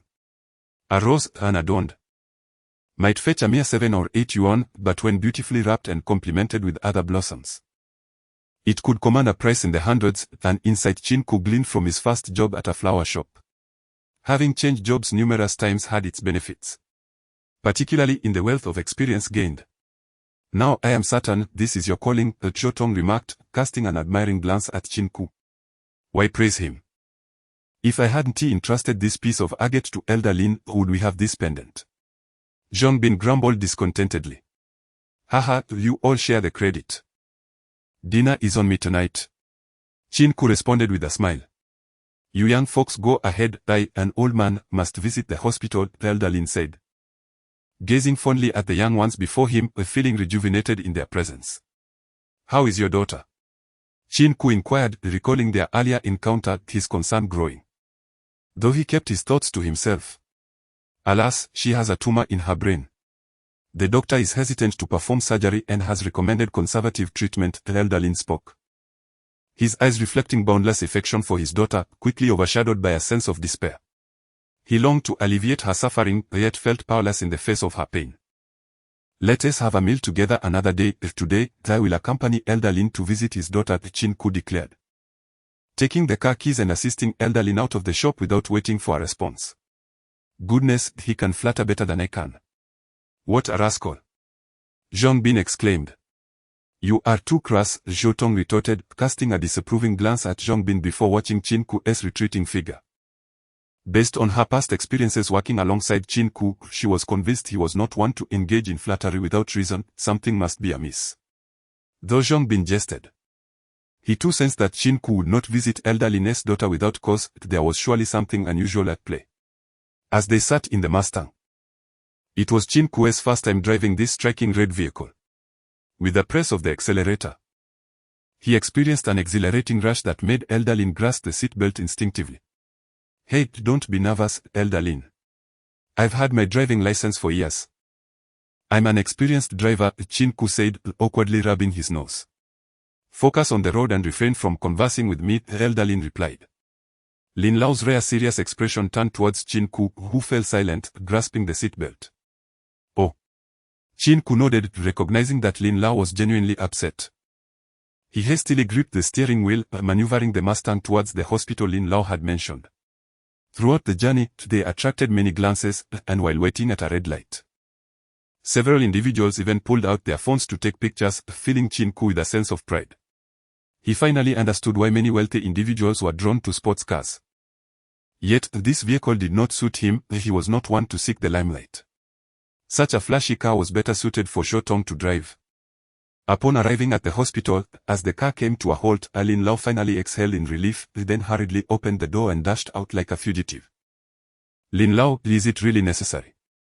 Qin Ke felt a wave of embarrassment wash over him, realizing that his inaugural experience driving someone had left Lin Lao so startled. Next time, I want to ride in your car. I want to live a few more years, Lin Lao grumbled as he walked away. Wait. I'll be taking you back shortly, Qin Ke hurried after him, determined to have Lin Lao as his practice companion. Forget it, just steer clear of this old man. Lin Lao clasped his hands together, appearing quite comical. As they exchanged playful banter, they took the elevator to the 4th floor of the inpatient department. The moment they stepped inside, Qin Ke noticed a somber and even sorrowful expression on Lin Lao's face. Without uttering any hollow words of comfort, Qin Ke gently patted Lin Lao on the shoulder. Following Lin Lao's lead, they approached a nearby patient room. And Qin Ke was suddenly overcome with a sense of shared suffering. Each time he visited the hospital to see his sister, a heavy heart weighed upon him. Gazing at his sister in the hospital bed, he often wished he could bear her pain instead. Reaching the door of the patient room, Qin Ke noticed Lin Lao pausing to take several deep breaths, then a smile returned to his face as he pushed open the door. In that instant, he felt as though he was looking at himself. My daughter, we have a distinguished guest today. Remember the young man I mentioned who bought my rose stone? He is now my boss and has come specifically to see you, Lin Lao said with a smile, his previous gloom entirely vanished. Oh, Dad. Why didn't you say so? I could have dressed up a bit. Came a playful retort from within the room. Dressed up for what? He is only in his mid-20s, then you are a 30-something young lady, Lin Lao joked. Old Lin, you are mistaken, no matter the age. A woman always loves to look beautiful. A middle-aged woman in the adjacent bed defended Lin Lao's daughter. And Chio is right, women should always strive to be beautiful. No matter the time or place. Upon seeing Lin Lao's daughter, Qin Ke felt a twinge of unfairness from the heavens, just as he did regarding his sister. Both were vibrant and cheerful individuals, filled with a zest for life, yet they had to endure frequent visits to the hospital. Lin Lao's daughter, while not as emaciated as Lin Lao, maintained a slender figure indicative of her diligent self-care prior to her illness. Although she may not possess the stunning beauty of Zhou Tong or Dongling, she exuded a unique charm. Her maturity was laced with a hint of playfulness, making her distinctly captivating. Hello, I'm Qin Ke. You can call me Xiao Qin or Qin Ke. Qin Ke extended his hand with a smile and addressed the other party, Lin Yan, thank you for hiring my father. Lin Yan grasped Qin Ke's hand, her eyes filled with gratitude. What are you thanking me for? I should be the one expressing my gratitude to old Lin, it's I who have discovered a treasure. Qin Ke chuckled heartily, then released her hand and glanced at old Lin nearby. Come now, I'm still the treasure, aren't I? After all, I'm half buried in the ground. Old Lin, rarely blushing in public, smiled and remarked, Old Lin, is this truly your boss? He seems rather young. A patient from another bed looked at Qin Ke, disbelief and skepticism evident in his gaze. Of course, the big boss of He jewelry, Old Lin proclaimed proudly. Although his jewelry currently comprised only 4 individuals, he was confident it would undoubtedly become the strongest in Hong City. A name conceived through discussions among Qin Ke and Zhou Tong was essential for establishing a business presence. Without a notable name, it would seem rather trivial. Moreover, Zhou Tong had commissioned someone to create the logo for He, featuring a dragon encircling the character He, symbolizing unity. The name sounds quite grand. Lin Yan remarked with a smile, offering praise. Are you interested in coming to my store to help? A knowing smile graced Qin Ke's lips as he regarded her with profound eyes. Do not jest if you wish to woo my sister. You ought to have been born a few years earlier, Lin Yan replied, believing Qin Ke was merely teasing her, laughing in response. Boss, is this appropriate? Old Lin interpreted Qin Ke's words as spitting them. What is inappropriate? A tiger's offspring cannot be a mere dog, I believe, under old Lin's guidance. Lin Jie will surely inherit your legacy, Qin Ke stated earnestly. Sighing, old Lin had indeed imparted much knowledge to Lin Yan. He held no bias against passing his teachings to a daughter. Yet, realness had ensnared his daughter. How about I treat her? Qin Ke flexed his neck and spoke earnestly. His gaze resolute, instilling confidence in his sincerity. Boss, this jest is not amusing. Old Lin addressed Qin Ke as boss, clearly agitated, for the latter was joking about his daughter's condition. Qin Ke waved his hand dismissively and, with an air of mystery, said, how can you know unless you try? Please let these two take a stroll shortly. You can summon a doctor for an examination. You are not jesting. Old Lin scrutinized Qin Ke, who did not appear to be joking. Yet he found it hard to believe the words spoken. Caught in this contradiction, he could only ask again. I am not jesting, Qin Ke insisted. Looking intently at Old Lin. Very well. Old Lin shook his head in resignation, then turned to Lin Yan, call me if you need anything. Old Lin. Is this truly your boss? Did you pick him up from the roadside, perhaps a charlatan? Indeed, Old Lin, please do not be deceived, urged the other two patients. As the small confines of the word allowed Qin Ke's words to be overheard in their entirety. Qin Ke offered a bittersweet smile. In this day and age, doing good deeds often leads to misunderstandings, highlighting how deeply rooted deceit has become in society. He could indeed heal Lin Yan discreetly. For the radiance of his X-ray vision had been revealed through numerous experiments visible only to him. Yet he could not proceed in such a manner. Lin Lao has become a pivotal figure in He jewelry. If one wishes to secure the allegiance of this venerable elder as their ship prepares to set sail, the prior camaraderie and the salary offered will not suffice. As he continues to flourish, the number of those eager to entice Lin Lao will inevitably increase. And who can guarantee that he will remain impervious to the allure of wealth? Thus, upon hearing that Lin Lao was heading to the hospital, Qin Ke sensed an opportunity. The healing power of his X-ray vision might afford him a favor with Lin Lao, leading to the earlier scene. Perhaps Qin Ke's actions could be deemed cunning. Yet as the helmsman of He felt compelled to proceed. In the short term, Lin Lao's significance surpassed even his own. He merely discovered fine materials. But without Lin Lao's masterful craftsmanship, they would remain nothing more than mere raw materials. Did you truly cure my ailment? Lin Yan, among the assembly, remained the most composed. Harboring no doubts about Qin Ke, her gaze directed towards him with anticipation. Of course, Qin Ke replied with confidence, though uncertainty lingered within him.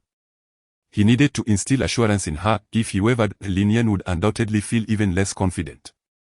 Presently, Lin Yan regarded Qin Ke as her last beacon of hope. After numerous hospital diagnoses, her condition was deemed manageable but incurable. Now that Qin Ke had appeared, regardless of whether he was a charlatan, she was determined to give it a try. Who does not wish to live? Everyone yearns for survival, especially someone like Lin Yan, who still has a wealth of life to cherish. I'm going to place my hands on your head. Please inform me immediately if you feel any discomfort. Qin Ke said cautiously, still uncertain about the efficacy of his treatment. Lin Yan closed her eyes, her eyelashes trembling slightly with nervous anticipation. Now we begin. Although Qin Ke had encountered several stunning beauties and had intimate encounters with women like Lin Yu, facing Lin Yan, who straddled the line between maturity and youthful allure, stirred something within him, especially as his hands rested on her head. The fragrance of her shampoo wafted towards him, and in that moment, His gaze fell upon her delicate neck, prompting him to audibly swallow. Is this how doctors treat their patients? Lin Yan chuckled lightly, her earlier tension easing due to the sound of his swallow. Ahem, feeling a bit parched. Let us commence the treatment, Qin Ke declared, pressing his hands against Lin Yan's head, gently kneading as he drew upon his experience from massaging his sister. Otherwise, his unfamiliarity might have betrayed him. In the next moment, a violet light erupted from his eyes, enveloping Lin Yan's head, revealing the internal structure of her brain, a sight that was somewhat disconcerting. After a couple of attempts, Qin Ke gradually grew accustomed to the sensation, and upon careful observation, he discerned a tumor within Lin Yan's brain, a pale red mass that became strikingly apparent under the scrutiny of his X-ray vision. The violet luminescence encircled the tumor, pulsating rhythmically, resembling a fish swimming around its prey. In the following moment, the tumor appeared to diminish in Qin Ke's vision, and Lin Yan emitted a soothing moan from the hospital bed, nearly causing him to lose his composure. Hastily gathering his thoughts and concentrating his focus, he once again enveloped the opponent's mind in a purplish aura. Indeed, it proved effective. Just as the tumor had shrunk to half its size, Qin Ke ceased his efforts, not because he lacked the desire to heal, but rather due to the understanding that should he eradicate the tumor in one fell swoop, he would undoubtedly earn the title of a medical miracle worker, likely being summoned for further research. Even this partial success would surely cause a stir within the hospital. Additionally, the purplish energy had been significantly depleted in preparation for the upcoming Jade appreciation event with Dongbei, and to manage any unforeseen circumstances, he could not afford to exhaust too much of it at present. This first phase would suffice for now. He decided to summon old Lin, who he presumed had been growing impatient outside. Glancing at the clock, which read half an hour, the duration neither too long nor too short, he stepped out of the ward to seek out old Lin. It seemed he was indeed feeling much lighter. Lin Yan observed Qin Ke's retreating figure, sensing the changes within her mind, and muttered to herself, "Let me tell you, old Lin, there are plenty of charlatans out there claiming to cure all ailments. You might just fall victim to their deceit. Indeed, superstitions are not to be trusted." Just as Qin Ke exited the ward, he overheard two patients from the adjacent beds advising old Lin, clearly still regarding Qin Ke as a quack. He smiled wryly, then strode purposefully toward old Lin, urging, "You should go in and take a look, then fetch a doctor to examine the situation." "Are you done? How is it?" Old Lin grasped Qin Ke's arm, the hint of anxiety evident in his voice. "It should be fine, you know, once you go in. Hurry along now." Qin Ke reassured him with a calm smile, patting the back of old Lin's hand. "All right," old Lin replied, rushing into the room, his thoughts consumed by his daughter's condition. Had it been anyone else boasting about treating his daughter, they would have been promptly dismissed. However, knowing Qin Ke from their initial acquaintance and through the days of interaction that followed, he recognized that Qin Ke was not one to boast frivolously. If Qin Ke claimed he could heal, he would indeed do so, and old Lin placed his trust in him. This trust was difficult for old Lin to articulate. Perhaps it stemmed from Qin Ke's profound gaze, or his personal charisma. Or perhaps it was simply due to his straightforward nature. As Qin Ke observed old Lin entering the ward and glanced back at the two patients from earlier, he nodded with a smile before swiftly making his way to the elevator. "Old Lin, that fellow is making his escape." Indeed. Watching Qin Ke vanish down the corridor, the two patients hurried in, unaware that had they maintained their pace, Qin Ke would have already exited the hospital. Within an office, a portly man adorned with a thick gold chain around his neck held his phone, grinning at the woman seated upon his lap. "Take a look at this image. The color is exquisite, and the craftsmanship is remarkable. I must acquire this koi." "But I want it too," the woman interjected. "What koi? Just let me buy you something else." "Humph, how stingy. Hurry and bid, or someone else will snatch it away." "All right, I'll start with 10,000. Just to test the waters." At that moment, Dongbei was also engrossed in his phone, captivated by a picture of a red and yellow striped agate koi pendant that stirred his desire. This young man is truly an enigma. Not only does he possess a discerning eye, but he also exhibits remarkable craftsmanship. "Brother, do you genuinely hold him in such high regard?" Dongling, savoring her fruit, glanced at her brother Dongbei, perplexed by his admiration for Qin Ke. This individual is intriguing, otherwise, why do you suppose Wu Shuang engages him in conversation? What I value is his discernment, particularly regarding the essence of agate.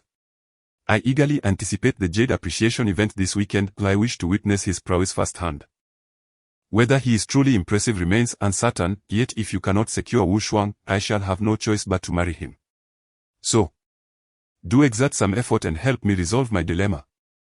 The engagement arranged between our father and Wu Shuang's father years ago is not something I can rectify in an instant. I am no Sun Wukong. And I must take my time.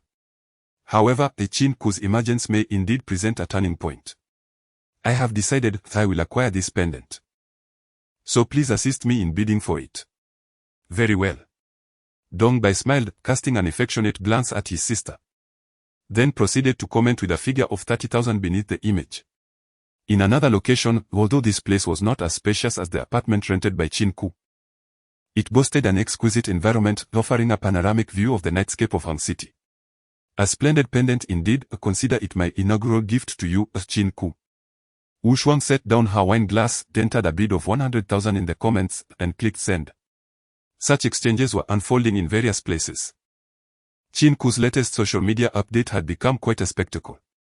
Regrettably, they were oblivious to each other's bids, which would have heightened the excitement even further. At that moment, Qin Ke chuckled in satisfaction, seated in the hospital lobby, perusing the comments on his social media post, then promptly shared a new update. The koi red and yellow striped agate pendant, with the latest bid set at 100,000. Those wishing to continue the auction may leave a comment below. Just moments earlier, he had received an image from Zhong Bin showcasing the koi pendant. One could not help but admire Zhong Bin's photographic prowess. Against the backdrop of the wooden table and box, the koi red and yellow agate pendant appeared exceptionally captivating. Qin Ke was convinced that if Zhong Bin were to pursue a career in the entertainment industry, he would undoubtedly surpass Teacher Chen. His photographic skills alone eclipsed those of Chen by a significant margin. Fraud. Someone has bid 100,000. I refuse to believe it. Haha, self-scripted and directed. Deleting friends. What nonsense. Who would spend 100,000 on a pendant? Do you take me for a fool? I will call Zhong Bin right now. Are you trying to play me for a sucker? I will only bid a maximum of 30,000. If you don't accept, I shall come looking for you tomorrow. The imagined scenario of escalating bids did not materialize. Instead, he was met with a barrage of insults. This time, Qin Ke recognized a flaw as the issue of trust. After all, WeChat is merely a social networking platform, and without visibility into each other's comments, even those made would be dismissed as orchestrated. He now harbored an idea: in the future, jewelry stores should not solely focus on selling finished pieces and custom orders, they ought to organize auction events as well, allowing face-to-face interactions that would alleviate mutual apprehensions. Unity will not resort to deception, he asserted, attaching a screenshot below, along with a new social media update that included the auction bids from the original post. Oh my, is this not the WeChat of Boss Dongbai? Is this the WeChat of Wu Shuang? My friend, will someone truly bid 100,000? Are we certain there are no imposters? Some individuals have recognized Dongbai's WeChat. Others have identified Wu Shuang's, while some still harbor doubts. Previously, a few had discerned the identities of individuals like Dongbai, as they share mutual friends and can see comments within each other's circles. Certain individuals recognized Wu Shuang and Dongbai's WeChat through acquaintances, and others added them without the individual's approval.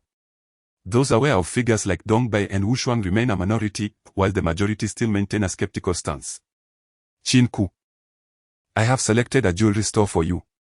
Just as Qin Ke was engrossed in perusing his circle of friends, a call came through. Dong Ling's voice resonated from the receiver. So soon? Qin Ke had anticipated a longer wait. How could I dare to neglect your affairs? It's located in the heart of the commercial street, and I have also arranged the paperwork for that vehicle. I will send someone to deliver it to you tomorrow. Thank you so much. I am at a loss for words. I shall treat you to a meal another day. Qin Ke expressed his heartfelt gratitude. This store was crucial for their enterprise, and it marked the first good news of the day. No need for that, just sell me your koi pendant. Dongling replied with a mischievous smile, akin to a cunning fox. I'm sorry, but Wu Shuang has offered 100,000, the highest bidder wins. And I can only sell it to him. I will send you a piece another day. Although Qin Ke was deeply appreciative of Dong Ling, he could not breach the established rules. How stingy. Remember what you said, you owe me a pendant similar to today's. Without waiting for Qin Ke to explain, Dong Ling hung up the phone. When did I ever say I would give you a pendant similar to today's? Qin Ke muttered to himself, feeling utterly exasperated with this young lady. When he reopened his circle of friends, he found over 20 messages, aside from a dozen filled with doubts and insults. The rest were bids, none surpassing 150,000. Just as Qin Ke was preparing to make a decision, a new message appeared. Upon opening it, he was momentarily stunned. Although he had recently become accustomed to handling large sums, today's amount was substantial, a considerable fortune. Wu Shuang bid 500,000. 500,000 for a pendant. One could only commend the extravagance of the wealthy. Dong Bai commented beneath Wu Shuang's message. As some individuals possessed both WeChats, they naturally saw both comments, causing Qin Ke's WeChat and circle of friends to erupt. Some reached out for specifics, while others expressed admiration. Qin Ke's circle was as bustling as a marketplace. Still in a daze, Qin Ke held his phone, reading the comments one by one. Yet his gaze remained fixated on Wu Shuang's bid. He could not comprehend why Wu Shuang would initially offer 100,000. And then subsequently escalate it to 500,000, a figure that far exceeded the worth of the pendant, which was less than 1/5 of that red yellow agate. These thoughts are merely contemplative. He remains exhilarated, for this marks a daily sales figure of 500,000, far more formidable than the average traditional jewelry store. Moreover, the cost of this pendant is merely around 30 to 20,000. Qin Ke, you are on the brink of fortune. Zhang Bin's enthusiastic voice echoed through the phone, palpable even at a distance. However, Qin Ke maintained a cool demeanor, reasoning that such high bids could not be expected consistently. It was merely a stroke of luck. Regardless, this 500,000 is indeed real, correct. Zhang Bin, lacking mutual friends with Wu Shuang, had access to Dong Bai's WeChat and had naturally seen what she had stated. Absolutely true, Qin Ke affirmed. Splendid. No matter the circumstances, this 500,000 is secured. Zhang Bin was still brimming with excitement. After all, he had never earned such a sum during his tenure in business, and he was indifferent to whether it was merely a fluke. Qin Ke smiled, understanding the other's elation, reminiscent of his own astonishment and subsequent joy when Wu Shuang first announced the 500,000. Having concluded his conversation with Zhang Bin, Qin Ke barely had a moment of respite before receiving a call from Zhou Tong, who inquired about the auction. Many of the customers from WeChat had been referred by Zhou Tong, so it was only natural that they would have witnessed Wu Shuang's bidding and subsequently informed Zhou Tong. Initially, she found it hard to believe. After all, she had been in the jewelry industry for many years and was well aware of the value of that koi pendant. A price of 500,000 was far beyond the norm, and she feared that Qin Ke might be engaging in self-promotion, prompting her hurried call for clarification. How could I possibly inflate the price deliberately? There truly was someone who offered that amount, Qin Ke replied with a resigned smile. Are you out of your mind? Zhou Tong was evidently skeptical about the possibility of someone spending 500,000, yet she felt compelled to trust Qin Ke, knowing he had no reason to deceive her. Do you know Wu Shuang? Qin Ke hesitated to mention Wu Shuang, but refraining would only lead Zhou Tong to speculate further, so he reluctantly divulged the information. He considered fabricating a story about a random individual bidding 500,000. But if Zhou Tong were to hear from others that it was Wu Shuang who made the purchase, it would create an inevitable rift between them. In business, any discord between partners could jeopardize the longevity of their enterprise. Silence lingered on the other end of the line as Qin Ke refrained from hanging up, waiting patiently. He understood that the mention of Wu Shuang would stir emotions in Zhou Tong, given that he was her late fiancé's closest friend. How do you know him? Zhou Tong took a deep breath, striving to maintain her composure before speaking. The last time I accompanied Dong Ling to a banquet, the host rewarded me with a shop for my attendance. Qin Ke recounted his dealings with Dong Ling and how he had come to know Wu Shuang. You pretended to be Dong Ling's boyfriend. Zhou Tong appeared even more intrigued by this revelation. Her curiosity piqued more by the nature of his relationship with Wu Shuang than by the fact that he had bid 500,000 for the pendant. Why don't you ask me why Wu Shuang would spend 500,000? Qin Ke retorted. Because he is just like that, impulsive and carefree. Leaving you in the dark about his thoughts in the next moment, Zhou Tong reminisced, recalling a time when someone had promised her eternity, yet had since departed from her life. I initially presumed that the exorbitant price was due to you, but after hearing your perspective, I now perceive this individual as rather deranged, Qin Ke stated with utmost seriousness. You may interpret it that way, Zhou Tong responded, somewhat speechless. It is rare for anyone to dare speak such words about Wu Shuang, which explains why Wu Shuang has the privilege of associating with Qin Ke. Indeed, they are not ordinary individuals. I must take my leave now, I am still at the hospital with old Lin, Qin Ke mentioned. Understood, Zhou Tong replied before ending the call. Qin Ke sent a WeChat message to Wu Shuang, requesting the address, as he intended to dispatch someone for delivery the following day. Naturally, the task would fall upon Zhang Bin. With the weekend approaching, he had promised Dong Bai to attend the Jade Appreciation Conference, which would provide him with insights into the jade industry, a field he would soon be heavily involved in. With the 500,000 from Wu Shuang, he was certain he would encounter exceptional jade raw stones, allowing him the freedom to make purchases. This was precisely why he had messaged Wu Shuang, primarily to expedite the payment, for he found himself utterly destitute at present. Not only could he not afford a jade raw stone, but he also lacked sufficient funds to procure even a mere scrap of jade. Qin Ke, I was just searching for you. So, you were hiding here. Old Lin's voice resonated behind him, his face alight with excitement as he clasped Qin Ke's hands tightly. Old Lin, I must confess that I'm not fond of men, Qin Ke jested, fully aware of the reason for the other's exuberance. Especially since he had significantly reduced the tumor's size, the doctors must have informed him. Enough of your jokes. I am here to express my heartfelt gratitude. I cannot thank you enough, Old Lin exclaimed, moving as if to kneel, his face flushed with emotion and tears glistening in his eyes. Please do not. I cannot bear such a display. If you wish for me to assist Sister Lin in the future, let us not stand on ceremony. After all, we are all family. Qin Ke hastily interjected, restraining Old Lin's arm. A miraculous feat. Truly astonishing. I never imagined you possessed such talent. You are akin to a reincarnation of Hua Tuo, Old Lin declared, gripping Qin Ke's hand with fervor. Please keep this confidential, and there is no need for Sister Lin to remain hospitalized. Trust me and expedite her discharge procedures. If all is well, I shall take my leave, Qin Ke advised, wishing to avoid being discovered by the hospital, as it would facilitate his treatment of Lin Yan. Old Lin, now unconditionally trusting Qin Ke, was elated by the recent examination results, which indicated a condition that even major hospitals struggled to treat had been remedied by Qin Ke.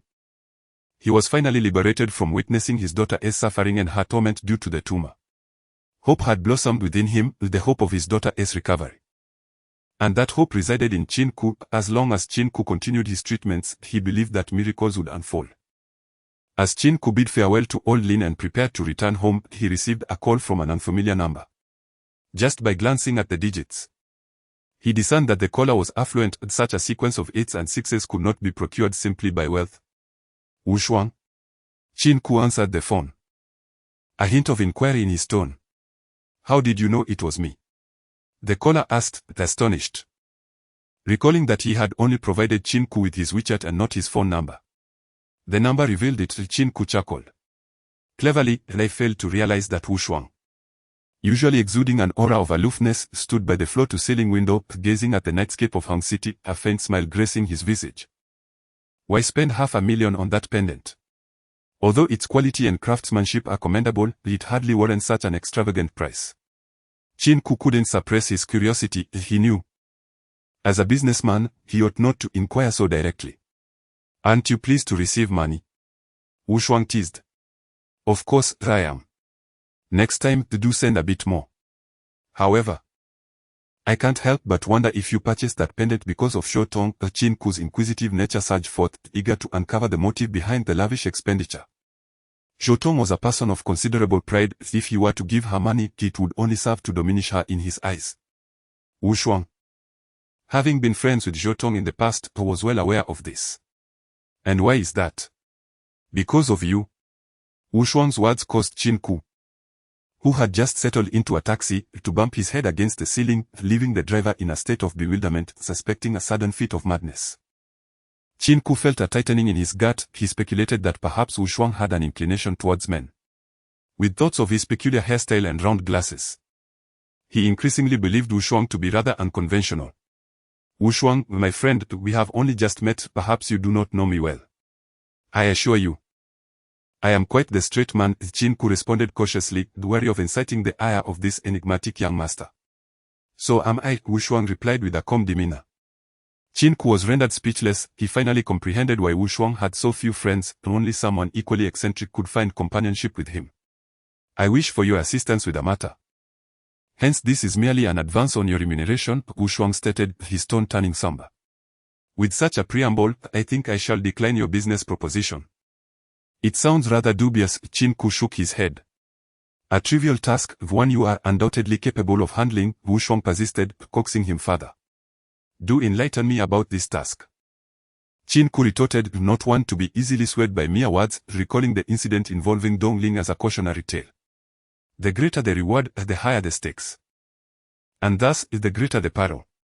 Continue to feign being Dongling's boyfriend, it should be simple enough, Wu Shuang said with a sly smile. His eyes narrowing into a cunning arc, reminiscent of a fox plotting its next move. Very well.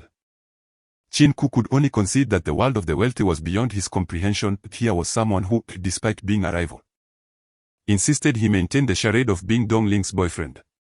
Then it shall be as such. With that, Wu Shuang ended the call, dispensing with unnecessary pleasantries, revealing in that moment the true nature of his aloofness, a presence that inspired both respect and trepidation. The opulent sofa. The grand floor-to-ceiling windows, all of it laid bare in the air, this was Wu Shuang's abode, situated in the heart of the most bustling district, standing to survey the sprawling cityscape below. A smile crept across Wu Shuang's face. This game was indeed intriguing. Awakened by the ringing of his phone, Qin Ke was informed by Dong Bai that a driver had been arranged to pick him up. The Jade appreciation event. Suddenly, it dawned on him. Lamenting the lost time in slumber, had it not been for that call, he would have completely forgotten about today's engagement. In a state of fluster, Qin Ke hurriedly completed his grooming and donned the attire gifted by Dongling. He then made his way swiftly towards the entrance of the community. A black Bentley, understated yet undeniably eye-catching, particularly due to its emblem that signified prestige, awaited him. Beside the vehicle stood a man in a suit, donning white gloves. Upon spotting Qin Ke, he immediately bent forward and addressed him as young Master Qin. You may simply call me Qin Ke, he replied, opening the door and settling into the car. The owner, Mr. Dong, has instructed me to take you to his location. There are fruits, snacks, and a variety of beverages in the back for your enjoyment, the driver informed him. Truly a display of opulence, Qin Ke thought to himself, marveling at the luxurious amenities within the car, which resembled a mobile palace. This was indeed his first experience in such a lavish automobile. Eagerly anticipating the Jade appreciation event, Qin Ke felt a rush of excitement at the prospect of encountering various jade rose-stones. He touched his eyes, silently relying on his ability to see through objects. As he sat in the back of the Bentley, he indulged in the refreshments, savoring the delightful flavors. If only there were a fine bottle of wine, it would be perfect, he mused. With his elevated standard of living, Qin Ke was no longer the person who merely sought to fill his stomach. He had begun to pursue quality, a subtle transformation that he had yet to recognize within himself. Young master, we have arrived, the driver announced, turning to Qin Ke with a friendly demeanor. All right, let me finish this last snack, Qin Ke replied, devouring his treat without a care for appearances. It was not that he was oblivious, rather, the food was simply too delectable, and he was genuinely hungry. Understood, the driver responded, his demeanor reflecting the impressive etiquette imparted by Dong Bai as he maintained his politeness despite Qin Ke's unrefined eating habits. After finishing, Qin Ke wiped his mouth and flashed a grin at the driver before alighting from the vehicle. Is this the talented individual invited by the boss? The driver pondered silently as he observed Qin Ke's retreating figure. He promptly exited the car to guide Qin Ke, unfazed by the lack of a door-opening gesture. Qin Ke had never been accustomed to such treatment and thus overlooked the driver's oversight. At the Garden Hotel, true to its name, the establishment was adorned with various trees and flowers, with a fountain at its center and several statues of cherubic angels standing proudly within a circular arrangement. Luxurious vehicles passed by the entrance, reflecting the high status of those who patronized the venue. Qin Ke stood at the threshold, not out of reluctance to enter, but rather because he was unaware of Dong Bai's whereabouts. "My apologies, young master. Please follow me," the driver said, recognizing Qin Ke's hesitation. After a brief apology, he swiftly led him into the hotel. The patterned carpet felt as though one were treading on lush grass, while the walls were embellished with wallpaper featuring delicate floral designs, alongside photographs of various flowers both familiar and exotic. The bar, crafted from wood, resembled a massive tree severed in half, designed in an imaginative fashion. The atmosphere here immerses one in the embrace of nature, devoid of the ostentatious grandeur typical of hotels, yet lacking the distance that often accompanies such establishments. While it may not evoke the warmth of home, it exudes a refreshing and amiable charm. The decor alone, Qin Ke surmised, must have required a significant investment. He couldn't help but marvel at the wealth of the affluent. If he once felt that his earnings were rapidly accumulating, he now sensed a humbling realization of his limited perspective. The chasm between him and the realm of the wealthy felt vast. And even the expenses for sending his sister abroad for treatment loomed dauntingly far. He sensed that time was slipping away, and while he could strive to earn more, his sister could not afford to wait. "Or, at last, you have arrived." As he stepped out of the elevator upon reaching his destination, he spotted a figure standing confidently in the center of the corridor, adorned with Dong Bai's signature smile and a waving hand. Qin Ke approached swiftly, his demeanor exuding confidence, standing tall rather than bowing to the presence of Dong Bai. "I cannot accept such an honor. A Donggu has come out to greet me personally," he remarked with a smile. "Dream on. I was just about to head downstairs to the restaurant to eat and await your arrival," Dong Bai replied candidly, showing no concern for Qin Ke's feelings. It wasn't that he was indifferent, rather, he regarded Qin Ke as a friend. "How fortuitous. Unfortunately, I just indulged in an array of snacks and fruits in your car, otherwise, I would have relished a feast fit for the wealthy," Qin Ke quipped. "Come. Let us dine together. Eat as much as you desire, order freely," Dong Bai responded, embodying a touch of the affluence air, though it was merely playful banter reserved for friends.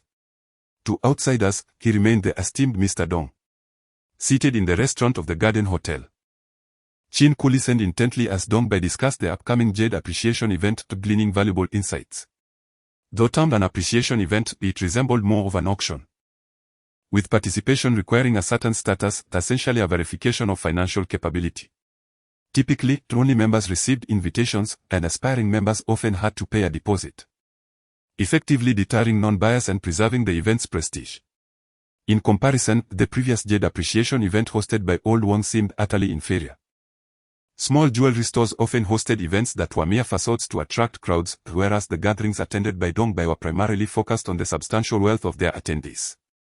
Their meal was simple yet satisfying: 3 hot dishes, 1 cold dish, and steamed rice, providing a comfortable dining experience devoid of the extravagant delicacies that, while visually appealing, never quite matched the comfort of home-cooked meals. As they neared the end of their meal, Dong Bai glanced at Qin Ke. "Shall we prepare to depart?" he inquired, relying entirely on Qin Ke for the day's plans. "Let us go."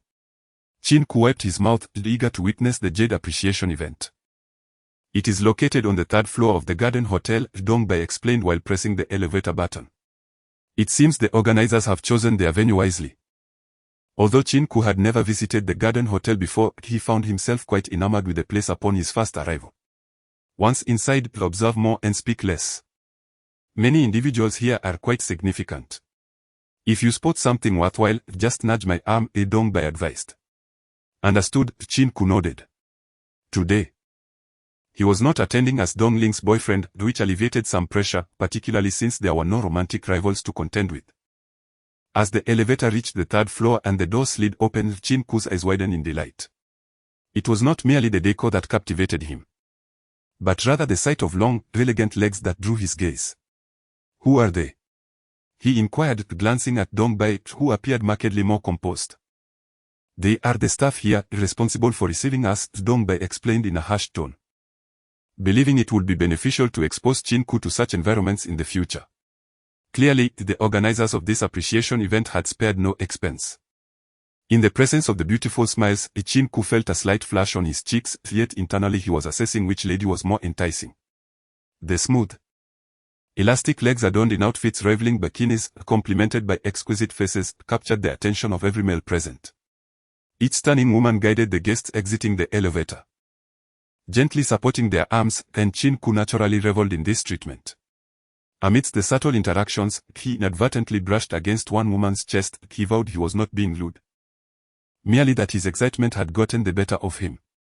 Ahem, Qin Ke coughed to alleviate the awkwardness and his embarrassment. Sir, what business do you engage in? A lady beside him fluttered her eyelids, adorned with false lashes, continuously sending him flirty glances. I'm here accompanying a friend, Qin Ke replied, fully aware of her intentions to probe into his background and ascertain any potential for further engagement. Upon hearing his response, the lady fell silent. After all, those employed here possessed a modicum of discernment. Anyone who angered a patron risked losing a generous salary and perhaps facing the wrath of their employer. Each attendee here was a benefactor, a duty to them, and their livelihoods depended on these individuals.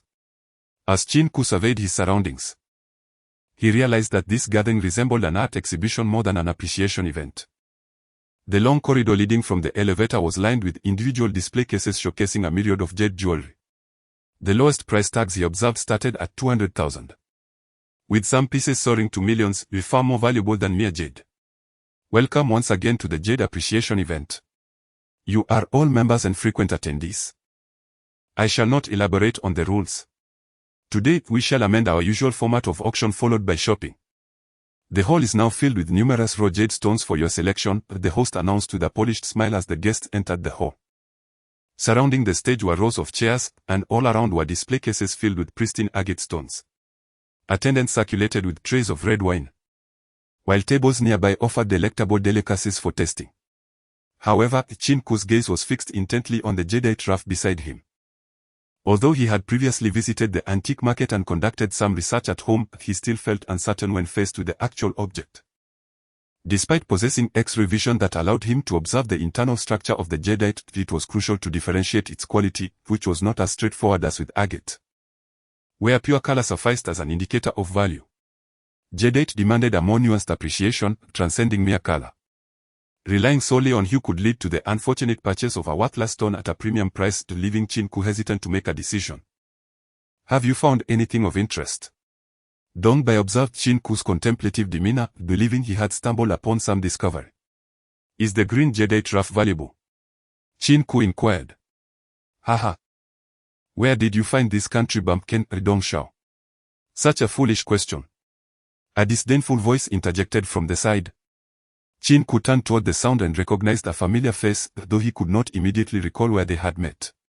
The person's attitude, however, reminded him of someone, Jin Lei. Perhaps sensing Qin Ke's confusion, Dongbei whispered, "This person is Jin Lei's brother, it's best not to provoke him." Understood. Qin Ke nodded, choosing to ignore the individual and redirecting his attention to the jadeite raft on display. The atmosphere became somewhat awkward as Jin Hui frowned at Dongbei, awaiting his response. "Head, I thought you were someone of significance, turns out you're just a coward," the stranger sneered, dismissing Qin Ke entirely. In his eyes, Qin Ke was merely a tool for mocking Dongbei. Whether he's a coward or not is not for you to decide. Jin Hui, don't overstep your bounds. Dongbei replied, his expression slightly strained, as Qin Ke was his invited guest. "Ha ha ha, just a joke, Dongshao, don't be so sensitive," Jin Hui remarked, his eyes narrowing with a sinister glint, the smile on his face transparently insincere. "Brother, it's this brat." As Qin Ke focused on the jadeite raft, he paid no heed to the verbal skirmish between Jin Hui and Dongbei, recognizing that their social standings were worlds apart, like celestial beings engaged in conflict with him. An ordinary person, powerless to intervene. Yet, upon hearing a shout, he realized he would be drawn into the fray once more. Turning to face Jin Lei, Qin Ke flashed what he believed to be a charming smile. Jin Hui glanced at Jin Lei, his expression tinged with disdain, were it not for their familial ties. He would hardly acknowledge this brother, whose actions had brought shame upon their family name. Losing a bet and barking like a dog was a blow not just to Jin Lei, but to the entire Jin clan. "What are you shouting about? What's wrong with this kid?" Jin Hui snapped, for those present were all affluent individuals, and Jin Lei's reckless behavior would only serve to invite ridicule, especially since it was Jin Hui who had brought him along. I was the one who made the bet with him. Jin Lei glared at Qin Ke as if they held a profound grudge against each other. Did he make you bark like a dog? Jin Hui's narrowed eyes gleamed with a hint of chill. He could look down upon his cousin. Yet he felt compelled to defend Jin Lei against any perceived slight, lest he be ridiculed for failing to protect his own kin. Is there a misunderstanding? Qin Ke wore a befuddled expression as he glanced at Jin Hui, as if to say, are you the one who wishes to bet on barking like a dog? I never suggested you bark like a dog. I certainly do not have such a peculiar inclination. Initially, Jin Hui believed that the other party was too timid to act in such a manner. He intended to inquire if Jin Hui had made a mistake. But he did not expect the latter to feign ignorance and deliver barbed remarks, clearly mocking Jin Hui. Dong Bai stepped forward and stood beside Qin Ke, fixing a gaze filled with a hint of warning upon Jin Hui. The two had been entangled in a rivalry within this elite circle of second-generation officials for quite some time, trading victories. Jin Hui's current actions were merely an attempt to provoke Dong Bai once again. As the heir of the Dong family, Dong Bai felt no fear, however. He harbored a sense of guilt toward Qin Ke, for Jin Lei's enmity stemmed from Dong Lin, while Jin Hui's animosity was due to him. Thus, Qin Ke was undeniably the most innocent party in this affair. So, you wish to defend him? Jin Hui tilted his head, his black and white striped leisure wear resembling prison garb, combined with his current demeanor and gestures, making him appear akin to a convict. He is my friend, so you should understand. Dong Bai maintained his gentlemanly composure without uttering harsh words. Dong Shao, are you suggesting my brother's suffering should go unpunished? Jin Hui frowned as he looked at Dong Bai. Your brother is a fool who loses a bet in a guaranteed victory. Having such a brother only spells misfortune for you, Qin Ke interjected. If I do not teach him a lesson, how can I navigate this circle in the future? Jin Hui glared at Qin Ke, the veins on his neck protruding. So, you mean to say that today he must be taught a lesson? Dong Bai shot back, positioning himself protectively in front of Qin Ke. We are all civilized individuals. How about this, let us wager again. Qin Ke, aware that those present were all affluent or influential figures, wished to avoid drawing attention or dissatisfaction from the crowd. Therefore, he sought to handle the situation discreetly before it escalated further. Haha, this is amusing. Who do you think you are to wager with me? Jin Hui's derisive smile clearly indicated his disdain for Qin Ke, whom he deemed to be of a lower status. What, are you afraid? Qin Ke retorted, a provocative glint in his eyes. Dong Bai frowned, he sensed that Qin Ke was being somewhat impulsive. While he had conflicts with Jin Hui, he did not require Qin Ke's intervention, and the latter's actions only intensified the awkwardness of the situation. Qin Ke fixed his gaze on Jin Hui, his eyes ablaze with fierce determination. He was incensed that, in Jin Hui's eyes, he was merely an insect to be squished at will. This feeling was intolerable for Qin Ke. His previous philosophy of patience was no longer viable. His circumstances had changed, along with himself, and he no longer wished to endure, regardless of who opposed him. Dong Bai, let us set aside our matters for now. Today is about my confrontation with him. Since he desires to gamble, I shall oblige. Jin Hui glared at Qin Ke, his eyes narrowing, exuding a sinister aura. He is my friend, you expect me to stand idly by? Dong Bai replied calmly. Yet his words clearly indicated his allegiance to Qin Ke. Should Jin Hui choose to harm Qin Ke today, he would have to contend with Dong Bai as well. Alas, I ponder whether a forthcoming appreciation event can proceed smoothly. It truly brings me a headache. A familiar voice, accompanied by a pallid visage, characterized by a signature curly hairstyle and round glasses, graced the atmosphere. The appearance of Wu Shuang silenced the few individuals present. Even the audacious Jin Hui refrained from further speech, turning his gaze towards Wu Shuang, awaiting the next move. Qin Ke had not anticipated encountering Wu Shuang here, but upon reflection, it became evident that a person of such opulence would undoubtedly be a prime invitee to such gatherings. Dressed in a black shirt and trousers, complemented by a pair of purple leather shoes, Wu Shuang exuded a slender demeanor, yet his presence commanded respect. Such is the allure of this individual. Were you brought here by Dong Bai? Wu Shuang inquired of Qin Ke, a smile adorning his face, disregarding the others and greeting Qin Ke first. Indeed. I came to witness the event, Qin Ke replied with a smile. Are you not aware that he is Dong Bai's brother-in-law? Wu Shuang turned to Jin Hui, who, taken aback, finally comprehended why Dongbei had always protected Qin Ke. Dongbei's expression was somewhat awkward.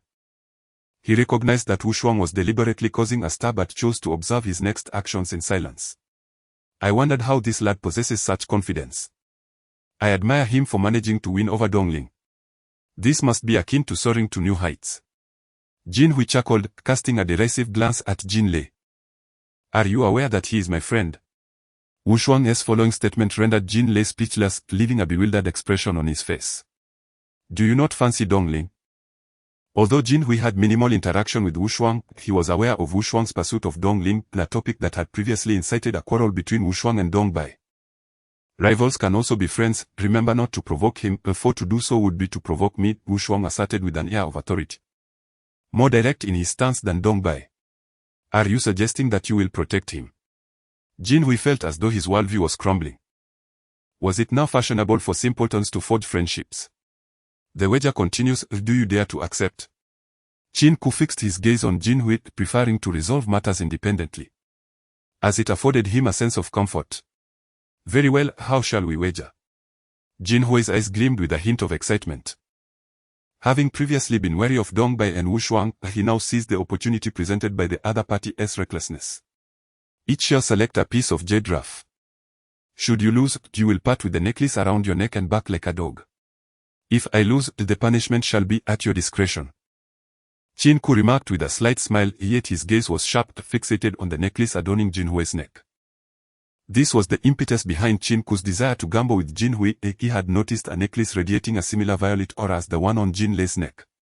Although he was unaware of the reason behind the presence of such necklaces among the Jin brothers, acquiring it had become imperative.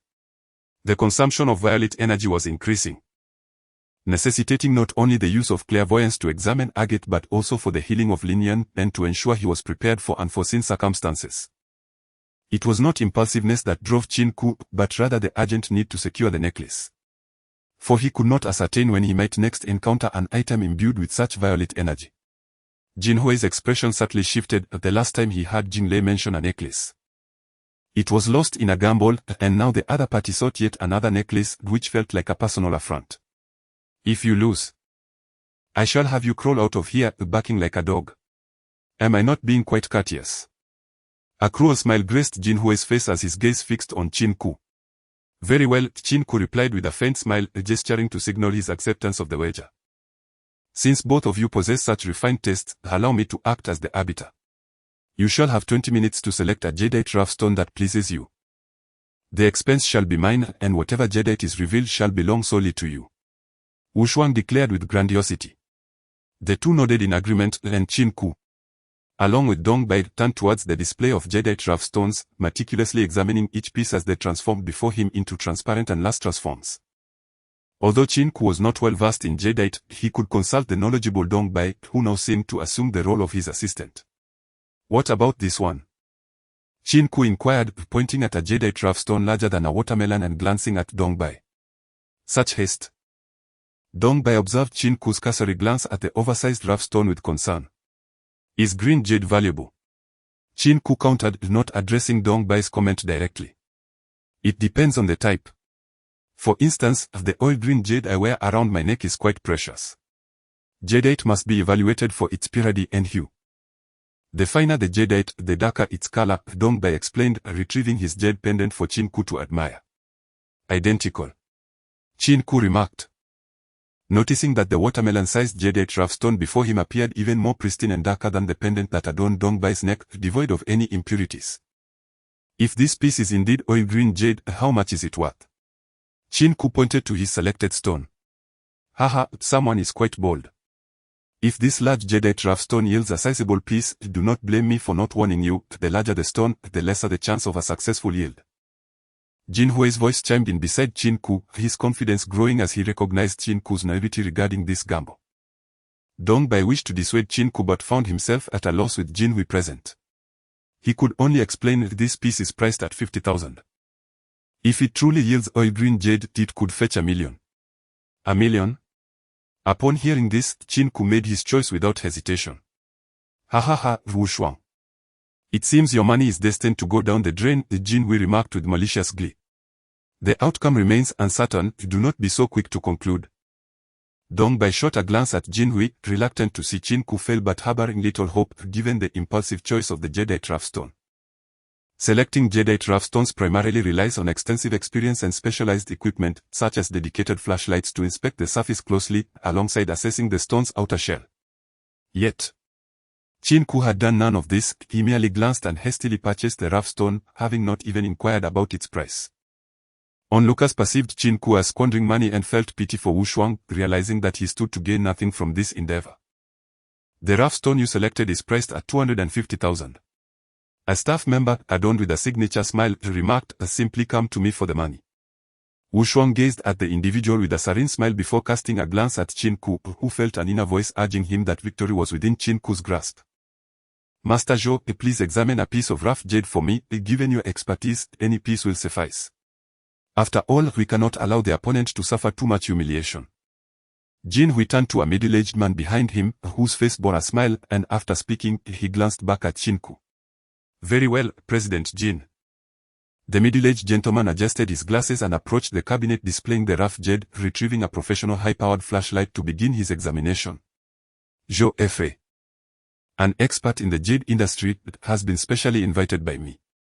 You are indeed unfortunate, however, if you kneel and apologize now, I may allow you to crawl out." Jin Hui tilted his head, looking at Qin Ke with the smug expression of a victor. "Are you unwell?" Qin Ke stared wide-eyed, bewildered by Jin Hui's demeanor. "What do you mean? Don't overstep your bounds." Jin Hui frowned and cursed. "I suggest you take some medication. It's delusional to think you've won before the game has even started." Qin Ke scoffed, clutching the jade stone as he made his way to the designated cutting area, dismissing Jin Hui entirely. To him, Jin Hui was merely a second-generation individual living off his predecessors, and the stark contrast to the likes of Dong Bai was his arrogance. Those second-generation individuals embroiled in scandals were often the brash, ostentatious ones like Jin Hui. As for Wu Shuang, Jin Hui could barely keep pace with her. And Qin Ke was oblivious to Wu Shuang's background.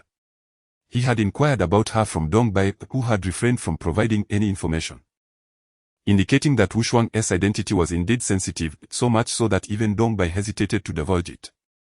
Following closely behind Qin Ke, Dong Bai, a figure of considerable influence in Han City, seemed to have transformed into Qin Ke's attendant. Yet he bore no resentment if Qin Ke triumphed. It would restore his own honor as well. "Could you kindly assist me in cutting this piece of jade?" Qin Ke placed the rough jade on the cutting machine, addressing the cutter with a smile that conveyed a sense of calm. "Are you not concerned about losing?" Dong Bai queried, perplexed by Qin Ke's composure. He understood that a defeat would render Qin Ke a laughingstock within this circle, making it exceedingly difficult for him to forge connections thereafter. After all, who would wish to associate with someone deemed a fool? Dong Bai was anxious for Qin Ke to avoid such a fate, lest he too face ridicule following Wu Shuang's introduction. Many had begun to perceive Qin Ke as Dong Bai's brother-in-law. The ramifications of this relationship were clear. If Qin Ke were to lose today, it would reflect poorly on the Dong family, resulting in a loss of face. "I worry, yet concern alone does not resolve issues. It is better to take a leap of faith." Qin Ke shrugged, though internally he mused that if Dong Bai's claims held any truth, combined with his own ability to see through the jade, he was assured of victory in this gamble. "Very well," Dong Bai conceded, feeling helpless. He had hoped to hear words of certainty from Qin Ke, especially after witnessing his hasty acquisition of the jade stone, which suggested there must be some solid ground for his confidence. However, it now seemed that Qin Ke might truly be relying on sheer luck.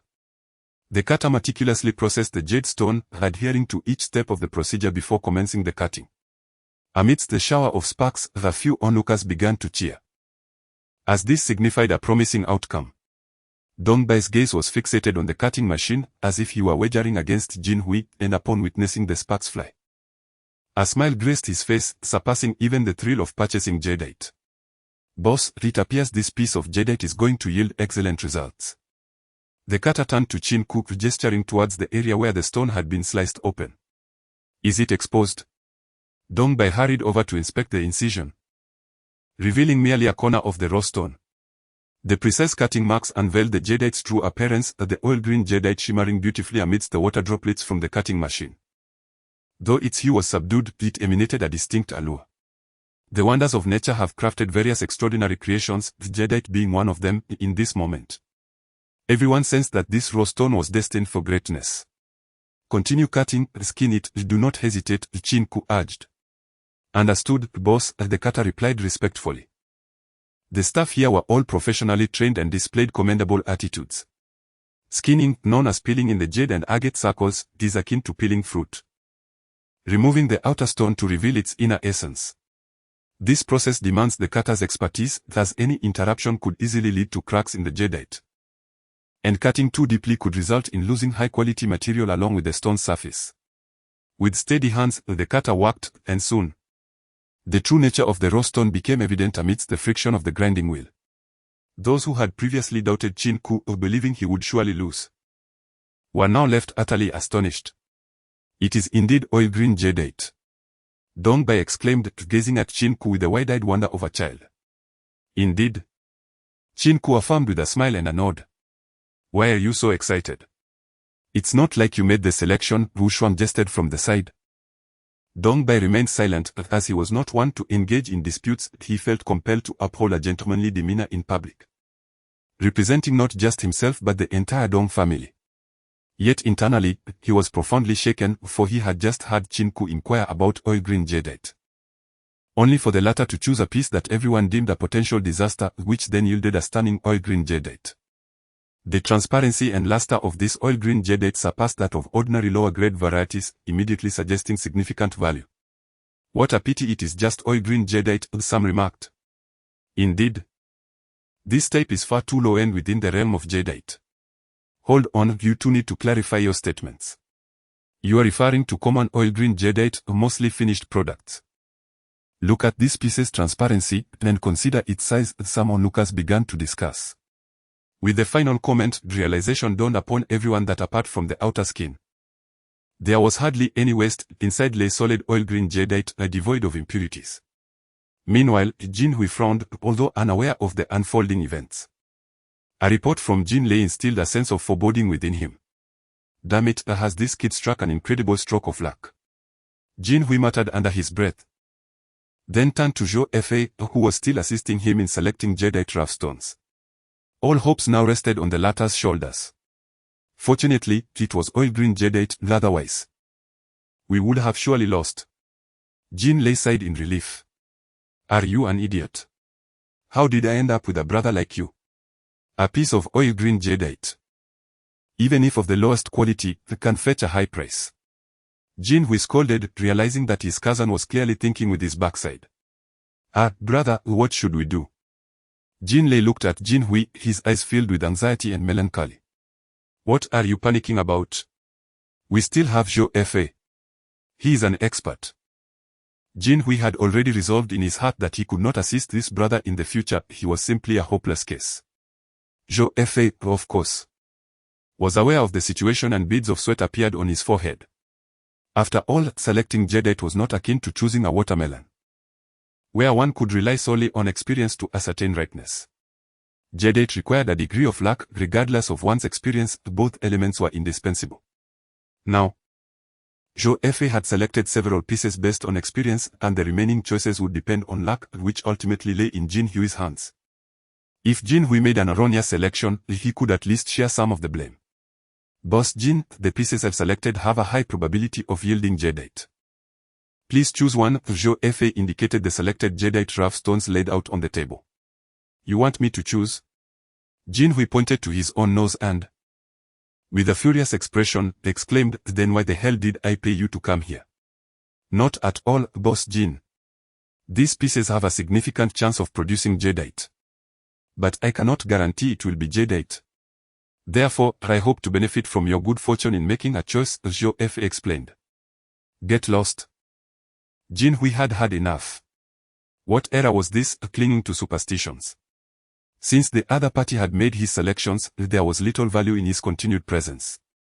He began to scrutinize the jadeite rough stones before him, not even casting a glance at Zhou Fa, whom he had previously referred to as Teacher Zhou. This was nothing short of realistic. Some onlookers shook their heads. After all, those attending this appreciation event were either wealthy or influential. Observing Jin Hui's behavior, they could only conclude that such individuals could only thrive under the shadow of their forebears and would never achieve greatness. Have this one cut for me. Jin Hui pointed to a piece of jade roughly the same size as the one selected by Qin Ke, then turned to Jin Lei. Understood. Jin Lei hurriedly took it and walked towards the area designated for cutting, especially set up for this appreciation event. You've lost. Qin Ke's voice reached Jin Hui's ears as he approached, a cold smile gracing his face while holding the cut oil green jadeite. Jin Hui stared into Qin Ke's eyes, suddenly feeling an overwhelming sense of defeat. Everyone is watching the results of your stone. Please deliver this jadeite to Wu Shuang, Qin Ke said, placing it on the table before Jin Hui, then turning to leave towards the exit. Humph, you think you can slip away? Not a chance. If you're afraid of losing, don't gamble with me, Jin Hui declared, brimming with arrogance. I told you, you've lost. Also, I am not you, you rely on your father, while I rely on myself. Therefore, I want to joke with my own future. Qin Ke paused and turned back, smiling as he spoke. What do you mean? Uncertain of the reason, Jin Hui found himself under the spell of Qin Ke's smile, which led him to believe that everything the latter said was indeed true. I shall not wager on matters shrouded in uncertainty. Just hand the necklace to Dongbai.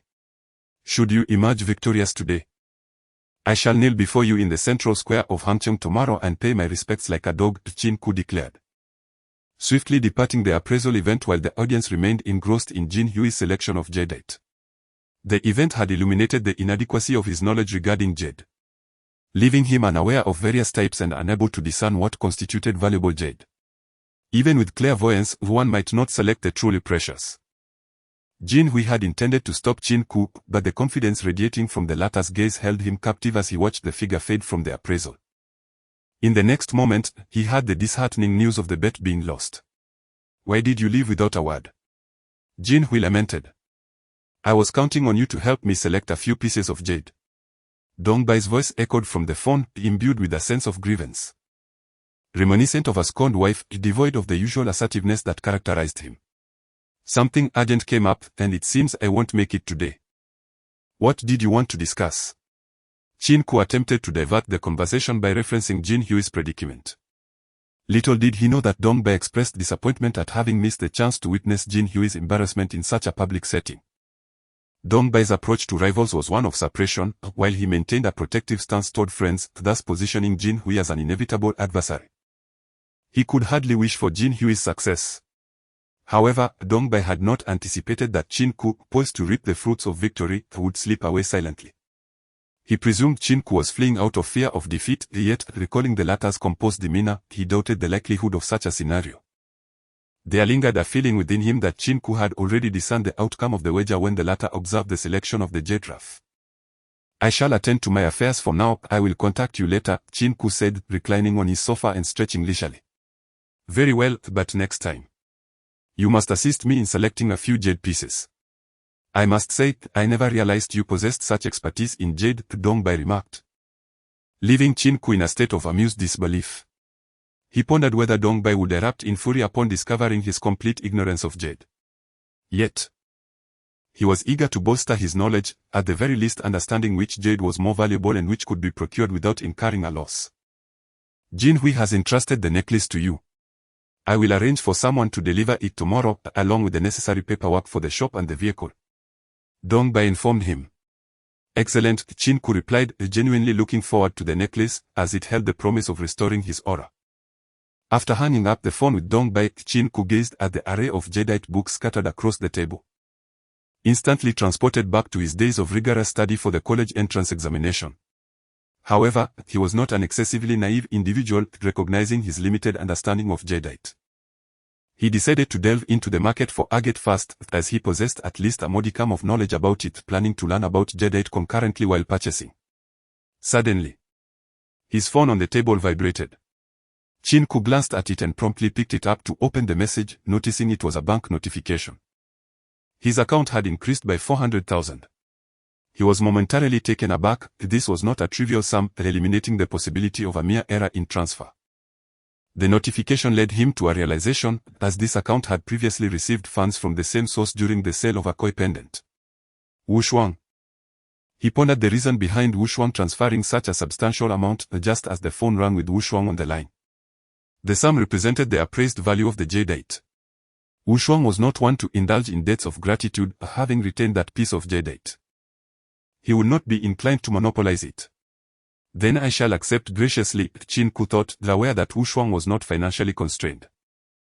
He felt no need for excessive hesitation, especially with the upcoming jewelry store launch and his sister's medical expenses demanding his attention. Being overly polite would seem insincere under such circumstances. Are you interested in helping me with a venture? Wu Shuang's proposition caught Qin Ke off guard. Help you with a venture? Qin Ke echoed incredulously. Indeed, assist me. Wu Shuang.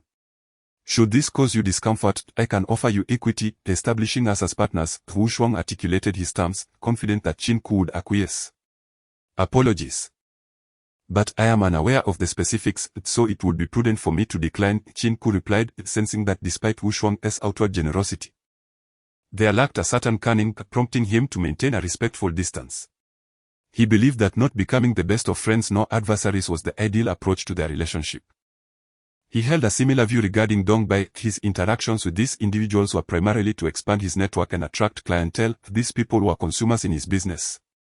And he refrained from infusing personal emotions into the equation. I plan to establish a jewelry business and would like you to manage it.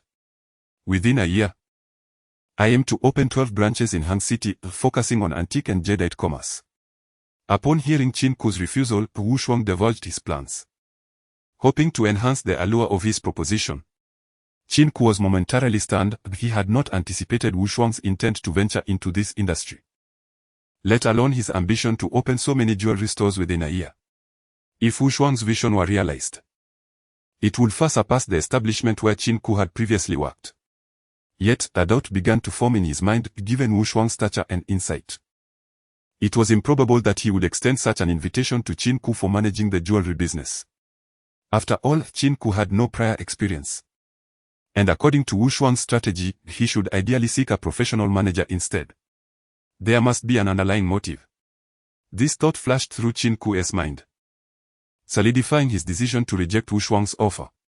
Furthermore, with his own jewelry store about to open, he would need to devote more energy to his own enterprise. I apologize, but I lack the requisite experience and fear I may not be up to the task. Qin Ke tactfully declined. For he understood the importance of maintaining goodwill in business transactions. He had no desire to offend the invaluable client, Wu Shuang. Have you considered my offer?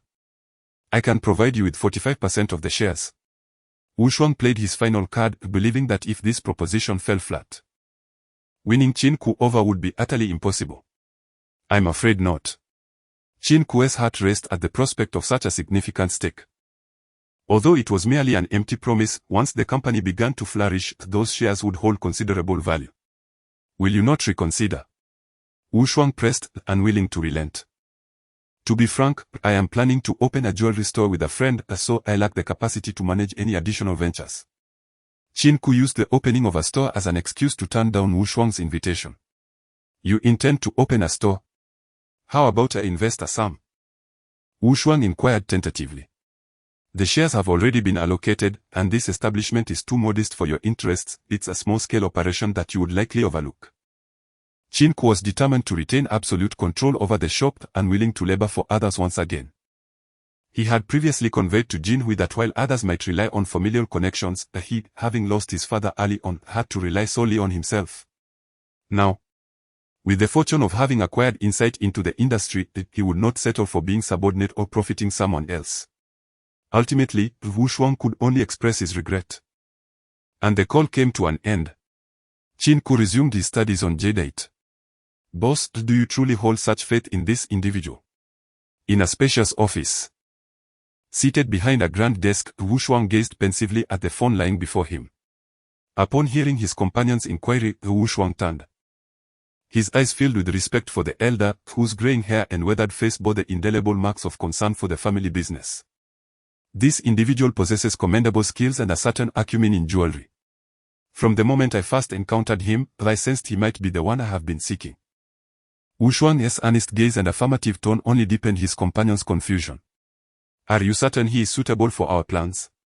The elder asked, uncertain. Uncle Zhang. Have I ever made an absurd decision in these years? Wu Shuang countered. Then I shall proceed to investigate his background. The elder conceded to Wu Shuang's assertion, recognizing that the latter had indeed proven himself competent in his current position over the years. Ensure that he remains unaware. If this individual is harnessed effectively, he can be a sharp sword. Mismanaged, he could become a bomb. I wish to avoid enmity with him. Wu Shuang reflected on Qin Ke's character, imparting his caution. Understood. The elder replied, exiting the office and closing the door behind him, ready to arrange for an investigation into Qin Ke's background. Wu Shuang gazed out the window at the scenery, although he appeared to thrive in the eyes of outsiders since taking over the family business. Every step he took was fraught with difficulty and peril. He invested in real estate, entertainment, and transportation, seizing upon every profitable opportunity. And he had more than tripled the family business's worth. Yet, no matter how much wealth he accumulates, he is unable to forget that visage, the one belonging to the person who gave him life, nurtured him, and provided him with a platform broader than that of his peers. This individual is none other than his father. Missing for many years, Wu Shuang has devoted considerable manpower and resources to the search. But it has proven as futile as seeking a needle in a haystack. Now that he has finally received some leads, he resolves to personally lead the expedition to uncover the truth. Qin Ke stands out as his most suitable choice, knowledgeable in gemstones and skilled in self-defense, thus facilitating Wu Shuang's covert operations. He has never believed that his father left of his own accord. The unexpected disappearance, he is certain, is the result of foul play. If someone could abduct his father without the bodyguard's knowledge, they must possess formidable abilities. Given that he cannot afford to act ostentatiously in his search, Qin Ke emerges as the optimal candidate. Naturally, he does not plan to place all his hopes solely on Qin Ke. He has, over the years, intermittently recruited 4 or 5 aides, awaiting the moment to deploy them. Echoing the ancient practice of offering riches for bones, he considers employing financial incentives to persuade Qin Ke, yet finds him to be more composed than anticipated. This does not diminish Wu Shuang's confidence, rather, it intensifies his desire to recruit Qin Ke. For this endeavor necessitates a level-headed companion, and not someone who might betray him for profit. Qin Ke, I hope you shall not let me down, Wu Shuang muses, his gaze tinged with expectation. Achoo! Is that scoundrel cursing me? Qin Ke rubs his nose, expressing his dissatisfaction. He is utterly oblivious to Wu Shuang's scheme, or had he known, he would surely declare it a misunderstanding. His martial arts training consists solely of some rudimentary taekwondo acquired in university. And his knowledge of gemstones is even more laughable. He does not even grasp the most fundamental terminology. His abilities shine only through his extraordinary vision. Absent that, he would barely attract Wu Shuang's attention, currently relegated to being a mere salesperson in a jewelry shop. As the morning sun casts its warm rays upon Qin Ke's cheeks, a gentle breeze carries a refreshing coolness through the window, fluttering the curtains. In a state of half-sleep, he is roused once more by the insistent ringing of his phone. He had been engrossed in reading since returning home yesterday, feeling more diligent than he did during his college entrance examinations. Nevertheless, effort begets reward. He has begun to decipher the intricacies of jade, gleaning insights from books that allow him to distinguish between the more valuable and the lesser quality. I will have someone deliver the necklace along with the shop and vehicle documentation. I'll provide you with the contact number. You can arrange a time with them. Dong Bai states succinctly before mentioning his imminent departure for 3 to 4 days. He instructs Qin Ke to reach out to the person he has arranged should any issues arise during this period. Understood, Qin Ke replies, still enshrouded in sleepiness. Puzzled as to why this affluent individuals toil so hard, after all, it is merely 8:30 in the morning. Just as he hangs up from Dong Bai's call, another call comes through. Upon seeing the caller ID, his brows furrow in discontent. It is none other than Dong Ling. While he maintains a certain distance from Wu Shuang and Dong Bai, he harbors no desire to engage with this young lady, preferring a future devoid of encounters. Farewell. Never to meet again. However, the other party is Dong Bai's sister, and this time, the successful establishment of the shop also owes much to Dong Ling's efforts. No matter how heartless he may be, it is impossible for him to draw a line with her, after all. Doing so would mean severing ties with Dong Bai as well. Miss, what brings you to me? Qin Ke remarked, his tone tinged with a hint of reluctance. It sounds like you're displeased to receive my call, Dongling responded with an accusatory tone, followed by a cold chuckle. Not at all. I merely just woke up and I'm still a bit groggy, Qin Ke hastily offered an excuse. Although he harbored disdain for Dongling in his heart, he could not voice it. In this prime time, instead of striving for success, you are still in bed chatting with the spirit of sleep. Wasting my efforts in handling the shop's formalities, Dongling reprimanded in a tone filled with exasperation. Yes, you are absolutely right. May I ask, are you my boss? Qin Ke retorted. Humph. Dongling hung up the phone abruptly. Listening to the busy signal emanating from his phone, Qin Ke could only lament the inscrutability of the wealthy. Both Dongbai and Dongling were similarly enigmatic, and even the likes of the Jin brothers bewildered him with their penchant for self-inflicted torment.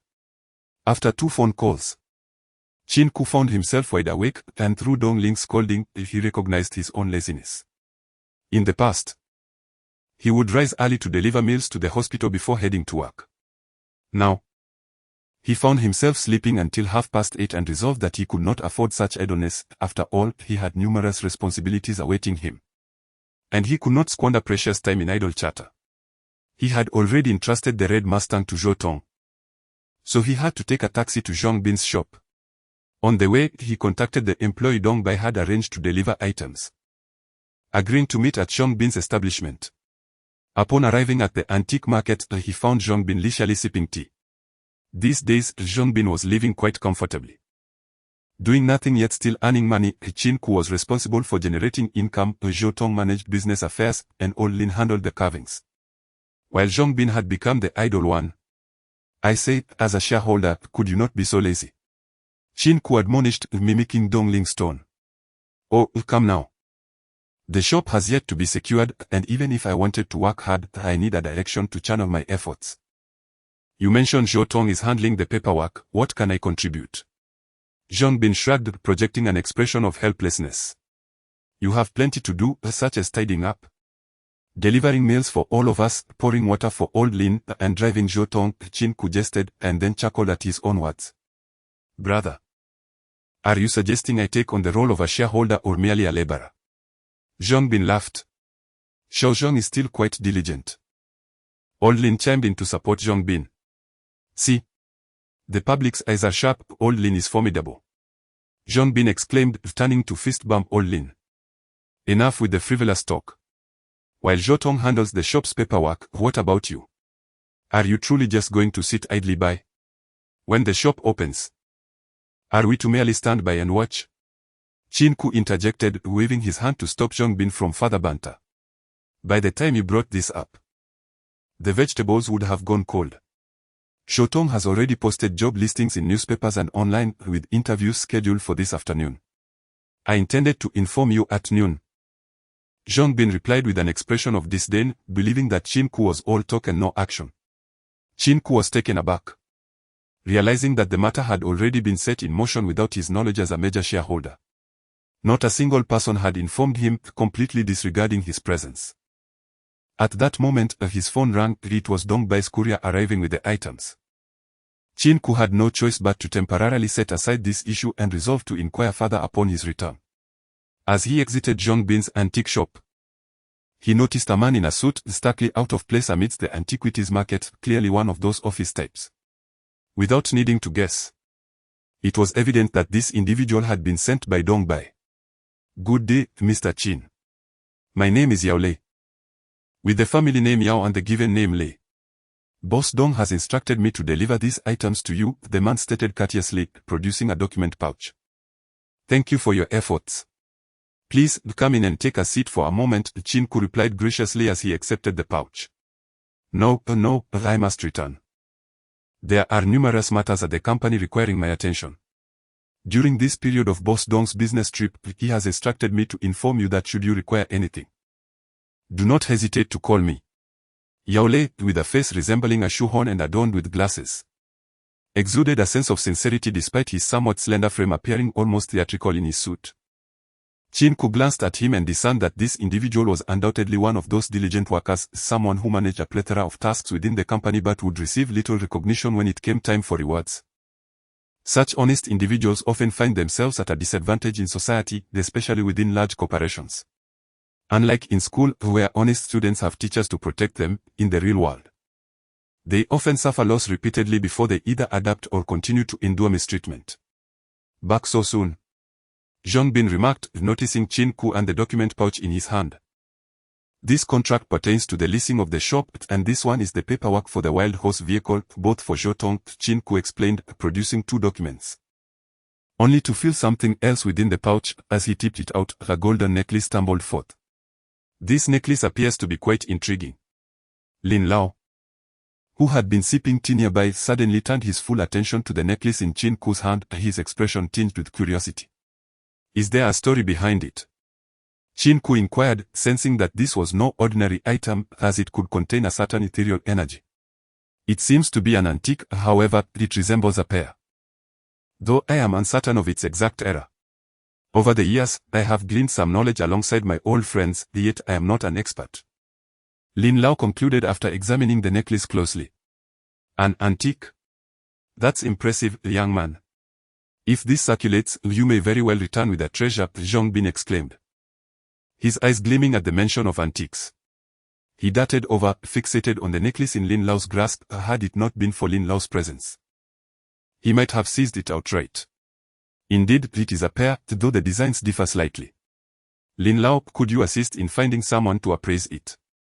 Keeping it here serves little purpose, Qin Ke stated, though internally he pondered whether the necklace had exhausted its stored energy and could no longer regenerate. Very well. I shall take a photograph right away and send it to my old friend. Lin Lao declared, retrieving a phone far superior to Qin Ke's, the veritable king among cameras, and began snapping pictures of the necklace with fervor. Qin Ke was thoroughly impressed. This elderly gentleman was indeed keeping pace with the times. The myriad functions of his mobile phone were remarkably adept, while he himself struggled to comprehend the capabilities of his own relatively outdated device. It seemed that old Lin could see through Qin Ke's thoughts, embodying the adage that one must learn continuously throughout life and adapt to the advancements of the era. The internet speed on this smartphone was rapid, allowing for convenient access to information. Old Lin exuded an air of authority, while Zhang Bin stood by, showering him with flattery. At that moment, Zhotong arrived, clad in a flowing white chiffon coat over a blue and white collared shirt and paired with light blue jeans and white wedge sandals, exuding youthful vitality. The jeans accentuated her long legs beautifully, then her shapely figure elicited admiration. We have an afternoon recruitment session. It's fortuitous you arrived just in time for me to discuss the day's matters with you. Before Qin Ke could fully appreciate her presence, she launched straight into the subject of work without any preamble. Why wasn't I informed about the recruitment? Qin Ke complained, handing over the rental and vehicle paperwork he had prepared for Zhang Bin. It seemed that the timing for interviewing candidates was impeccable. He hoped to open the store next month to coincide with the summer season. Zhotong's eyes sparkled with surprise, evidently thrilled that the store was finally taking shape, allowing her to fully engage in its operation. Let us not digress. I am a major shareholder, so why wasn't I notified about the recruitment? Qin Ke expressed his dissatisfaction. Recruitment involves numerous strategies. Do you know what kind of individuals are required for sales, logistics, human resources, and procurement? Zhotong questioned, leaving Qin Ke momentarily speechless. Why were there more female sales associates in our previous jewelry store than fewer men? Why has the company dismissed old Wang despite his penchant for gossip?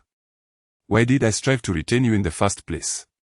Qin Ke shook his head, initially intending to ponder his responses, but found himself at a complete loss. However, Zhotong's expression suggested she had the answers to his inquiries. Sales require attractive women. After all, customers are more likely to be pleased by their presence. They should possess an outgoing personality to facilitate training and demonstrate patience to handle demanding clients. Ultimately, they must be articulate to effectively promote jewelry. Conversely, human resources and logistics should focus on action rather than words, remaining humble and diligent with a keen eye for detail. Procurement requires individuals like you, who have a solid understanding of materials like agate and jade, enabling them to wisely invest our funds in valuable resources. Artisans, such as Wang Lao or Lin Lao, are evaluated solely on their skills, and as true craftsmanship is becoming increasingly rare. Zhotong did not wait for Qin Ke's response. Her cascade of insights clarified his confusions entirely. prompting nods of agreement from both Zhang Bin and Old Lin, affirming the validity of her statements. At last, Qin Ke comprehended why Zhou Tong had not informed him in advance about the recruitment matter. The latter had already formulated her plans. In these affairs, Qin Ke was merely an outsider. If he were to intervene, it would only hinder Zhou Tong, preventing her from focusing on the operation of the jewelry store. News arrived that the necklace was indeed an antique, though its authenticity would need to be confirmed by an old friend of his. This friend suggested that it might be a funerary item, and if that were the case, it would certainly be of considerable age. Before the conversation could continue, Old Lin's phone vibrated. With a gleam of excitement in his eyes, he turned to Qin Ke and spoke. Qin Ke now grasped that the necklace, said to store purple energy, was an antique and potentially a funerary item nourished by the vitality of the populace, rather than simply containing purple energy by virtue of being an antique. Otherwise, he could have merely visited a museum to replenish his own purple energy without seeking out specific artifacts for this purpose. While the specifics remained to be explored, he had at least discovered a potential means to replenish his purple energy. With the necklace in hand, Qin Ke felt empowered to pursue various endeavors, such as aiding Lin Yan in her battle against cancer, acquiring raw agate or jadeite stones, or perhaps even picking at Zhou Tong in the shower. Why not sell this piece here? You have another one, combined, they might fetch a higher price, Zhang Bin suggested. Clearly fixated on the necklace in Qin Ke's grasp, he had lost interest in smaller antiques, having shifted his focus toward lucrative ventures following several agate incidents initiated by Qin Ke. Don't bite off more than you can chew, let's stabilize the jewelry store first. Then you can pursue whatever you wish, Qin Ke replied, although internally he resolved not to sell the two necklaces just yet, waiting to see if they could restore their purple energy. The jewelry store has Zhou Tong, my involvement will only complicate matters further, Zhang Bin countered. Zhou Tong, I'm entrusting you with him, assess which department he would be suitable for and assign him accordingly, Qin Ke declared, passing the dilemma to Zhou Tong. Procurement seems fitting. Zhang Bin knows many people and can likely source excellent materials, Zhou Tong remarked, narrowing her eyes like a trader assessing a commodity. Well, I suppose I've been sold, Zhang Bin said with a grimace. Throughout the morning, the group deliberated further, with Old Lin contributing valuable suggestions, such as establishing a transparent processing room in the jewelry store, allowing custom clients to witness the entire crafting process of their bespoke jewelry. This level of transparency could serve as a marketing strategy, akin to many modern restaurants that feature open kitchens to alleviate diners' concerns about cleanliness. Qin Ke believed that initially it was unnecessary to recruit too many staff, a notion that was met with staunch opposition from Zhou Tong, with Zhang Bin also voicing his dissent. Their argument was that the jewelry store would inevitably expand from one location to two and beyond, making talent reserve essential. It would be impractical to recruit anew for every new establishment. At this moment, Qin Ke comprehended that although these two individuals appeared to be only a few years his junior, they were seasoned veterans in managing storefronts. Their foresight in this domain surpassed his own, particularly given the current abundance of recruits, from whom they could select a few reliable candidates for future promotions to pivotal positions like store manager, thus eliminating the need for further hiring. After deliberating on the store's decor style, Qin Ke proposed a charming garden hotel aesthetic, favoring an antique ambience with wood as the primary material. He entrusted Zhang Bin with the responsibility of the renovations. Meanwhile, the operations and personnel training fell to Zhou Tong, while the oversight of skilled artisans was assigned to Old Lin. As the division of labor unfolded, it became apparent that Qin Ke had inadvertently assumed the role of a mere bystander, the hands-off proprietor. Let me treat you all to lunch, it's a sunny day. After all, with newfound wealth at his disposal, Qin Ke's generosity flourished, and he opted for a more upscale restaurant adjacent to the antique market. Come on. Let Qin Ke splurge a little. Old Lin, feel free to order anything you desire, and I'll pack some for your daughter as well, Zhang Bin declared with pride. How ambitious, Zhou Tong retorted, casting a disapproving glance at Zhang Bin before turning to Qin Ke. So, anything is fair game. Australian lobster, geoduck, king crab. You're quite bold. Zhang Bin could not help but admire Zhou Tong's audacity. Such delicacies were not inexpensive. Anything goes, Qin Ke smiled, feeling buoyed by his nearly 1 million in bank savings. All thanks to Wu Shuang's contributions. He deemed that spending 30 or 50,000 was ample for this meal. How extravagant. Indeed, your recent financial success is remarkable. Zhang Bin teased. Yet, he too had profited handsomely from his association with Qin Ke, with earnings during this period rivaling his entire previous year of struggling to run a shop. The meal was thoroughly satisfying for all, and at Qin Ke's strong suggestion, Old Lin took home a portion of Australian lobster, a king crab, and 2 additional dishes, courtesy of Zhang Bin's driving escort. Since Qin Ke had successfully treated Lin Yan, Old Lin was no longer burdened by melancholy, the hospital fees had been refunded, and he now found himself with surplus funds, which explained his acquisition of the latest smartphone model. As Zhang Bin's vehicle disappeared from view, Qin Ke and Zhou Tong entered the red Mustang gifted by Dongling. Buckling his seatbelt in the passenger seat, he remarked, "Let us reserve a position for a deputy manager. I intend to offer it to Old Lin's daughter." "What are her qualifications?" Zhou Tong inquired, maintaining a rigorous standard of assessment regardless of personal connections. Having received direct instruction from Old Lin, such a talent is too valuable to let slip away. Moreover, binding Old Lin and Lin Yan to our establishment will be advantageous for us in the future. Qin Ke replied. Agreed. Zhou Tong nodded, then fell silent, focusing on navigating the vehicle. Upon returning to Zhang Bin's shop, they sipped tea and engaged in casual conversation. Before long, Zhang Bin and Old Lin returned, their minds preoccupied with the afternoon's interviews. At 2 o'clock, just as Zhang Bin was about to open the shop, an individual approached. "Excuse me, is this where you recruit sculptors?" A man in his 30s, with thinning hair, peered in through the doorway, addressing Qin Ke. "Indeed. Please come in," Qin Ke said, opening the door and gesturing for him to enter. "All right, thank you," the man replied. The man nodded, a hint of nervousness in his demeanor as he stepped inside. Qin Ke gestured towards a nearby chair and said, "Please, have a seat." "All right," the man replied, perching awkwardly on the edge of the chair, as if seated upon thorns.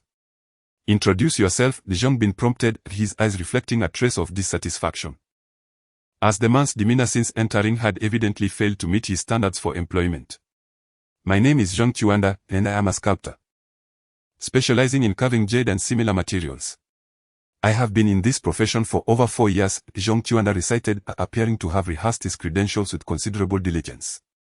"Master Zhang, what tools do you excel in using?"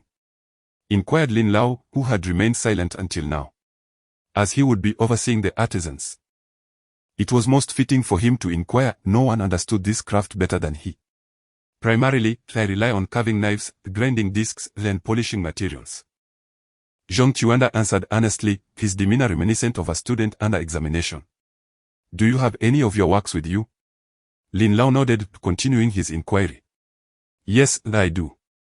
"Allow me to fetch them," Zhang Chuanda replied, displaying a keen awareness that Qin Ke held decision-making authority here, while Lin Lao appeared to focus on technical aspects. From his black bag, he produced 2 pendants, both carved in the form of agate koi. However, their quality paled in comparison to Qin Ke's piece, and the craftsmanship did not possess the same stunning allure as Lin Lao's work. Overall, they were passable. Lin Lao examined the pendants, refraining from comparing them to others. After all, one was in his 30s, while the other neared 70, a 40-year age gap suggested a significant difference in experience, not to mention skill. From Lin Lao's perspective, he focused on the level of detail in the work. Both experience and skill could be honed over time, but attention to detail was inherently linked to one's character. This aspect could reveal whether the artisan approached each piece with sincerity and dedication. The patterns carved into the tail of the koi were remarkably clear, with details meticulously rendered, indicating a natural talent. Observing the head and body, he noted that the carving did not detract from the beauty of the agate, rather. The koi and the stone complemented each other exquisitely. "Very well, let us discuss the salary," Lin Lao turned to Qin Ke and the others, having already acknowledged the candidate's expertise, leaving the remaining details to them. "The salary is 4,000 plus commission, with a commission rate of 1% on the sales amount for each item sold," Zhou Tong stated, handing Zhang Chuanda an employment contract while explaining the terms. 4,000? And there's commission? Zhang Chuanda's face lit up with evident delight. "All right, we are all in the same circle here. If you have any concerns, feel free to express them," Zhang Bin remarked, feeling that the man's reaction was overly dramatic. If 4,000 excited him this much, one could only imagine his reaction to a 10,000 offer. Honestly, my previous company only paid me 2005, Zhong Chuanda defended, his face flushed. If there are no issues, please sign the contract. Let us keep everything formal. Qin Ke interjected, smiling at Zhong Chuanda. Yes. I will sign. Zhong Chuanda exclaimed, eagerly taking the contract and inscribing his name. The specific work schedule will be communicated later. Your salary will commence from tomorrow, Zhou Tong added, her smile lacking the warmth of Qin Ke's, dominating a more official air that created a sense of distance. Understood. Thank you. Zhong Chuanda responded enthusiastically. Zhong Chuanda picked up his bag, gathered his works, and the contract given to him by Zhou Tong. Leaving while glancing back every few steps. Qin Ke observed the figure of the departing man, nodding in satisfaction as he remarked, people often regard honest individuals as fools. Yet they fail to realize that honesty does not equate to foolishness. Isn't that foolish? Nervous to the point of death during the interview, how can he handle work afterward? Zhang Bin expressed his disdain for Zhong Chuanda, forming an unfavorable first impression. Given that you two are from the same background, there's no need for such disparagement. I think you are the most foolish, Qin Ke teased. Shao Qin is right, honest individuals are far from foolish. This person arrived early, which gives him an edge in terms of impression. Moreover, in our line of work, unless a craftsman is renowned, there will be no commissions, Lin Lao added. Zhang Bin finally understood, it seemed that the other party was genuinely honest, yet possessed intelligence. Zhou Tong nodded in agreement. After Zhong Chuanda, two salespersons arrived. And in this area, Qin Ke, Zhang Bin, and Lin Lao had no say, leaving all inquiries to Zhou Tong. The entire process felt to Qin Ke as if they were selecting models. Zhou Tong's questions grew increasingly challenging, prompting one individual to stand up and leave in evident frustration. Ultimately, the remaining candidates were naturally hired by Zhou Tong. By the end of the afternoon, despite failing to recruit for logistics and human resources, they successfully brought in 2 craftsmen and 4 salespersons. Oh, I'm utterly exhausted. This afternoon felt more tiring than actual work, Zhang Bin groaned, grabbing his waist, feeling as if it might break from sitting all day. Really? I noticed you seemed quite lively when you were eyeing those beauties earlier, even asking for a phone number. How come you weren't tired then? Qin Ke teasingly slapped Zhang Bin's back. Damn, are you trying to kill me? If you injure my back, countless women will come after you, Zhang Bin complained. If I were to injure your back, many women would thank me, especially those in special professions, otherwise, with your physique, you might crush a number of them. Qin Ke's sharp sarcasm left Zhang Bin speechless. Zhou Tong, with her cold beauty, revealed a smile, clearly amused by Qin Ke's words. Especially as she observed Zhang Bin's flushed face, rendered incapable of retorting. Lin Lao, with a cheerful demeanor, felt that although their establishment was small, the atmosphere was delightful. With the imminent opening of the store, it was evident that Zhou Tong and the others were poised for expansion, which would eventually help him secure a job for his daughter. Though the He jewelry founded by Qin Ke had yet to open, the internal camaraderie was commendable, something he had hoped for, as a united team would foster better growth for the store. I'm heading home to sleep. I'm utterly drained from today, Zhang Bin grumbled while packing his belongings. Shao Qin, do you have time tonight? Lin Lao inquired hesitantly, glancing at Qin Ke. I have time, Lin Lao, what are you planning? Qin Ke asked, puzzled. What else could it be? Lin Lao probably wants to treat us to dinner. Zhang Bin chimed in with a grin. Shameless, Zhou Tong shot him an admonishing glance. Well, you mentioned helping my daughter with her illness. May I inquire if that is still possible? Lin Lao, having witnessed Qin Ke's exceptional medical skills, had long anticipated that the latter would assist in the recovery of his daughter. Certainly. Qin Ke gestured affirmatively. Previously, he had hesitated, concerned that he might lack sufficient spiritual energy without the necklace. Now, equipped with the golden-hued necklace, he felt capable of treating Lin Yan's ailment. Despite the outward appearance of ease, Qin Ke's heart bore a trace of sorrow. He could heal others yet remain powerless to awaken his sister from her coma. Should it be feasible, he would willingly exhaust all his spiritual energy to restore her health. Upon hearing Qin Ke's agreement, a smile broke through Lin Lao's weathered visage. His cheeks flushed with joy. Who would have thought you possessed such healing abilities? Surely, this isn't some charlatan's trick. Zhang Bin interjected, eager to undermine Qin Ke. Get lost. Not everyone is as cynical as you, Qin Ke retorted playfully. Lin Lao, let me tell you, one can know a person's face but not their heart. Despite Qin Ke's seemingly honest demeanor, who knows if a devil lurks within? He might exploit the pretense of healing your daughter for nefarious purposes. Zhang Bin continued his relentless critique of Qin Ke. Enough. Qin Ke shot back, raising a middle finger at Zhang Bin. Lin Lao chuckled quietly, choosing not to respond. For he was aware of Qin Ke's genuine abilities. Even seasoned doctors had marveled at his work, so how could he doubt him?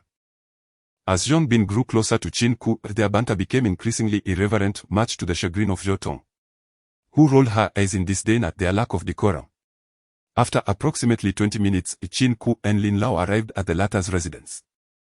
A somewhat aged community lacking any property management or even a doorman. Casting a glance back at the trailing Zhang Bin, Qin Ke shook his head in resignation. Although Zhang Bin claimed to be worried about Qin Ke, their recent interactions had made it clear that he had likely seen Lin Yan during his lunch deliveries. Qin Ke understood Zhang Bin's perspective, being 30 and solitary often necessitated companionship, a confidant with whom to share meals, engage in conversation, and perhaps enjoy more intimate encounters. While I attend to the treatment, please refrain from interrupting, Qin Ke cautioned as Lin Lao opened the door. Come on. I find it hard to believe you can actually heal, Zhang Bin scoffed, skepticism etched on his face. Please, come in. The space is modest, I apologize, Lin Lao said, glancing at the bickering pair with a smile. Not at all, we are all friends here, Zhang Bin shamelessly declared as he stepped inside, calling out. Is Miss Lin at home? How embarrassing, Qin Ke groaned, covering his face, feeling second-hand embarrassment for Zhang Bin, who seemed entirely oblivious to it. Ha! His antics actually put me at ease, Lin Lao chuckled heartily. Are you implying that I'm the one lacking trust?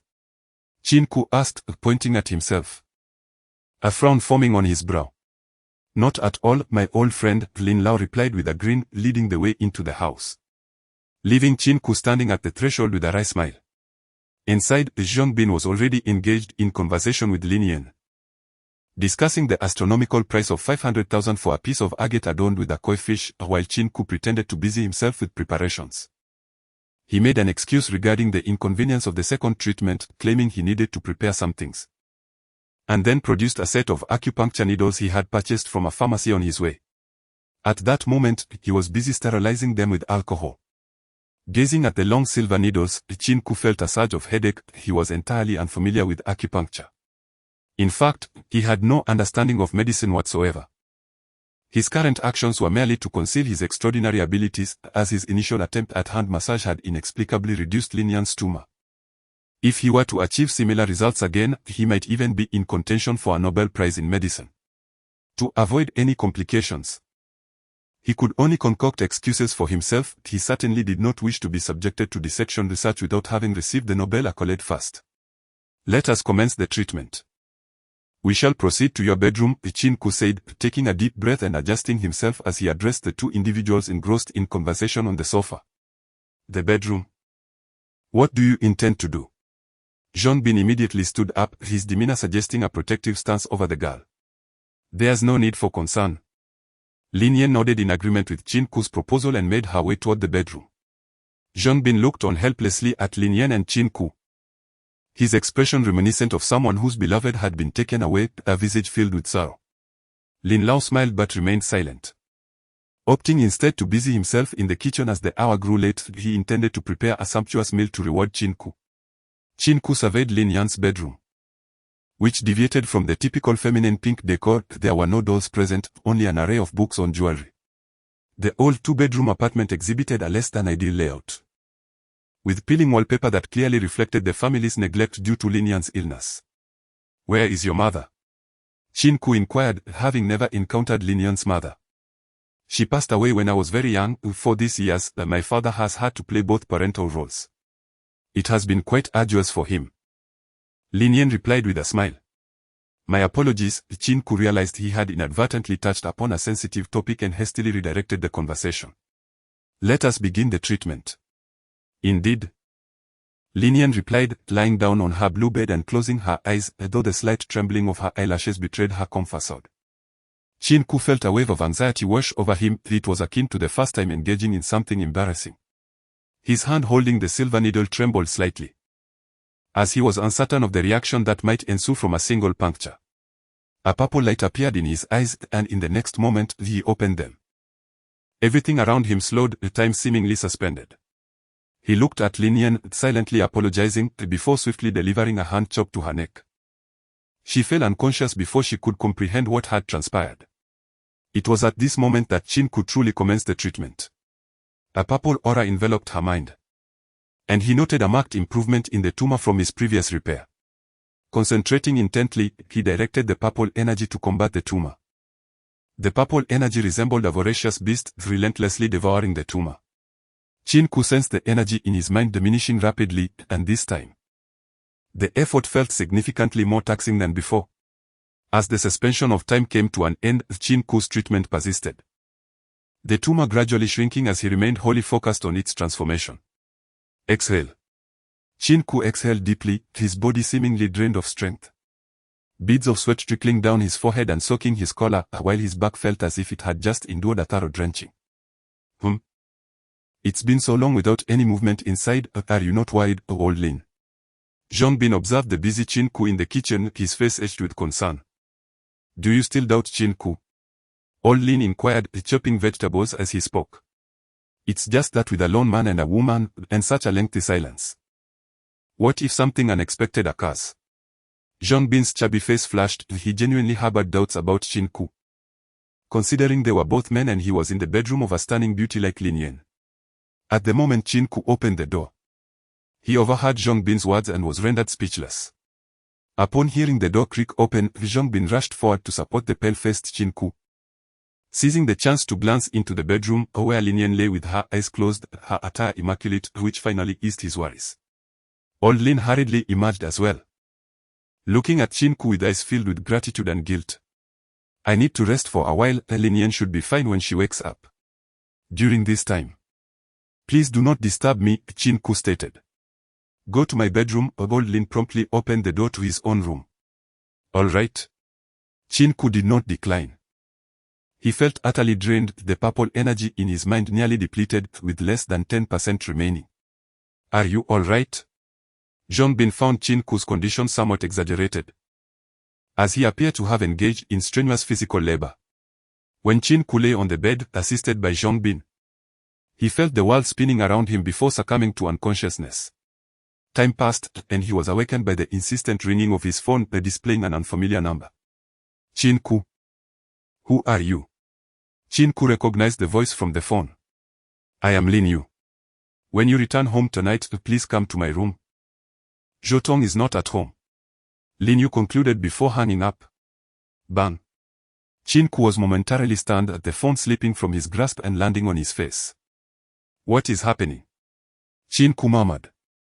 Is everything all right? Zhongbin's voice drifted in from the doorway, having evidently heard the commotion. It's nothing. I just need to rest a bit longer, Qin Ke replied, sweeping his gaze around the simple bedroom, which was adorned with numerous books on antiques and jewelry, a testament to the lineage of its inhabitant. Qin Ke retrieved the golden necklace from his pocket, closed his eyes, then felt the dense purple energy streaming towards him, converging in his mind. He resembled a greedy drunkard, incessantly indulging in the intoxicating purple energy emanating from the necklace. When he sensed that the purple energy had sufficiently replenished him, the necklace suddenly cracked in half, shattering into fragments that scattered across the bed. This was the first time Qin Ke encountered such a phenomenon. Previously, the necklace had remained intact at home. Now, it appeared as though it had been smashed by a hammer. He was not overly concerned about cleaning up the mess, but rather anxious that this situation might escalate. The crucial point was that old Lin had claimed this necklace was an antique, worth a considerable sum, and now it seemed all hope was lost. The sole source of comfort for Qin Ke was the simultaneous restoration of his vitality and spirit. He felt an unprecedented vigor in his body, capable of effortlessly running several hundred meters. A delightful aroma wafted through the air. Was dinner ready? Qin Ke pushed open the door, grinning as he gazed at the individuals gathered around the coffee table, which overflowed with an array of dishes. I must commend you. The moment I caught a whiff of the food, I couldn't resist coming out. Do you possess the instincts of a dog? Zhang Bin quipped, a hint of sarcasm lacing his words. Come and eat. The dishes on this table were prepared by my father, specifically to express gratitude towards you. Lin Yan said with a smile, standing to make room for Qin Ke while also fetching him some utensils. Our home may be a bit cramped, lacking a dining room. So I hope you won't mind, Lin Lao added with a sheepish grin. Mind? The place I lived in before was even smaller than Lin Lao's bedroom, where I cooked, did laundry, and slept all in that tiny space. Qin Ke chuckled, accepting the bowl and chopsticks Lin Yan offered, diving into the feast with unrestrained enthusiasm. I just told Lin Lao that the company could assist in renting a place for him. What do you think? Zhang Bin seized the moment to speak up. Absolutely not. Qin Ke replied with a smile, I don't use the company to curry favor, you are quite the scoundrel. No need, the two of us living here is sufficient. Lin Lao quickly interjected. Lin Lao, I did not mean it that way, I was suggesting that you buy a house by the end of the year. Qin Ke said with a hint of mystery. You want Lin Lao to buy a house? Given the current housing prices in Hang City, one would need a substantial sum to secure a decent layout in a good location, Zhang Bin protested on Lin Lao's behalf. Still unattached, and you're already playing the protector. Qin Ke teased. Stop spouting nonsense. Zhang Bin retorted, his face flushed before Lin Yan could even respond. Brother, my sister has a penchant for youthful charm. Not for the likes of hefty fellows like you. Perhaps you should consider this. Lin Yan playfully threw a seductive glance at Qin Ke, her lips glistening with allure. Thank you, Xiao Qin. Lin Lao understood Qin Ke's intentions, his eyes filled with gratitude as he spoke with a touch of emotion. Zhang Bin appeared bewildered, glancing between Qin Ke and Lin Lao, struggling to comprehend their conversation. Lin Yan shot Zhang Bin an exasperated look and then explained, are you really that dense? Can't you see that Qin Ke has promised my father that the money he earns this year will be enough to purchase a house? Huh? Is it me who's slow? Zhang Bin finally grasped the situation, and instead of arguing, he broke into a silly grin, gazing at Lin Yan with an infatuated look. Such a lovesick fool. Qin Ke internally assessed Zhang Bin, reflecting that not only women in love experience a decline in intelligence, but men do as well. Lin Lao chuckled heartily as he sipped his drink, feeling reassured in his judgment of character. Initially, he had joined Qin Ke's circle out of gratitude, but over time, he realized that his decision was indeed prudent. Though lacking the scale of those grand jewelry establishments and their business acumen, Qin Ke had ingeniously crafted a unique approach, managing to sell a piece of agate koi for a staggering price of 500,000. Lin Lao, that 500,000 includes your commission. I can't be bothered to calculate it, so 10,000 is for you, Qin Ke stated. That won't do, you have assisted our family far too much. Consider that necklace as my gift to you. Lin Lao declined, for the other party had just healed his daughter and provided him with a commendable job. He had no intention of demanding any remuneration at this moment. 100,000? Why is there none for us? Zhang Bin remarked with a hint of dissatisfaction, though more in jest. You and Zhou Tong each get 100,000, next time, we'll distribute according to shares. This sum is merely our inaugural earnings. Qin Ke, though generous in spirit, insisted that rules must be established to prevent arbitrary distribution merely because of familiarity, as such practices could ultimately lead to mismanagement and failure. I concur. Zhang Bin, having received the 100,000, would naturally agree. You are willing to part with 300,000 without a twinge of regret?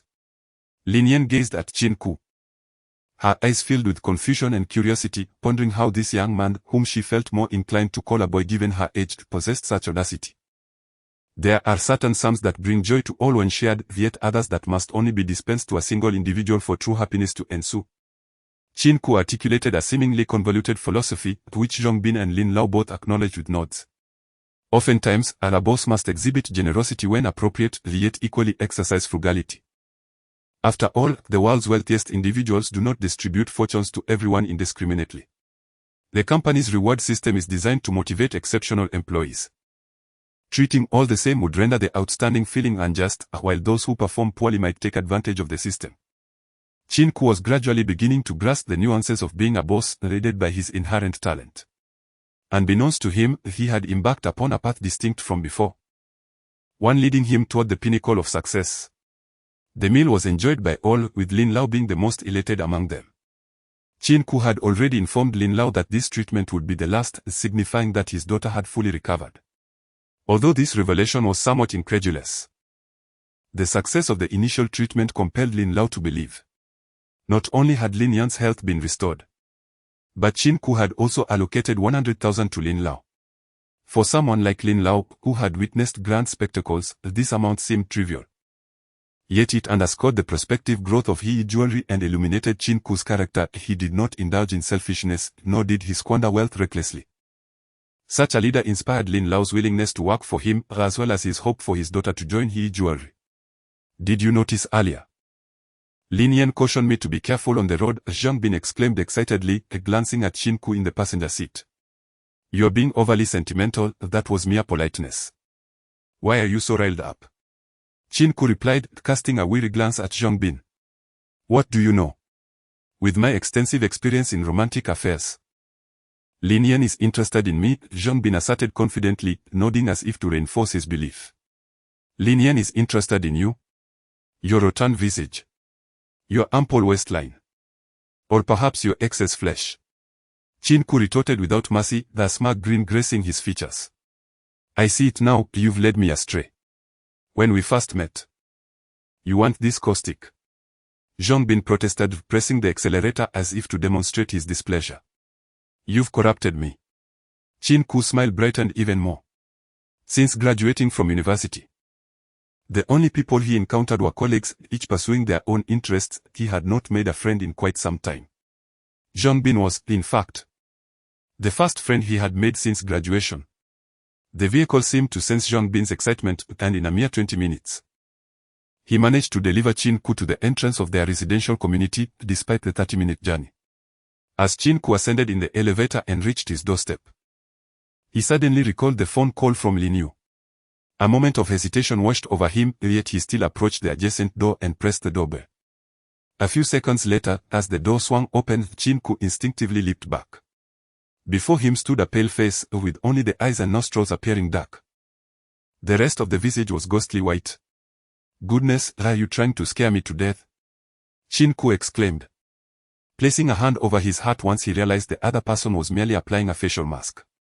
Is that all the courage you possess, big man? Come in. Lin Yu remarked, turning back into the house, seemingly unconcerned about Qin Ke's presence, displaying a marked confidence in him. What is it that you wanted to see me for? You had to wait until Zhou Tong wasn't home, or you wouldn't be planning something against me, would you? Qin Ke responded, feigning trepidation while clutching his chest. Stop flattering yourself. Do you think you're Tokishi Konoshiro? Lin Yu retorted, removing the mask and tossing it directly in Qin Ke's direction, though he managed to dodge it. Then what is it that you need from me? Surely it's not just to show off your post-mask complexion. Even with all that skin care, it's futile. Your line of work is aging you rapidly, Qin Ke quipped. I need a favor from you, Lin Yu said, sitting up straight, her demeanor turning serious. Is it optional to decline? Qin Ke's immediate instinct was to refuse, suspecting trouble. Sure, but I won't be renting my place to you anymore. And regarding your gambling incident, the amount in question was $1 million, if I recall correctly, your own words, Lin Yu replied, pulling out her phone and playing a recording. Is that $1 million in chips redeemable? Of course not, that's all gambling money. I was merely inquiring. As the conversation drew to a close, Qin Ke gazed at Lin Yu's face, utterly bewildered. He had not anticipated her to record their discussion, revealing a cunning side that was quite unexpected. The police are typically seen as paragons of integrity, yet Lin Yu's demeanor contradicted that image entirely. What do you want me to do? Qin Ke was disinterested in further accusations. Asked, deciding that keeping his distance from this woman might be prudent. Are you familiar with the term dark? Lin Yu inquired, her complexion tinged with a faint blush. Having just removed her mask, her skin appeared supple and radiant, with her flushed cheeks adding to her allure. Qin Ke found himself momentarily entranced. Swallowing hard to regain his composure. I certainly know about ducks, roast duck, a soy sauce duck, braised duck, which one are you referring to? He felt her question was rather foolish. Who wouldn't he know about ducks? I'm not talking about food, I'm referring to duck in the context of men, Lin Yu explained, her face flushed as if she had consumed alcohol. Her neck also reddening, avoiding Qin Ke's gaze. Ahem, what do you mean by that? Qin Ke felt an unsettling premonition creeping over him. I wish to infiltrate a den that masquerades as a male trading hub, while in reality, it is a front for drug trafficking. What guise should I adopt? A duck. Upon uttering these two words, Qin Ke immediately rose and strode towards the exit, utterly incredulous. The notion of disguising himself as a duck, particularly given his status as a jewelry businessman, was revolting. He pondered the repercussions. How could he continue to navigate this circle if others were to witness such a ludicrous charade? His career had only just begun, and the inherent dangers of this place, steeped in drug dealings, were apparent. Even Lin Yu seemed at a loss, indicating the complexity of the situation far exceeded the light-hearted exchange they were engaged in. Do you believe I am capable? Qin Ke queried, gesturing to himself in disbelief before locking eyes with Lin Yu. I find it exceedingly suitable, Lin Yu affirmed, her gaze imbued with confidence. Sister, I am neither a police officer nor an informant, I am someone entirely removed from those professions. Are you truly suggesting I go undercover? Qin Ke felt Lin Yu had lost her senses, teetering on the brink of madness. Precisely because you are not. You lack the telltale signs of professional training that would make you easily identifiable, Lin Yu explained her rationale for selecting Qin Ke. Is that truly the reason? Qin Ke felt utterly despondent, grappling with the absurdity of being deemed suitable for such a role solely due to his amateur status. The idea of being offered no tangible benefit for this absurd undertaking was disheartening, and it was evident that, despite the implications, there was no advantage to be had. However, given that Lin Yu held leverage over him, he found himself unable to refuse, yet equally unable to acquiesce. This was no mere child's play. The fact that they approached him suggested that this task had gone unclaimed, with so many elite officers and informants within the police force. Why would they seek out a novice like him? Moreover, your demeanor closely resembles that of the men involved, somewhat roguish, aligning perfectly with their essence, Lin Yu added. Feeling increasingly awkward yet compelled to speak the truth, fearful that Qin Ke might reject her proposition. Had the individual seated across from him not been a woman, Qin Ke would have likely responded with a punch. Compliments regarding one's demeanor were flattering, yet, in the context of Lin Yu's words, he felt equated to a duck, which was a far cry from his self-reliance. He prided himself on being self-sufficient, not reliant on the favor of women. And now he found himself painted as someone who lived off handouts. That is not what I meant, I merely suggested that you would be better suited for disguise. Facilitating the undercover operation, Lin Yu clarified. Enough with the explanations, I simply wish to ascertain whether this task bears any danger. Qin Ke was reluctant to take risks, not out of cowardice or a fear of death, but because he had family to care for. There will undoubtedly be peril, however. We shall ensure your protection. Should you find yourself in danger, we will be there at the earliest opportunity, Lin Yu promised, her gaze resolute and unwavering. Come now. Relying on you all, I would likely meet an untimely demise. Given the inherent risks, this task cannot simply be a voluntary act of assistance, can it? Qin Ke replied, rubbing his hands together, the shrewd smile gracing his features. To serve the nation, must we discuss monetary compensation? Lin Yu retorted with righteous fervor. Believing that one might lay down their life for their country. Are you unwell? Have you come down with a fever? Qin Ke pretended to reach out and touch the other party's forehead, only to have them evade his gesture. He continued, if you were without a salary, would you still choose to be a police officer?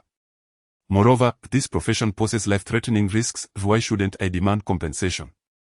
Lin Yu was momentarily taken aback. She had not contemplated these aspects. To her, combating crime was a duty every citizen should uphold. I have a sister lying in a hospital bed who needs my financial support for treatment, and my mother relies on me for her livelihood. If I perish, will you care? Or will the state take responsibility? Qin Ke scoffed, a fallen informant won't even be deemed a matter, let alone receive assistance from the government. My apologies. I failed to consider these matters, Lin Yu murmured, her head bowed, resembling a child who had erred, her face flushed with embarrassment. I can understand your desire to solve the case, to dismantle the most heinous forces, however, I am not one of you. I do not receive your salary. Nor do I possess that sense of duty. I simply wish to live a stable life. It was rare for Qin Ke to witness Lin Yu apologize. Her demeanor softened somewhat as he expressed his thoughts. Lin Yu nodded in agreement, realizing her previous views had been somewhat extreme. After hearing Qin Ke's perspective, she began to reflect, albeit briefly, leading her to question her own outlook on life. In regard to this assignment, she indeed felt a pressing urgency to crack the case. Yet, the few undercover agents dispatched had returned empty-handed, and one had even gone missing. In such a desperate situation, she had no choice but to turn to Qin Ke. I truly have no other options, which is why I sought you out. A colleague of mine has lost contact, and with each passing day, the chances of finding him diminish. Tears welled in her eyes as she spoke. Stop right there, I cannot bear to see a woman cry. Here's the deal. Qin Ke paused for a few seconds, seemingly in contemplation, and then stated, I will first assess the situation. If I sense danger, I shall decline this task. Is that for real? Lin Yu's eyes glistened with tears, yet her expression was one of elation. As long as Qin Ke agreed, she felt there was hope to continue the investigation. Of course it's genuine, but you must discuss it with your superior and present me with a satisfactory compensation. I have no intention of working pro bono, Qin Ke stipulated his conditions. Absolutely, absolutely, Lin Yu nodded vigorously, eager to comply, fearful that Qin Ke might retract his offer. Now, let us discuss the specifics, Qin Ke suggested. Wanting to understand more about this so-called dark shop, for knowing oneself and one's adversary is the key to victory in every battle. As Qin Ke perused the materials Lin Yu provided, he increasingly sensed the precariousness of the situation.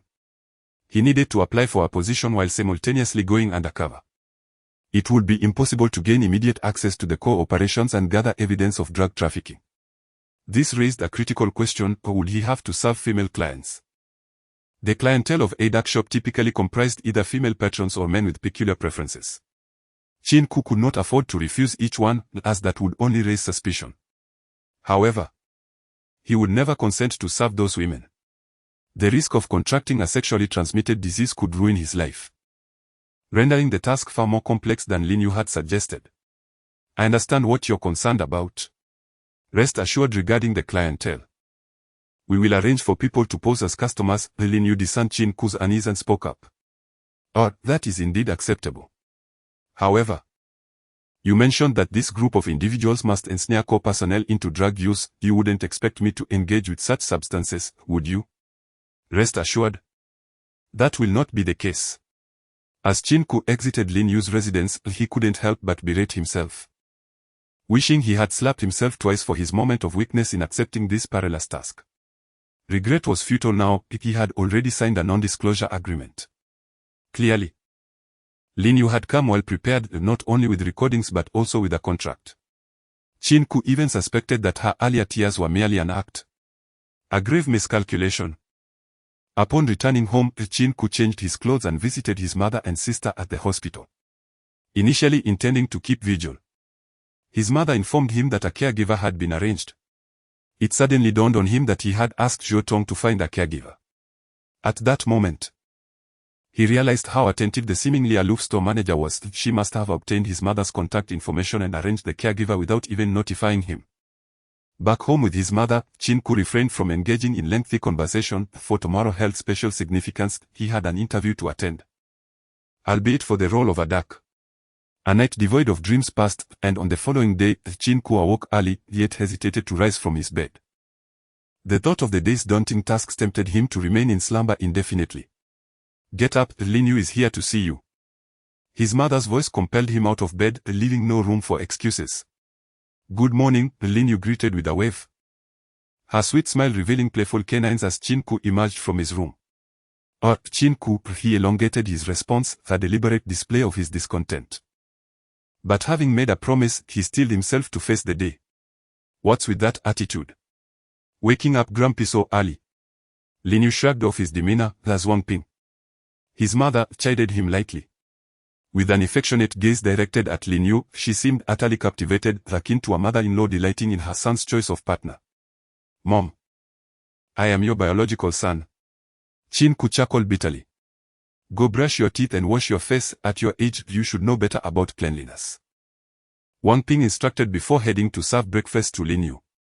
After their meal, Qin Ke accompanied his mother to the hospital. subsequently embarking in Lin Yue's vehicle towards their destination, a venue reputed to be the only dark establishment in the city, catering to affluent women.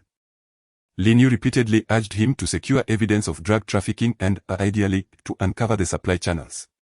Under no circumstances should you partake in drugs unless absolutely unavoidable, she cautioned. As he nodded in agreement, Qin Ke's mind began to strategize should he sense anything amiss. He would undoubtedly withdraw at the first opportunity. He had no desire for Lin Yu to be left to collect his remains. Moreover, the previous undercover operative had vanished without a trace, instilling in him a sense of caution. He certainly did not wish to find himself in a situation where he lost both the potential reward and his life, only to remain unaccounted for. Rather than escorting Qin Ke directly to the venue, Lin Yu dropped him off at a nearby bus station to avoid detection by any suspicious individuals.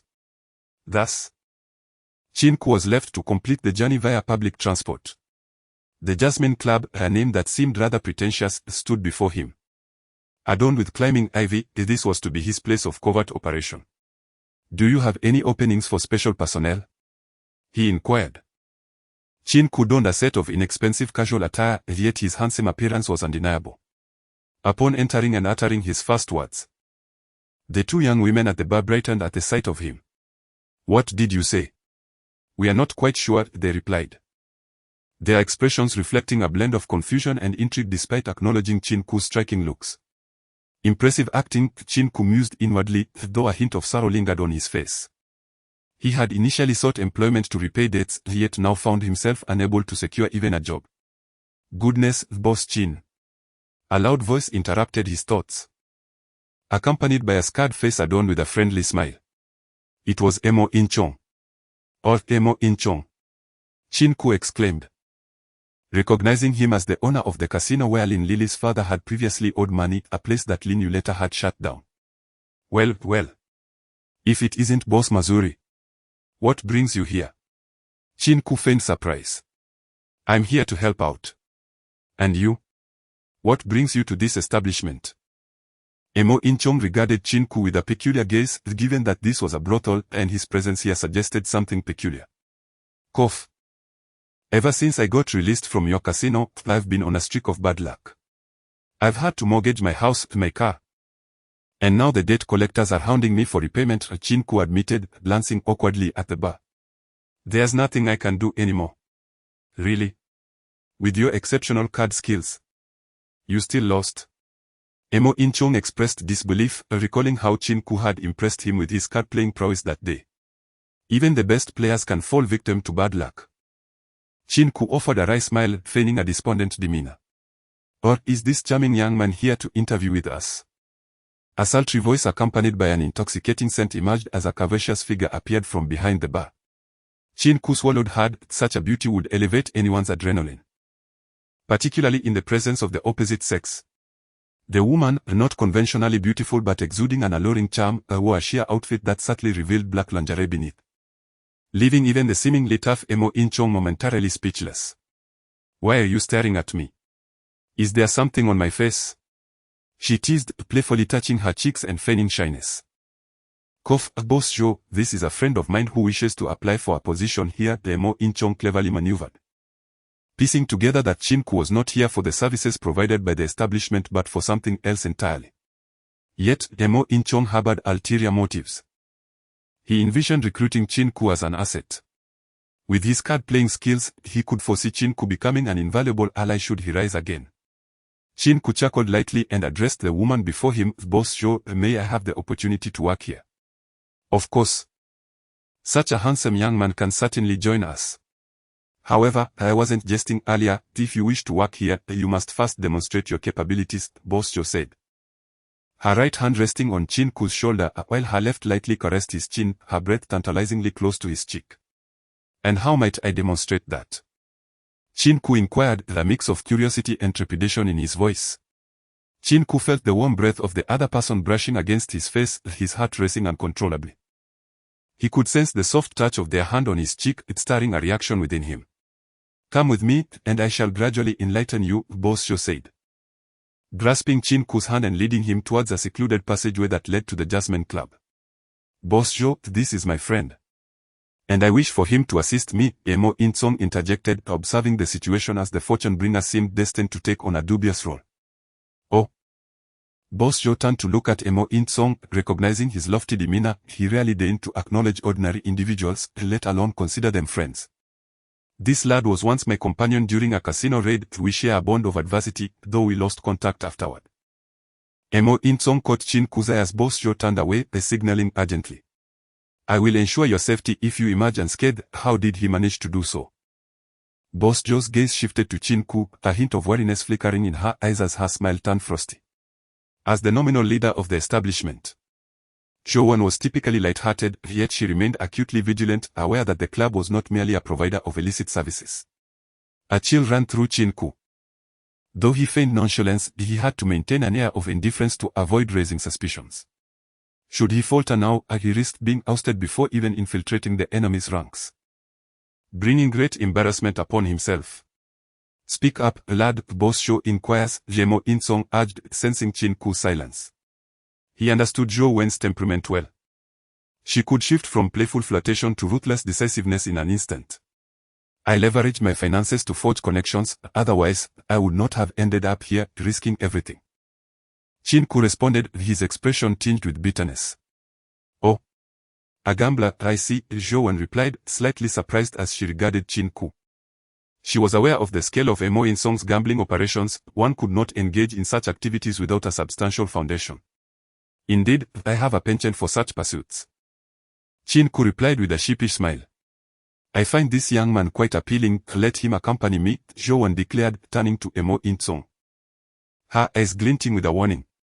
If you have caught her interest, consider it a stroke of fortune. Express your gratitude to Boss Joe, Mo In-sung thought to himself, feeling a wave of reluctance despite maintaining a day of happiness for Chin Ku. He was acutely aware of Jo-won's history. Once, in a fit of anger over an inappropriate advance from a man, she had retaliated fiercely.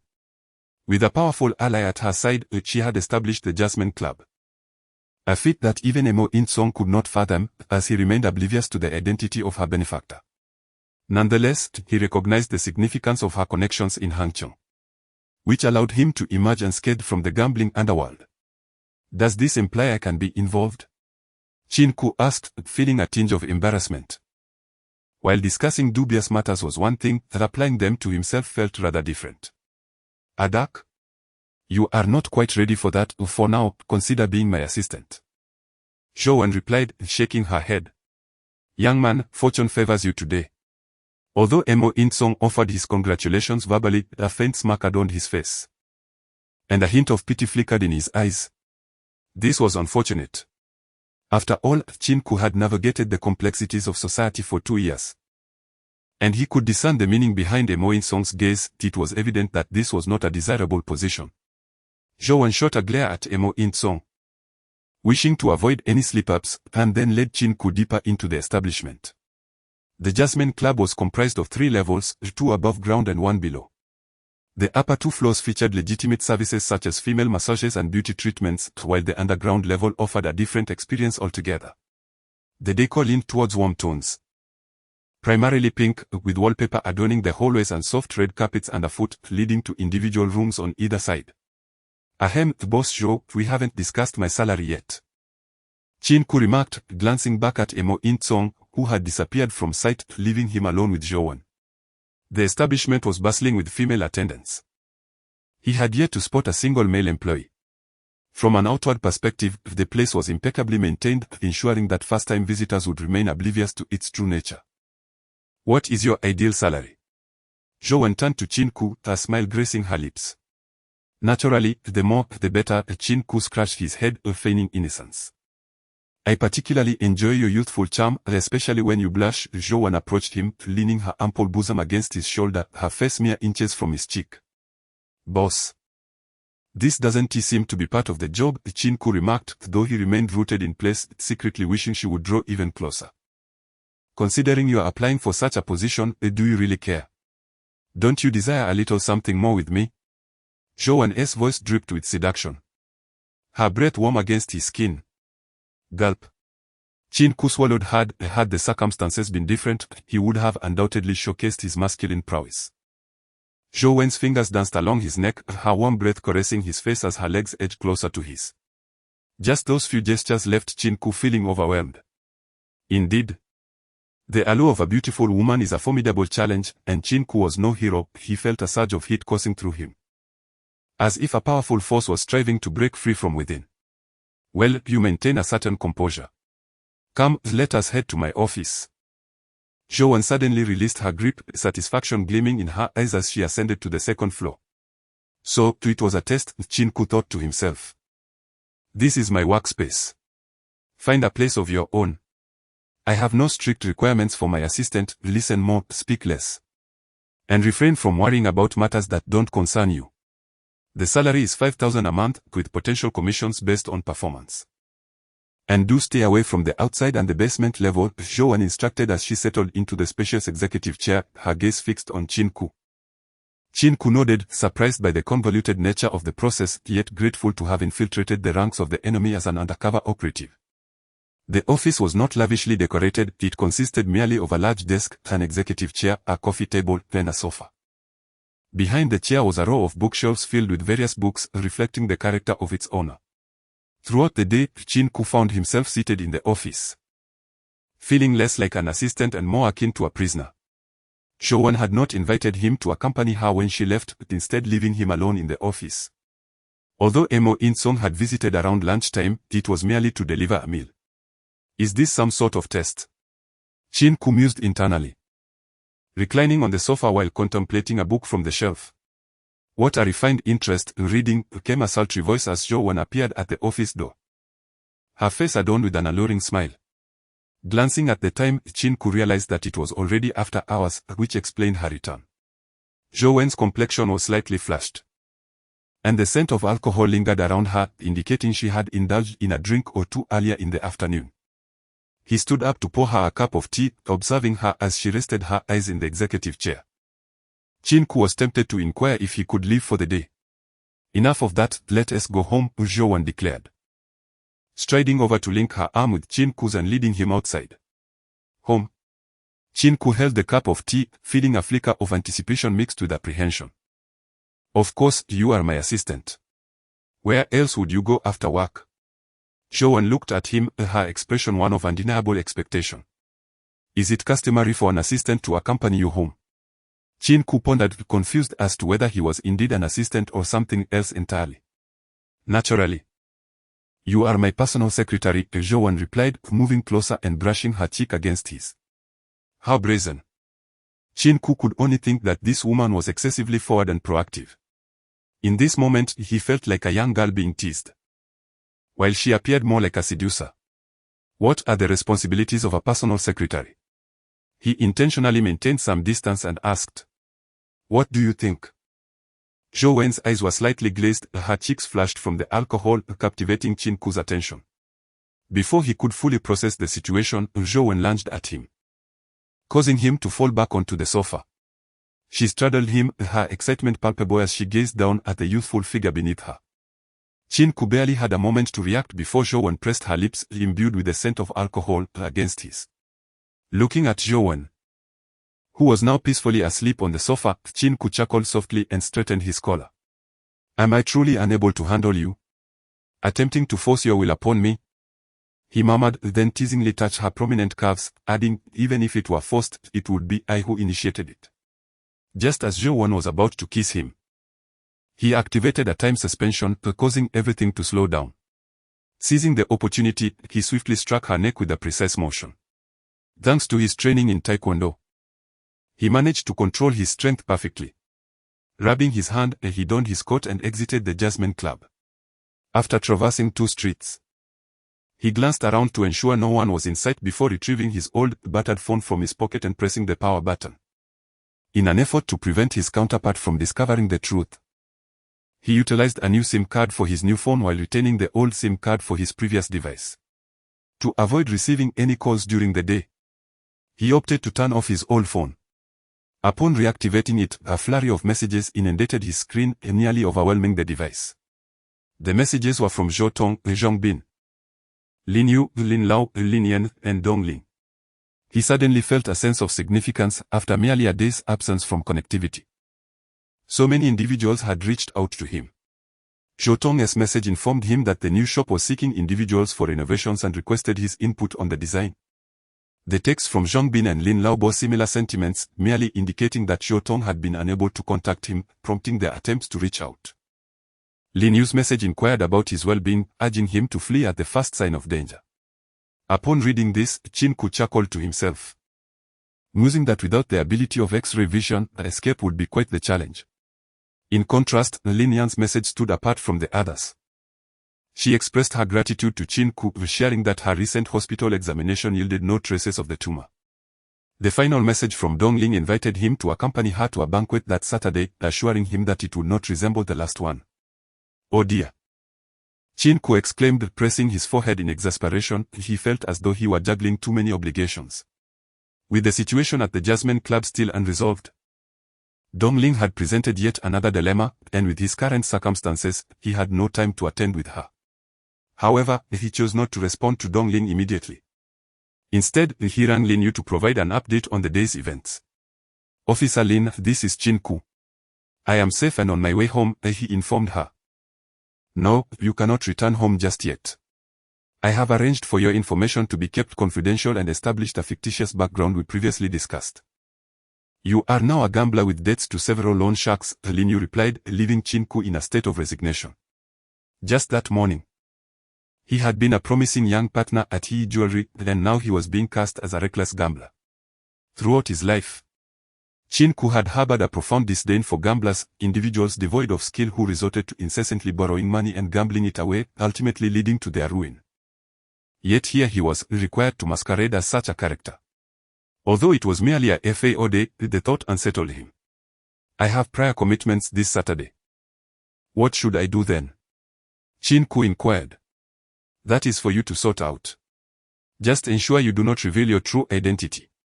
On the surface, your identity must appear completely clean. Additionally, you must inform Zhou Tong and the others to avoid any slip-ups," Lin Yu cautioned, her concern evident. "Clean identity. A gambler's identity is hardly pristine." "Very well, I will speak with them," Qin Ke relented, recognizing that he had accepted this task and could only resign himself to the role. He could only blame his own compassion for agreeing to this endeavor. "I understand you are feeling some discontent, but here you can express those feelings. Once you hang up, you must adjust your mindset.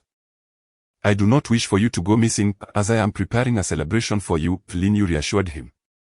"A celebration? Perhaps to commemorate your promotion?" After Qin Ke concluded the phone call, he took a moment to regain his composure. He soon realized that his previous behavior had been somewhat excessive. After all, Lin Yu had not truly coerced him into this task, it was entirely voluntary on his part. The notion of embracing the identity of a gambler and the accompanying uncertainties filled him with trepidation, especially considering his familial responsibilities. Such thoughts stirred within him a disquieting sense of agitation and an inexplicable surge of anger. The new shop was to be furnished in the previously agreed upon style, and he instructed that she would manage it, as he was preoccupied with other matters and unable to attend to it himself. By the time Qin Ke reached out to Zhou Tong, he had managed to compose himself and concocted an excuse to delegate recent affairs to her. "Qin Ke, have you encountered some trouble?" Zhou Tong sensed his fatigue through her woman's intuition. "No, I need to travel out of town for a while. I appreciate your help during this period," Qin Ke replied, feigning cheerfulness.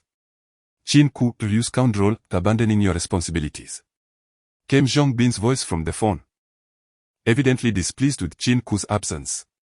"Pay him no mind, attend to your matters, and we shall oversee everything here," Zhou Tong reassured, dismissing Zhang Bin with a hint of concern.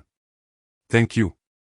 Qin Ke felt a surge of gratitude. Zhou Tong, despite her seemingly frosty demeanor, had been instrumental in assisting him. From finding accommodations to securing caregivers, and even navigating the bureaucratic labyrinth for he held every kindness close to his heart. "No need for formality, we are partners." Zhou Tong smiled, yet internally questioned whether their relationship truly adhered to such simplicity. After ending the call with Zhou Tong, Qin Ke refrained from returning calls to Lin Yan and Lin Lao, opting instead to send a text wishing them good health before contacting his creditor, Dongling Master Qin. "You truly are something else, turning off your phone for an entire day. Where have you been gallivanting?" Dongling's voice was icy, clearly expressing her anger. Sister. My phone broke down, and I've been quite busy today. I need to be out for a few days. Could we possibly postpone matters until Saturday? Qin Ke tentatively inquired. Absolutely not. You can fly back on Saturday. I will reimburse your round-trip ticket, Dongling replied generously. That is not ideal. I fear complications may arise. Qin Ke hesitated, reluctant to masquerade as her boyfriend, especially since Dongling attracted numerous suitors, potentially leading to troublesome encounters like the one with Jin Lei.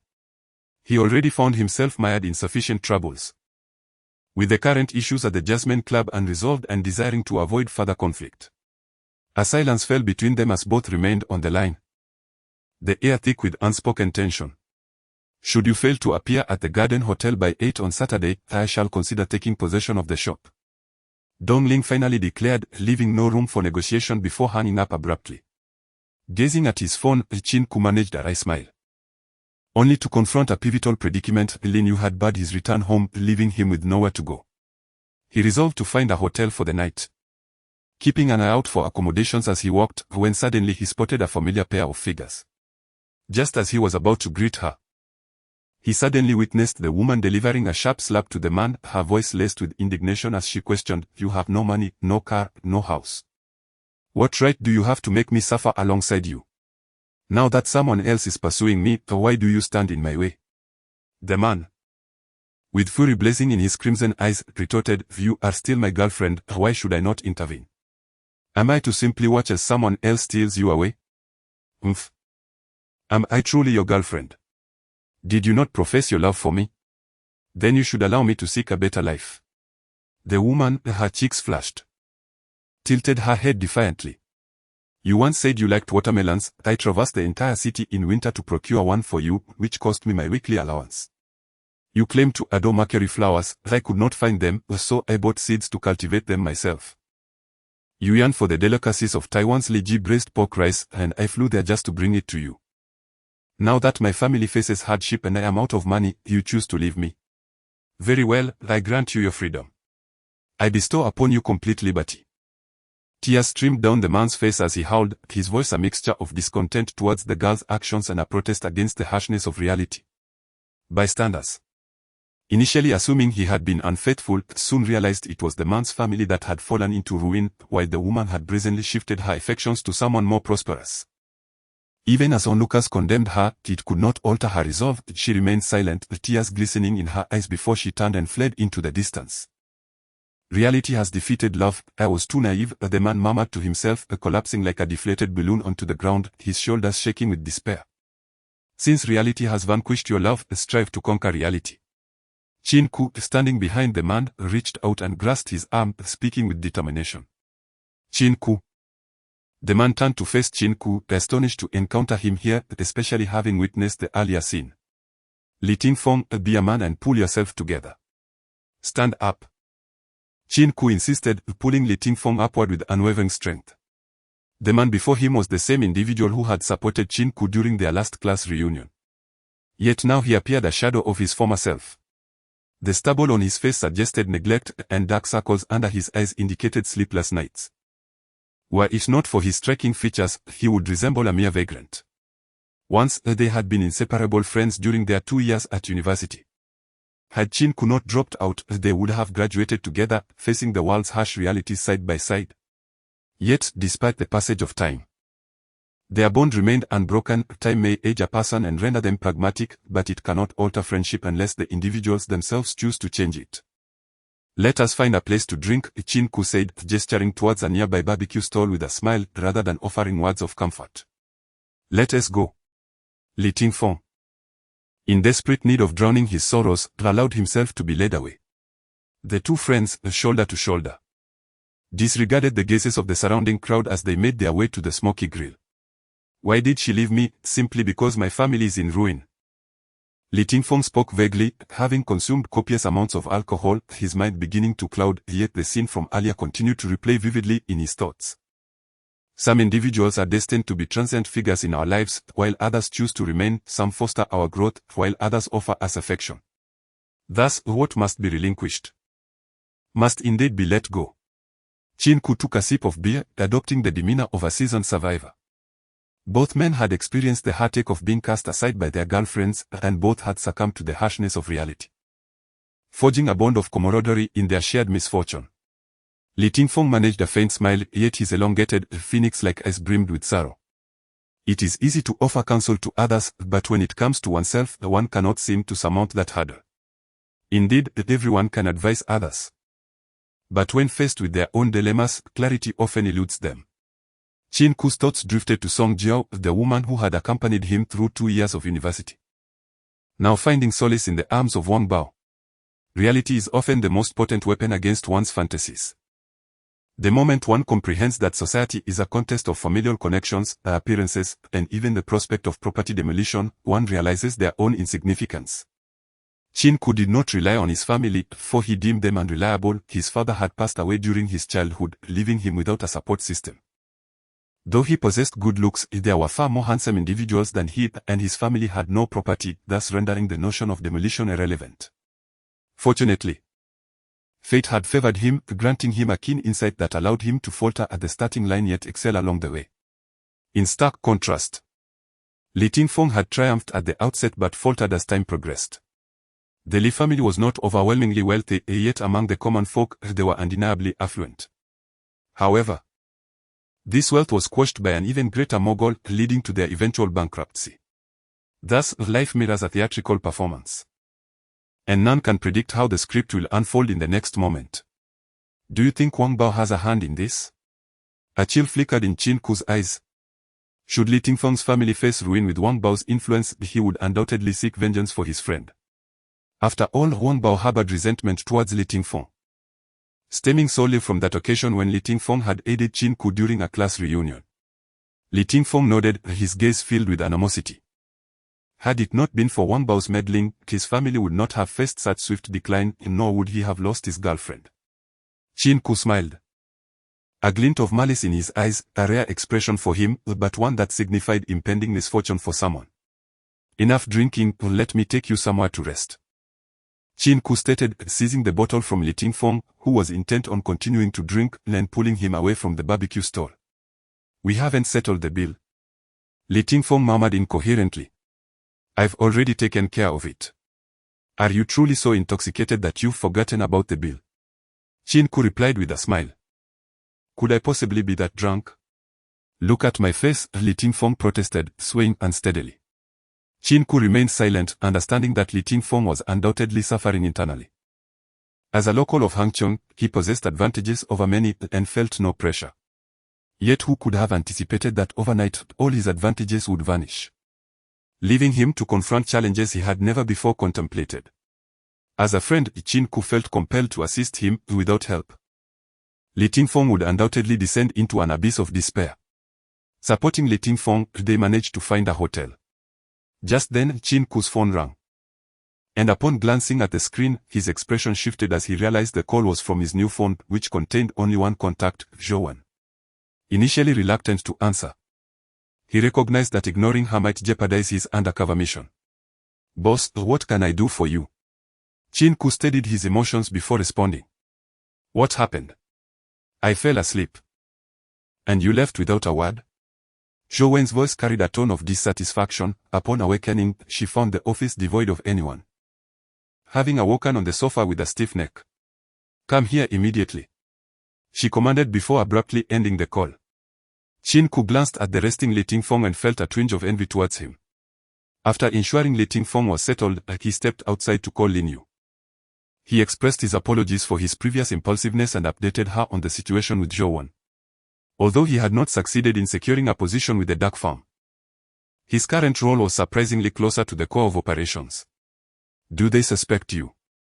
Lin Yu's first reaction was not one of joy but rather concern and curiosity. Surely not. I haven't displayed any suspicious behavior, Qin Ke reflected on the entire process. That seems illogical.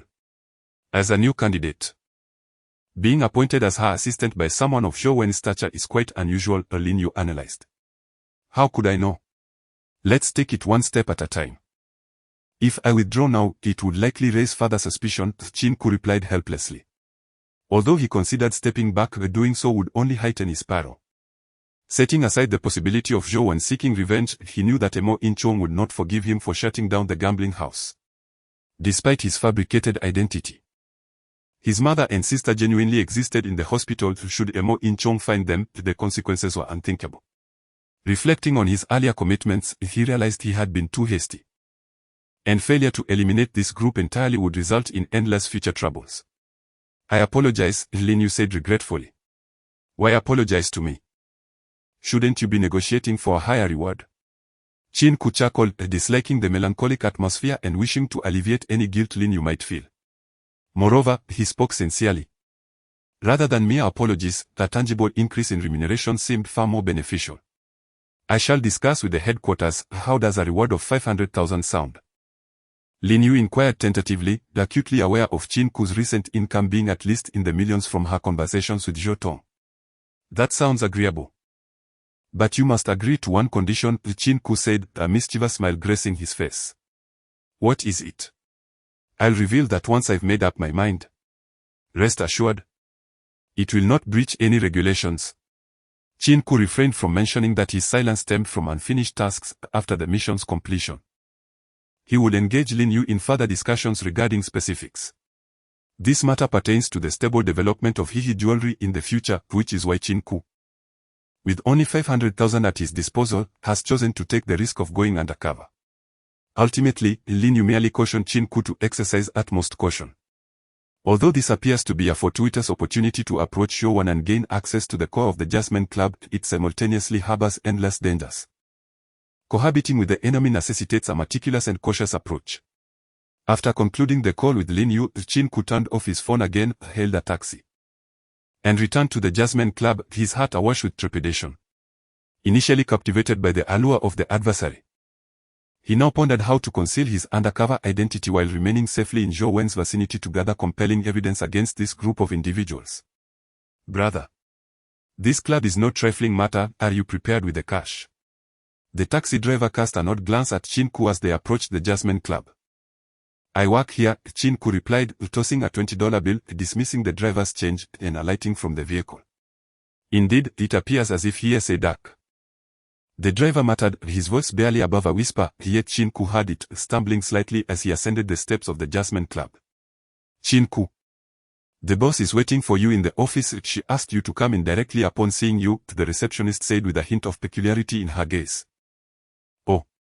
Qin Ke nodded, but internally he mused over the fact that this was the second instance in this club where he encountered such a hesitant expression. The first belonged to Mo In-chong.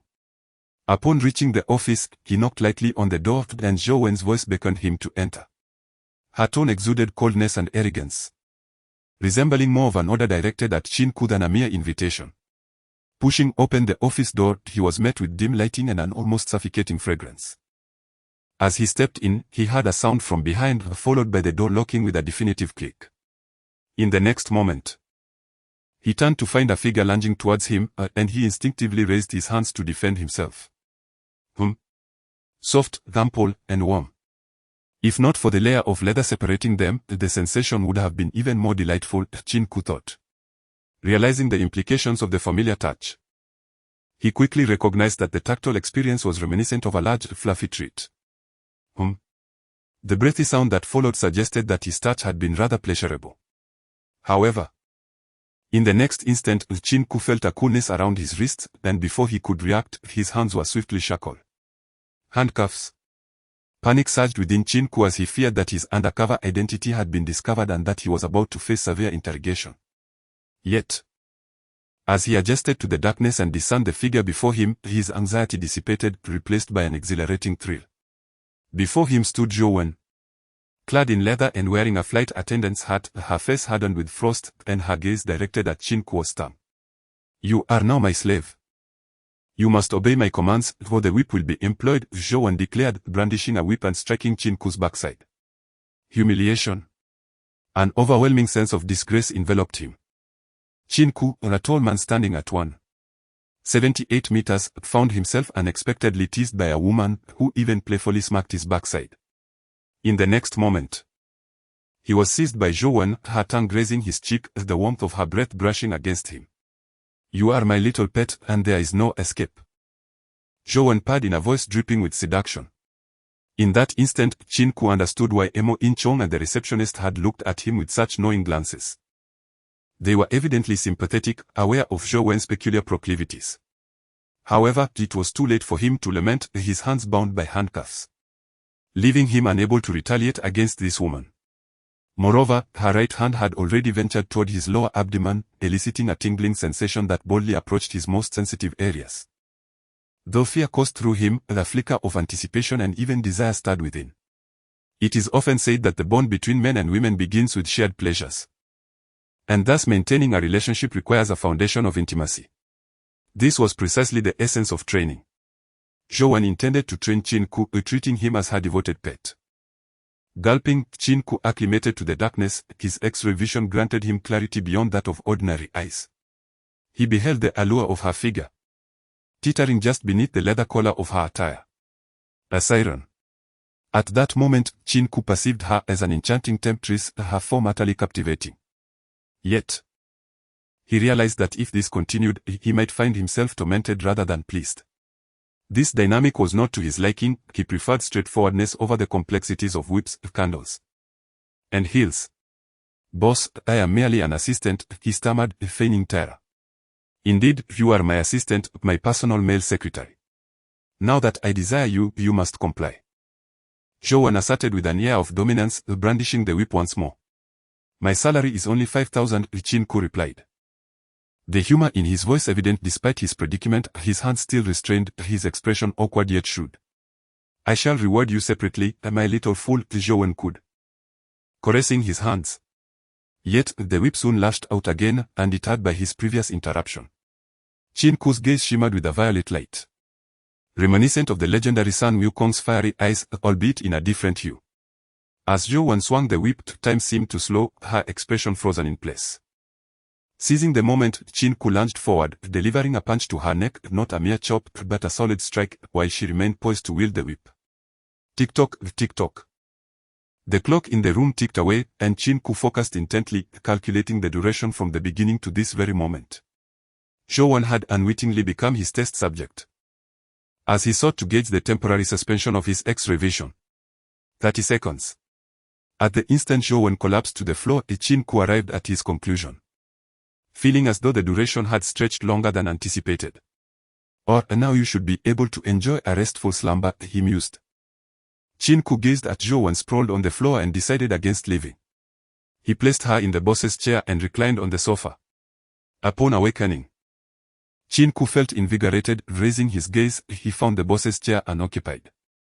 Yet the handcuffs in his grasp served as proof that the previous night's events were no mere figments of imagination. He hastily rummaged through his pocket for his old phone, relieved to discover it still there. "How did I sleep last night?" Just as Qin Ke stood, Zhou Wen's alluring voice floated in from the doorway. "Ahem, it was decent," Qin Ke replied awkwardly, clearing his throat. Zhou Wen had changed into a different ensemble, no longer clad in the leather uniform from the previous day. Instead, she wore a loose, beige long chiffon coat over a pale pink blouse paired with shorts and white sandals. This new attire exuded a fresh elegance, diminishing the previous day's allure, yet complemented by her naturally captivating appearance, it presented an entirely different charm. "You are quite compliant. Did you attend to me while I slept?" Zhou Wen remarked with satisfaction as she glanced at Qin Ke. Indeed, Qin Ke nodded, feeling a touch embarrassed in his response. If a blow to the neck could be deemed as attending to someone, then he had indeed facilitated her slumber. "What caused me to fall asleep so suddenly?" Zhou Wen inquired, her brow furrowed in confusion. She recalled being caught up in the excitement, and the sight of Qin Ke's anxious expression had stirred her exhilaration. "You were perhaps overwhelmed by excitement last night, or it might have been the effect of alcohol, leading you to succumb to slumber." I was rather startled. "But your breathing and the gradual emergence of snoring reassured me that you were fine, otherwise, I would have called for help." Qin Ke marveled at his own capacity for deception, managing to fabricate a lie without a hint of hesitation, conjuring it up within mere seconds. Zhou Wen furrowed her brows, struggling to recall the events of the previous night. However, upon reflecting on the pain radiating through her body, particularly in her neck, she surmised that Qin Ke had not remained entirely innocent during her slumber. Yet, she found herself rather pleased with his performance, recalling her previous assistants. None had withstood her training, when some were overly eager, while one had even been an undercover agent sent by the police. None had met her expectations, which explained why she had been without an assistant until now. Her work did not necessitate one, and the primary role of an assistant was to indulge her whims. Boss, can this handcuff be removed? Qin Ke inquired, his brow furrowing. He had searched high and low the previous day but had found no key. Certainly, Zhou Wen replied, sashaying towards him, her eyes sultry. She slipped her hands into her neckline, and in the next moment, produced a necklace that bore the key. Qin Ke caught a glimpse of her exposed skin, which was even more enticing than the previous day. The mere sight elicited a physiological response within him. To his astonishment, the key was nestled against her chest. No wonder he had been unable to find it. He could have searched for a week without considering that it might be hidden there. As the handcuffs were finally unfastened, Qin Ke experienced a profound understanding of why some prisoners weep upon leaving their cells. It was the liberation from constraints. The exhilarating sensation of reclaiming freedom. After stretching his somewhat sore wrist, Qin Ke glanced at Zhou Wen standing before him. He couldn't help but think that she was fortunate in her reincarnation. Had she been of his ilk, his immediate instinct would have been to deliver her a sound thrashing. Come on, accompany me for breakfast, he urged. Zhou Wen smiled contentedly and then swayed her hips as she exited the office. At this moment, Qin Ke felt akin to a mere plaything, even less significant than those kept by wealthy women on the lower floors. Of course, he had never encountered such individuals, perhaps. If he did, he could extract some valuable information from them. Upon leaving the office, he was greeted by the sight of Mo In-song, who was whispering something to Zhou Wen. Just do as I instructed, give them 20% and let them go, Zhou Wen said softly, casting a subtle glance at Qin Ke. Yes, I will take care of it, Mo In-song replied, also looking at Qin Ke, his eyes reflecting a hint of admiration as he discreetly gave a thumbs up with his hand resting by his side. Qin Ke, you drive my car with a Kong. I will wait for you outside the club, Zhou Wen declared before heading toward the staircase. At that moment, she radiated the presence of a boss. Her allure remained. Yet her aura had evidently shifted. Brother, you really are something. You managed to endure, Mo In-song remarked quietly as he approached Qin Ke. No one has endured. Qin Ke, intrigued by Zhou Wen's peculiar tendencies, inquired. You are the 17th assistant. Of the previous 16, 3 lasted a week. The rest either resigned or ended up hospitalized. The most unfortunate was carried out, reportedly by the police. Mo In-song informed him of what he had heard. Police as well? Qin Ke feigned surprise. Yet internally he speculated whether this individual could be the missing undercover agent. Is it not obvious what goes on here? Many wish to eliminate this place. And both the underworld and law enforcement send their people. So, having 1 or 2 police officers around is hardly surprising, Mo In-song shrugged. Wait, that is not the crux. You mentioned 3 people lasted a week. Are you implying? Qin Ke recalled Zhou Wen's favor from the previous night, sending a shiver down his spine as he realized he would have to face such situations repeatedly. Therefore, you must persist. You need to hold on. I do not wish to carry you out of Boss Show's office nor call for an ambulance, Mo In-song jested. Damn it, I quit. Qin Ke exclaimed, his frustration genuine. He felt stifled, not only enduring the teasing of a woman but also having to constantly suppress his feelings. Enough. You are in debt now, if you quit. Where will you find work? Moreover, after yesterday, the Boss Show will surely increase your salary. Just prepare to count your earnings to repay your debts, Mo In-song advised. What kind of situation is this? I thought applying here would allow me to enjoy the company of women while earning a decent wage. Yet I have fallen into a den of wolves. Qin Ke complained. You think those pretty boys downstairs have it easy? They need to be both bold and skilled with their words. Can you handle that? Mo In-song shot a disdainful glance at Qin Ke, not because he underestimated him, but because such work was beyond the capabilities of an average person. Longu. Longu. As Qin Ke and Mo In-kai descended the stairs, preparing to head to the parking lot at the rear, the cacophony of shouts erupted from the front desk, surpassing even Zhou Wen's grandiosity. The attendants in the corridor nodded and chimed in.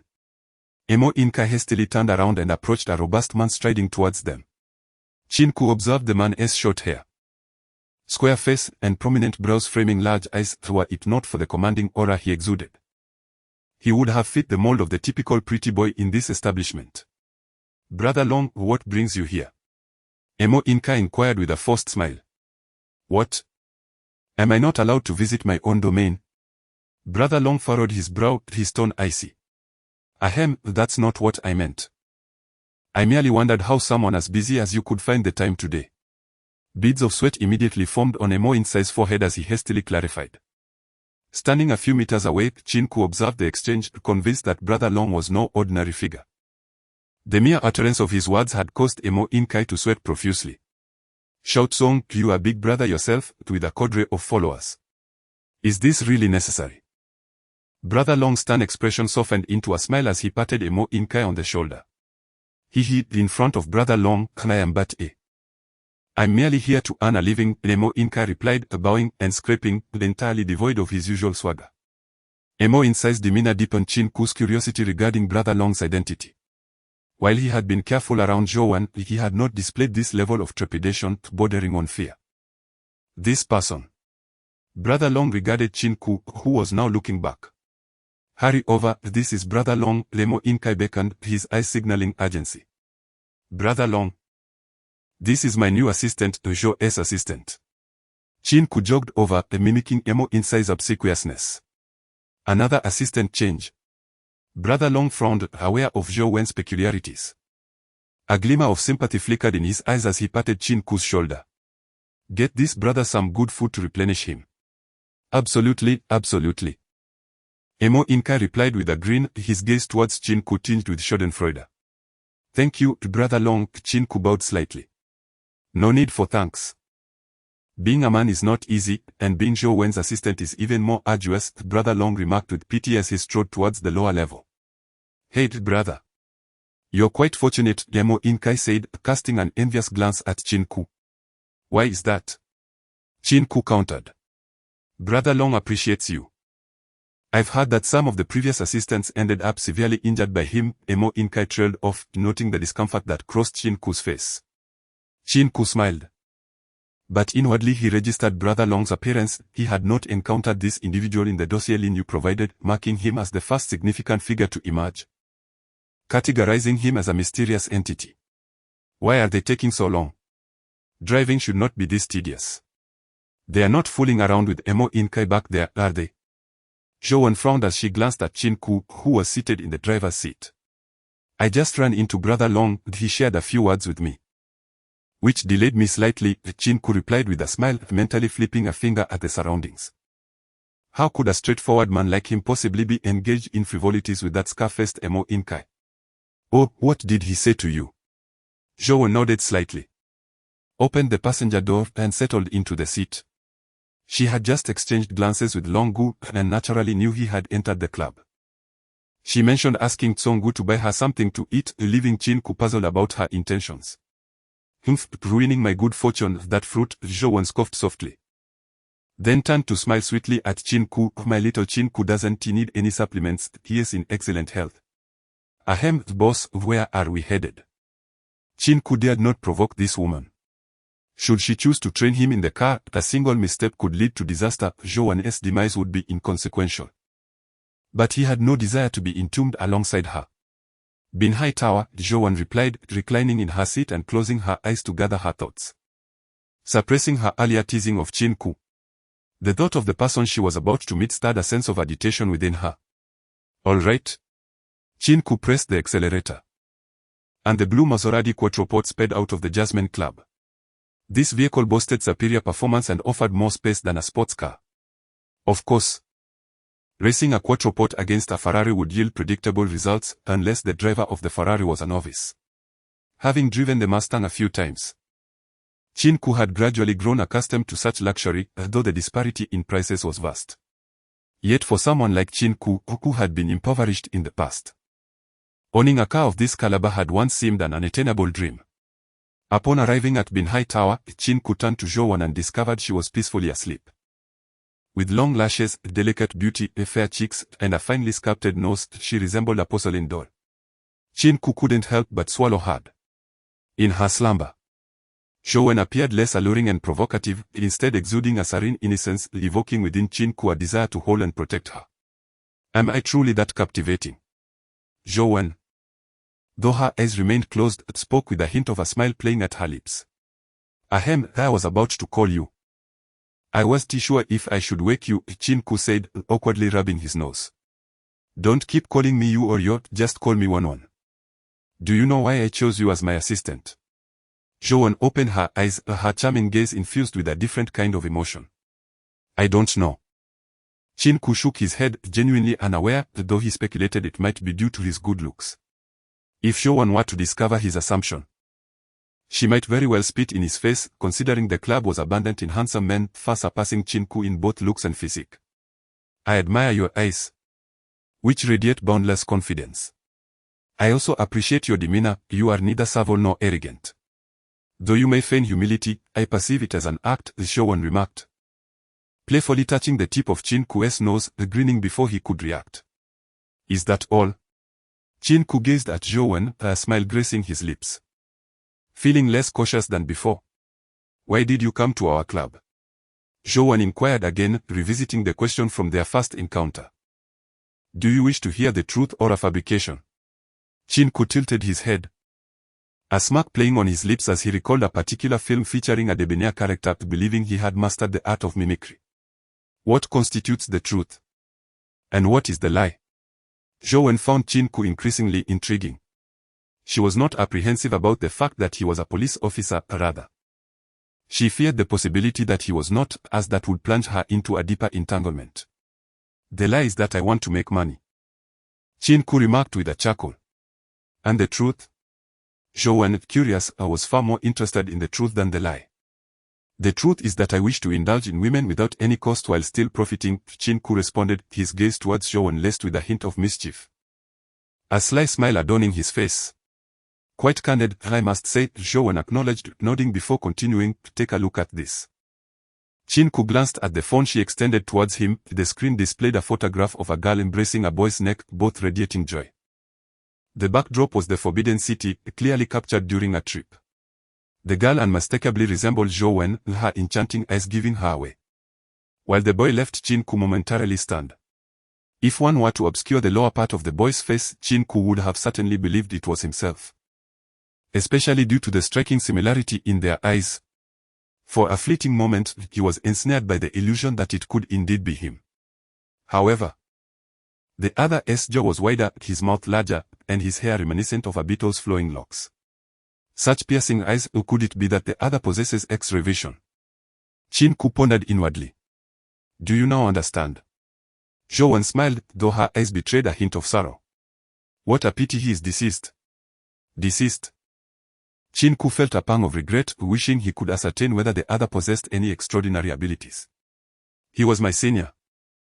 We were together from university until 3 years post-graduation, until he tragically perished during a business trip at the border. As Zhou recounted this, an ache blossomed within her. As if a recently healed scar had been cruelly reopened. Is this the reason you hired me? Qin Ke was uncertain whether to feel fortunate or unfortunate that he had become Zhou's assistant merely because he bore a striking resemblance to a deceased individual. Of course. Otherwise, what do you think you are qualified for? Zhou's gaze sharpened, laced with disdain as it fell upon Qin Ke. I believed it was due to my own capabilities, Qin Ke retorted, unaccustomed to being looked down upon, especially by a woman. In the past, he might have chosen to endure such treatment, but now he felt no need to tolerate it, for doing so would only breed doubt. Moreover, with his newfound abilities, Qin Ke felt no less than anyone else, his self-confidence soaring to unprecedented heights. Zhou laughed, her expression tinged with reminiscence, noting their shared traits of pride and indignation. I am not to be compared with the dead, I am simply myself, Qin Ke. His declaration echoed like a promotional tagline. You are my little pet, Zhou teased, smiling as she opened the car door and stepped out. If I resemble him, why did you treat me that way last night? Qin Ke voiced his lingering question. Because of him, I developed an affinity for that particular demeanor. Wait for me in the car, my little darling. Zhou, like a cheerful girl, closed the car door and gracefully walked towards the riverside building. Qin Ke shook his head, finding Zhou an enigma. One moment she was as beguiling as a fox. The next, as innocent as a young girl. However, he realized that his immediate priority was to call Lin Yu to report on his encounter with Long Wu today, as well as the conversation between Zhou and Mo In-song, alongside the current location of the Riverside building. He took precautions against eavesdropping within the vehicle, opened the door, and stepped out, retrieving his old mobile phone to press the power button. "Hello, is there something I can assist you with?" As soon as the call connected, Lin Yu's voice resonated from the device. "It's me." Qin Ke understood Lin Yu's cautious nature, hence her manner of speaking. "Why are you calling me in broad daylight? Has something occurred?" Lin Yu's heart tightened at the inquiry. "Today, I encountered an individual at the club, someone whose presence overshadowed even Zhou. This person is not included in the information you provided me, and I felt it necessary to inform you." Qin Ke recounted the events that transpired at the club. Lin Yu, visibly perplexed, acknowledged that this was the first time she had heard of such a person. If Qin Ke's description was accurate, this individual must be someone well known at the club. Moreover, based on Qin Ke's portrayal, there was no record of such a person among the suspects in her files, representing a significant lead. "However, I heard from Mo In-song that Long Wu doesn't frequent the Jasmine Club, although he must have a stake in it," Qin Ke deduced, recalling previous encounters. "I'll note this down for now. Please inform Zhou and Mo In-song to relinquish 20%. You can investigate further while prioritizing safety. I will send someone to the Bin building for inquiries," Lin Yu instructed while documenting Qin Ke's words. "Regarding the Bin building, it's better if you refrain from investigation.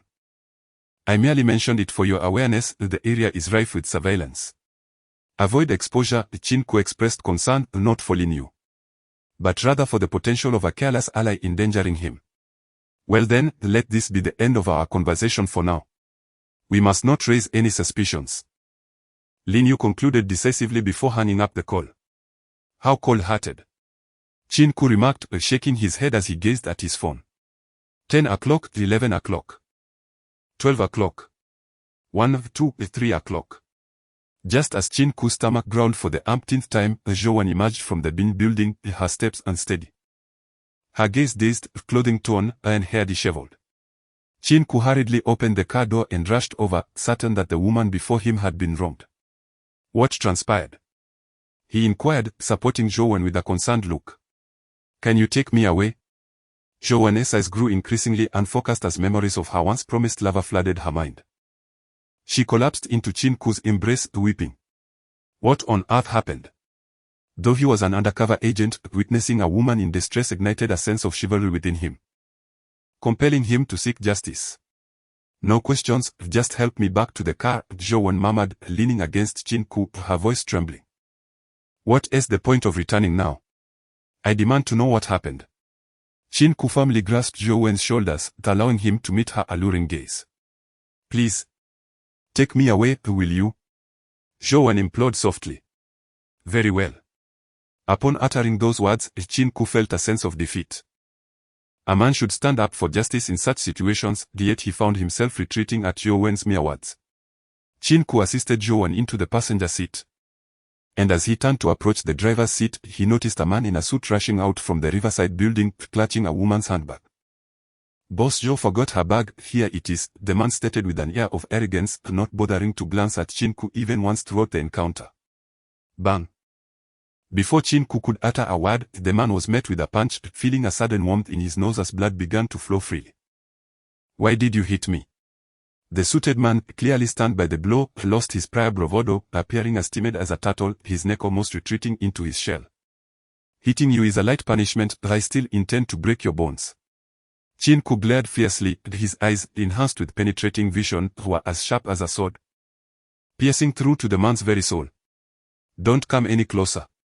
We have no enmity between us, there must be some misunderstanding," the man stammered, visibly shaken by Qin Ke's intimidating gaze. "What happened to Zhou?" Qin Ke inquired, directing his attention to Zhou inside the car, where she was desperately banging on the glass. However, Qin Ke had locked the doors with his key. "It has nothing to do with me, it's Director Dong's doing," the man blurted out, realizing too late that he had slipped up, but it was futile. Qin Ke had already seized his collar, Who is Director Dong? Qin Ke demanded, gripping the man's collar with an intensity that radiated a murderous intent. In that moment, Qin Ke resembled a demon ready to kill. And the suited man understood that should his answer fail to satisfy, Qin Ke would indeed be capable of crushing his throat. Zhou Wen gazed at Qin Ke, seemingly seeing the man who once fought for her. If only the Qin Ke before her now was the same as then, how wonderful that would be. Tears streamed down her face as she smiled. Yet, internally, Qin Ke marveled at his own performance. This act was executed flawlessly.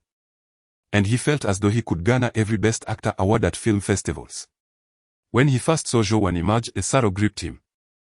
But the appearance of the suited man transformed his sadness into an opportunity.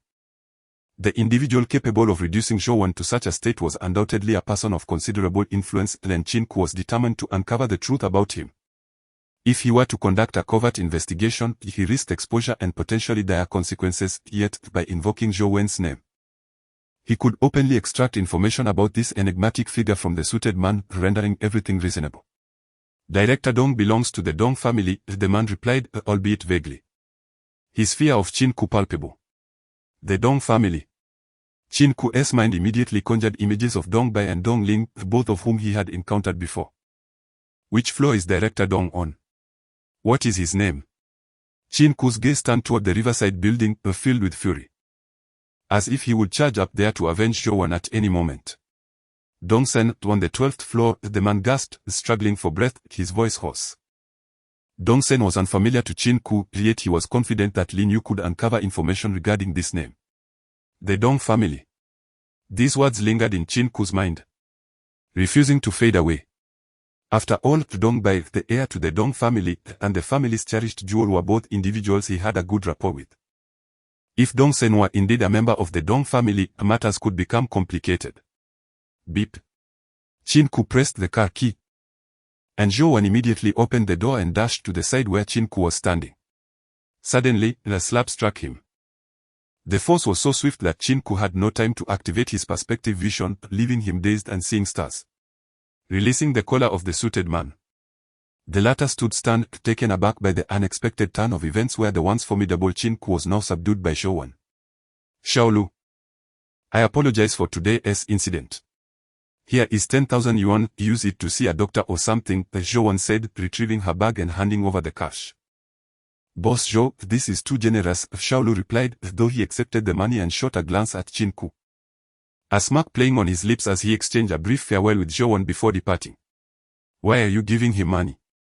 Qin Ke exclaimed, watching the suited man recede into the distance, feeling indignant yet secretly admiring his own acting skills. What else could we do? If you don't pay him, you would be the one in trouble if the police are called, Zhou Wen replied, her gaze stern and her expression serious, as if lecturing a child. Oh. Qin Ke nodded in understanding. Does it hurt?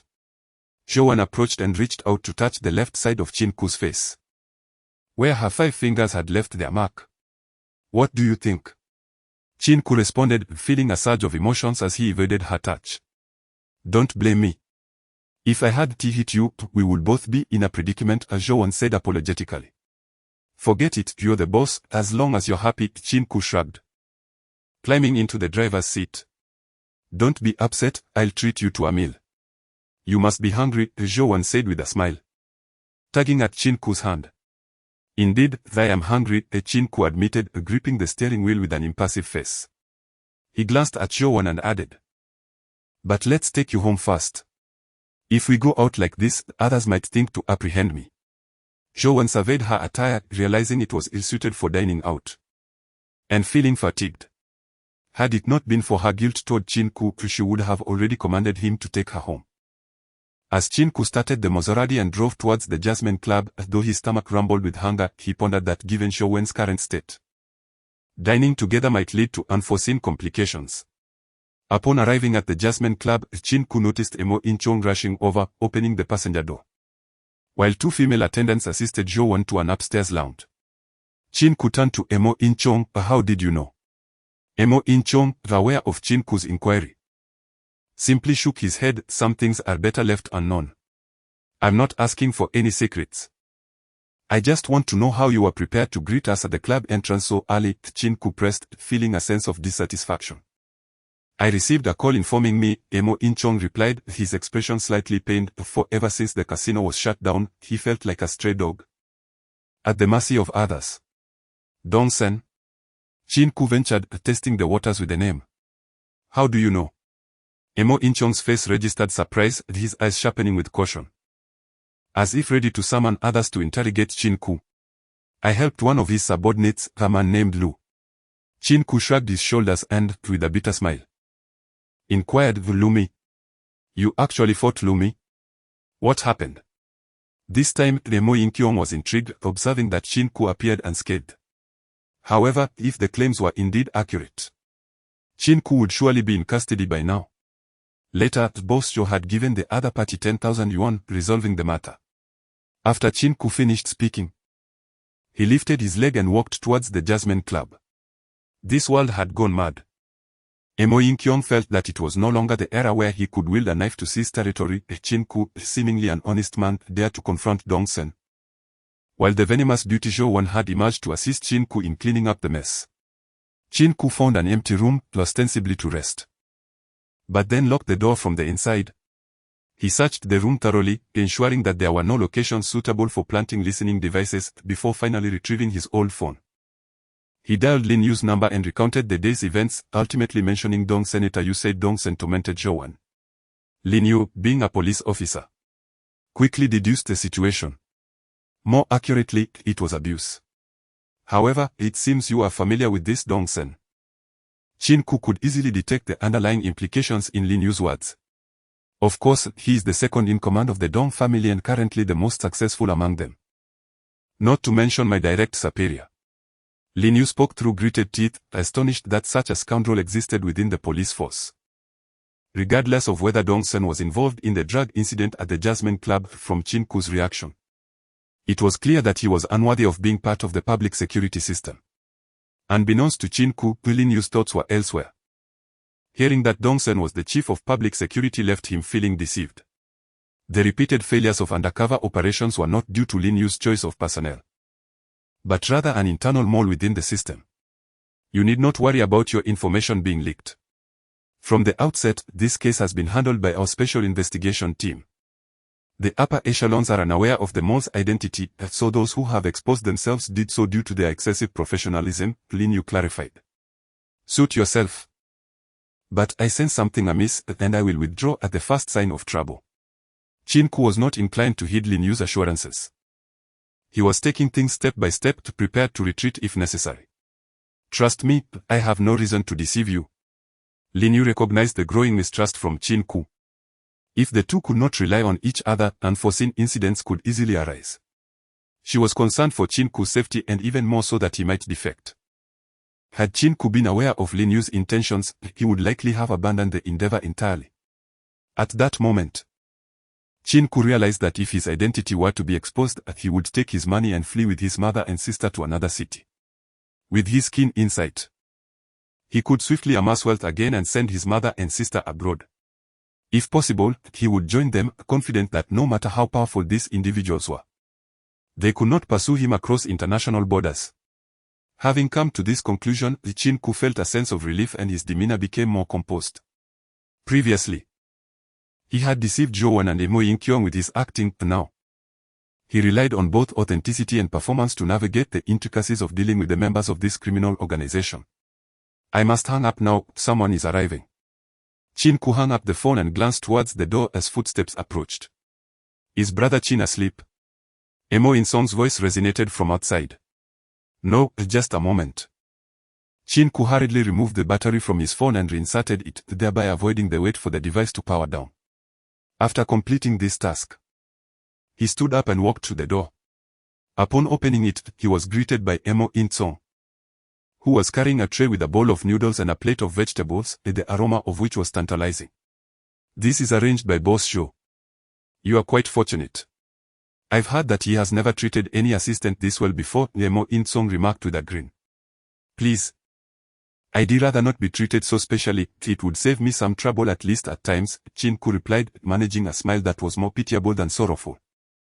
Be grateful, at least you are still alive, Emo In-song consoled him, then recalled Zhou Wen's words and continued. Boss Zhou wants you to accompany her to a banquet this Saturday. Whoa. Cough, cough. Just as he took a mouthful of noodles. Qin Ke nearly choked upon hearing Emo In-song's words, the violent coughing rendering him speechless. Emo In-song, seated across from Qin Ke, was now in a predicament. Covered in noodles and Qin Ke's saliva. What on earth are you doing? Emo In-song wiped the noodles from his face, casting a disdainful look at Qin Ke. To choke on food at this age was simply embarrassing. Apologies, I got distracted and choked, Qin Ke said, though internally he was still anxious. He could only hope that the gathering on Saturday was not the same as Dongling's, or he would be in quite a predicament. He had kept this operation under wraps, and everyone assumed he was on a business trip. Now he faced a dilemma about whom to accompany to the banquet. If he went with Dongling, he could not attend Zhou Wen's. It was a choice between the two. To make matters worse, he suspected that if both attended the same event, it would certainly become entertaining. You can't even focus while eating noodles. By the way, are you free later? Emo In-song as sparkled as he asked with an air of flattery. Is there something you need, brother Tsong? Qin Ke discerned that Emo In-song had a request but feigned ignorance. There is a small card game later, how about you step in for me? Emo In-song said with a grin, his hands rubbing together, clearly a bit embarrassed. This so-called stepping in was merely a way to leverage Qin Ke as a formidable ally. What is the scale of the game? Qin Ke neither accepted nor declined but countered with a question. It's just 3 cards, 5,000 at stake. With a cap of 500,000. Emo In-song's face flashed as he spoke, such a game was far from trivial, it was substantial. The stake referred to the amount each participant must contribute before each deal, which would go to the ultimate victor. This ensured fairness for the winner, otherwise, if no one continued to bet, the victor would leave empty-handed. The stake could also be likened to an entry fee, only with this could one continue to wager. How will the winnings be divided? Qin Ke inquired, wearing a shrewd grin. Haha, I enjoy conversing with straightforward people like you, brother Qin. How about a 50-50 split? After Emo In-song finished speaking, he turned to Qin Ke, awaiting his reaction. All right. Qin Ke, having nothing better to do, realized he couldn't return home and had no place to stay. It was a perfect opportunity to play a few rounds of cards and earn some money for a hotel. Let's go. Emo In-song, brimming with excitement, eagerly pulled Qin Ke along, ready to head to the gambling den. Brother, wait until I finish my meal. I haven't eaten all day, Qin Ke lamented, gazing at the food before him with a sorrowful expression, truly famished after a day without sustenance. It's my fault for forgetting that my brother hadn't eaten. Let us skip this and go for hot pot later, Emo In-song said. Itching to get there and unleash Qin Ke's card-playing prowess. I'll have a few bites first, Qin Ke replied, wolfing down his food. He was indeed ravenous and needed his wits about him to outsmart the others. Emo In-song behaved like a dutiful servant, pouring tea and fetching water for Qin Ke. And when Qin Ke finished eating, he handed him a napkin, displaying better service than a 5-star hotel. Once Qin Ke was satiated, he wiped his mouth and looked at Emo In-song with a slight smile, relishing the experience and understanding why those in high society enjoyed being attended to during meals. However, he quickly suppressed this thought, he could not afford to indulge in comforts before achieving wealth and success. At his age, he should strive rather than seek ease.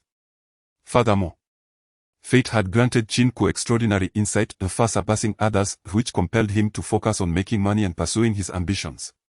Let us go, Qin Ke said, patting his belly in satisfaction. Good, I've been waiting for you to say that. Let's go and take them down without mercy, Emo In-song exclaimed. Since the casino had closed, he had squandered his savings on establishing connections. If it weren't for Zhou Wen and the others bailing him out, he would still be subsisting on stale bread. Yet, having spent his money, life was now so dire for Emo In-song that it seemed preferable to be in prison, where expenses were non-existent. And a monthly stipend was deposited into his account. His savings would have sufficed for an extended stay there, but now that he was free, he found himself broke. In such circumstances, today's gambling game emerged. Qin Ke was his sharpest weapon, and he intended to leverage Qin Ke's exceptional card skills to earn some living expenses. First, We need to search you, don't take it personally. It's just to prevent those people from cheating later, Mo In-chong whispered to Qin Ke. Cautious of the others in the venue since he was technically on the clock. How old are we? Still worried about cheating? Qin Ke felt Mo In-chong's concerns were exaggerated. Those attending such high-stakes games were unlikely to be novices. The places you visit are large casinos with security in place. This is different. We're in a private game with no safeguards. If we win too much, someone is bound to contest it, Mo In-chong explained. Are there really people who would refuse to pay in such a high-stakes game? Some have even put up their cars and houses as collateral. Do you think they are wealthy? That's why we need to check for cheaters first. This way, outcomes depend solely on luck and skill, Mo In-chong added. Two individuals emerged from the club and entered Mo In-chong's Audi 5, the vehicle en route to their destination. Jo-won stood by the window, observing the departing car. Before turning to the man behind her and expressing her discontent with Mo In-chong's audacity. He has only been here a few days, yet he is already absent from work. And he has brought Qin Ke along with him. It was my arrangement, replied the man on the sofa, puffing on a cigar, his face cloaked in an icy demeanor. Long, do you suspect Qin Ke? Jo-won furrowed her brow. She had entertained doubts before, yet Qin Ke's behavior did not align with that of an undercover agent. Unbeknownst to her, she had developed deeper feelings for him. It is not merely suspicion of him, I harbor doubts about Mo In-chong as well. This gamble was orchestrated by me, and neither of them is aware. Soon, I shall alert the authorities. Long's features twisted into a cunning smile, his gaze dark and menacing.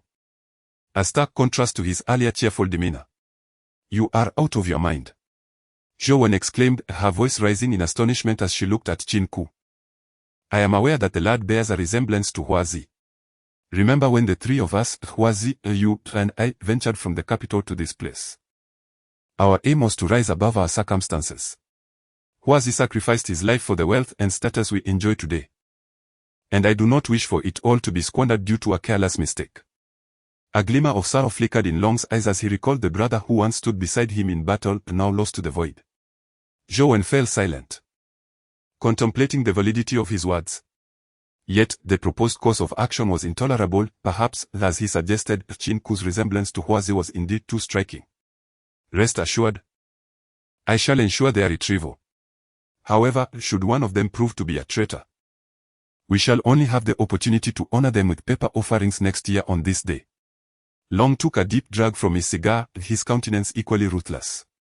Neither of them is a fool, they will undoubtedly sense the underlying intrigue. Jo-won's emotions settled, and she began to contemplate the aftermath. Why do they follow us? Surely it is for money. We provide them with financial incentives, why would they turn against us? Long chuckled, confidence radiating from him as if he had everything under control. Let us hope that is the case. Jo-won's thoughts drifted to Qin Ke's earlier outburst against Secretary Tongsen. An unsettling feeling washing over her as though she had orchestrated the entire scenario. If this fellow is trustworthy, I would not hesitate to entrust him with you, after all. He bears a striking similarity to Hwazi, both in appearance and temperament, Long remarked. Do you genuinely believe I would be of interest to anyone like this? Jo-won chuckled bitterly to herself. Fear not, I shall ensure Tongsen does not survive past next month. He knows too much, and his desires are growing insatiable. A look of hatred filled Long's eyes, yet when he gazed at Jo-won, it was laced with pity. Do not visit him again. Why did you not inform me sooner?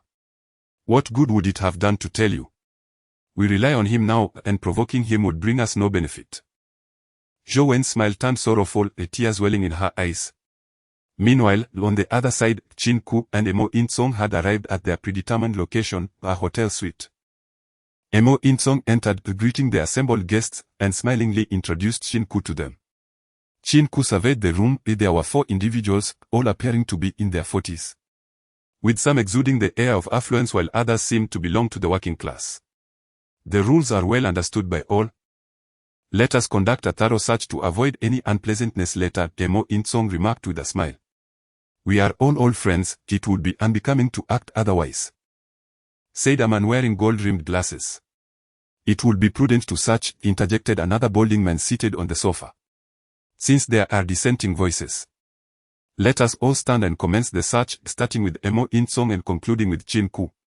After the search, everyone presented their bags.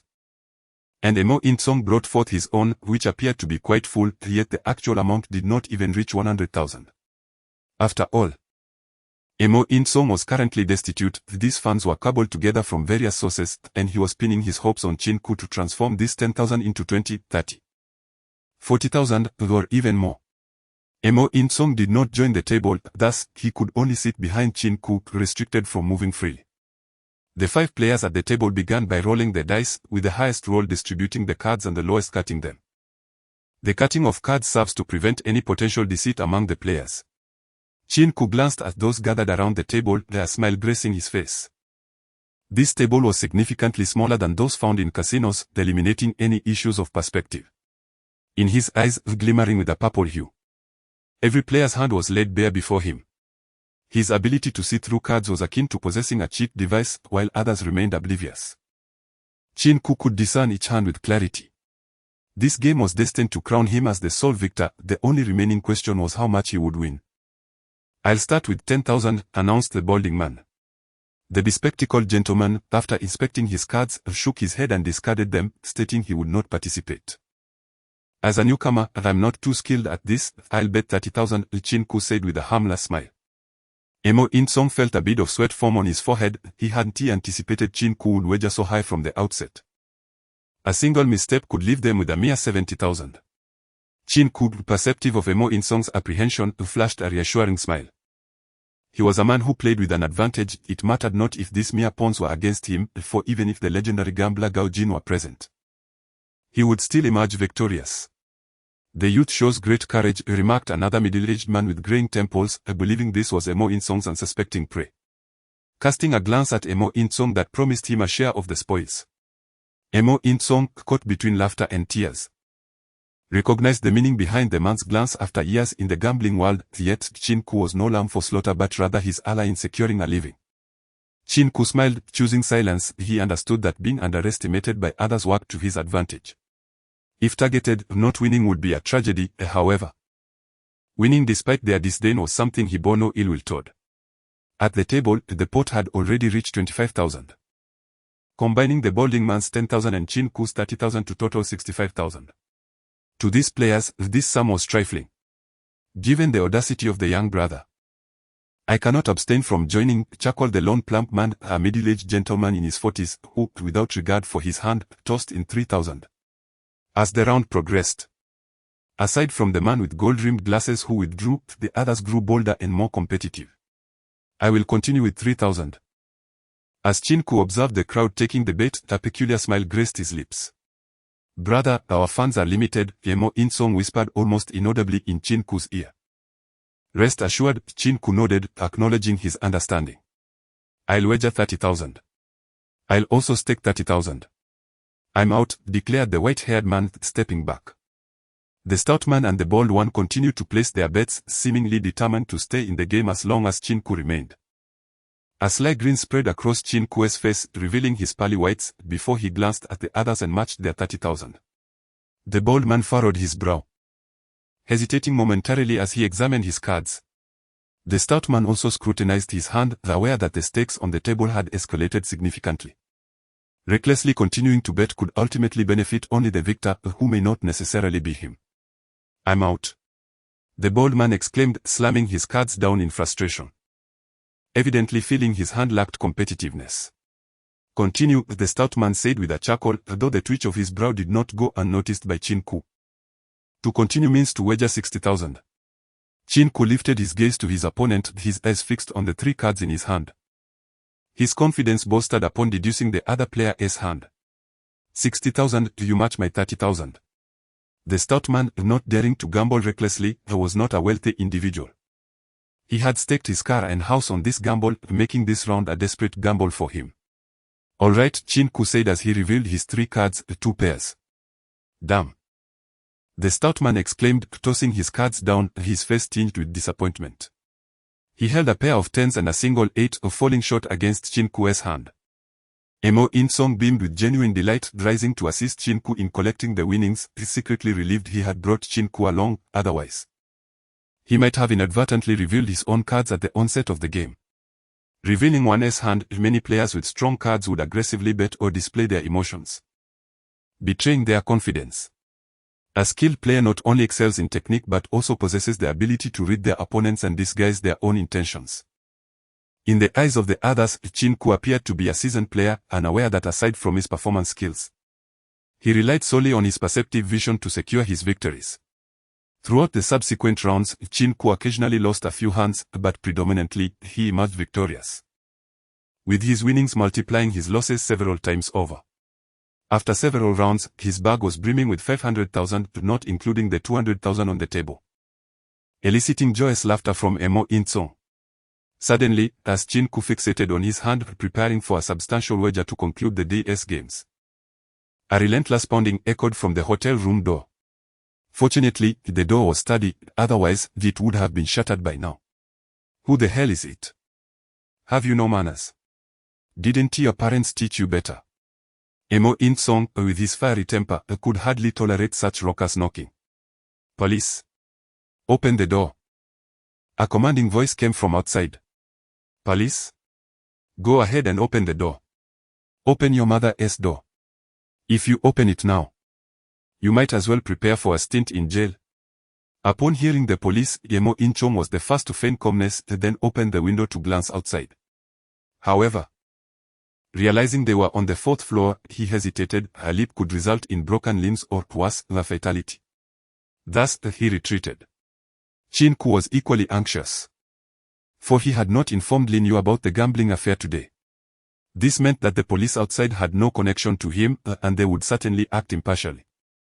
The thought of imprisonment was unbearable, and he could not let Lin Yu discover that he had been gambling while undercover. Such a revelation would likely lead to his remuneration being withheld and him being blackmailed into silence. Moreover, if he appeared unfazed by the police's presence, that would be most peculiar. He had to adopt a facade of panic. What to do?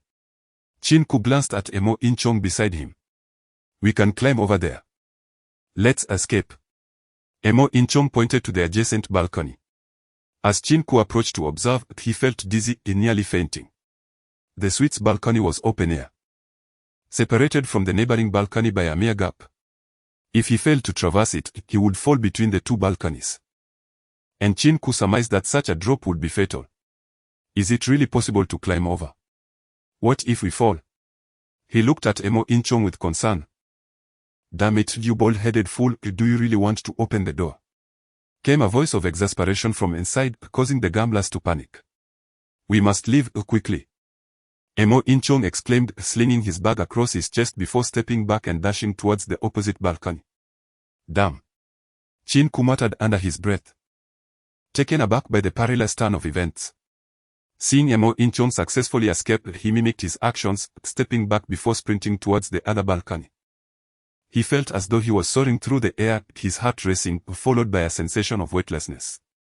He grasped the edge of the opposite balcony, and Mo In-sung pulled him into the adjacent room. Fortunately, the room was unoccupied when they burst in. However, at that moment, the police stormed in from the other side.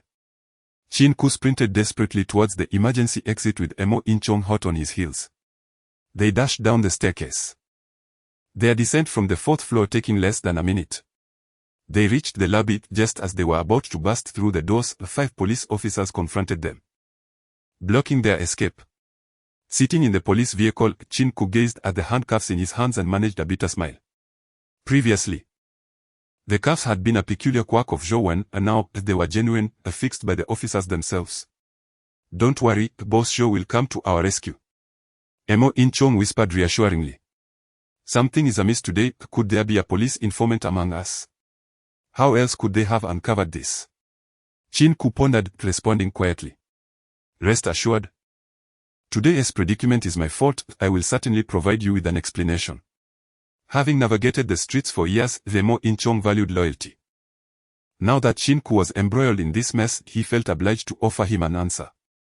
What should we do now? Qin Ke glanced at the officers seated in front, offering a wry smile. I'll call Boss Zhou. Mo In-sung, the seasoned veteran who had faced arrest numerous times, retrieved his phone from his pocket, a handcuff still in place, and began dialing. The police paid little heed to Mo In-chong's phone call, merely casting wary glances at the two individuals, for everyone is entitled to seek legal counsel. After several seconds, Mo In-chong, with a troubled expression, set down the phone only to dial again. Qin Ke observed that he was still attempting to reach Yoan, whose call had gone unanswered before, stirring within him a sense of foreboding. Upon arriving at the police interrogation room, Mo In-chong still could not connect with Yoan, while Qin Ke successfully reached Lin Yu. He did not use his old phone but instead dialed from a new device, having memorized Lin Yu's number at the onset of this mission. The moment the call connected, Qin Ke stated, "I've been arrested for gambling." He then complied with the interrogation process, exchanging glances with the officers, embodying the stance of defiance against strict measures, while contemplating the notion of honesty leading to leniency, all the while maintaining an air of ignorance in response to their inquiries. Mo In-chong, slicker than Qin Ke, occasionally jested and posed questions back to the officers, seemingly unfazed by their admonishments, as if they were engaged in a heart-to-heart conversation. What should she do? Lin Yu sat alone in her office, having just received a call. She rushed to the police station without informing her colleagues. Now, a dilemma lay before her. She needed to devise a strategy to extricate Qin Ke from his predicament while considering whether this was a trap. Should it be a test of Qin Ke's resolve, her intervention would inevitably reveal his true identity. Presently, Qin Ke's situation was not perilous. At least he was in the custody of the police, and as a colleague, Lin Yu had access to first-hand information. However, she intended to observe the situation quietly rather than act impulsively. "Lin Yu, you owe me a favor," came a voice through her phone. "Enough with the pleasantries. What have you found out?" "Hey, your temper has changed over the years. No wonder you can't find a boyfriend," her brother teased. "You still know I'm your sister. Who was it that just called me by my name?" "Fine, I won't argue with you, I can never win." As Lin Yu held the phone, engaging in playful banter, a smile graced her lips. The bond between siblings, forged through years of witty exchanges, was a testament to their affection.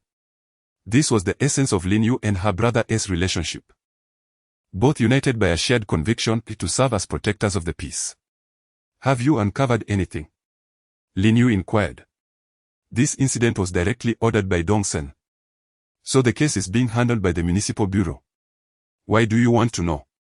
her brother, Lin Yu, asked with curiosity. "All right, I understand. I'll take you out for spicy hot pot when I have the chance," Lin Yu concluded before hanging up. At that moment, as she ended the call, she caught a glimpse of her brother's frustrated outburst on the other end. "I'm your dear brother." A smile tugged at her lips. Hearing her brother in such a state only lightened her mood. Now, she felt reassured. At least she could ascertain that Qin Ke was not in imminent danger. Dongsen's involvement was undoubtedly linked to the Jasmine Club. This was a trap set for both the police and the undercover agents. Fortunately, Lin Yu remained composed and refrained from acting rashly to rescue Qin Ke, otherwise his identity would have been compromised, and they would risk alerting the enemy. Qin Ke found himself awakened by the police for an unknown number of times, and he had lost count of how many times he had heard Mo In-chong curse. His patience was gradually wearing thin. "Damn it, I wasn't gambling, or why are you arresting me?" Mo In-chong exclaimed, clearly unable to endure the torment of sitting in the chair. "You weren't gambling? Then where did that bundle of cash come from?" The police officer glared at him, directing his gaze toward the table. "Am I not allowed to have my own money?" Mo In-chong retorted defiantly, locking eyes with the officer. "Surveillance footage shows the two of you entering a room with those arrested for gambling. Later, you fled from a nearby room. Do you still wish to deny it? You may remain silent, but the others will certainly testify against you." After delivering this statement, the officer stood up, casting a cold glance at Qin Ke and Mo In-chong before exiting the interrogation room, leaving the two to contemplate their plight. This was a psychological battle, a torment of both body and mind. They sat in the chair, unable to sleep, enduring the interrogation. One slip of the tongue could lead to their downfall. Thus they remained on high alert. In this state of heightened concentration, fatigue began to set in. Qin Ke struggled under this dual agony, having relinquished all hope in Lin Yu, while Mo In-chong similarly held no expectations for Zhouwen. The two resembled forsaken children, at the mercy of the police, with their only recourse being to buy time and stubbornly deny the allegations against them. "Come out, you two," After an indeterminate period, a police officer entered, regarding Qin Ke and Emo Inchao with a look of disdain. As they approached the door, the officer produced a key to unlock their handcuffs and gestured towards the hallway. Zhou Wen's radiant smile and waving hand greeted them. "Boss Zhou is here," Emo Inchao exclaimed, his previous despondence vanishing in an instant. Indeed, Qin Ke nodded. And in that fleeting moment, he felt a newfound sense of reliability in Zhou Wen compared to Lin Yu. "Boss Zhou," Qin Ke and Emo Inchao called out as they reached Zhou Wen. "You two troublemakers visiting the police station at this hour. Come back with me," Zhou Wen said with a smile, casting a playful glance at Qin Ke, who lingered at the back. "Boss Zhou, it was I who coaxed Qin Ke into gambling. I take full responsibility and am willing to accept the consequences," Emo Inchao stated as he followed Zhou Wen. He did not mention resigning but rather spoke of accepting punishment, showcasing his cleverness. After all, it was under Zhou Wen that he could enjoy the fruits of success. Embarking on a new venture alone would be exceedingly challenging. Furthermore, with Qin Ke now serving as Zhou Wen's assistant, continuing to work was essential for maintaining contact with this gambling queen. Otherwise, his hopes of rising to wealth through Qin Ke would be as futile as drawing water with a basket. "I will certainly hold you accountable, but for now, let us return to the club and discuss it tomorrow at work," Zhou Wen remarked, glancing at the clock, which indicated the early hours of the morning. She shot them a stern look before stepping into the black business Mercedes parked outside the police station. "How did we end up at the police station? I didn't notice it on the way here," Emo Inchao pondered, a hint of confusion evident on his face. "Is there a difference?" Qin Ke inquired. "Certainly. The jurisdiction lies with the local police station. Have you ever witnessed the city bureau dispatching personnel to apprehend a small gambling ring?" Emo Inchong fell silent before Qin Ke. However, after speaking, Emo Inchong's expression turned somewhat peculiar, to which Qin Ke attributed to his contemplation. Yet, once he entered the car, a text message arrived on his phone. Seated in the rear, alone, he opened the message and comprehended the meaning behind Emo Inchong's earlier demeanor. "Tonight, everything is under Dong Senator 6 succinct words." Devoid of any further explanation, yet Qin Ke grasped the implication. Dong Sen, a high-ranking figure, had no need to concern himself with such a trivial gambling affair. Perhaps, in the eyes of the local police station, the stakes might be deemed significant, but before someone like Dong Sen, hailed as the nemesis of crime in Hong City, it was utterly inconsequential. Moreover, considering Zhou Wen's connection to Dong Sen and Dong Sen's ties to the Jasmine Club, if Qin Ke failed to deduce why they were apprehended by the police, it would be sheer folly. "Boss Zhou, are you aware of today's events?" Without waiting for Qin Ke to respond, Emo Inchong turned to Zhou Wen, who was seated in the front passenger seat. "Why do you say that?" Zhou Wen's eyes flickered with a momentary panic before she regained her usual composure, a faint smile gracing her lips. "I was merely curious. I tried to call you but couldn't get through, yet you seem to know we are here." Emo Inchong's eyes reflected a hint of anger as he spoke with a veneer of politeness. "We can discuss this later." Zhou Wen offered no reply and closed her eyes to rest. Upon arriving at the Jasmine Club, Zhou Wen exited the vehicle first, followed closely by Qin Ke and Emo Inchong, both remaining silent, the atmosphere tinged with awkwardness. Once they reached the office on the second floor, Qin Ke and Emo Inchong entered Zhou Wen's office, where Longu was also present, enjoying a cigar and regarding them with a smile. "Feeling a bit wronged, are we?" Longu inquired, directing his gaze towards Qin Ke and Emo Inchong. "Not at all," Emo Inchong replied, lacking any semblance of a commanding presence, as if he were mindful of something. "Indeed, one must navigate carefully through treacherous waters. I hope you two don't mind, for we shall be brothers from now on," Longu stated with a grin. "Thank you, Longu." Although Emo Inchong's demeanor was exceedingly polite, his face bore no trace of a smile. "Don't mind, brothers," Qin Ke scoffed, casting a disdainful look at Longu. "What do you think?" Longu furrowed his brow at Qin Ke, perceiving a lack of respect that rendered his expression somewhat uncomfortable. "You set a trap for us, then called the police to apprehend us. Is this what you call brotherhood?" Qin Ke pointed a finger at him, though internally, he pondered the wisdom of such a gamble. Indeed, he was wagering on Long Ji's choices. Emo Inchong's previous response while seemingly aligning with Long Ji's expectations, had prompted Qin Ke to notice the slight frown of Long Ji's brow, leading him to speculate that this might be yet another test. Long Gu favored loyal subordinates but not those who acted like dogs at this moment. Mo Inchong appeared to be but a pet in Long Ji's eyes.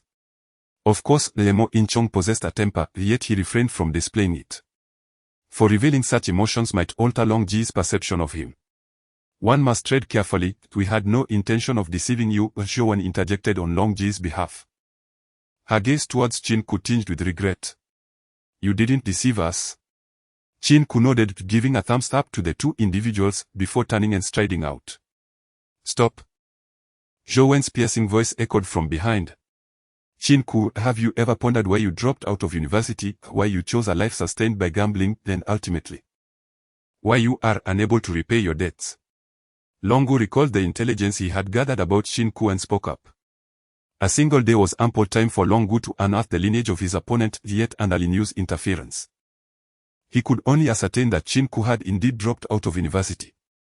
Further inquiries into his gambling activities were fabricated by Lin Yu. Of course, had Long Gu chosen to delve deeper, he would have undoubtedly discovered inconsistencies, but at this moment he felt no further need to investigate. He believed in Qin Ke's potential, particularly as Qin Ke now seemed eager to depart, which reassured him.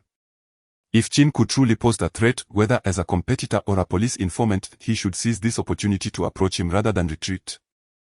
Qin Ke emerged victorious in the gamble. The moment Long Gu opened his mouth, Qin Ke recognized that he had made the right choice. He felt as if he could soon audition for a film. With such acting skills and mindset, he believed that no one, be it Huazai, Weizai, or Fazai, could rival him. He would outshine them by a considerable margin. You investigated me. Despite his triumph, Qin Ke continued to play his role, feigning anger. I did indeed investigate you, but this is a rite of passage for everyone. I also looked into Mo Insong, it is merely a precaution. Long Gu replied with a smile. And then? Qin Ke tilted his head, adopting a devil-may-care demeanor. Today, as your elder brother, I failed to act appropriately. Here is 100,000 yuan, you too should take it. This is just the beginning. From now on, you will follow me and earn substantial wealth. With money, everything is negotiable. A smile graced Qin Ke's face as he stepped forward to seize 50,000 yuan from the table. Mo Insong nodded and also approached to take his share. Long Gu observed quietly, internally affirming his confidence in this too. He had long recognized Mo Insong's potential. This entire setup was a mere test of Qin Ke. The crucial factor was Qin Ke's fondness for money, which gave Long Gu greater confidence in his ability to manage him. Everyone possesses flaws, and those flaws can be harnessed. In the future, you and Mo Insong will be in charge of the basement level, Long Gu said, casting a satisfied glance at the two. Thank you, Long Gu, Mo Insong exclaimed, his eyes alight with excitement. Why are you so thrilled? Qin Ke's voice was soft, yet it drew laughter from everyone present. You don't understand. The basement level isn't just about a fixed salary, there are commissions. Mo Insong clarified. If you follow us diligently, your earnings will continue to grow, Long Gu said, patting Qin Ke on the shoulder. In that moment, Qin Ke realized he was beginning to penetrate the inner circle, albeit at a pace that felt somewhat accelerated. The experiences he had undergone might have been beyond what other undercover agents had faced. Approaching the heart of this circle appeared to grant him access to evidence that could dismantle the Jasmine Club, yet it also came with peril. He could not fully trust that Long Gu would be so unreservedly confident in the two of them. Although future trials might differ from today's, numerous eyes would likely be upon them, a single misstep could lead to fatal consequences. He intended to leave that old phone in a certain place today, planning not to activate it until the task was complete. Without the old phone, as long as his relationship with Lin Yu remained undiscovered, even if investigations reached his mother, the threat would be minimal. On the basement level, Qin Ke finally witnessed the stark contrast. If the upper two floors resembled an ordinary beauty salon, the basement exuded an atmosphere of debauchery. The dim lighting, pink wallpaper on either side, and the fragrant carpet permeated the air with an unmistakable sense of suggestiveness. Qin Ke had spent a week on the basement level, during which all the staff at the Jasmine Club had become acquainted with him. Even those who were not familiar with him recognized that a young man was rapidly rising within the establishment, taking over the basement, which had previously been managed by Zhou Wen. He was affectionately referred to as Young Master. This moniker originated from a playful remark by Emo In-chong, who joked that he presided over a group of young lords, thus the title Young Master was born. Following their recent experience together, their relationship had evidently evolved, and Emo In-chong regarded Qin Ke as a brother. Young Master, there's trouble in the basement. Just as Qin Ke sat in what had once been Zhou Wen's office on the second floor, casually tapping his leg and humming a tune, a staff member burst through the door, anxiety etched across his face. Zhou Wen had seldom visited the Jasmine Club that week, and the office had been cleared for Emo In-chong and Qin Ke, as if Long Gu and Zhou Wen intended to hand over the management of the club to them. Although Zhou Wen still retained overall control, the primary source of income, aside from drug trafficking, stemmed from the basement's profits. Thus Qin Ke and Emo In-chong had effectively assumed a significant role in the club's operations. Why the panic? Has Brother Chong not gone over? Qin Ke inquired, rising to his feet. Brother Chong is trapped inside with those people, and I'm unsure of the discussion. Sensing trouble, I came to find you.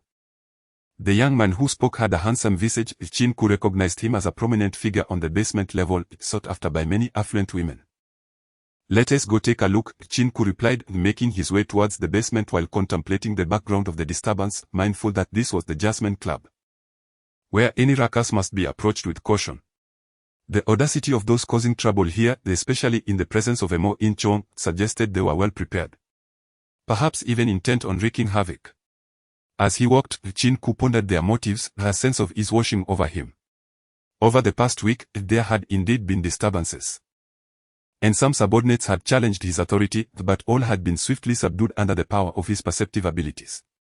Consequently, everyone now acknowledged him as Young Master. For in this world, it was the strong who commanded respect. If his current position was granted by Long Gu, then the respect he garnered was earned through his own strength. Yet, to him, all of this felt ephemeral, for his true identity was that of an undercover agent. Younger Master, it seems that Brother Chong is quite wary of those individuals, remarked the King of Ducks, trailing behind Qin Ke. Oh.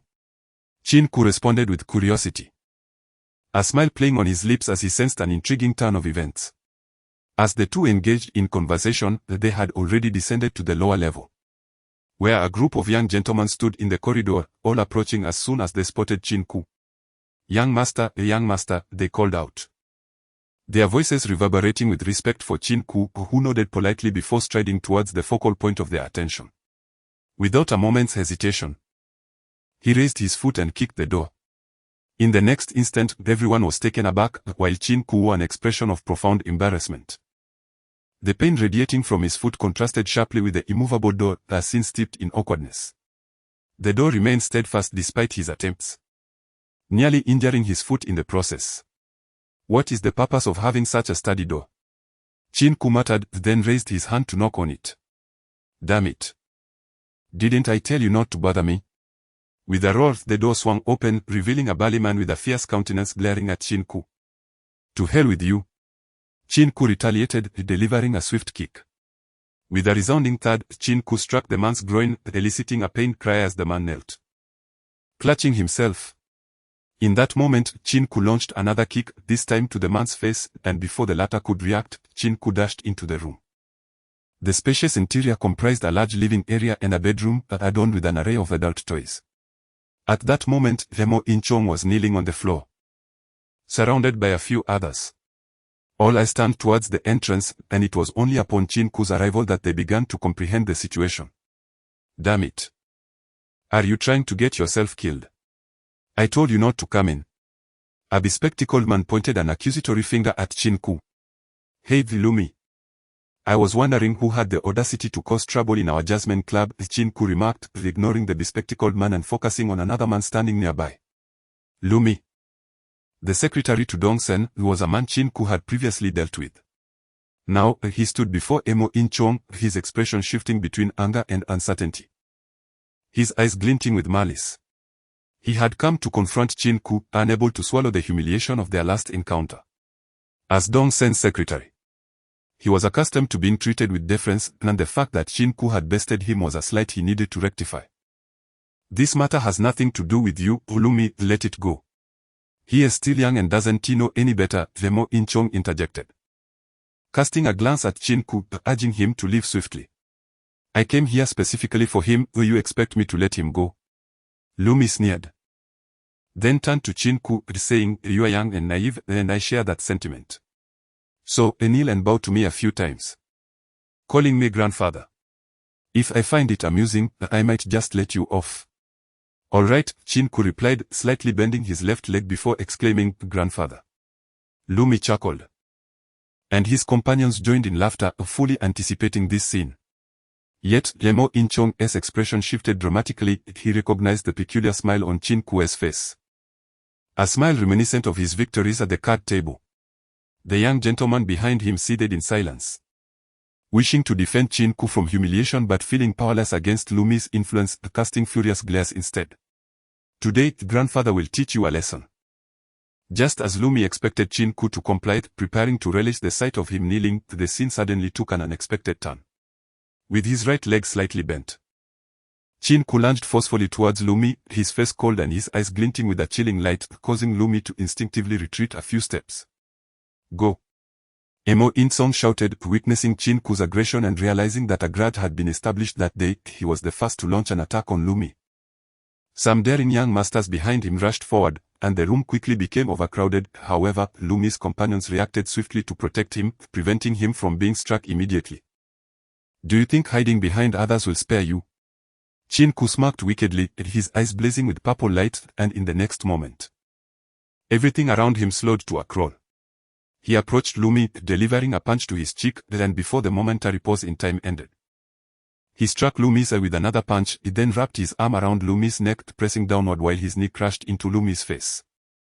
As the momentary pause concluded, the chaos continued, but everyone heard a scream from Lumi akin to that of a slaughtered pig. In an uncanny turn of events, Qin Ke had somehow appeared beside Lumi, observing Lumi's wretched state. It was evident he had been thoroughly beaten by Qin Ke. Yet the bystanders could hardly comprehend that it had all transpired in the blink of an eye. Everyone stop. Move again, and I will end him, Qin Ke growled, gripping Lumi by the collar with a fierce glare. The individual who had previously been kicked in the groin by Qin Ke had already been reduced to a battered mess. And now Lumi's companions found themselves besieged by Qin Ke's cohorts. Upon hearing Qin Ke's command, it sounded like heavenly music to their ears. However, once they ceased their attacks, they realized it was all an illusion, that the so-called heavenly music was merely a figment of their imagination. They halted. Yet Qin Ke's side continued their assault on the group. Half an hour later, Zhou Wan arrived at the Jasmine Club, accompanied by Long Gu. Even Dong Sen, a figure typically averse to such venues, made an appearance. In the largest room on the first floor, Lumi and his companions were bound together, each sporting bruises and battered faces. Upon seeing Dong Sen, they erupted into tears, as though they had encountered their long-lost father. Boss Zhou, you have gone too far. There are rules in this world. Even when beating a dog, one must consider its master, and he is my secretary. Dong Sen's fury ignited upon witnessing the deplorable condition of his secretary. I believe there has been a misunderstanding. This group came here to wreak havoc, nearly resorting to robbery, and even assaulted our young masters without paying. Qin Ke spoke with an air of innocence, as though they were the victims and Lumi's group were the aggressors. Nonsense. Do you take me for a fool? Dong Sen glared at Qin Ke with icy disdain, then turned to Long Gu. How do you manage your subordinates? Is this the place for him to speak? My apologies, Director Dong, but he holds the most authority here, as he manages this floor, Long Gu replied, puffing on a cigar, wearing an expression that seemed harmless, making him appear as a good-natured gentleman. Are you jesting with me? Do you believe you have gained wings? He is in charge of this floor. What about Zhou Wan? Dong Sen fumed, pointing an accusatory finger at Qin Ke. I advise you to lower your hand, otherwise your fate may not be any better than theirs. Qin Ke cast a frosty gaze at Dong Sr. He was acquainted with the Dong family and held a favorable impression of them, but this was his first encounter with Dong Sen, and he found him unworthy of respect. Are you threatening me? Dong Sen narrowed his eyes, a chilling demeanor enveloping him as he spoke in a low tone. That is not my intention. Director Dong. We are here to resolve issues, not to create discord, are we not? Longu interjected, signaling Qin Ke to remain silent while he took the lead. So, what do you propose? Although Dongsen appeared indifferent to Longu and Zhou Wen, he was internally cautious. Mindful of the respect he had received for many years from the other party, uncertain if any evidence had been retained. Compensation, then, if 100,000 is insufficient. Then 200,000, if 200,000 fails, then 300,000, if that does not suffice, to 1 million. Longu asserted with flamboyance. You clearly do not wish to resolve this. Dongsen glared at Longu, perceiving the latter's stance as a provocation, feeling as though he were being dismissed. Longu chuckled, discarding his cigar onto the table, and remarked, "You have done me a kindness, how could I not wish to alleviate your troubles? Indeed. We are all friends, why should such matters incite fury? Director Dong, I understand your sentiments, and we shall provide you with a satisfactory resolution," Zhou Wen added. Zhou Wen. You must understand, it is not that I am unwilling to accommodate you, rather, it is that alone shows no regard for me, Dongsen. His eyes bore disdain as he regarded Longu. Were it not for the generous remuneration he received from the Jasmine Club each month and his infatuation with Zhou Wen, he would have long since apprehended Longu and replaced him with someone else. Dongsen's authoritative FA order was compelling, yet before Longu, he merely displayed a superficial indignation. He had to consider the implications, for over the years, he had received many favors from Longu and harbored doubts about the absence of evidence. However, he felt compelled to restore dignity to his secretary, Lu, for her loss of face reflected upon him. Nonetheless, he had begun to contemplate the possibility of changing secretaries.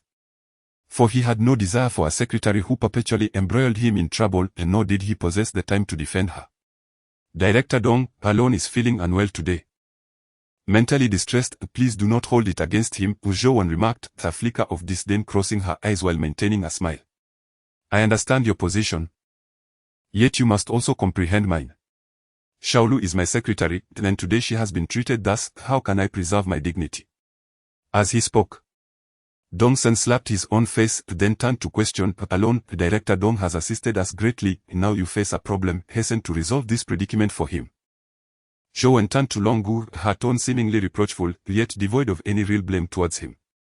I certainly remember the kindness of Director Dong. A drop of water should be repaid with a fountain of gratitude. To keep his benevolence in mind, I often revisit the recordings of Director Dong's assistance, deepening the brilliance of his image in my heart. In that moment, the smile faded from Long Ji's face, his eyes, once narrowed in mirth, now opened wide. Resembling a beast awakened from slumber, staring intently at Senator Dongsen instinctively took 2 steps back, overwhelmed by a sense of nurturing a tiger that could turn against him. It was too late for regret, the tiger had already gained power, and to confront it head-on would lead to mutual destruction.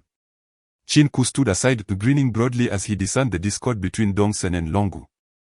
It was evident from Long Ji's words that he possessed incriminating evidence regarding Dongsen's acceptance of bribes.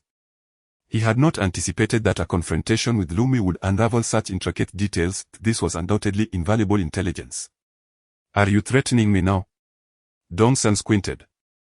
Though intimidated by Long Ji's imposing demeanor, he could not afford to show weakness before these individuals. He had to maintain a semblance of authority. Let us discuss this in another location, Longu said, casting a glance at Dong Senator. In that moment, he no longer feigned compliments. The two appeared to be equals at the negotiation table. Indeed, Dongsen concurred, believing it wise to find a more private setting for their discussion, as too many people could lead to unnecessary gossip. As Dongsen and Longu exited, Qin Ke remained with Emo In-song, Zhou Wen, and Lumi, who were all now observing Qin Ke with a mix of fear, particularly Lumi. Zhou Wen smiled, disregarding Lumi's presence, convinced that after today's events, Lumi would soon be seeking new employment. Accompany me to a banquet tomorrow, Zhou Wen commanded Qin Ke, her tone leaving no room for dissent. I cannot. There are matters here that require my oversight, Qin Ke replied, declining her invitation, as he felt such gatherings were ill-suited for him. What do you need to oversee? You entirely disregard my presence, kid, Emo In-song retorted, visibly displeased. Indeed, Emo In-song is tasked with managing this place, and it is settled. I have already purchased an outfit for you, placed in your office, wear it tomorrow, Zhou Wen declared before departing, leaving Qin Ku with Emo In-song. You are fortunate. Emo In-song gazed at Qin Ku with envy. At that moment, Qin Ku felt an urge to eliminate Emo In-song, yet he was disarmed by the latter's honest expression. Throughout their interactions, he had come to realize that while Emo In-song was intelligent, he was also overly loyal, lacking emotional intelligence in certain situations. Hence, the closure of the casino was inevitable. Even without Qin Ku's intervention, its downfall at the hands of the authorities was merely a matter of time. Qin Ku mused that in ancient times, Emo In-song would have undoubtedly been a valiant general, but in contemporary society, he was a man ill-suited for business. Yet clinging to the bygone era of dual blades and wealth, having missed the current tide. Over the past week, Qin Ku seemed to have vanished from the world. Visible only to those at the Jasmine Club, while he had not been in touch with the individuals at He Jewelry. Now, he spent his days with Emo In-song. Hesitant to reach out to Zhou Tong or Zhang Bin at the old contacts. Li Tingfeng, aware of Qin Ku's phone number, had called several times. Each conversation revolving around his romantic woes, with Qin Ku assuming the role of a counselor. However, he knew he could not delve too deeply into Li Tingfeng's emotional matters. The resolution ultimately lay with the man himself as he navigated the shadows of heartbreak. Qin Ku did not conceal Li Tingfeng's identity, rather. It served to enhance Qin Ku's standing as a secondary character, for when inquiries about Li Tingfeng arose, it would reveal that Qin Ku had once dropped out of school. This aligns perfectly with the fabricated background that Lin Yu devised for Qin Ku. Having dropped out of school and failing to secure employment, he resorted to gambling merely to make ends meet. Presently, Qin Ku resides in Emo In-song's apartment, which, of course, is also provided by the Jasmine Club. Explaining why he seldom ventures outside. To navigate the treacherous waters of coexistence with adversaries while feigning camaraderie, all without revealing his true identity, is both a test of his character and a source of torment. Strangely, Qin Ku finds himself rather fond of this group, Zhou Wen, Emo In-song, and several staff members of the club. Yet, the moment this feeling emerged, he admonished himself to awaken from this reverie. Today, Boss Show is taking him to a banquet. Awakening in the early hours, Qin Ku was still savoring the dream of an intimate encounter with a certain celebrity when he was abruptly roused by Emo In-song's boisterous voice. The thought of accompanying Zhou Wen to the banquet and the necessity of donning a polished FAO as a successful individual filled him with a throbbing headache. Clad in a grey shirt and matching trousers, complemented by crocodile-embossed leather shoes and a linen-colored belt, this was the ensemble Zhou Wen had chosen for him. Gazing at his reflection in the mirror, Qin Ku almost mistook himself for a middle-aged man. Clearly, this suit aged him, leading him to conclude that Zhou Wen's taste was inferior to that of Donglin. Upon arriving at the club, he spotted a white Lamborghini. Its iconic bull emblem and distinctive, flashy exterior captivating a crowd of onlookers. Young master. Young master. A security guard stationed at the entrance of the Jasmine Club called out as he saw Qin Ku approaching, drawing the attention of those nearby. Who is this lad? No idea, but he looks quite affluent. Affluent yet hailing a taxi. Regardless of their musings. The fact remained that the security guard personally acknowledged him as young master, and a stunning woman emerging from the Lamborghini was waving at him. Unbeknownst to him, Qin Ku was oblivious to the whispers surrounding him, as he focused on Zhou Wen, stepping out of the Lamborghini, her expression radiating displeasure.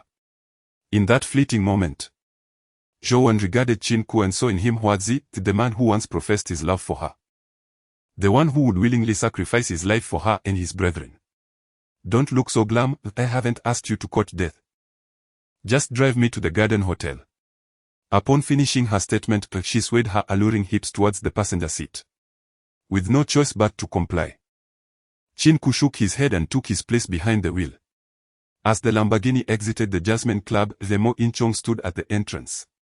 Having witnessed Zhou Wen's grand vehicle and now recognizing Qin Ku in the driver's seat, jealousy etched on his face, he shook his head, lamenting his past choices that led him to the streets, leaving him with a scar across his face. Otherwise, he believed he too could have been counted among the handsome elite. Arriving at the Garden Hotel, Qin Ku was drenched in cold sweat, recalling how Dongling had invited him to a banquet over the weekend.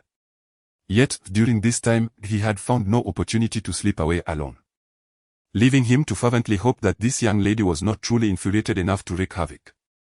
The vehicle came to a halt at the entrance, and Qin Ku alighted. opening the door for Zhou Wen, who took his hand and gracefully exited the car. Their arrival went largely unnoticed by the crowd, save for the striking white Lamborghini, which might have captured a few fleeting glances. The 7th-floor banquet hall was resplendently adorned then as Qin Ke and Zhou Wen stepped inside. Numerous groups were already engaged in lively conversation. "Take a look around first, I'll be back shortly. Just don't cause any trouble," Zhou Wen advised. "Understood."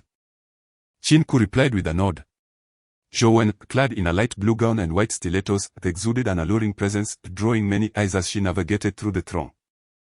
However, Qin Ke was not preoccupied with her figure. Instead, he focused on her destination, intending to discern her true purpose for attending the banquet. It was uncommon for someone of Zhou Wen's background to partake in such gatherings. Then he pondered the possibility of her involvement in illicit dealings. If he could apprehend the culprit swiftly, he might conclude his undercover mission sooner than anticipated. While lost in thought, the sudden, forceful slap on his right shoulder startled Qin Ke, almost causing him to lose his composure. Turning around, he was met with an even more astonishing sight. Dongling, the very person who had summoned him to accompany her to the banquet, stood before him, her expression seething with rage. "Cough, cough. What brings you here?" Qin Ke awkwardly inquired, attempting a smile. "Shouldn't I be the one asking why you are here? You went missing over the weekend, ignoring my calls, only to show up accompanying someone else to a banquet. I can't believe you're resorting to this," Dongling scorned. "Haha, I have my reasons. Let's just pretend we don't know each other," Qin Ke said, glancing towards Zhou Wen, who was looking in their direction, eager to extricate himself from Dongling's presence. "Don't know each other? Fine, suit yourself." Dongling's fury was palpable, her gaze piercing as if she wished to annihilate him with her eyes. "I truly have matters to attend to. I'll explain later," Qin Ke insisted, though he had no intention of clarifying anything, given the implications involving Dong Senator ungrateful wretch. "Fine." Dongling shot him a venomous glare before storming away. At that moment, Zhou Wen approached, her expression somewhat peculiar. "Do you know her?" "I don't know her. She asked for my number and I told her she should consult my girlfriend," Qin Ke replied, gesturing towards Zhou Wen and chuckling, "Apologies for using you as a shield." Zhou Wen, only half convinced, nodded and encouraged Qin Ke to explore. She then made her way towards the southeast corner of the banquet hall, where a door awaited her. This time, she entered with a middle-aged man leading the way. Qin Ke wished to follow but found the entrance guarded, deepening his intrigue and suspicions about potential discussions regarding narcotics. "Could you tell me who that man is who just entered with my girlfriend?" Qin Ke feigned jealousy as he queried the attendant stationed at the door. "Mr. Ding, don't you recognize him?"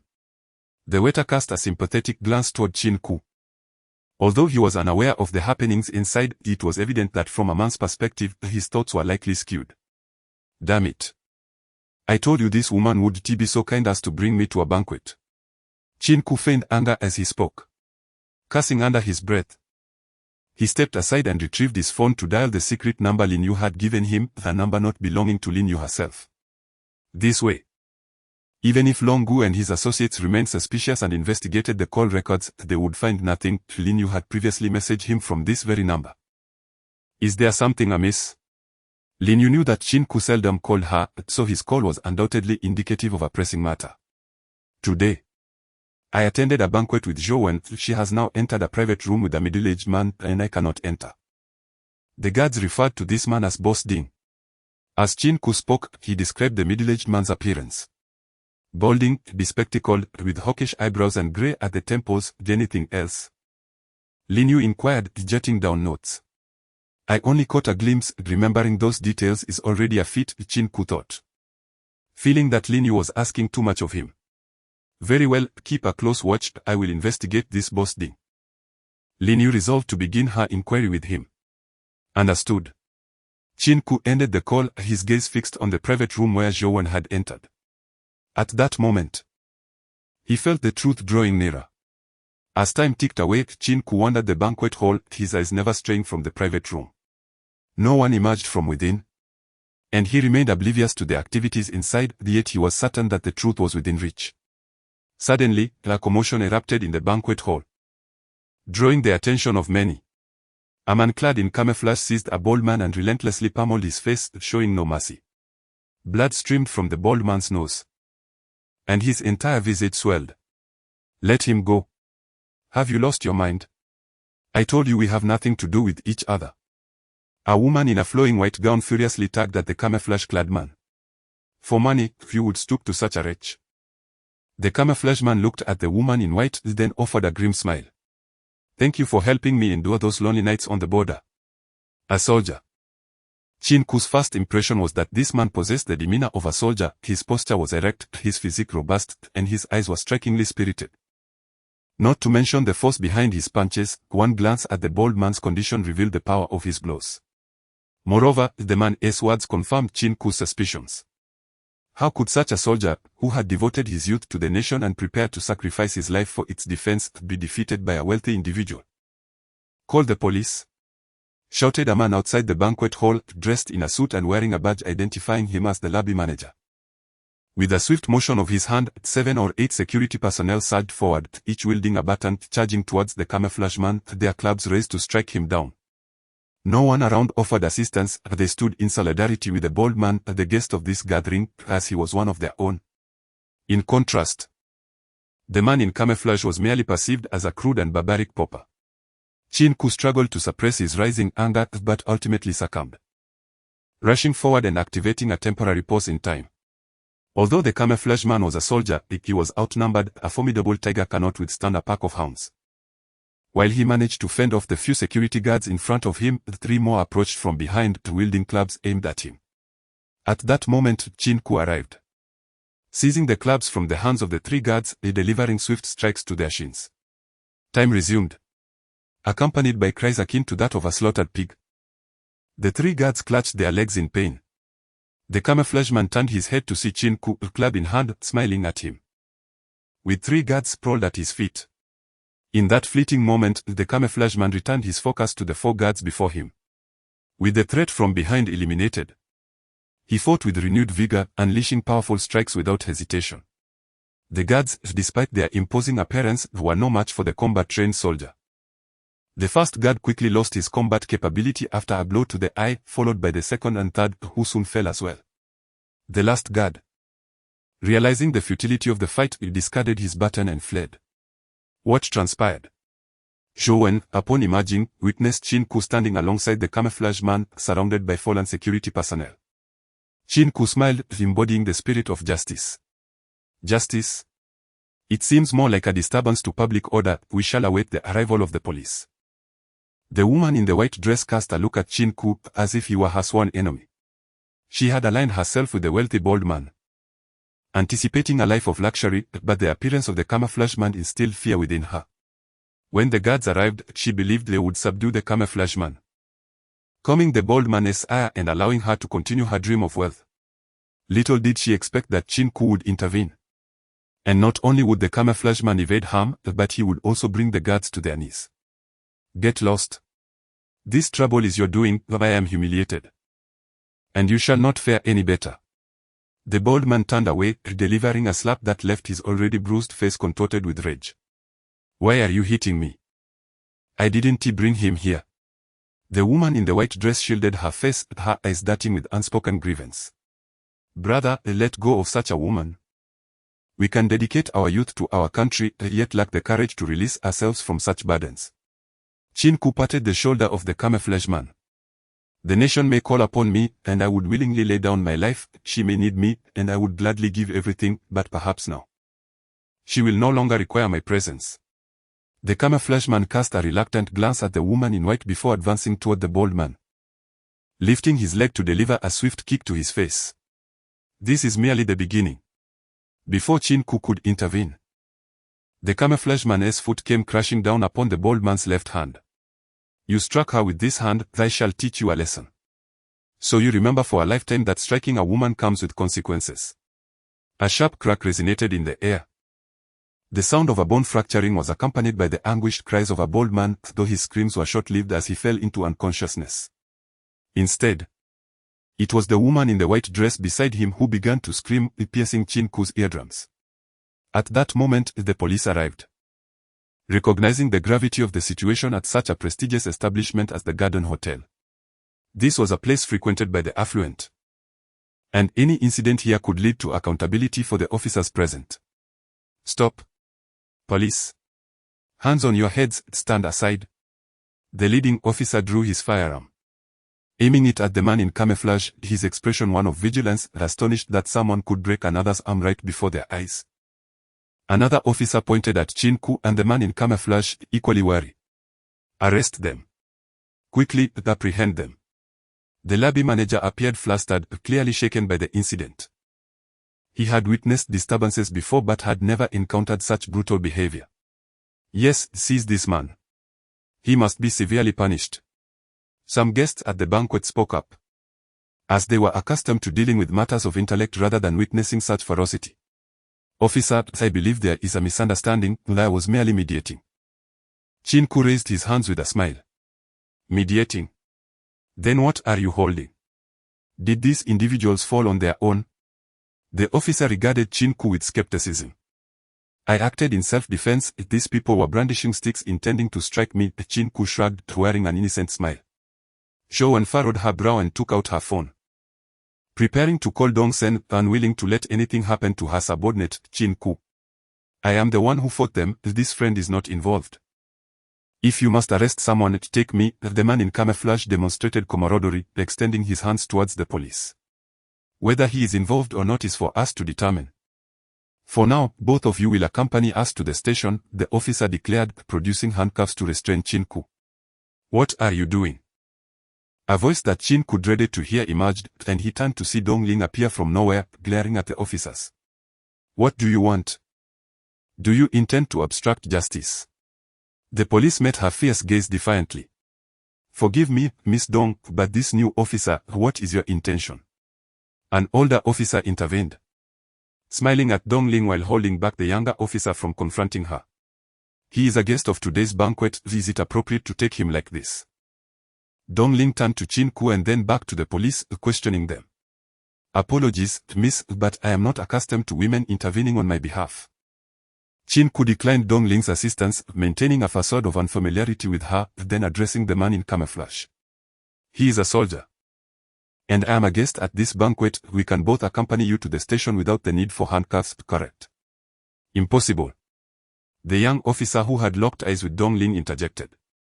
Impossible. You 5 officers cannot manage the 2 of us. Qin Ke scoffed, asserting that soldiers possess dignity, having once defended the nation. Now, without certainty of his guilt, you wish to place him in handcuffs.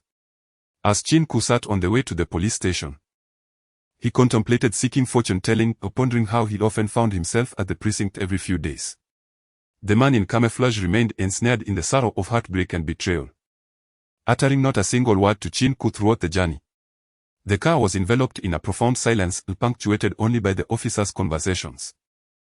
You claim to be a person of stature, why resort to violence?